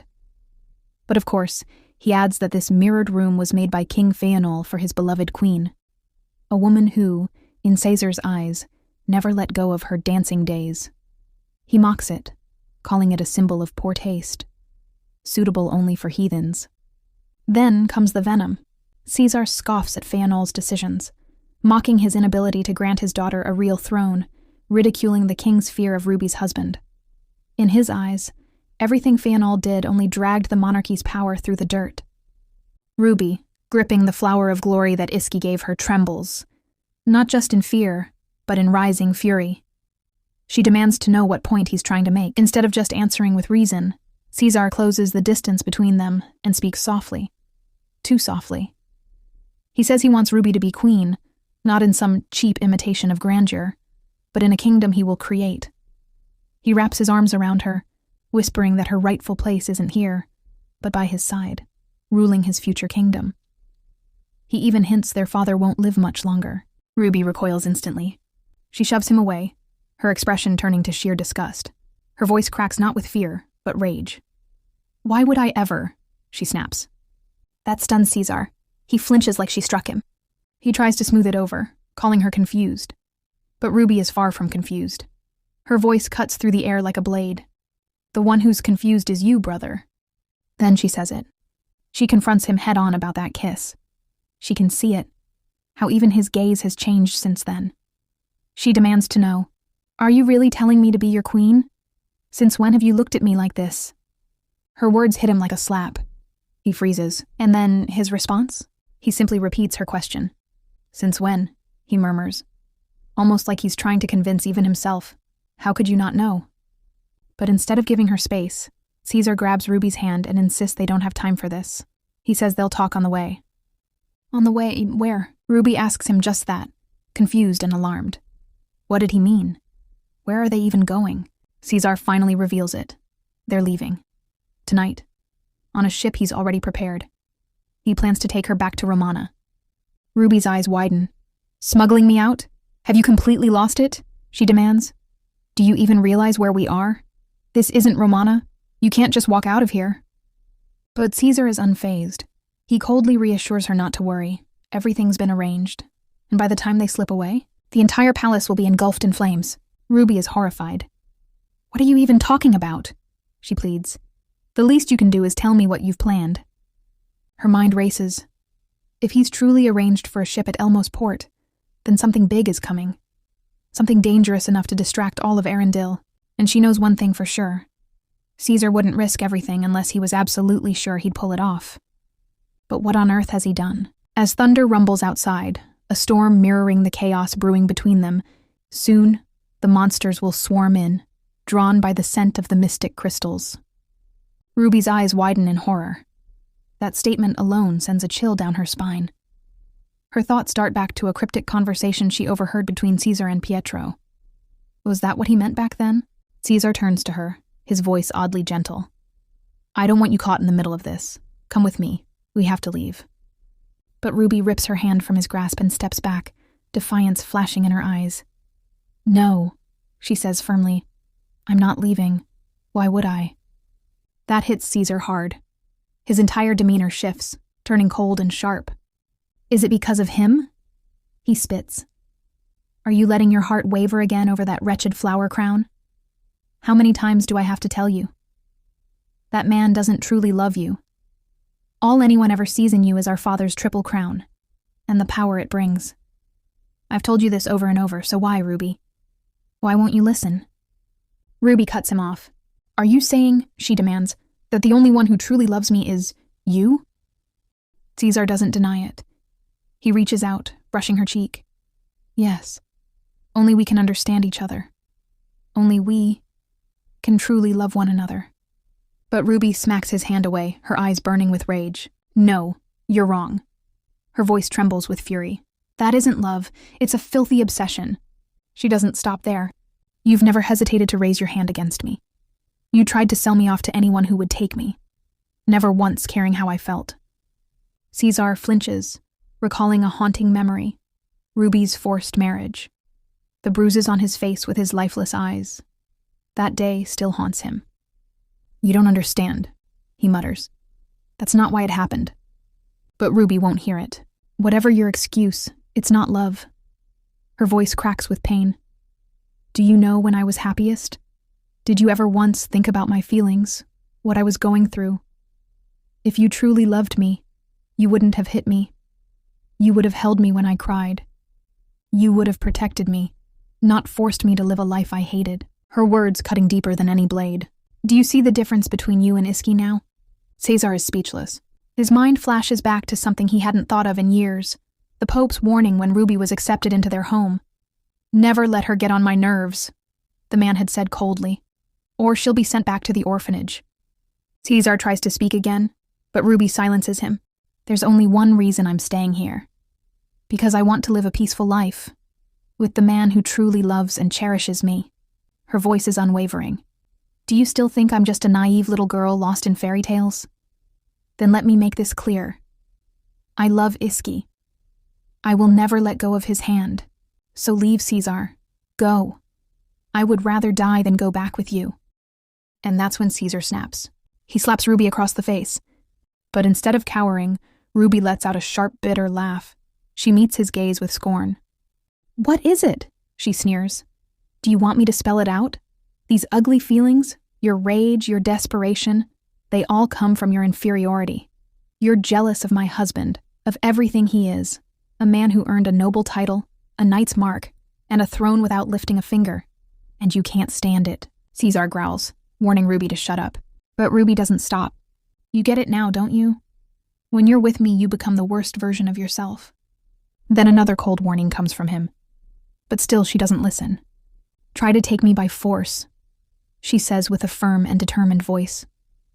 "And I will curse you for the rest of your life. I will offer up my soul just to drag your entire world, everything you've built, into hell." The room trembles.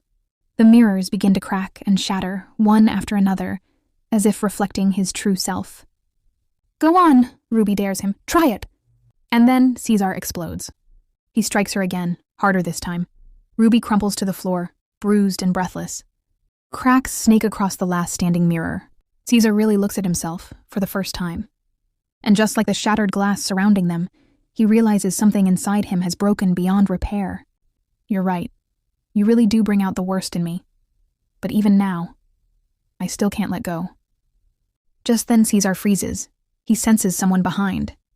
Before he can fully react, Iski lunges forward, steel-piercing flesh, and drives his sword straight into Caesar's chest. Then the door bursts open. "Ruby!" voices cry out in unison. Ellen, Ivan, Camus, and the two siblings all rush into the room. Their eyes widen in horror at the scene before them. Freya and Lorenzo stare, speechless, at the bruised woman lying on the floor. Then Ellen drops to her knees beside Ruby and cradles her protectively. She immediately checks if Ruby is all right. Ruby meets her worried gaze, eyes softening. "I'm fine," she murmurs. Ruby can't help but feel glad that everyone all came for her. She then glances briefly at Freya. In truth, Ruby had noticed Freya and Lorenzo watching when Caesar dragged her away earlier. It hadn't been part of any plan, but somehow, Freya had proven useful. Ruby never thought she'd say that to herself. Suddenly Ellen tries to hold her down. "Don't move, Ruby. You're injured." But Ruby shakes her head. "I have to. We need to stop Iski. If he kills my brother, even with his strength, there will be consequences. Iski will be in danger." Meanwhile, Iski's rage only intensifies. He twists the blade deeper, glaring down at Caesar. Caesar winces, but with a grimace he raises a trembling hand, and his energy flares. A pulse of magic erupts, shattering the blade embedded in his chest. Iski snarls at him. Before he can attack again, Ivan and Camus rush to his side. Ivan urges Iski to stop, but Iski can't hear them. His rage has taken over. With a furious shout, he charges forward once more, and the room erupts into chaos. Holy energy clashes violently as Caesar and Iski summon their sacred shields, blades of light and waves of divine power colliding with explosive force. The others in the room flinch and cover their ears. The pressure from their battle creates a deafening hum that makes it nearly impossible to stand. Everyone except Ruby. She blinks. Then she looks down and sees it. Her bracelet. It's glowing, pulsing with a soft, ethereal light. Realizing she might be the only one capable of moving through the storm of power, she steadies herself and stands. Ellen grabs her hand again. "Ruby, don't. It's too dangerous." But Ruby only turns to meet her eyes. "It's okay, Ellen. Please trust me." Ellen hesitates for a moment, then slowly releases her grip. As the fierce clash between Iski and Caesar intensifies, Iski's voice cuts through the chaos. He demands to know if Caesar still dares to call himself Ruby's family after everything he's done. Without hesitation, he spits out his disgust, calling Caesar nothing more than a disgrace of a son. That moment seems to tip the scales. With righteous fury backing his blows, Iski begins to overpower Caesar, his strength now breaking through. A flicker of fear flashes in Caesar's eyes. For the first time, he realizes he might actually lose. Then, a sharp voice echoes through the room. Duke Omerta storms in, his face a mixture of rage and disbelief. He demands an explanation. What in the world Iski thinks he's doing? Without waiting for an answer, the Duke jumps into the fray, shielding Caesar from the assault. Now with both father and son unleashing their holy powers, the tension skyrockets. The Duke doesn't hold back. He reminds Iski in a booming voice that Caesar is the Pope's son. He warns him not to lose his reason, not to throw everything away in his anger. Suddenly, someone else also steps into the light, Ruby. She rushes to Iski's side, grasping his arm with trembling hands. Her touch alone makes Iski falter, and when she pleads for him to stop, his fury begins to crack. It wasn't just a battle, it was a breakdown. With both his wife and father urging him, Iski finally forces himself to calm down. But the divine energy he unleashed isn't something that disappears with a word. It lingers, unstable and glowing fiercely, and then a blinding light consumes the room. When the brightness fades and silence returns, Caesar and Duke Omerta are nowhere to be found. Iski, breathing heavily, lets his sword fall to the ground. His heart pulls him before his thoughts can. He wraps his arms around Ruby, finally able to do what he wanted from the very beginning. Ruby trembles in his hold, tears spilling down her face. She can only whisper her apologies again and again, each one soaked in guilt and pain. Among those witnessing the aftermath is Ellen, watching the couple with deep concern etched across her face. Ivan quietly steps up beside her, his gaze scanning her worried expression. He gently asks if she's all right, and Ellen quickly assures him that she is. But it's Ivan who isn't looking well. There's blood on his face, a reminder of the earlier chaos. Still, he brushes it off like it's nothing, just a small scrape from flying debris. Yet Ellen's guilt kicks in. She apologizes for getting him hurt while he was protecting her. Ivan smiles faintly and says it's fine. In fact, he calls it an honorable wound. But his expression turns serious as he glances back at the couple. What happened with Ruby? It was far more than anyone expected. He looks to Ellen again, voice low with concern, and asks, how could something like this happen to her? As the warmth of their embrace faded, Iski gently pulled back and told Ruby they should get her wounds treated first. But Ruby immediately shook her head, her voice firm despite her fragile state. We don't have time. The monsters will be here soon. The word stunned Iski. Monsters? Here? He turned to her with narrowed eyes and asked what she meant. Ruby inhaled deeply, trying to calm the tremor in her chest. Iski had once told her not to rush her words when trying to share the truth, and now she clung to that advice. She steadied her breathing before finally revealing the horrifying truth. Caesar had scattered mystic crystals all across Arendelle to lure demonic monsters into the kingdom and unleash chaos. Hearing this, Iski's jaw clenched, the fury instantly returning to his expression. Another unforgivable act from Caesar, one that earned him another curse under Iski's breath. Ruby reached out and cupped Iski's face gently, her voice soft and filled with desperation. She swore she had no idea Caesar planned anything like this, her eyes silently begging him to believe her. And as always, Iski didn't hesitate. He looked at her with unwavering trust, a reassuring smile forming at the corner of his lips. Ruby's shoulders sagged slightly in relief as they leaned into another embrace, but Ruby wasn't done yet. As they held each other, she murmured a request. She wanted to go with him. If monsters were coming, maybe she could help. Iski immediately refused. He knew what Ruby was capable of. She could communicate with demonic creatures, but it came with risks he wasn't willing to take. Letting her anywhere near danger was out of the question. Right then, a palace guard barged into the room, urgency written all over his face. The worst had come to pass. Monsters were attacking the kingdom, and to make matters worse, the mighty frost dragon was flying straight toward the moon tower. The paladin commander had ordered an immediate assembly. The name Frosty hit Ruby like a punch to the gut. Her dragon friend was caught up in this, but Iski quickly placed a comforting hand on her. He told her he would handle the frost dragon himself, but he wouldn't kill it. Instead, his plan was to knock it out just enough to stop the destruction, not end its life. Ruby's heart pounded. Given Iski's injuries from the tournament, there was no way he could pull this off safely.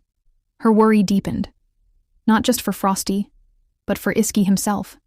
She pleaded with him to let her help. She didn't care if revealing her powers in public meant exposure. If it meant saving both Iski and Frosty, she was willing. But again, Iski said no. The risk to her was too great. Without another word, he turned to Ellen and asked her to escort Ruby to safety. Then came the instructions for his trusted allies. Each task was given with clarity and authority. First, Camus was to block all access to the moon tower. No paladin was allowed near it, no matter what. Camus hesitated. The commander had clearly ordered an assembly. But Iski ignored it, pressing on with his strategy. Next, Galar was to lead a team to scour the villages and surrounding areas to locate and retrieve the scattered mystic crystals. Andy's mission was critical: protect Ellen and Ruby and ensure their safe evacuation. Finally, The most dangerous task fell to Iski himself and Ivan. Together, they would confront Frosty head-on. With the plan in place and his resolve unshaken, Iski turned toward the door, ready to march into danger. But just before he could leave, Ruby's voice called out. She cried after him, begging him to stop. She knew he wasn't in any condition to fight. Her voice trembled, cracked, and rose with every step he took. But Iski only turned his head slightly, offering her one last soft smile. Then he turned away again and walked through the door with Ivan, leaving Ruby behind, still calling his name. Once they were gone, Ellen stepped in, urging Ruby to follow her and Andy quickly. Time was slipping away, and they all needed to leave now. Outside the mirror room, chaos had consumed the palace. Panic spread like wildfire as nobles and servants rushed to evacuate. Knights shouted orders, sealing off the banquet hall while escorting people to safety.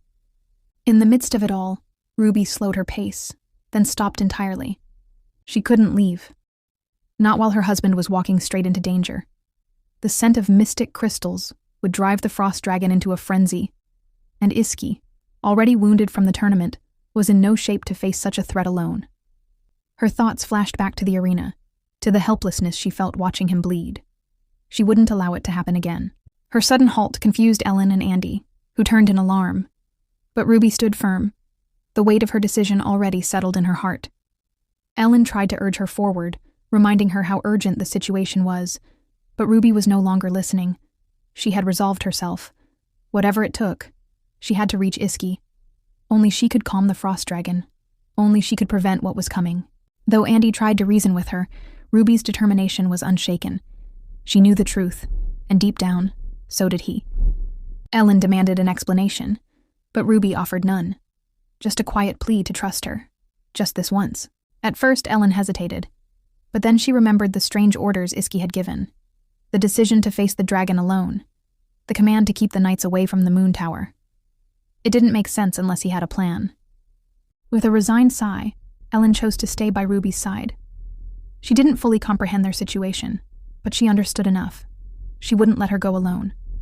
Andy, caught between duty and concern, objected. But Ellen reminded him she, too, bore the strength of an omerta.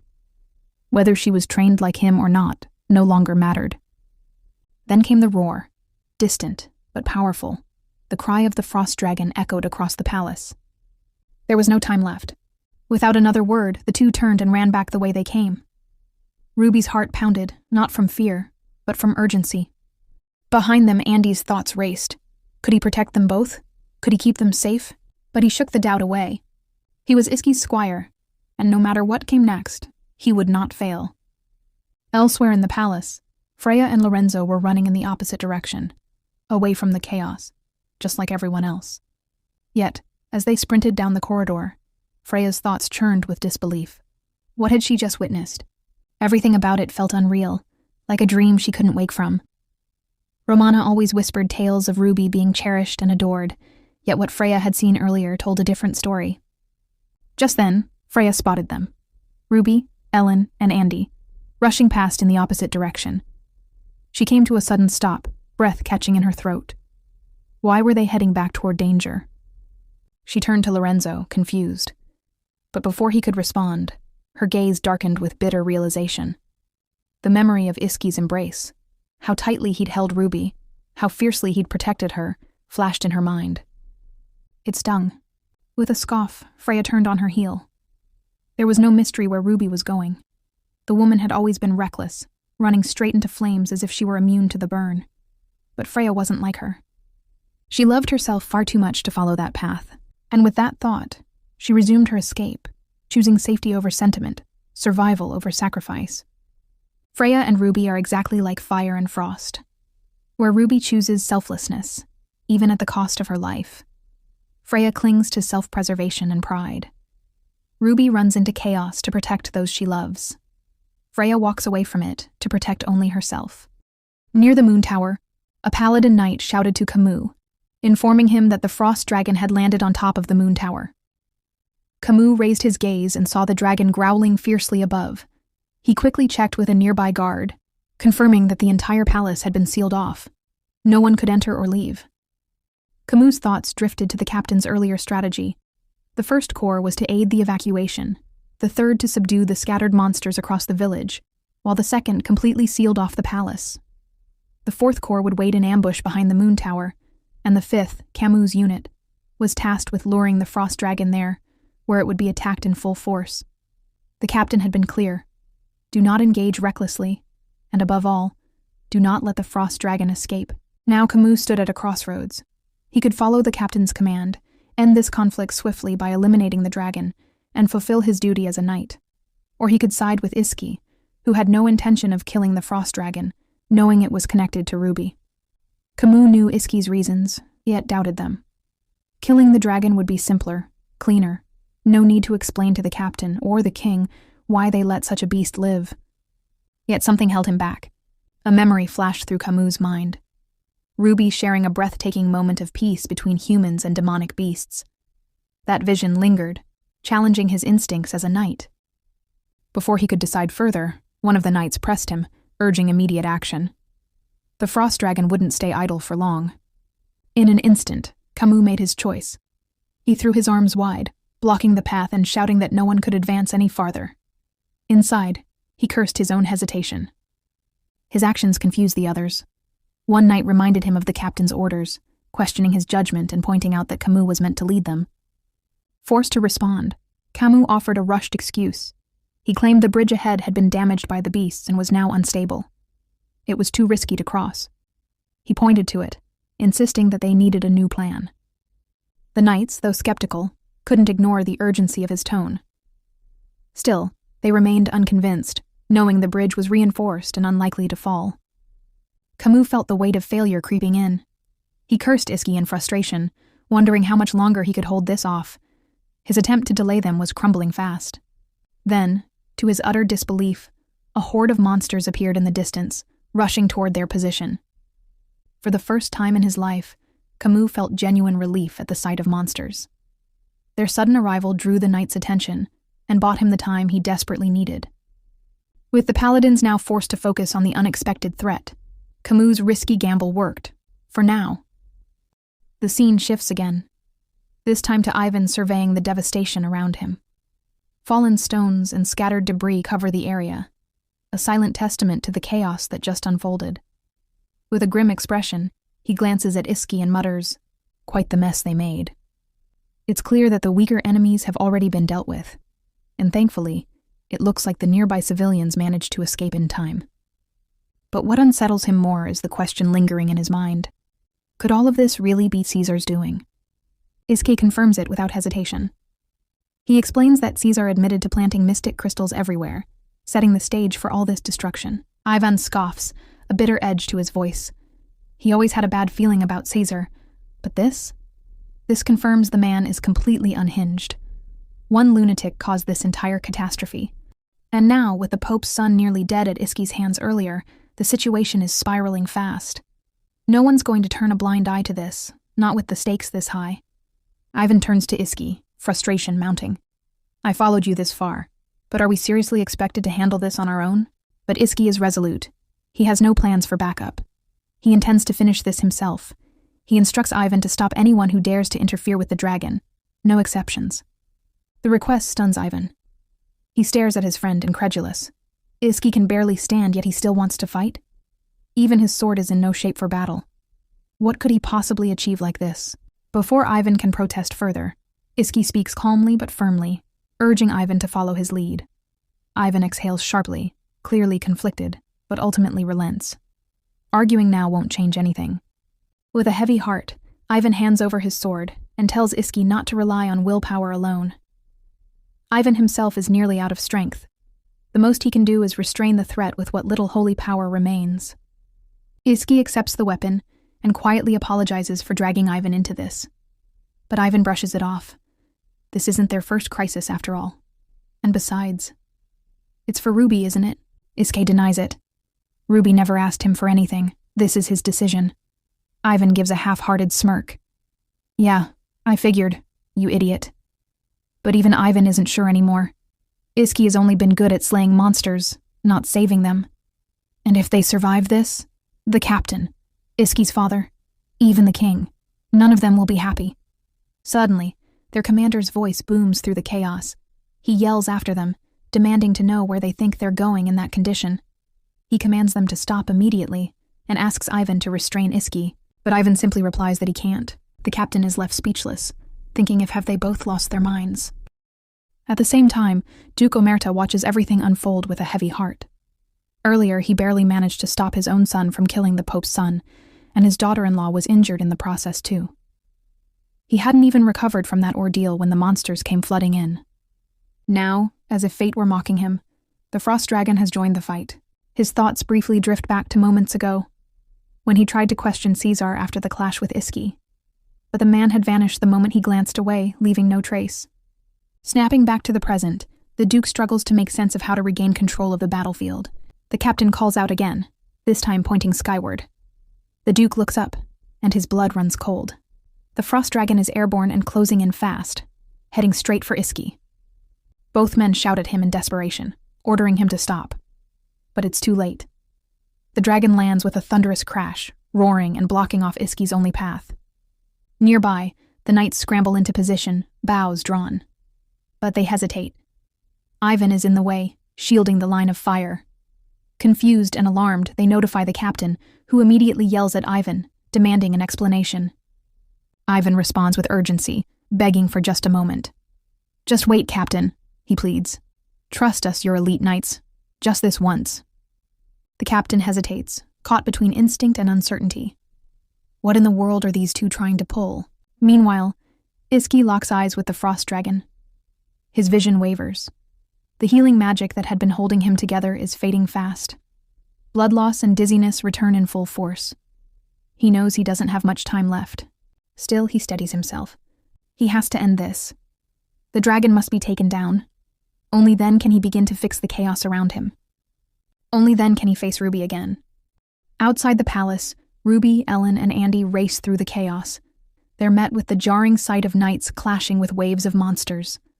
The battlefield is alive with tension, and the sudden intensity of it all leaves them frozen for a moment in shock.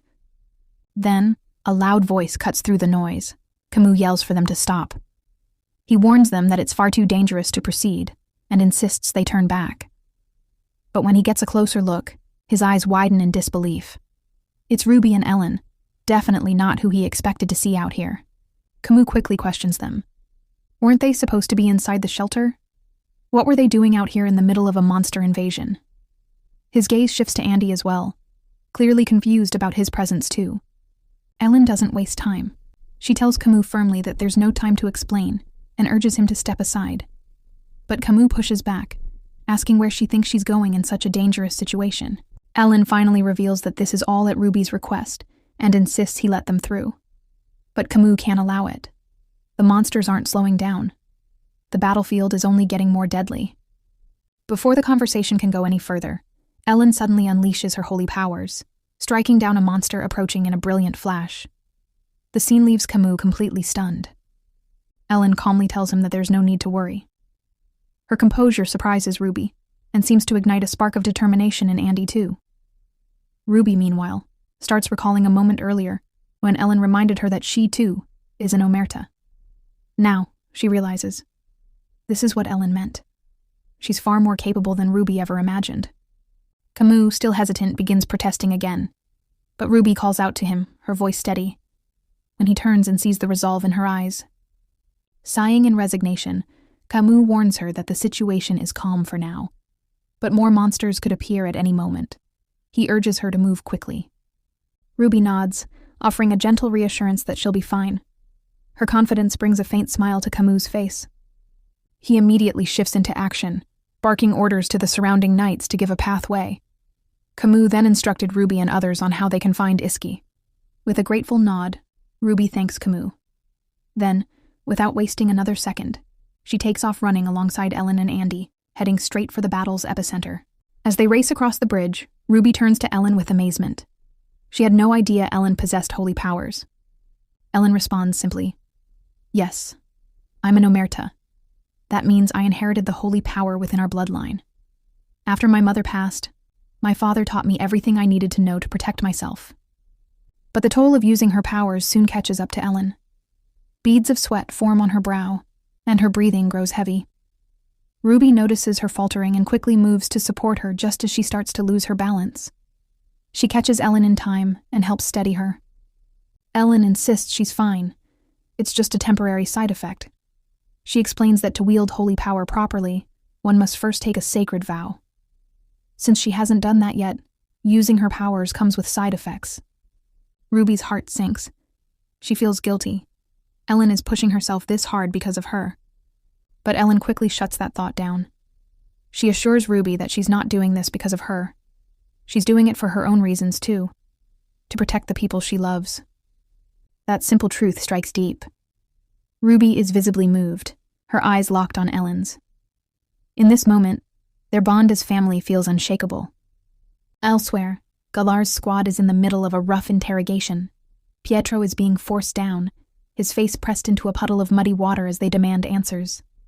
Galar steps forward, cold and composed, his sword pointed straight at Pietro.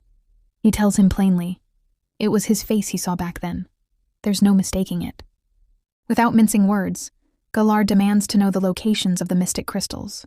Pietro, coughing yet clearly amused, throws the question back at him. How would I know something like that? He mutters. But Galar isn't buying the act and warns Pietro not to bother pretending. If it wasn't him, then who else could it have been? Pietro simply shrugs. That vague response is all Galar needs to hear. He sheathes his sword and declares there's no point continuing. Pietro is coming with them, whether he likes it or not. Galar adds pointedly that he already knows who Pietro's master is, so the smart thing would be to cooperate. But instead of fear, Pietro lets out a low chuckle. His tone is smug as he responds, I serve no master. The Northern Knights are just chasing shadows. His voice drips with mockery. Let me save you the trouble. I won't say a thing. That attitude hits a nerve. Galar's face hardens, and he growls that Pietro sure knows how to spew nonsense. He's had enough. Without hesitation, he orders the knights to tie Pietro up and take him to the basement.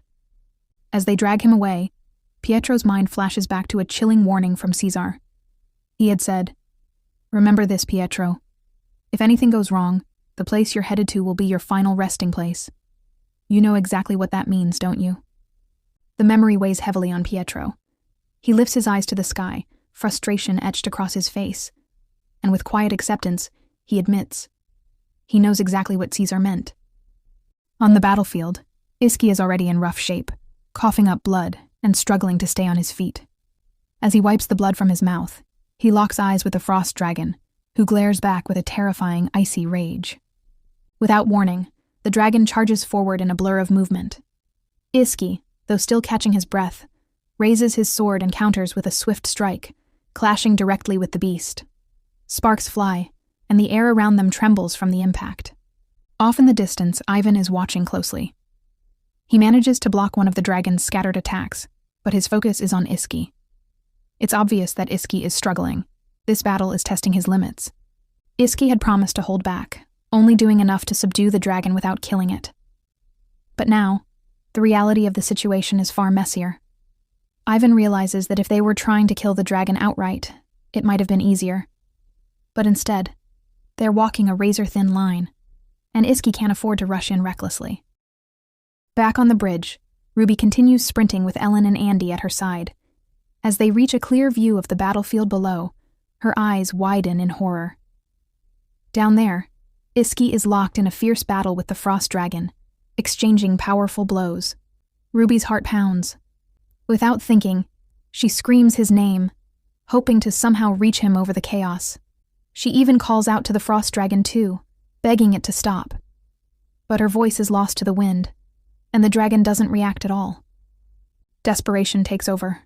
Ruby no longer hesitates.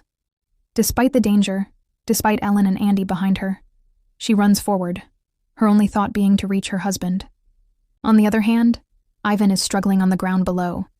His holy shield is now barely holding together. His divine energy has completely run dry.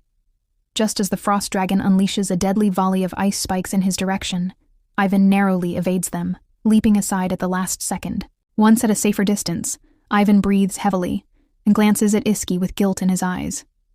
He then mutters an apology to Iski, though his voice is barely audible. He admits his divine power has been completely depleted. The shield is gone. But even without words, he knows Iski understands. They've fought together long enough to read each other without speaking. Then, the dragon turns its fury toward Iski. More spikes are hurled at him, but Iski reacts instantly, using one of his advanced techniques to evade them. Swift and focused, he maneuvers high into the sky, ascending above the beast. "Just hang in there for a little longer, but it will hurt a bit," he mutters under his breath, clearly addressing the dragon.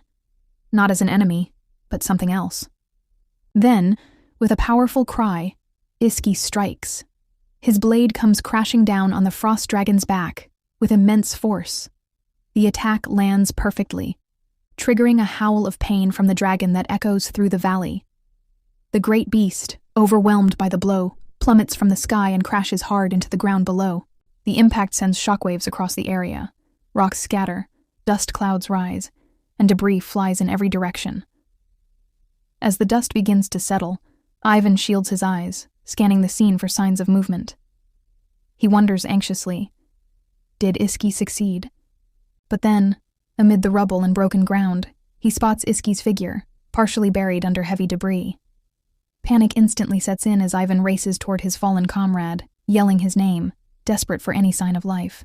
But before he can reach him, Ruby dashes past, her voice filled with fear as she screams her husband's name. Ruby frantically begins clearing the debris off of Iski, her hands trembling as she digs through the rubble. She can hardly believe what just happened, but there's no time to waste.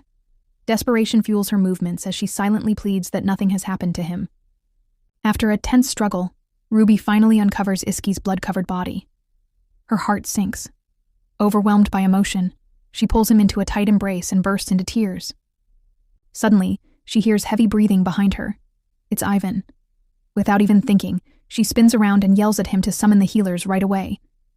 Ivan, alarmed and clearly just as shaken, rushes off without question. Cradling Iski in her lap, Ruby gazes down at his wounded face, her fingers gently tracing over the blood and bruises. Her expression is full of sorrow, fear, and silent hope. But then, a low, guttural growl rumbles nearby. Ruby's eyes widen as she realizes, it's the frost dragon. He's alive. Turning toward him, she touches his scaled body with care. "I'm so sorry," she whispers. Seeing his injuries, she gently asks if he's in pain. The dragon answers her with another deep growl. Ruby, moved by his response, strokes him with even more tenderness. Her voice shakes as she speaks to him again. Being dragged into this place was already unfair. And now, even though it wasn't your fault, people are attacking you. I know you're gentle. I promise. From now on, I'll protect you. So please, you must not scare people anymore. Okay? The frost dragon growls once more, as if acknowledging her promise. Ruby smiles faintly, realizing he missed her too. Without hesitation, she tells him she missed him just as much.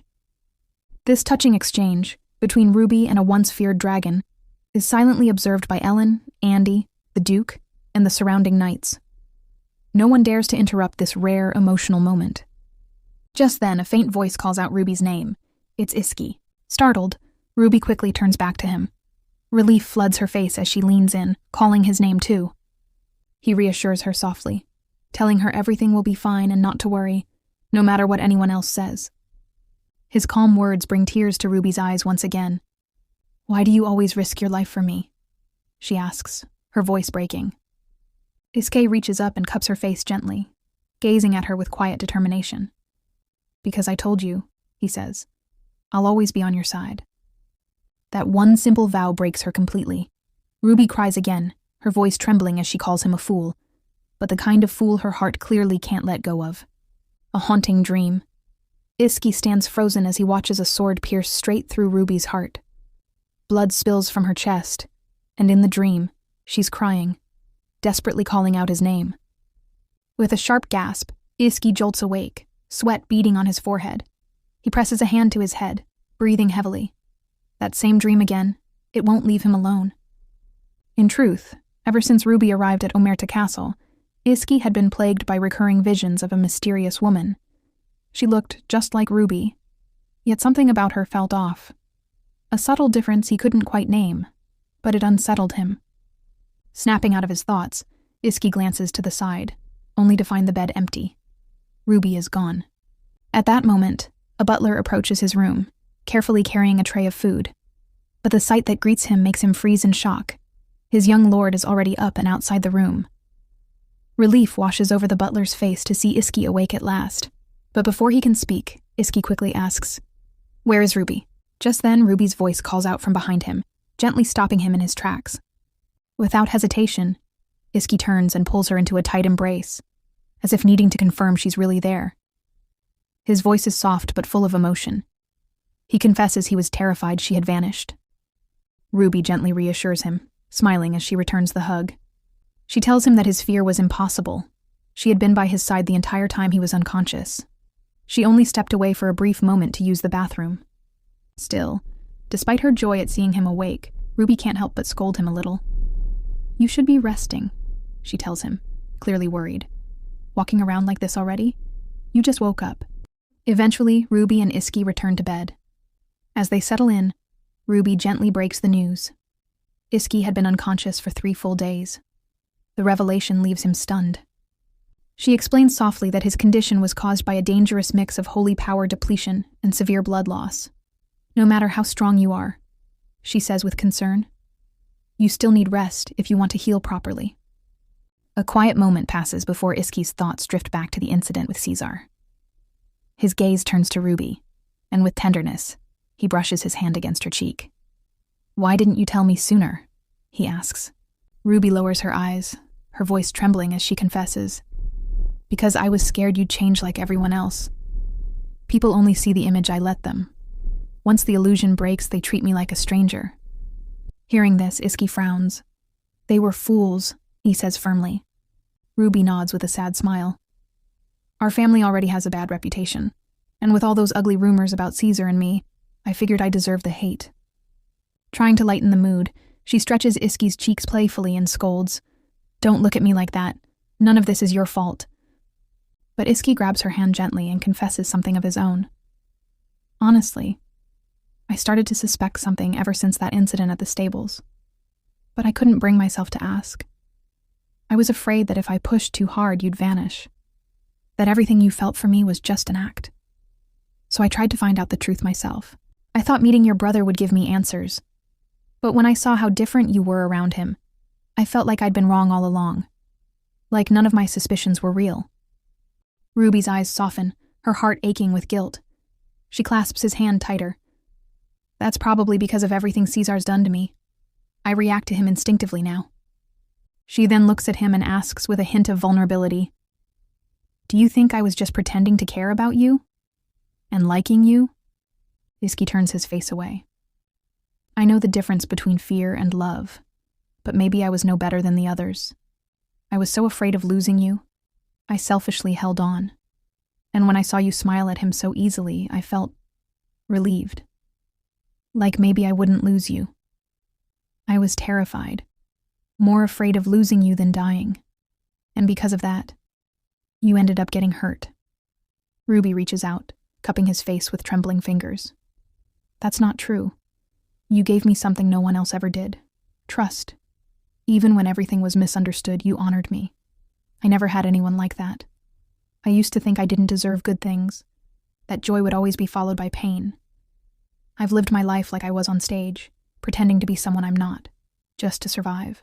She pauses, her voice catching as she continues. "You were right. I was pretending at first. I wore a mask around you so I wouldn't be sent back to Romana. I didn't trust anyone, so when misunderstandings happened, I didn't even try to fix them. I was scared of being abandoned, even though I didn't believe in anyone too. I only cared about surviving." She looks him in the eyes.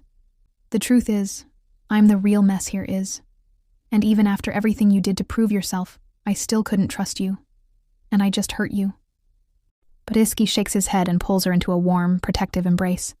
"No, this isn't your fault," he whispers. "None of it." Ruby begins to cry again, her tears soaking into his shoulder. Iski just holds her tighter, refusing to let go. When her tears finally subside, Ruby looks at him and speaks from her heart.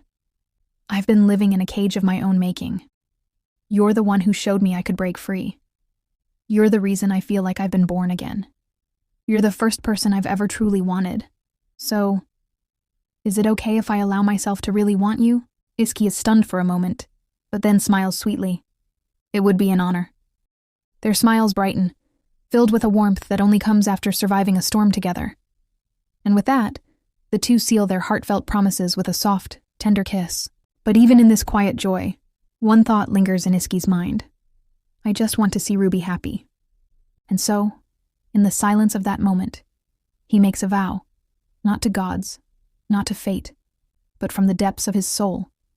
He swears he will do everything in his power to make her smile, that the only tears she ever sheds from now on will be ones of happiness, and that he will protect her until his very last breath. The new chapter opens on a surprising scene. A little princess sits with her dolls arranged in a perfect royal tea party, her voice bright as she makes up stories. She happily promises an imaginary guest a future visit, a grand feast, fluffy dog, cuddly cat, the full package. One could tell she was having the time of her life, until her mother stepped in. The queen approaches gently, curious why her daughter has returned home so early from the actual tea party she attended. The princess immediately clings to her, offering an innocent explanation about the weather turning too cold and everyone leaving quickly. She adds that her friend Leah couldn't come because she was sick. It would have sounded believable if the queen hadn't glanced out the window and spotted two perfectly healthy girls playing in the snow as if it were the sunniest day of the year. Children are terrible liars, but in a very endearing way. The princess simply smiles up at her mother and wonders if they can have another tea party once the weather improves. The queen hugs her tighter at that, though not because of her daughter's request. A memory stirs, a quiet but heavy conversation she once had with Caesar. Back then, Caesar had said there was a high chance of his plan failing after the tournament, which was why he proposed their arrangement in the first place. With a disturbingly calm tone, he thanked the queen for agreeing so quickly. And then, he told her that if the moment ever came, he would be counting on her. Remembering this now while holding her blissfully unaware daughter, the queen simply strokes her hair and suggests gently that they spend the day together. It is the type of motherly suggestion that hides far more sorrow than it shows. The scene then shifts sharply to a cold dungeon. There, Pietro lies on the stone floor, broken, bloodied, and barely conscious. His voice cracks when he whispers his master's name, though he knows there will be no rescue this time. Caesar no longer needs him, and that realization leaves Pietro with a bitter smile. The torch nearby flickers and its glow drags him into memories he tried to bury. He remembers the night he set fire to his own home after killing his abusive father. The flames rose fast, blistering his skin, but he refused to cry out. In his mind, that burning house was exactly where his life was supposed to end. But then someone seized him by the collar and hauled him out of the inferno. A bucket of cold water drenched him, jolting him back to life when he had wanted the opposite. And standing over him was Caesar, calm, collected, almost divine in Pietro's eyes. Caesar told him that dying wouldn't do, because he needed him. He even extended a hand and pulled Pietro up from the ash-covered ground. From that moment forward, Pietro believed he had been granted mercy from someone far above him. If his broken world had no meaning before, it found one in following the man who had saved him. Back in the present, Pietro stares again at the torchlight in the prison. Slowly, as if accepting the fate he once tried to choose long ago, he draws his leg back and kicks the torch over. Flames spill out, crawling along the floor toward him. As the fire climbs his body, Caesar's previous words echo one last time, a chilling reminder that if anything went even slightly wrong, the place where Pietro ended up would also be the place where he took his final breath. And now he accepts it. Morning crept over the shattered city. Civilians were already moving again, sweeping debris and stacking stones, as if pretending the chaos of the previous night hadn't nearly swallowed them whole. Inside the palace, though, the atmosphere was the exact opposite. The air there felt sharp as the captain of the paladins stood before the assembled order with the king beside him. His voice cut through the hall like a drawn blade, demanding to know just how long his men planned to hide this from him. Iski and his friend didn't offer a single word, a silence that only made the captain's irritation deepen. Eventually he snapped that maybe it was time they planned a frost dragon hunt. And that suggestion, unsurprisingly, made Iski bristle instantly, as he asked who exactly gave them the authority to decide something like that. The king's gaze sharpened, He wondered aloud if his nephew was truly eager to lose his paladin cloak today. Iski didn't flinch. He simply reminded the king to refrain from threatening consequences he didn't intend to carry out. The confidence behind that remark was bold enough to make all the people stiffen. So the king pushed further, wanting to know where Iski was even getting this boldness from. Iski finally set down his argument, cool and steady, referring to himself as this year's gladiator champion. If the newly crowned champion were suddenly dismissed, what would everyone think? What would the people, neighboring kingdoms, and the entire continent think? The implication was clear. Firing him would be a political disaster. The king exhaled, defeated for the moment, muttering that talking to his nephew was pointless. The captain stepped in again, reminding everyone that foreign dignitaries had nearly been caught in the crossfire. The Eastern Palace was in ruins, and the Moon Tower had been obliterated. Galar then stepped forward, delivering a grim report. He explained that he'd managed to catch a little rat during the mayhem. The magic stones hadn't been found on Pietro, but eyewitnesses, 2 children, had described tripping on something scattered across the street with a bizarre, unforgettable smell. When Galar's team checked that very spot, it was empty. Someone else had already retrieved it. The captain's expression darkened at that. He asked what became of the prisoner, and Galar's answer dropped like a stone. Pietro had taken his own life. It all happened in a single moment while they stepped away to fetch an interrogator. The dungeon had been locked, and yet, the prisoner was gone by his own hand. The tension in the hall tightened again. Iski immediately argued that the suicide wasn't random at all. Pietro had disguised himself as a cardinal and erased crucial evidence before they could reach him. On top of that, Iski pointed out the shadowy figure who had stood beside Caesar during the gladiator match. That mysterious person was almost certainly the same man they had arrested, meaning Pietro's master was none other than Caesar, or Cardinal Valentino himself. That claim made the king go still. He admitted the timing cast Caesar in a suspicious light, but accusing Romania without concrete testimony could spark political devastation. Iski sighed, clearly expecting this reluctance. His father stepped in to calm him, urging him to ease up before the situation snapped. Anyway, the king pushed further. He reminded Iski that Cardinal Valentino wasn't just a political figure. He was family to Iski's beloved wife. Iski responded sharply, stating Ruby was an omerta before anything else. The captain asked whether Romania truly knew nothing of Ruby's powers. Iski insisted even Ruby herself had been unaware. If Romania had known, they would never have sent her away unescorted. The captain clarified that he wasn't accusing Ruby. The issue was the colossal political impact her abilities could have. Keeping the matter under wraps was understandable, but as Britannia's future duchess, perhaps she could still assist. Iski cut that idea down before the sentence was even finished, adding it was a foolish idea. The captain's patience frayed. He reprimanded Iski sharply, urging him not to twist every statement. He reminded the young man that, although they understood his emotions, this reckless disregard was helping no one. And then the captain dealt the final blow. Was this truly the world Iski wanted his wife, Ruby, to witness? When he didn't respond, the captain exhaled and apologized, making it clear that no one was forcing Iski to eliminate the frost dragon. Their intentions were to support him, not push him to the brink. Then the Duke shifted the conversation back to where it needed to be, the frost dragon itself. Civilian monster attacks had declined since the dragon's appearance, but its unrelenting rampage hinted at something more than rage over the magic stone. Perhaps being separated from Ruby fueled its fury. The bond they shared wasn't something ordinary after all. The Duke continued, noting the dragon grew up motherless and Ruby's situation was unique. Allowing regular interactions between the two would benefit everyone. A calmer dragon meant a safer kingdom, and a safer continent. Iski questioned the captain's earlier remark about eliminating the frost dragon. The captain, to his credit, admitted the harsh phrasing had been nothing more than bait, a push meant to force a reaction out of him. Iski exhaled and confessed that he had already intended to allow the dragon to be dealt with if necessary, because that was what Ruby wanted. And if she wished it, then that alone was enough. He added with unwavering certainty that she would never face the creature alone and that the dragon would never harm her anyway. The king was almost too relieved. He even admitted that if Ruby hadn't been bedridden, they would have consulted her much earlier. His mood lifted quickly, and in a burst of cheerful teasing, He declared that from now on, whenever they needed Iski, they would simply beg Ruby instead.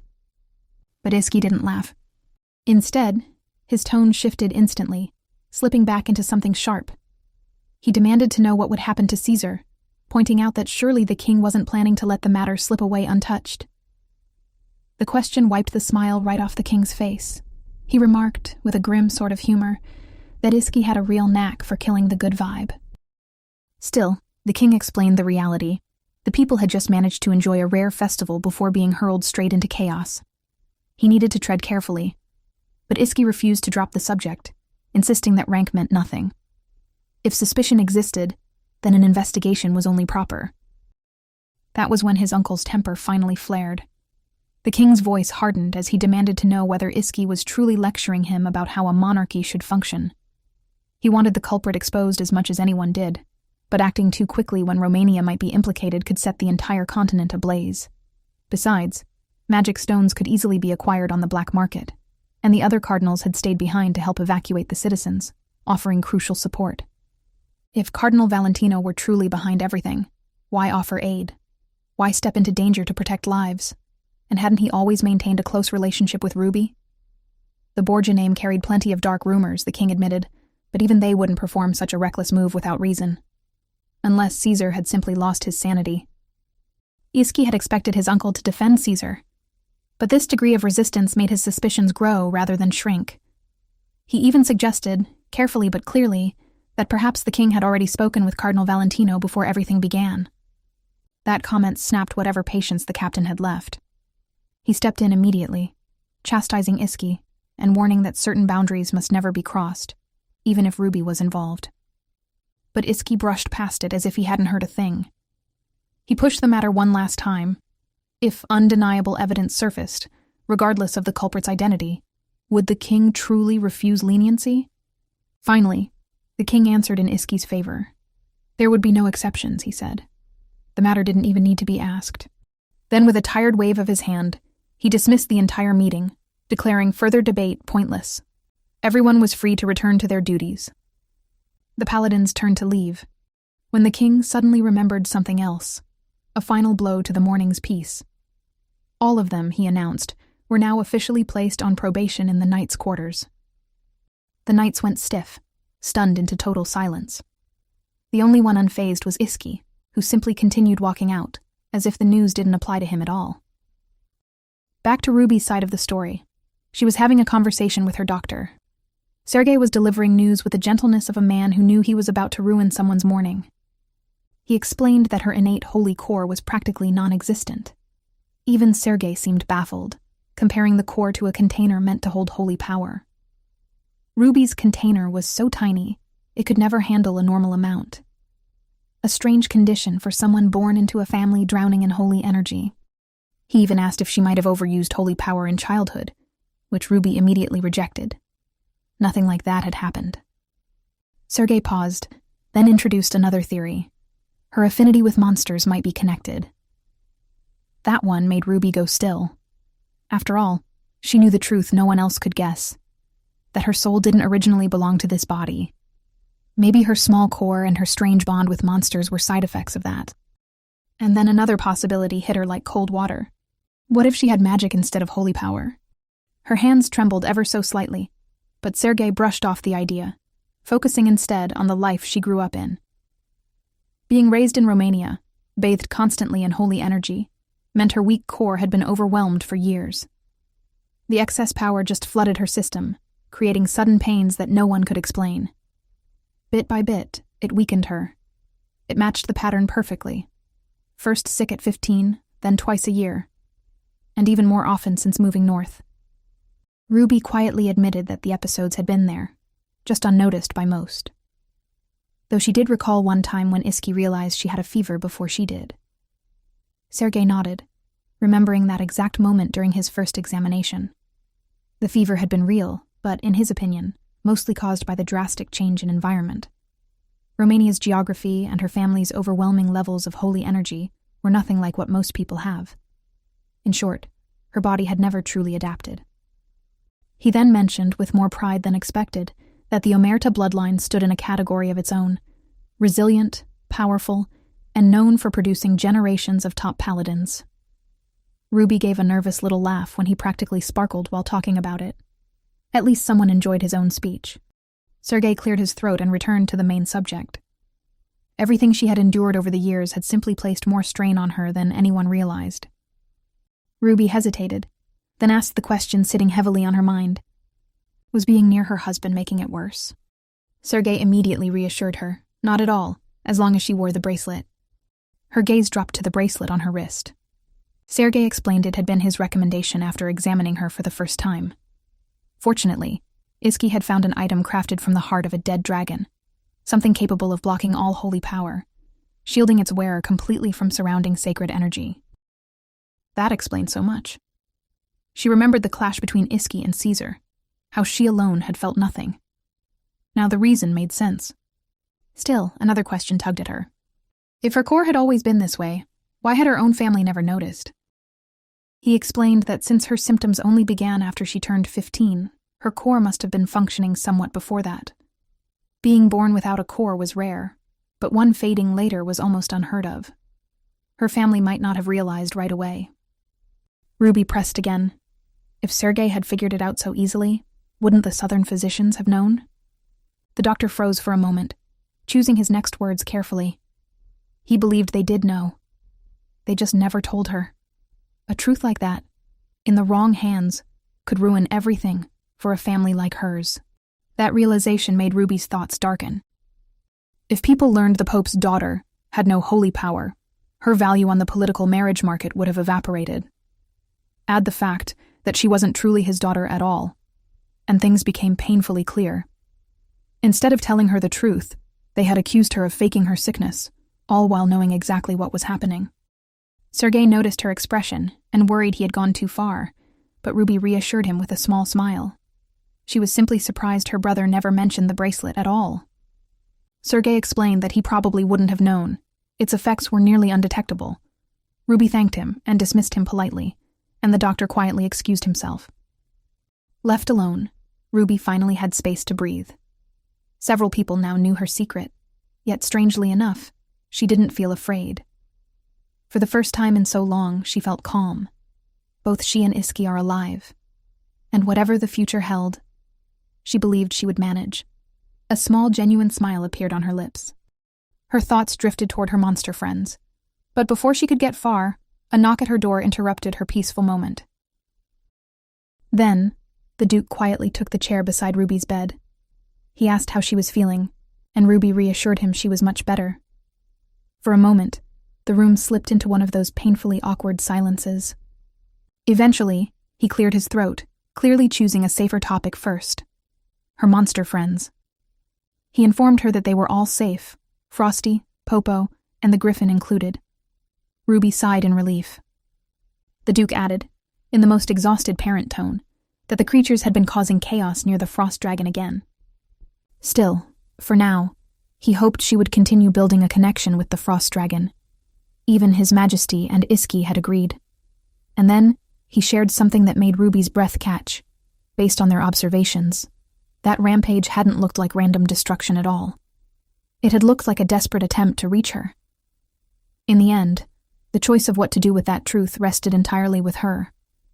But the conversation soon shifted, and the Duke's voice dropped.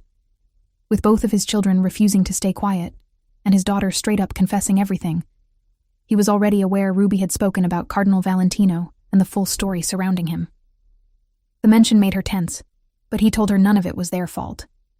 The Furiana children had seen too much, and keeping the Marquise's household quiet had required his direct intervention.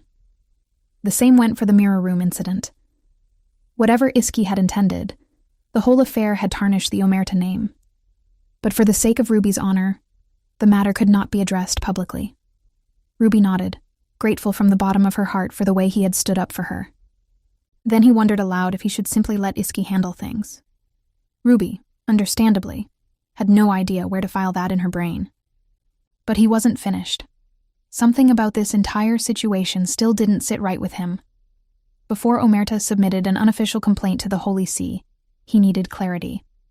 If Ruby's account of the Frost Dragon incident was true, and he believed it was, then the Pope himself would be left clutching his neck in shock. Considering everything, Cardinal Valentino's actions, it was possible to believe His Holiness had been clueless. Ruby's mind spun. He had struck the exact thought she'd been trying not to say aloud. Her mind flicked back to the mirror room, Caesar defying the Pope's will, his insane plan to create a new kingdom, and that chilling declaration that their father's days were numbered. There was simply no way the Pope knew all that and just shrugged. He picked up on her silence and confirmed that he hadn't been imagining things. They could prepare a report for the Holy See without issue. His confidence left Ruby stunned, but he assured her once more. She didn't need to worry too much. The reassurance made her eyes tremble. She whispered that she didn't even know how to thank him. He waved it off shyly. It was simply the natural course of action.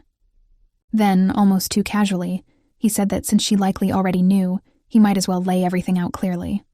He explained why he had pushed for her marriage to Iski. In the beginning, it had been a sweet political offer. In exchange for Britannia's military support in Remini, the Pope promised that one day his daughter would become queen. The Duke admitted he didn't care who sat on the papal throne as long as Omerta benefited.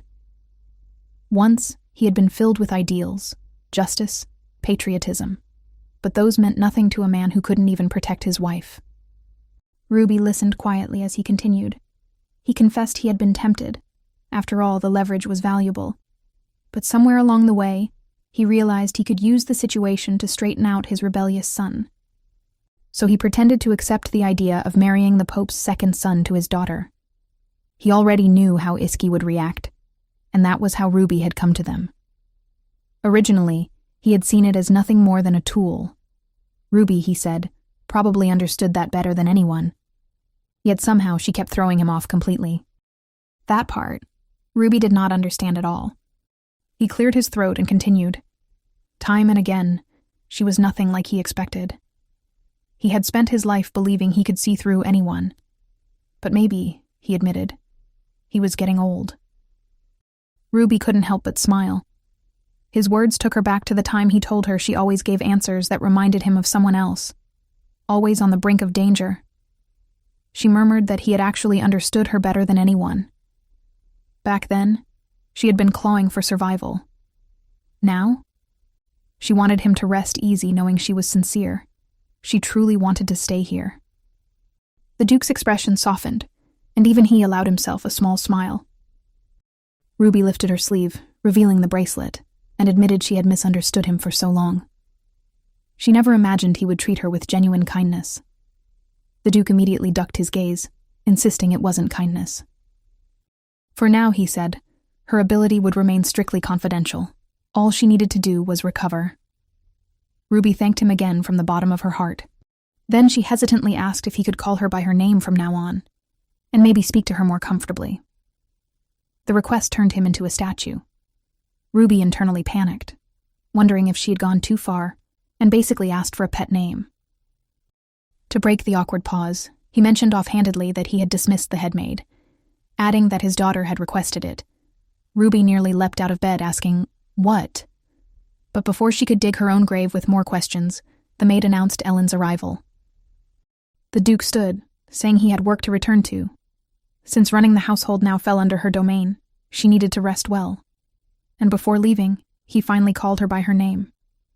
Ruby found herself realizing that her relationship with her father-in-law had shifted for good, making her smile. A moment later, Ellen entered and took the seat across from her. She calmly explained that she had already sent Martha away. Seeing Ruby's worry, she smiled, insisting the blame was never Ruby's. It had been Martha's fault, and hers. Then Ellen's voice trembled. She confessed she had never really known the people around her. She had kept her distance, believing that if she didn't get close, it wouldn't hurt when people left. But instead, she had only built a lonely cage around herself. For the first time in ages, she admitted she had felt warmth, even from the ridiculous chaos Ruby brought into their lives. Watching Ruby, she had been quietly envious of her honesty and openness. So, even when something felt wrong, she hadn't wanted Ruby to disappear from this place. But she hadn't tried to understand Ruby's life. She'd just looked away. Ruby listened as Ellen's honesty began to unravel into tears. Ellen apologized over and over, realizing too late how much deeper Ruby's wounds must have been. Ruby, however, found her thoughts drifting. Everyone here was like their own little pebble, stubborn, hurting, and terrified of shattering. They all feared becoming sand, as if breaking would be the end. But when her thoughts cleared, Ruby reached out and clasped Ellen's trembling hand. With a bright, unexpected smile, she said she suddenly craved shepherd's pie, and she wanted Ellen to eat with her, because eating alone would be far too lonely. Deep down, Ruby knew this wasn't an ending. Sometimes breaking apart was exactly what let people blend together more completely. Ellen was still crying, but a smile took shape as she squeezed Ruby's hand back, softly accepting. Ruby felt something settle inside her. Even if storms came or waves crashed over them, they would manage. Understanding each other made people stronger. That was the truth she clung to. The next morning, Ruby stood on her balcony, wrapped in the cold air she had missed while bedridden. Rania hovered nearby, reminding her the weather was far too harsh for someone recovering. Ruby only smiled, promising she would head back in soon. Rania relaxed a little. The spark in Ruby's expression was finally returning. Later, Ruby went outside and crouched in the snow, shaping it with surprising focus. A snowman slowly emerged under her hands, until someone called her name. Iski approached, fur scarf in hand, walking with that mix of worry and urgency he tried so badly to hide. He demanded to know what she was doing out here alone in the freezing cold. Ruby blinked. Wasn't he supposed to be stuck on disciplinary duty? Iski explained that the captain had revoked his punishment, and the moment he realized she wasn't in their bedroom, he ran straight to her. As he spoke, he wrapped the scarf around her shoulders. Ruby softened, reminding him of her promise not to run away again. Then she teased him, saying she wondered if he would run away if she kept him waiting too long. The poor man looked like a drenched puppy trying to argue back. When he blinked in confusion at the comparison, Ruby simply reached for his wrist and pressed a quick kiss to his cheek. Iski froze like someone had hit the pause button. She smiled and said it meant he looked cute, and he was still silently buffering that information when she proudly pointed to her snowman, claiming it looked just like him. Iski stepped closer, studying the round, unimpressed expression she had sculpted. After a moment of deep contemplation, he asked if she was seriously saying he looked that grumpy. Ruby didn't even get a chance to defend her art before Ellen's voice cut in, praising the masterpiece. Ruby nearly jumped out of her boots, demanding to know how long she had been there. But Ellen casually answered she had only just arrived.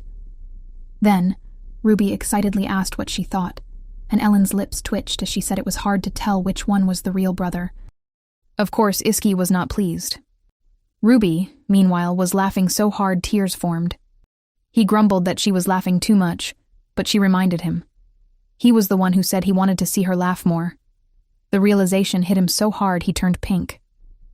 Ellen tried, and failed, to hide her obvious grin behind her hand.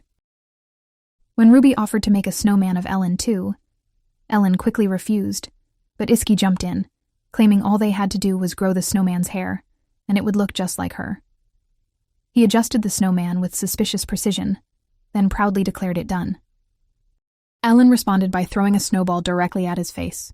She then darted behind Ruby for cover, but Ruby still trying to stop her laughter at the chaos. Iski called it cowardly. Turning away, he sighed dramatically like he was done with their childish antics, until a snowball hit the back of Ellen's head. She spun around, eyes blazing, while Iski pretended to admire the sky like an innocent bystander. Her voice rose with a challenge, snowball already in hand. Ruby could only watch the sibling rivalry unfold, amused and thoroughly entertained.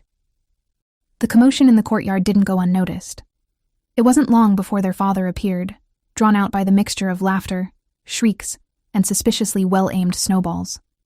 The Duke then recalled a fond memory in his head. Two small children clinging to their mother happily after their snowball fight.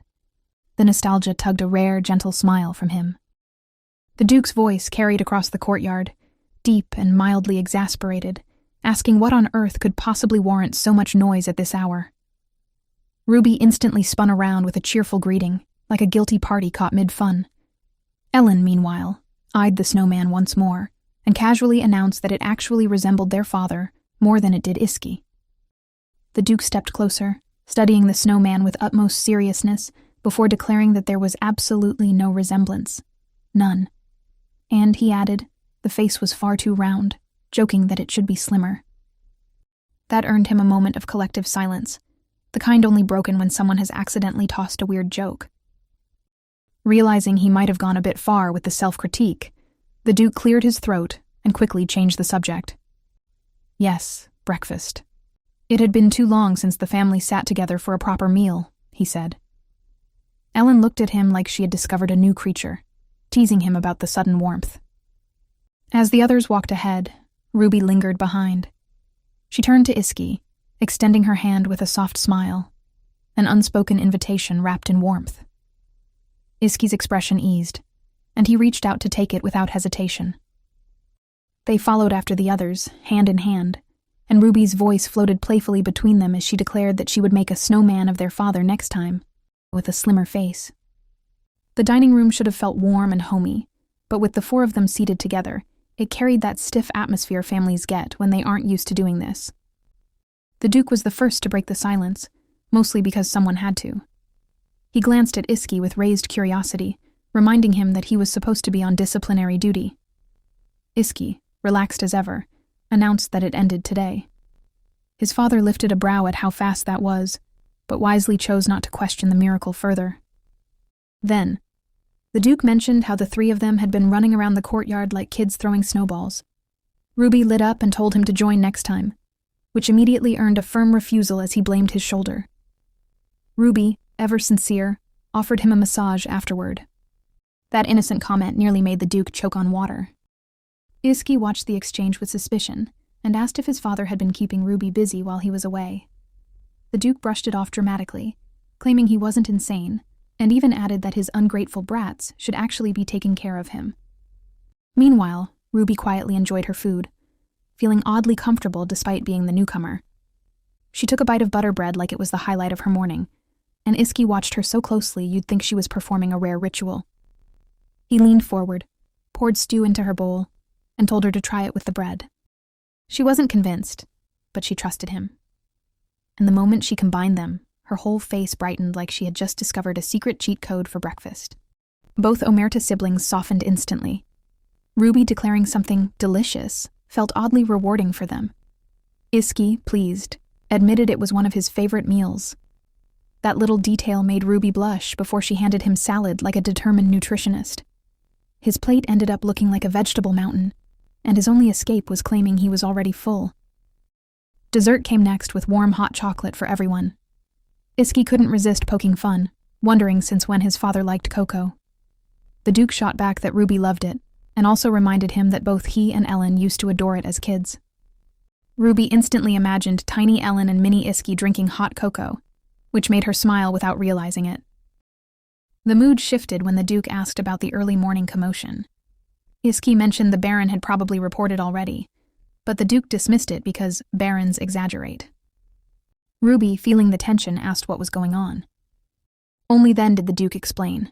The frost dragon had been acting strange since last night. No crying, only low groans. Iski added that his captain felt something was off as well, so he planned to bring Ruby to see Frosty so she could help assess the situation. Ellen chimed in with a theory. Maybe Frosty was faking it just to see Ruby.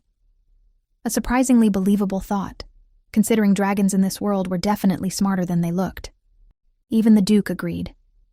But Ellen, still annoyed over the mess Frosty had caused before, casually suggested letting the dragons suffer a little, which made Ruby's jaw drop. She apologized instantly when she saw Ruby's expression. Regardless of Frosty's dramatics, the three knew the dragon was endangered, and they had to make sure it was okay to prevent another monster outbreak.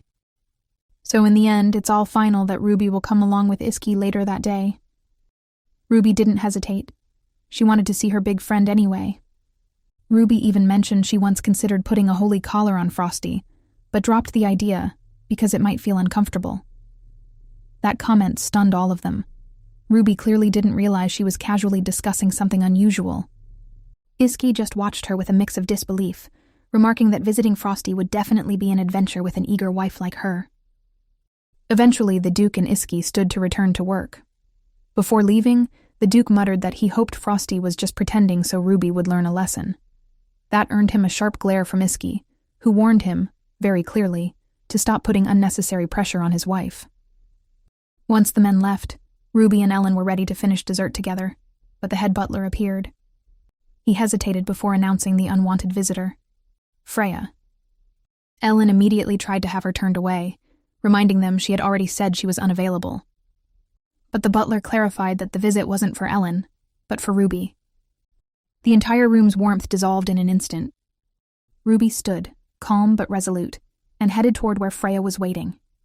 Ellen quickly held her back, telling her she didn't need to force herself, that this wasn't the right moment. But Ruby just smiled softly and reassured her she was fine. She actually had something she needed to say to Freya anyway.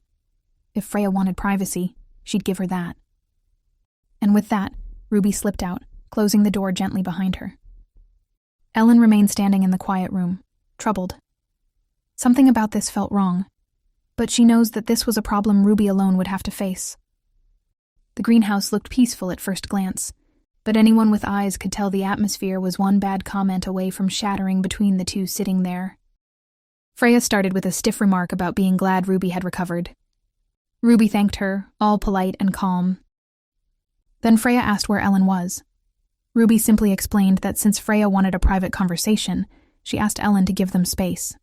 It was a respectful answer, though the tension humming beneath it made the greenhouse air feel thicker. Silence stretched on for long when Freya spoke first again, and not softly. She announced that she would not be apologizing.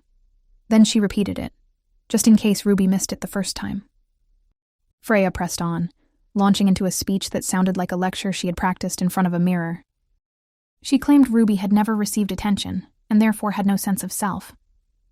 Misery and self-pity, Freya said, were addictions, but ones that could be overcome with sheer will and the right words. And according to her, if Ruby had truly wanted to, heaven itself would have helped her rise.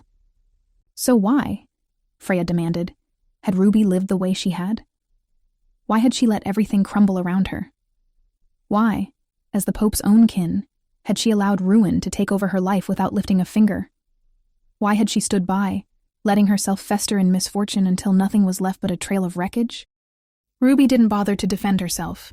She just kept drinking her tea. That only fueled Freya's irritation. Her voice sharpened as she demanded to know whether Ruby was even listening. When Ruby finally stood gracefully, she suddenly tipped her teacup over Freya's head.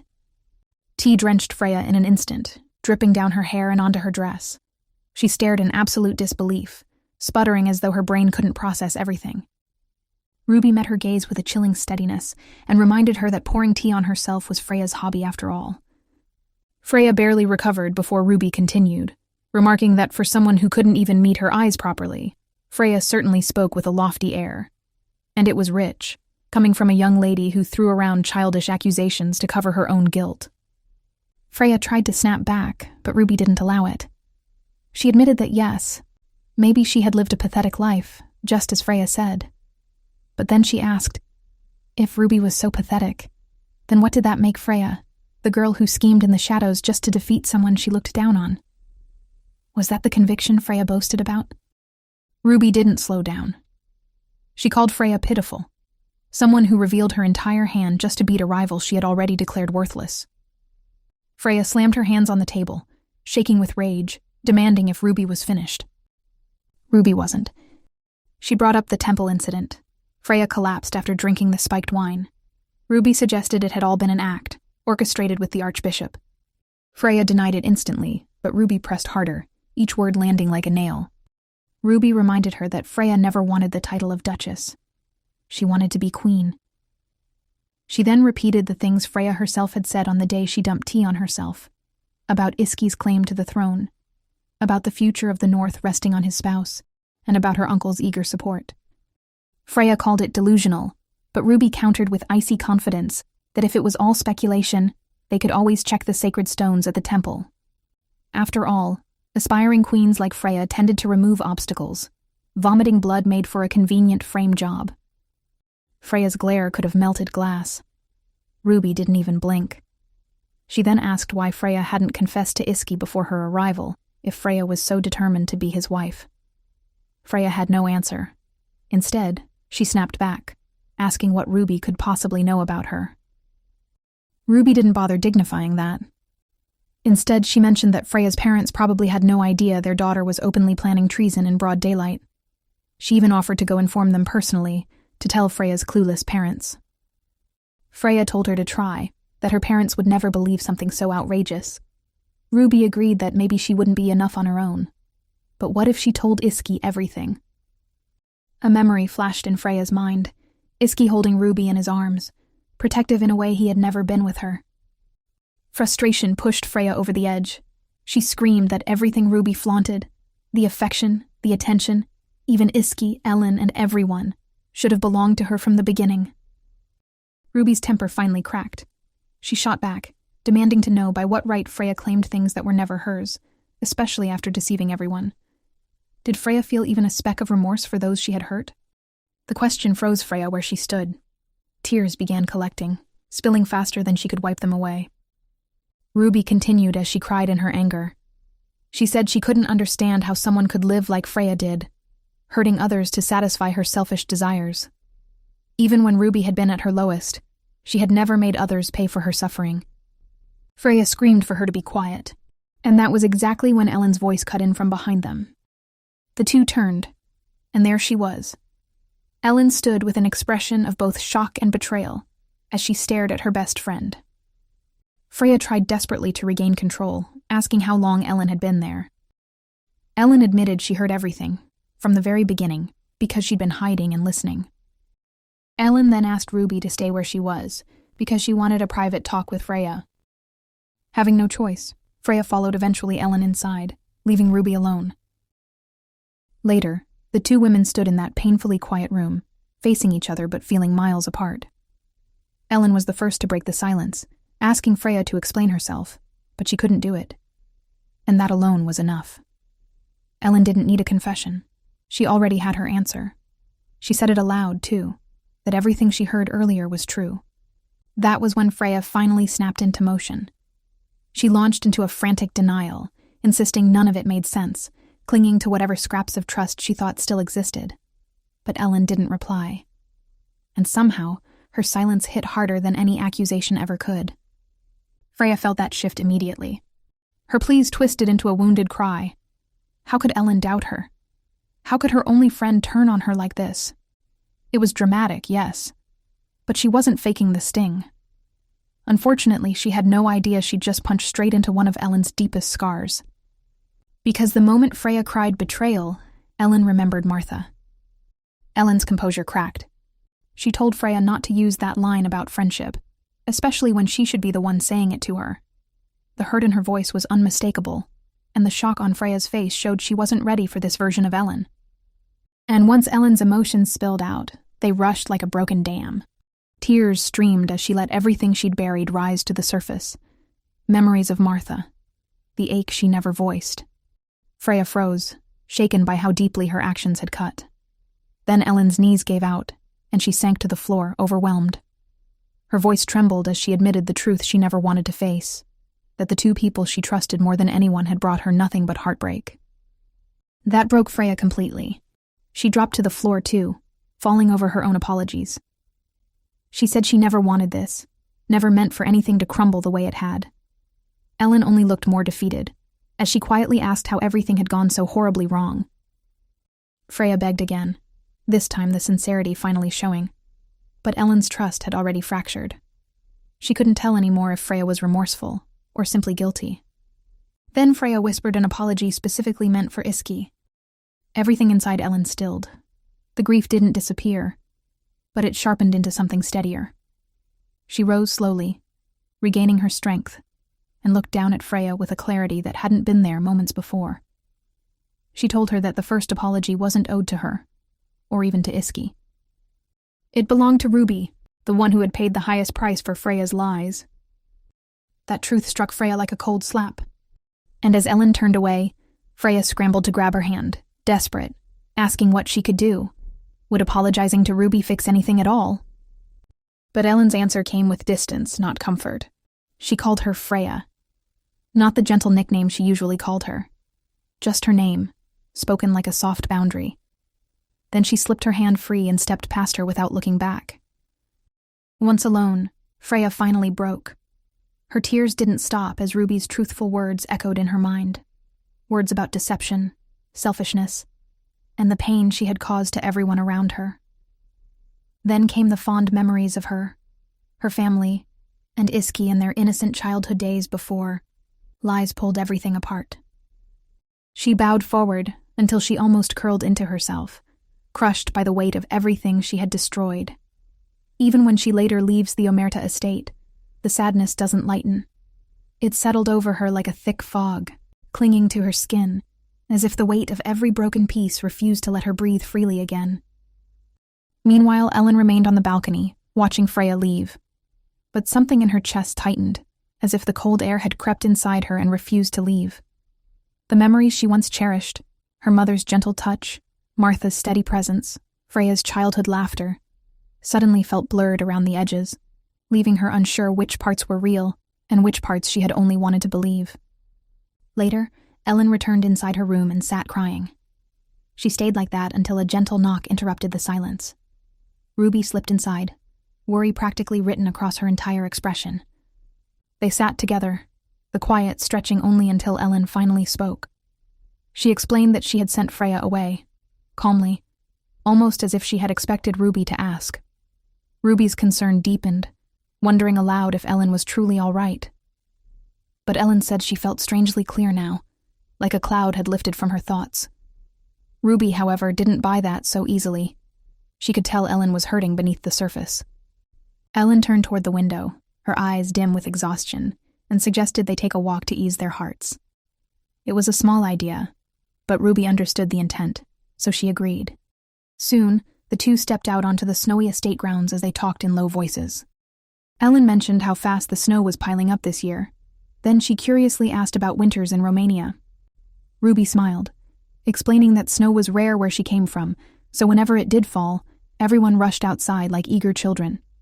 Hearing that, Ellen promised to get her warmer clothes so she could enjoy the cold to her heart's content, making Ruby smile warmly at her.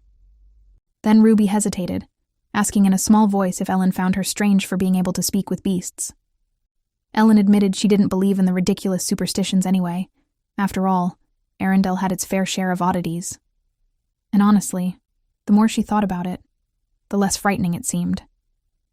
If anything, she confessed that being around Ruby made even the impossible feel oddly believable.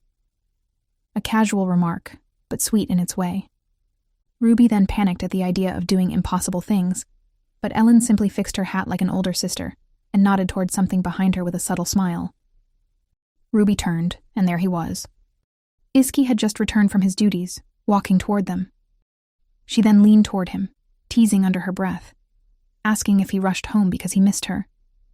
He tried to stay cool, but his answer slipped out shy and soft. He hurried because he knew she wanted to see the frost dragon. Before they parted, Ellen reminded Ruby to dress warmly for their upcoming journey. Ruby nodded eagerly, practically glowing with excitement at the thought of meeting her enormous, scaly friend again. As they continued to walk, both Iski and Ellen took turns reminding her to be careful, around the dragon and around the other two beastly companions waiting for her.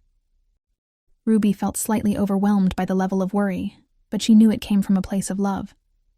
Frankly, receiving attention from her husband and sister-in-law was a pleasant experience for Ruby. On the flip side, Caesar's condition was getting worse, yet strangely, everyone around him seemed more panicked about it than he was. Even the priest, who had been trying every holy spell he knew, looked ready to tear his hair out. Divine wounds should respond to divine healing, but in Caesar's case, nothing even budged. It was as if the injury itself had decided to stay permanently just to spite the healer. Caesar, meanwhile, accepted it calmly and simply sat by the tall window of the Borgia estate. To him, the wound was a reminder, something painful, yes, but also something he believed would push him forward. The man attending him tried urging him to rest, but Caesar dismissed him gently, asking only for news of his father. That was the one question that made the priest's face tighten. He hesitated too long before answering, which was already enough of a response on its own. Soon after, Caesar walked through the long hallway of the estate, beside a maid carrying medicine. They arrived at the Pope's chamber, where the Pope lay looking frail, coughing blood into a cloth with every breath. Even in this condition, the old man's temper was unchanged. He immediately lashed out, mocking Caesar for sending Enzo, a clueless young man, to Britannia. The accusation carried the usual sting, but Caesar stayed composed, explaining that Enzo had to learn responsibility eventually, especially since he was already the one leading Romania's army. It didn't satisfy the Pope. It never did. He snapped back that none of this would have happened if Caesar had done his job correctly, calling him a useless wretch as if it were a familiar title. The insult landed, but Caesar only smiled faintly before helping with the medicine. The Pope questioned everything, whether the medicine was really working, why it made him so weak, and even why his hair seemed to be thinning more than usual. Caesar repeated what he'd been told. The Archbishop of Britannia insisted the medicine worked, side effects and all, so they had to trust him. That explanation only annoyed the Pope further. He accused Caesar of tampering with it, which, unfortunately, was also familiar territory. Caesar calmly reminded him that they'd tested it on a servant right in front of him, and nothing had gone wrong. Caesar then mentioned the promise the Pope had once made, the one tied to Ruby's return. If Enzo was sent to Britannia, Ruby wouldn't be dragged into his political games anymore after she returned back there. The moment those words came up, the Pope erupted. He dismissed it as nonsense, and even threatened to beat Caesar again, though the threat broke into another painful coughing fit. It was only after another harsh cough that the Pope finally drank the medicine.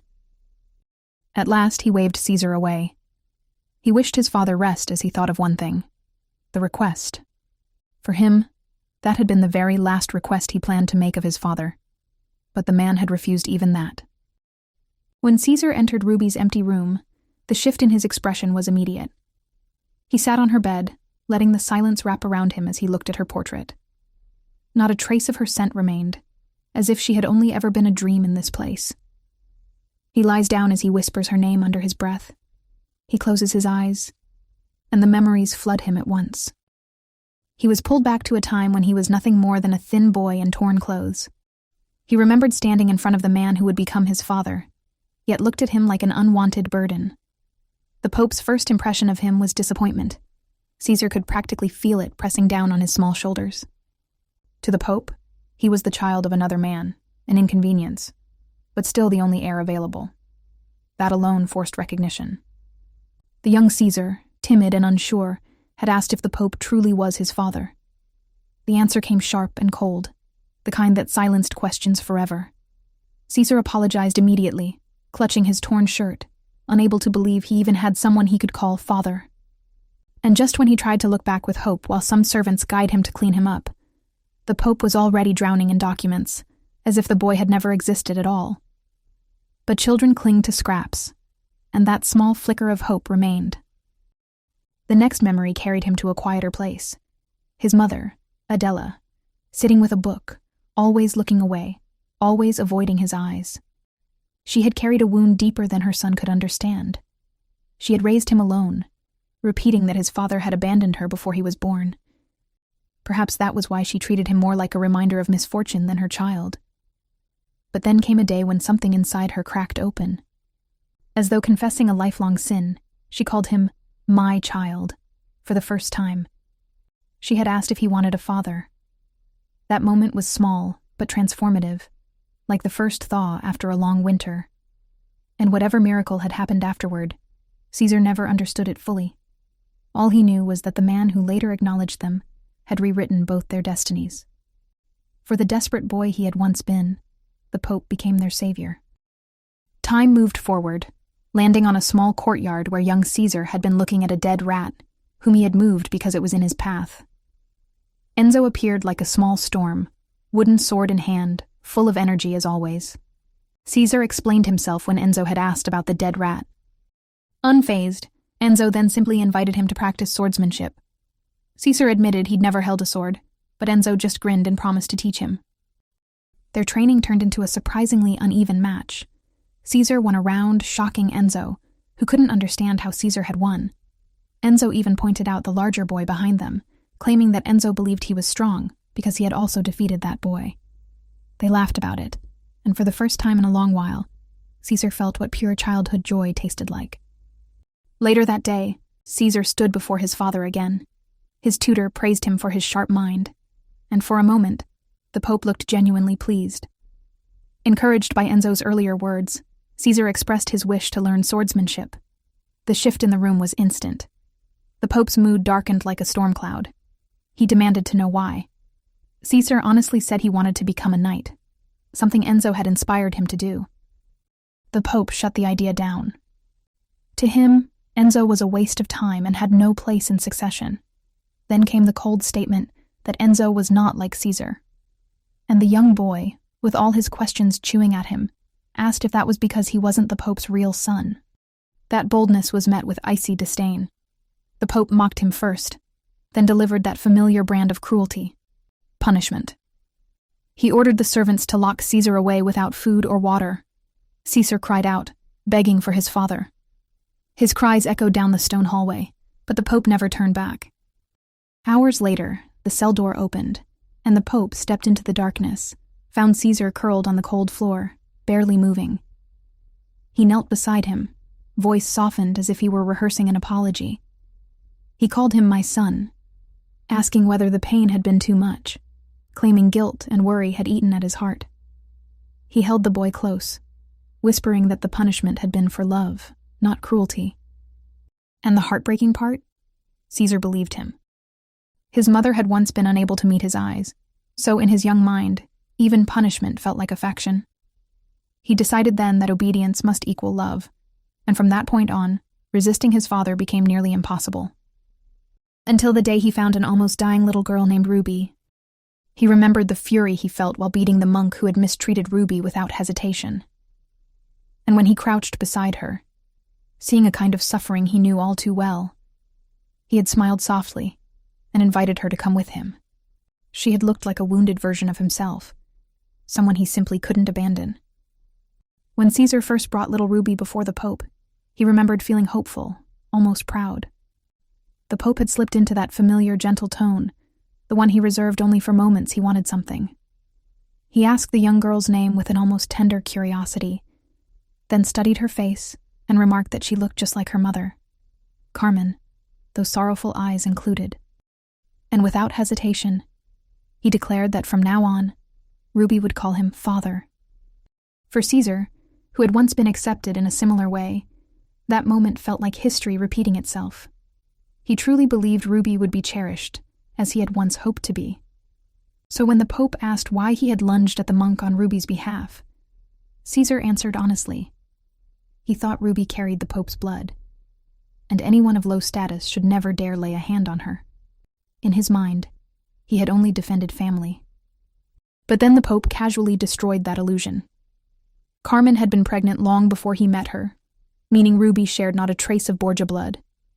Yet the Pope's smile only curved more wickedly, as though this made the child even more valuable to him. In his eyes, Ruby was a convenient piece on the political board, nothing more. And with a single sentence, asking if Caesar wanted Ruby sent back to the monastery, he reminded Caesar who held absolute power. Disobedience was not an option. Years passed, and Caesar learned that lesson repeatedly. One day, he dared to defy the Pope's order to marry Ruby off, arguing she was still too young. The Pope's temper snapped instantly. His authority came crashing down like a falling blade, and Caesar was struck hard across the cheek before he could even finish speaking. Caesar attempted to suggest alternatives, even mentioning Enzo, but the Pope's gaze chilled the room. He mocked Caesar for presuming he could act like Ruby's real brother. Those few words were enough to freeze him in place. After that came the warning, sharp and unforgettable.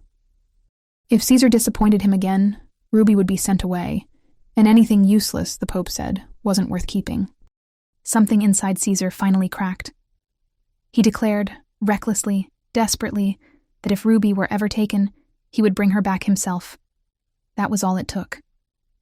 The Pope erupted in fury, calling Caesar a fool before ordering the guards to drag him down to the cellar. The punishment was brutal. Whips tore into him again and again, long after the night had grown silent, and the Pope watched the entire time. As Caesar collapsed under each strike, his mind clung to a memory bright enough to cut through the pain. A younger Ruby, cheerful and innocent, had once asked what he would think if she married someday.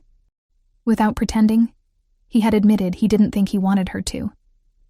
Ruby, confused, reminded him that storybook brides always lived happily ever after. But Caesar had confessed that he was happiest when she stayed with him. Ruby, in her childlike honesty, had smiled and said she wouldn't marry then. She liked Caesar too much to leave him behind. More than Enzo even, though she claimed that was mostly because Enzo kept messing up her hair. She had promised that even if their father ordered her to marry, she'd refuse. She wanted to stay with Caesar forever. He remembered being overwhelmed by how precious she was. He had brushed her hair gently, half joking, half terrified, saying she was so lovable someone might try to steal her away someday. That warmth shattered as reality snapped back. The whipping continued, leaving Caesar almost unrecognizable, shaking, bleeding, begging for mercy. He apologized over and over, admitting fault just to make the pain stop.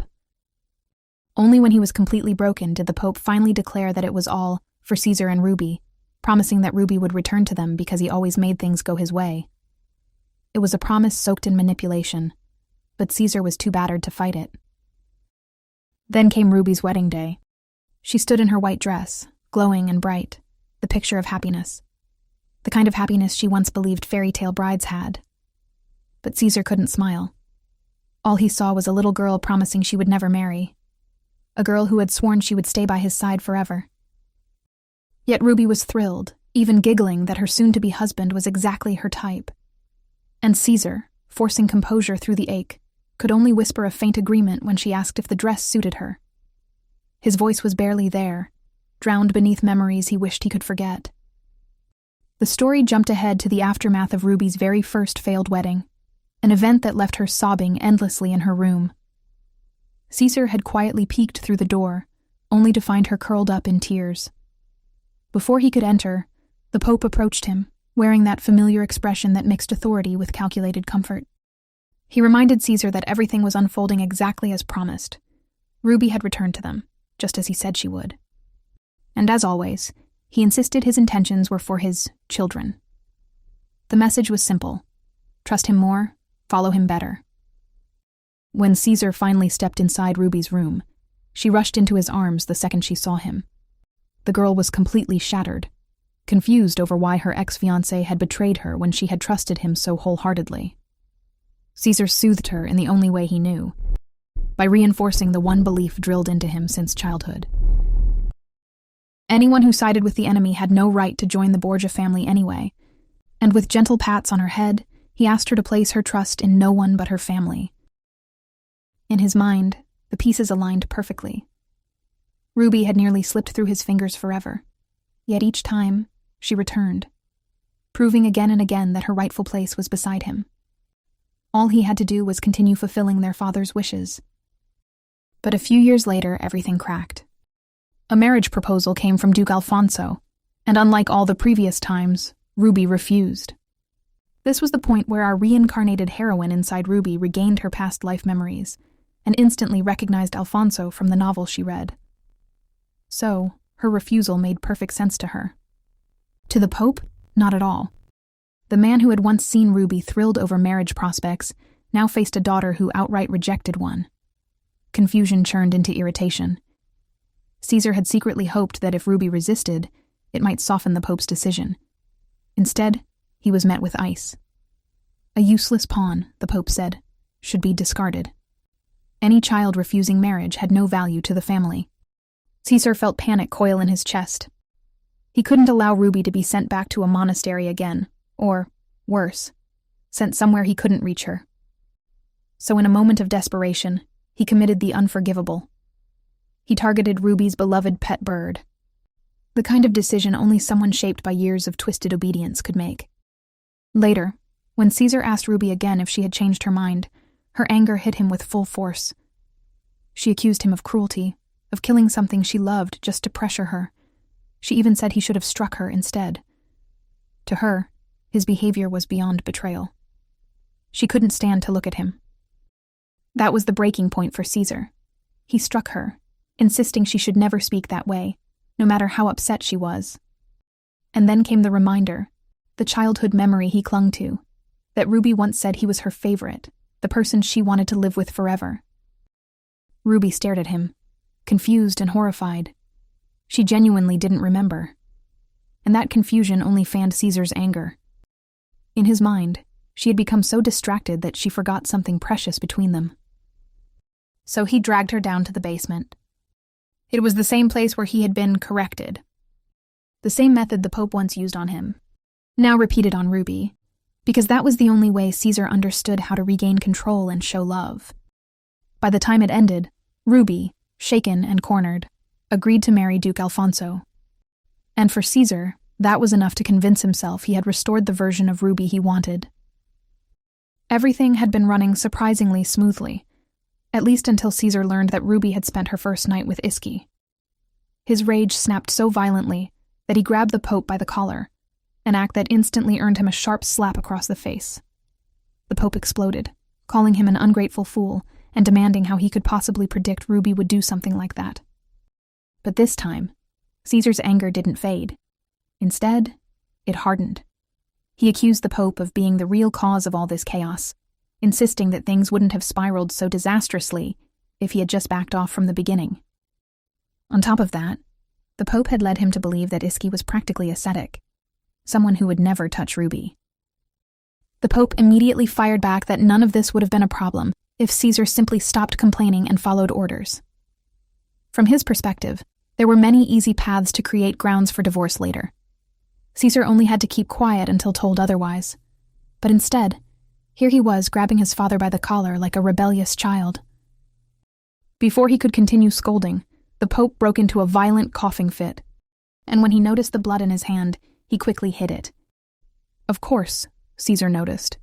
He knew exactly why his father was unwell. To Caesar, it was only a matter of time before this sick old man would disappear from his life forever. The memory fast-forwarded to the night before the gladiator match. A hooded priest approached Caesar and handed him the poison he requested, a substance that left no trace and killed slowly, quietly. When the priest asked what it was for, Caesar only said it wouldn't be used within Britannia. He added that the mixture might help the man achieve his own goals. That was all the explanation he offered. The flashback faded as Caesar's eyes opened, settling on Ruby's portrait. Her bright smile glowed softly, and he felt that familiar swell of longing. He vowed, right then, that he would tear down anyone who tried to stand between them. He wouldn't allow any filthy man to lay a hand on her again. In his mind, Ruby wasn't rejecting him. She was just confused, misled, compromised by temporary emotions for Iski. The only people who truly understood each other were Ruby and him. With a gentle touch against the portrait, Caesar whispered a silent promise. If Ruby kept refusing to return, then he would simply force fate to bring her back. And then, the story finally shifted back to Ruby and Iski. Ruby knelt beside Frosty, examining the dragon with the worry of a mother checking her feverish child.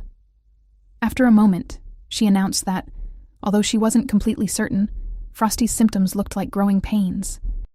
Iski wasn't fully convinced, but agreed anyway. He explains that dragons only went through that once when transitioning into adolescence. Frosty shouldn't be hitting that stage yet. In fact, Iski pointed out that the creature actually looked younger than they originally thought. Ruby was stunned. Their captain chimed in, adding that the last dragon sighting in the kingdom had been 15 winters ago. Judging from Frosty's condition, this one was likely the offspring of that very dragon. And it turns out, their past fight with the previous dragon ended quickly because the parent dragon died while protecting its offspring. He then continued, saying growing pains varied wildly between dragons, and there was no consistent pattern. Truthfully, most young dragons didn't even survive the process. 7 out of 10 never made it past the transition.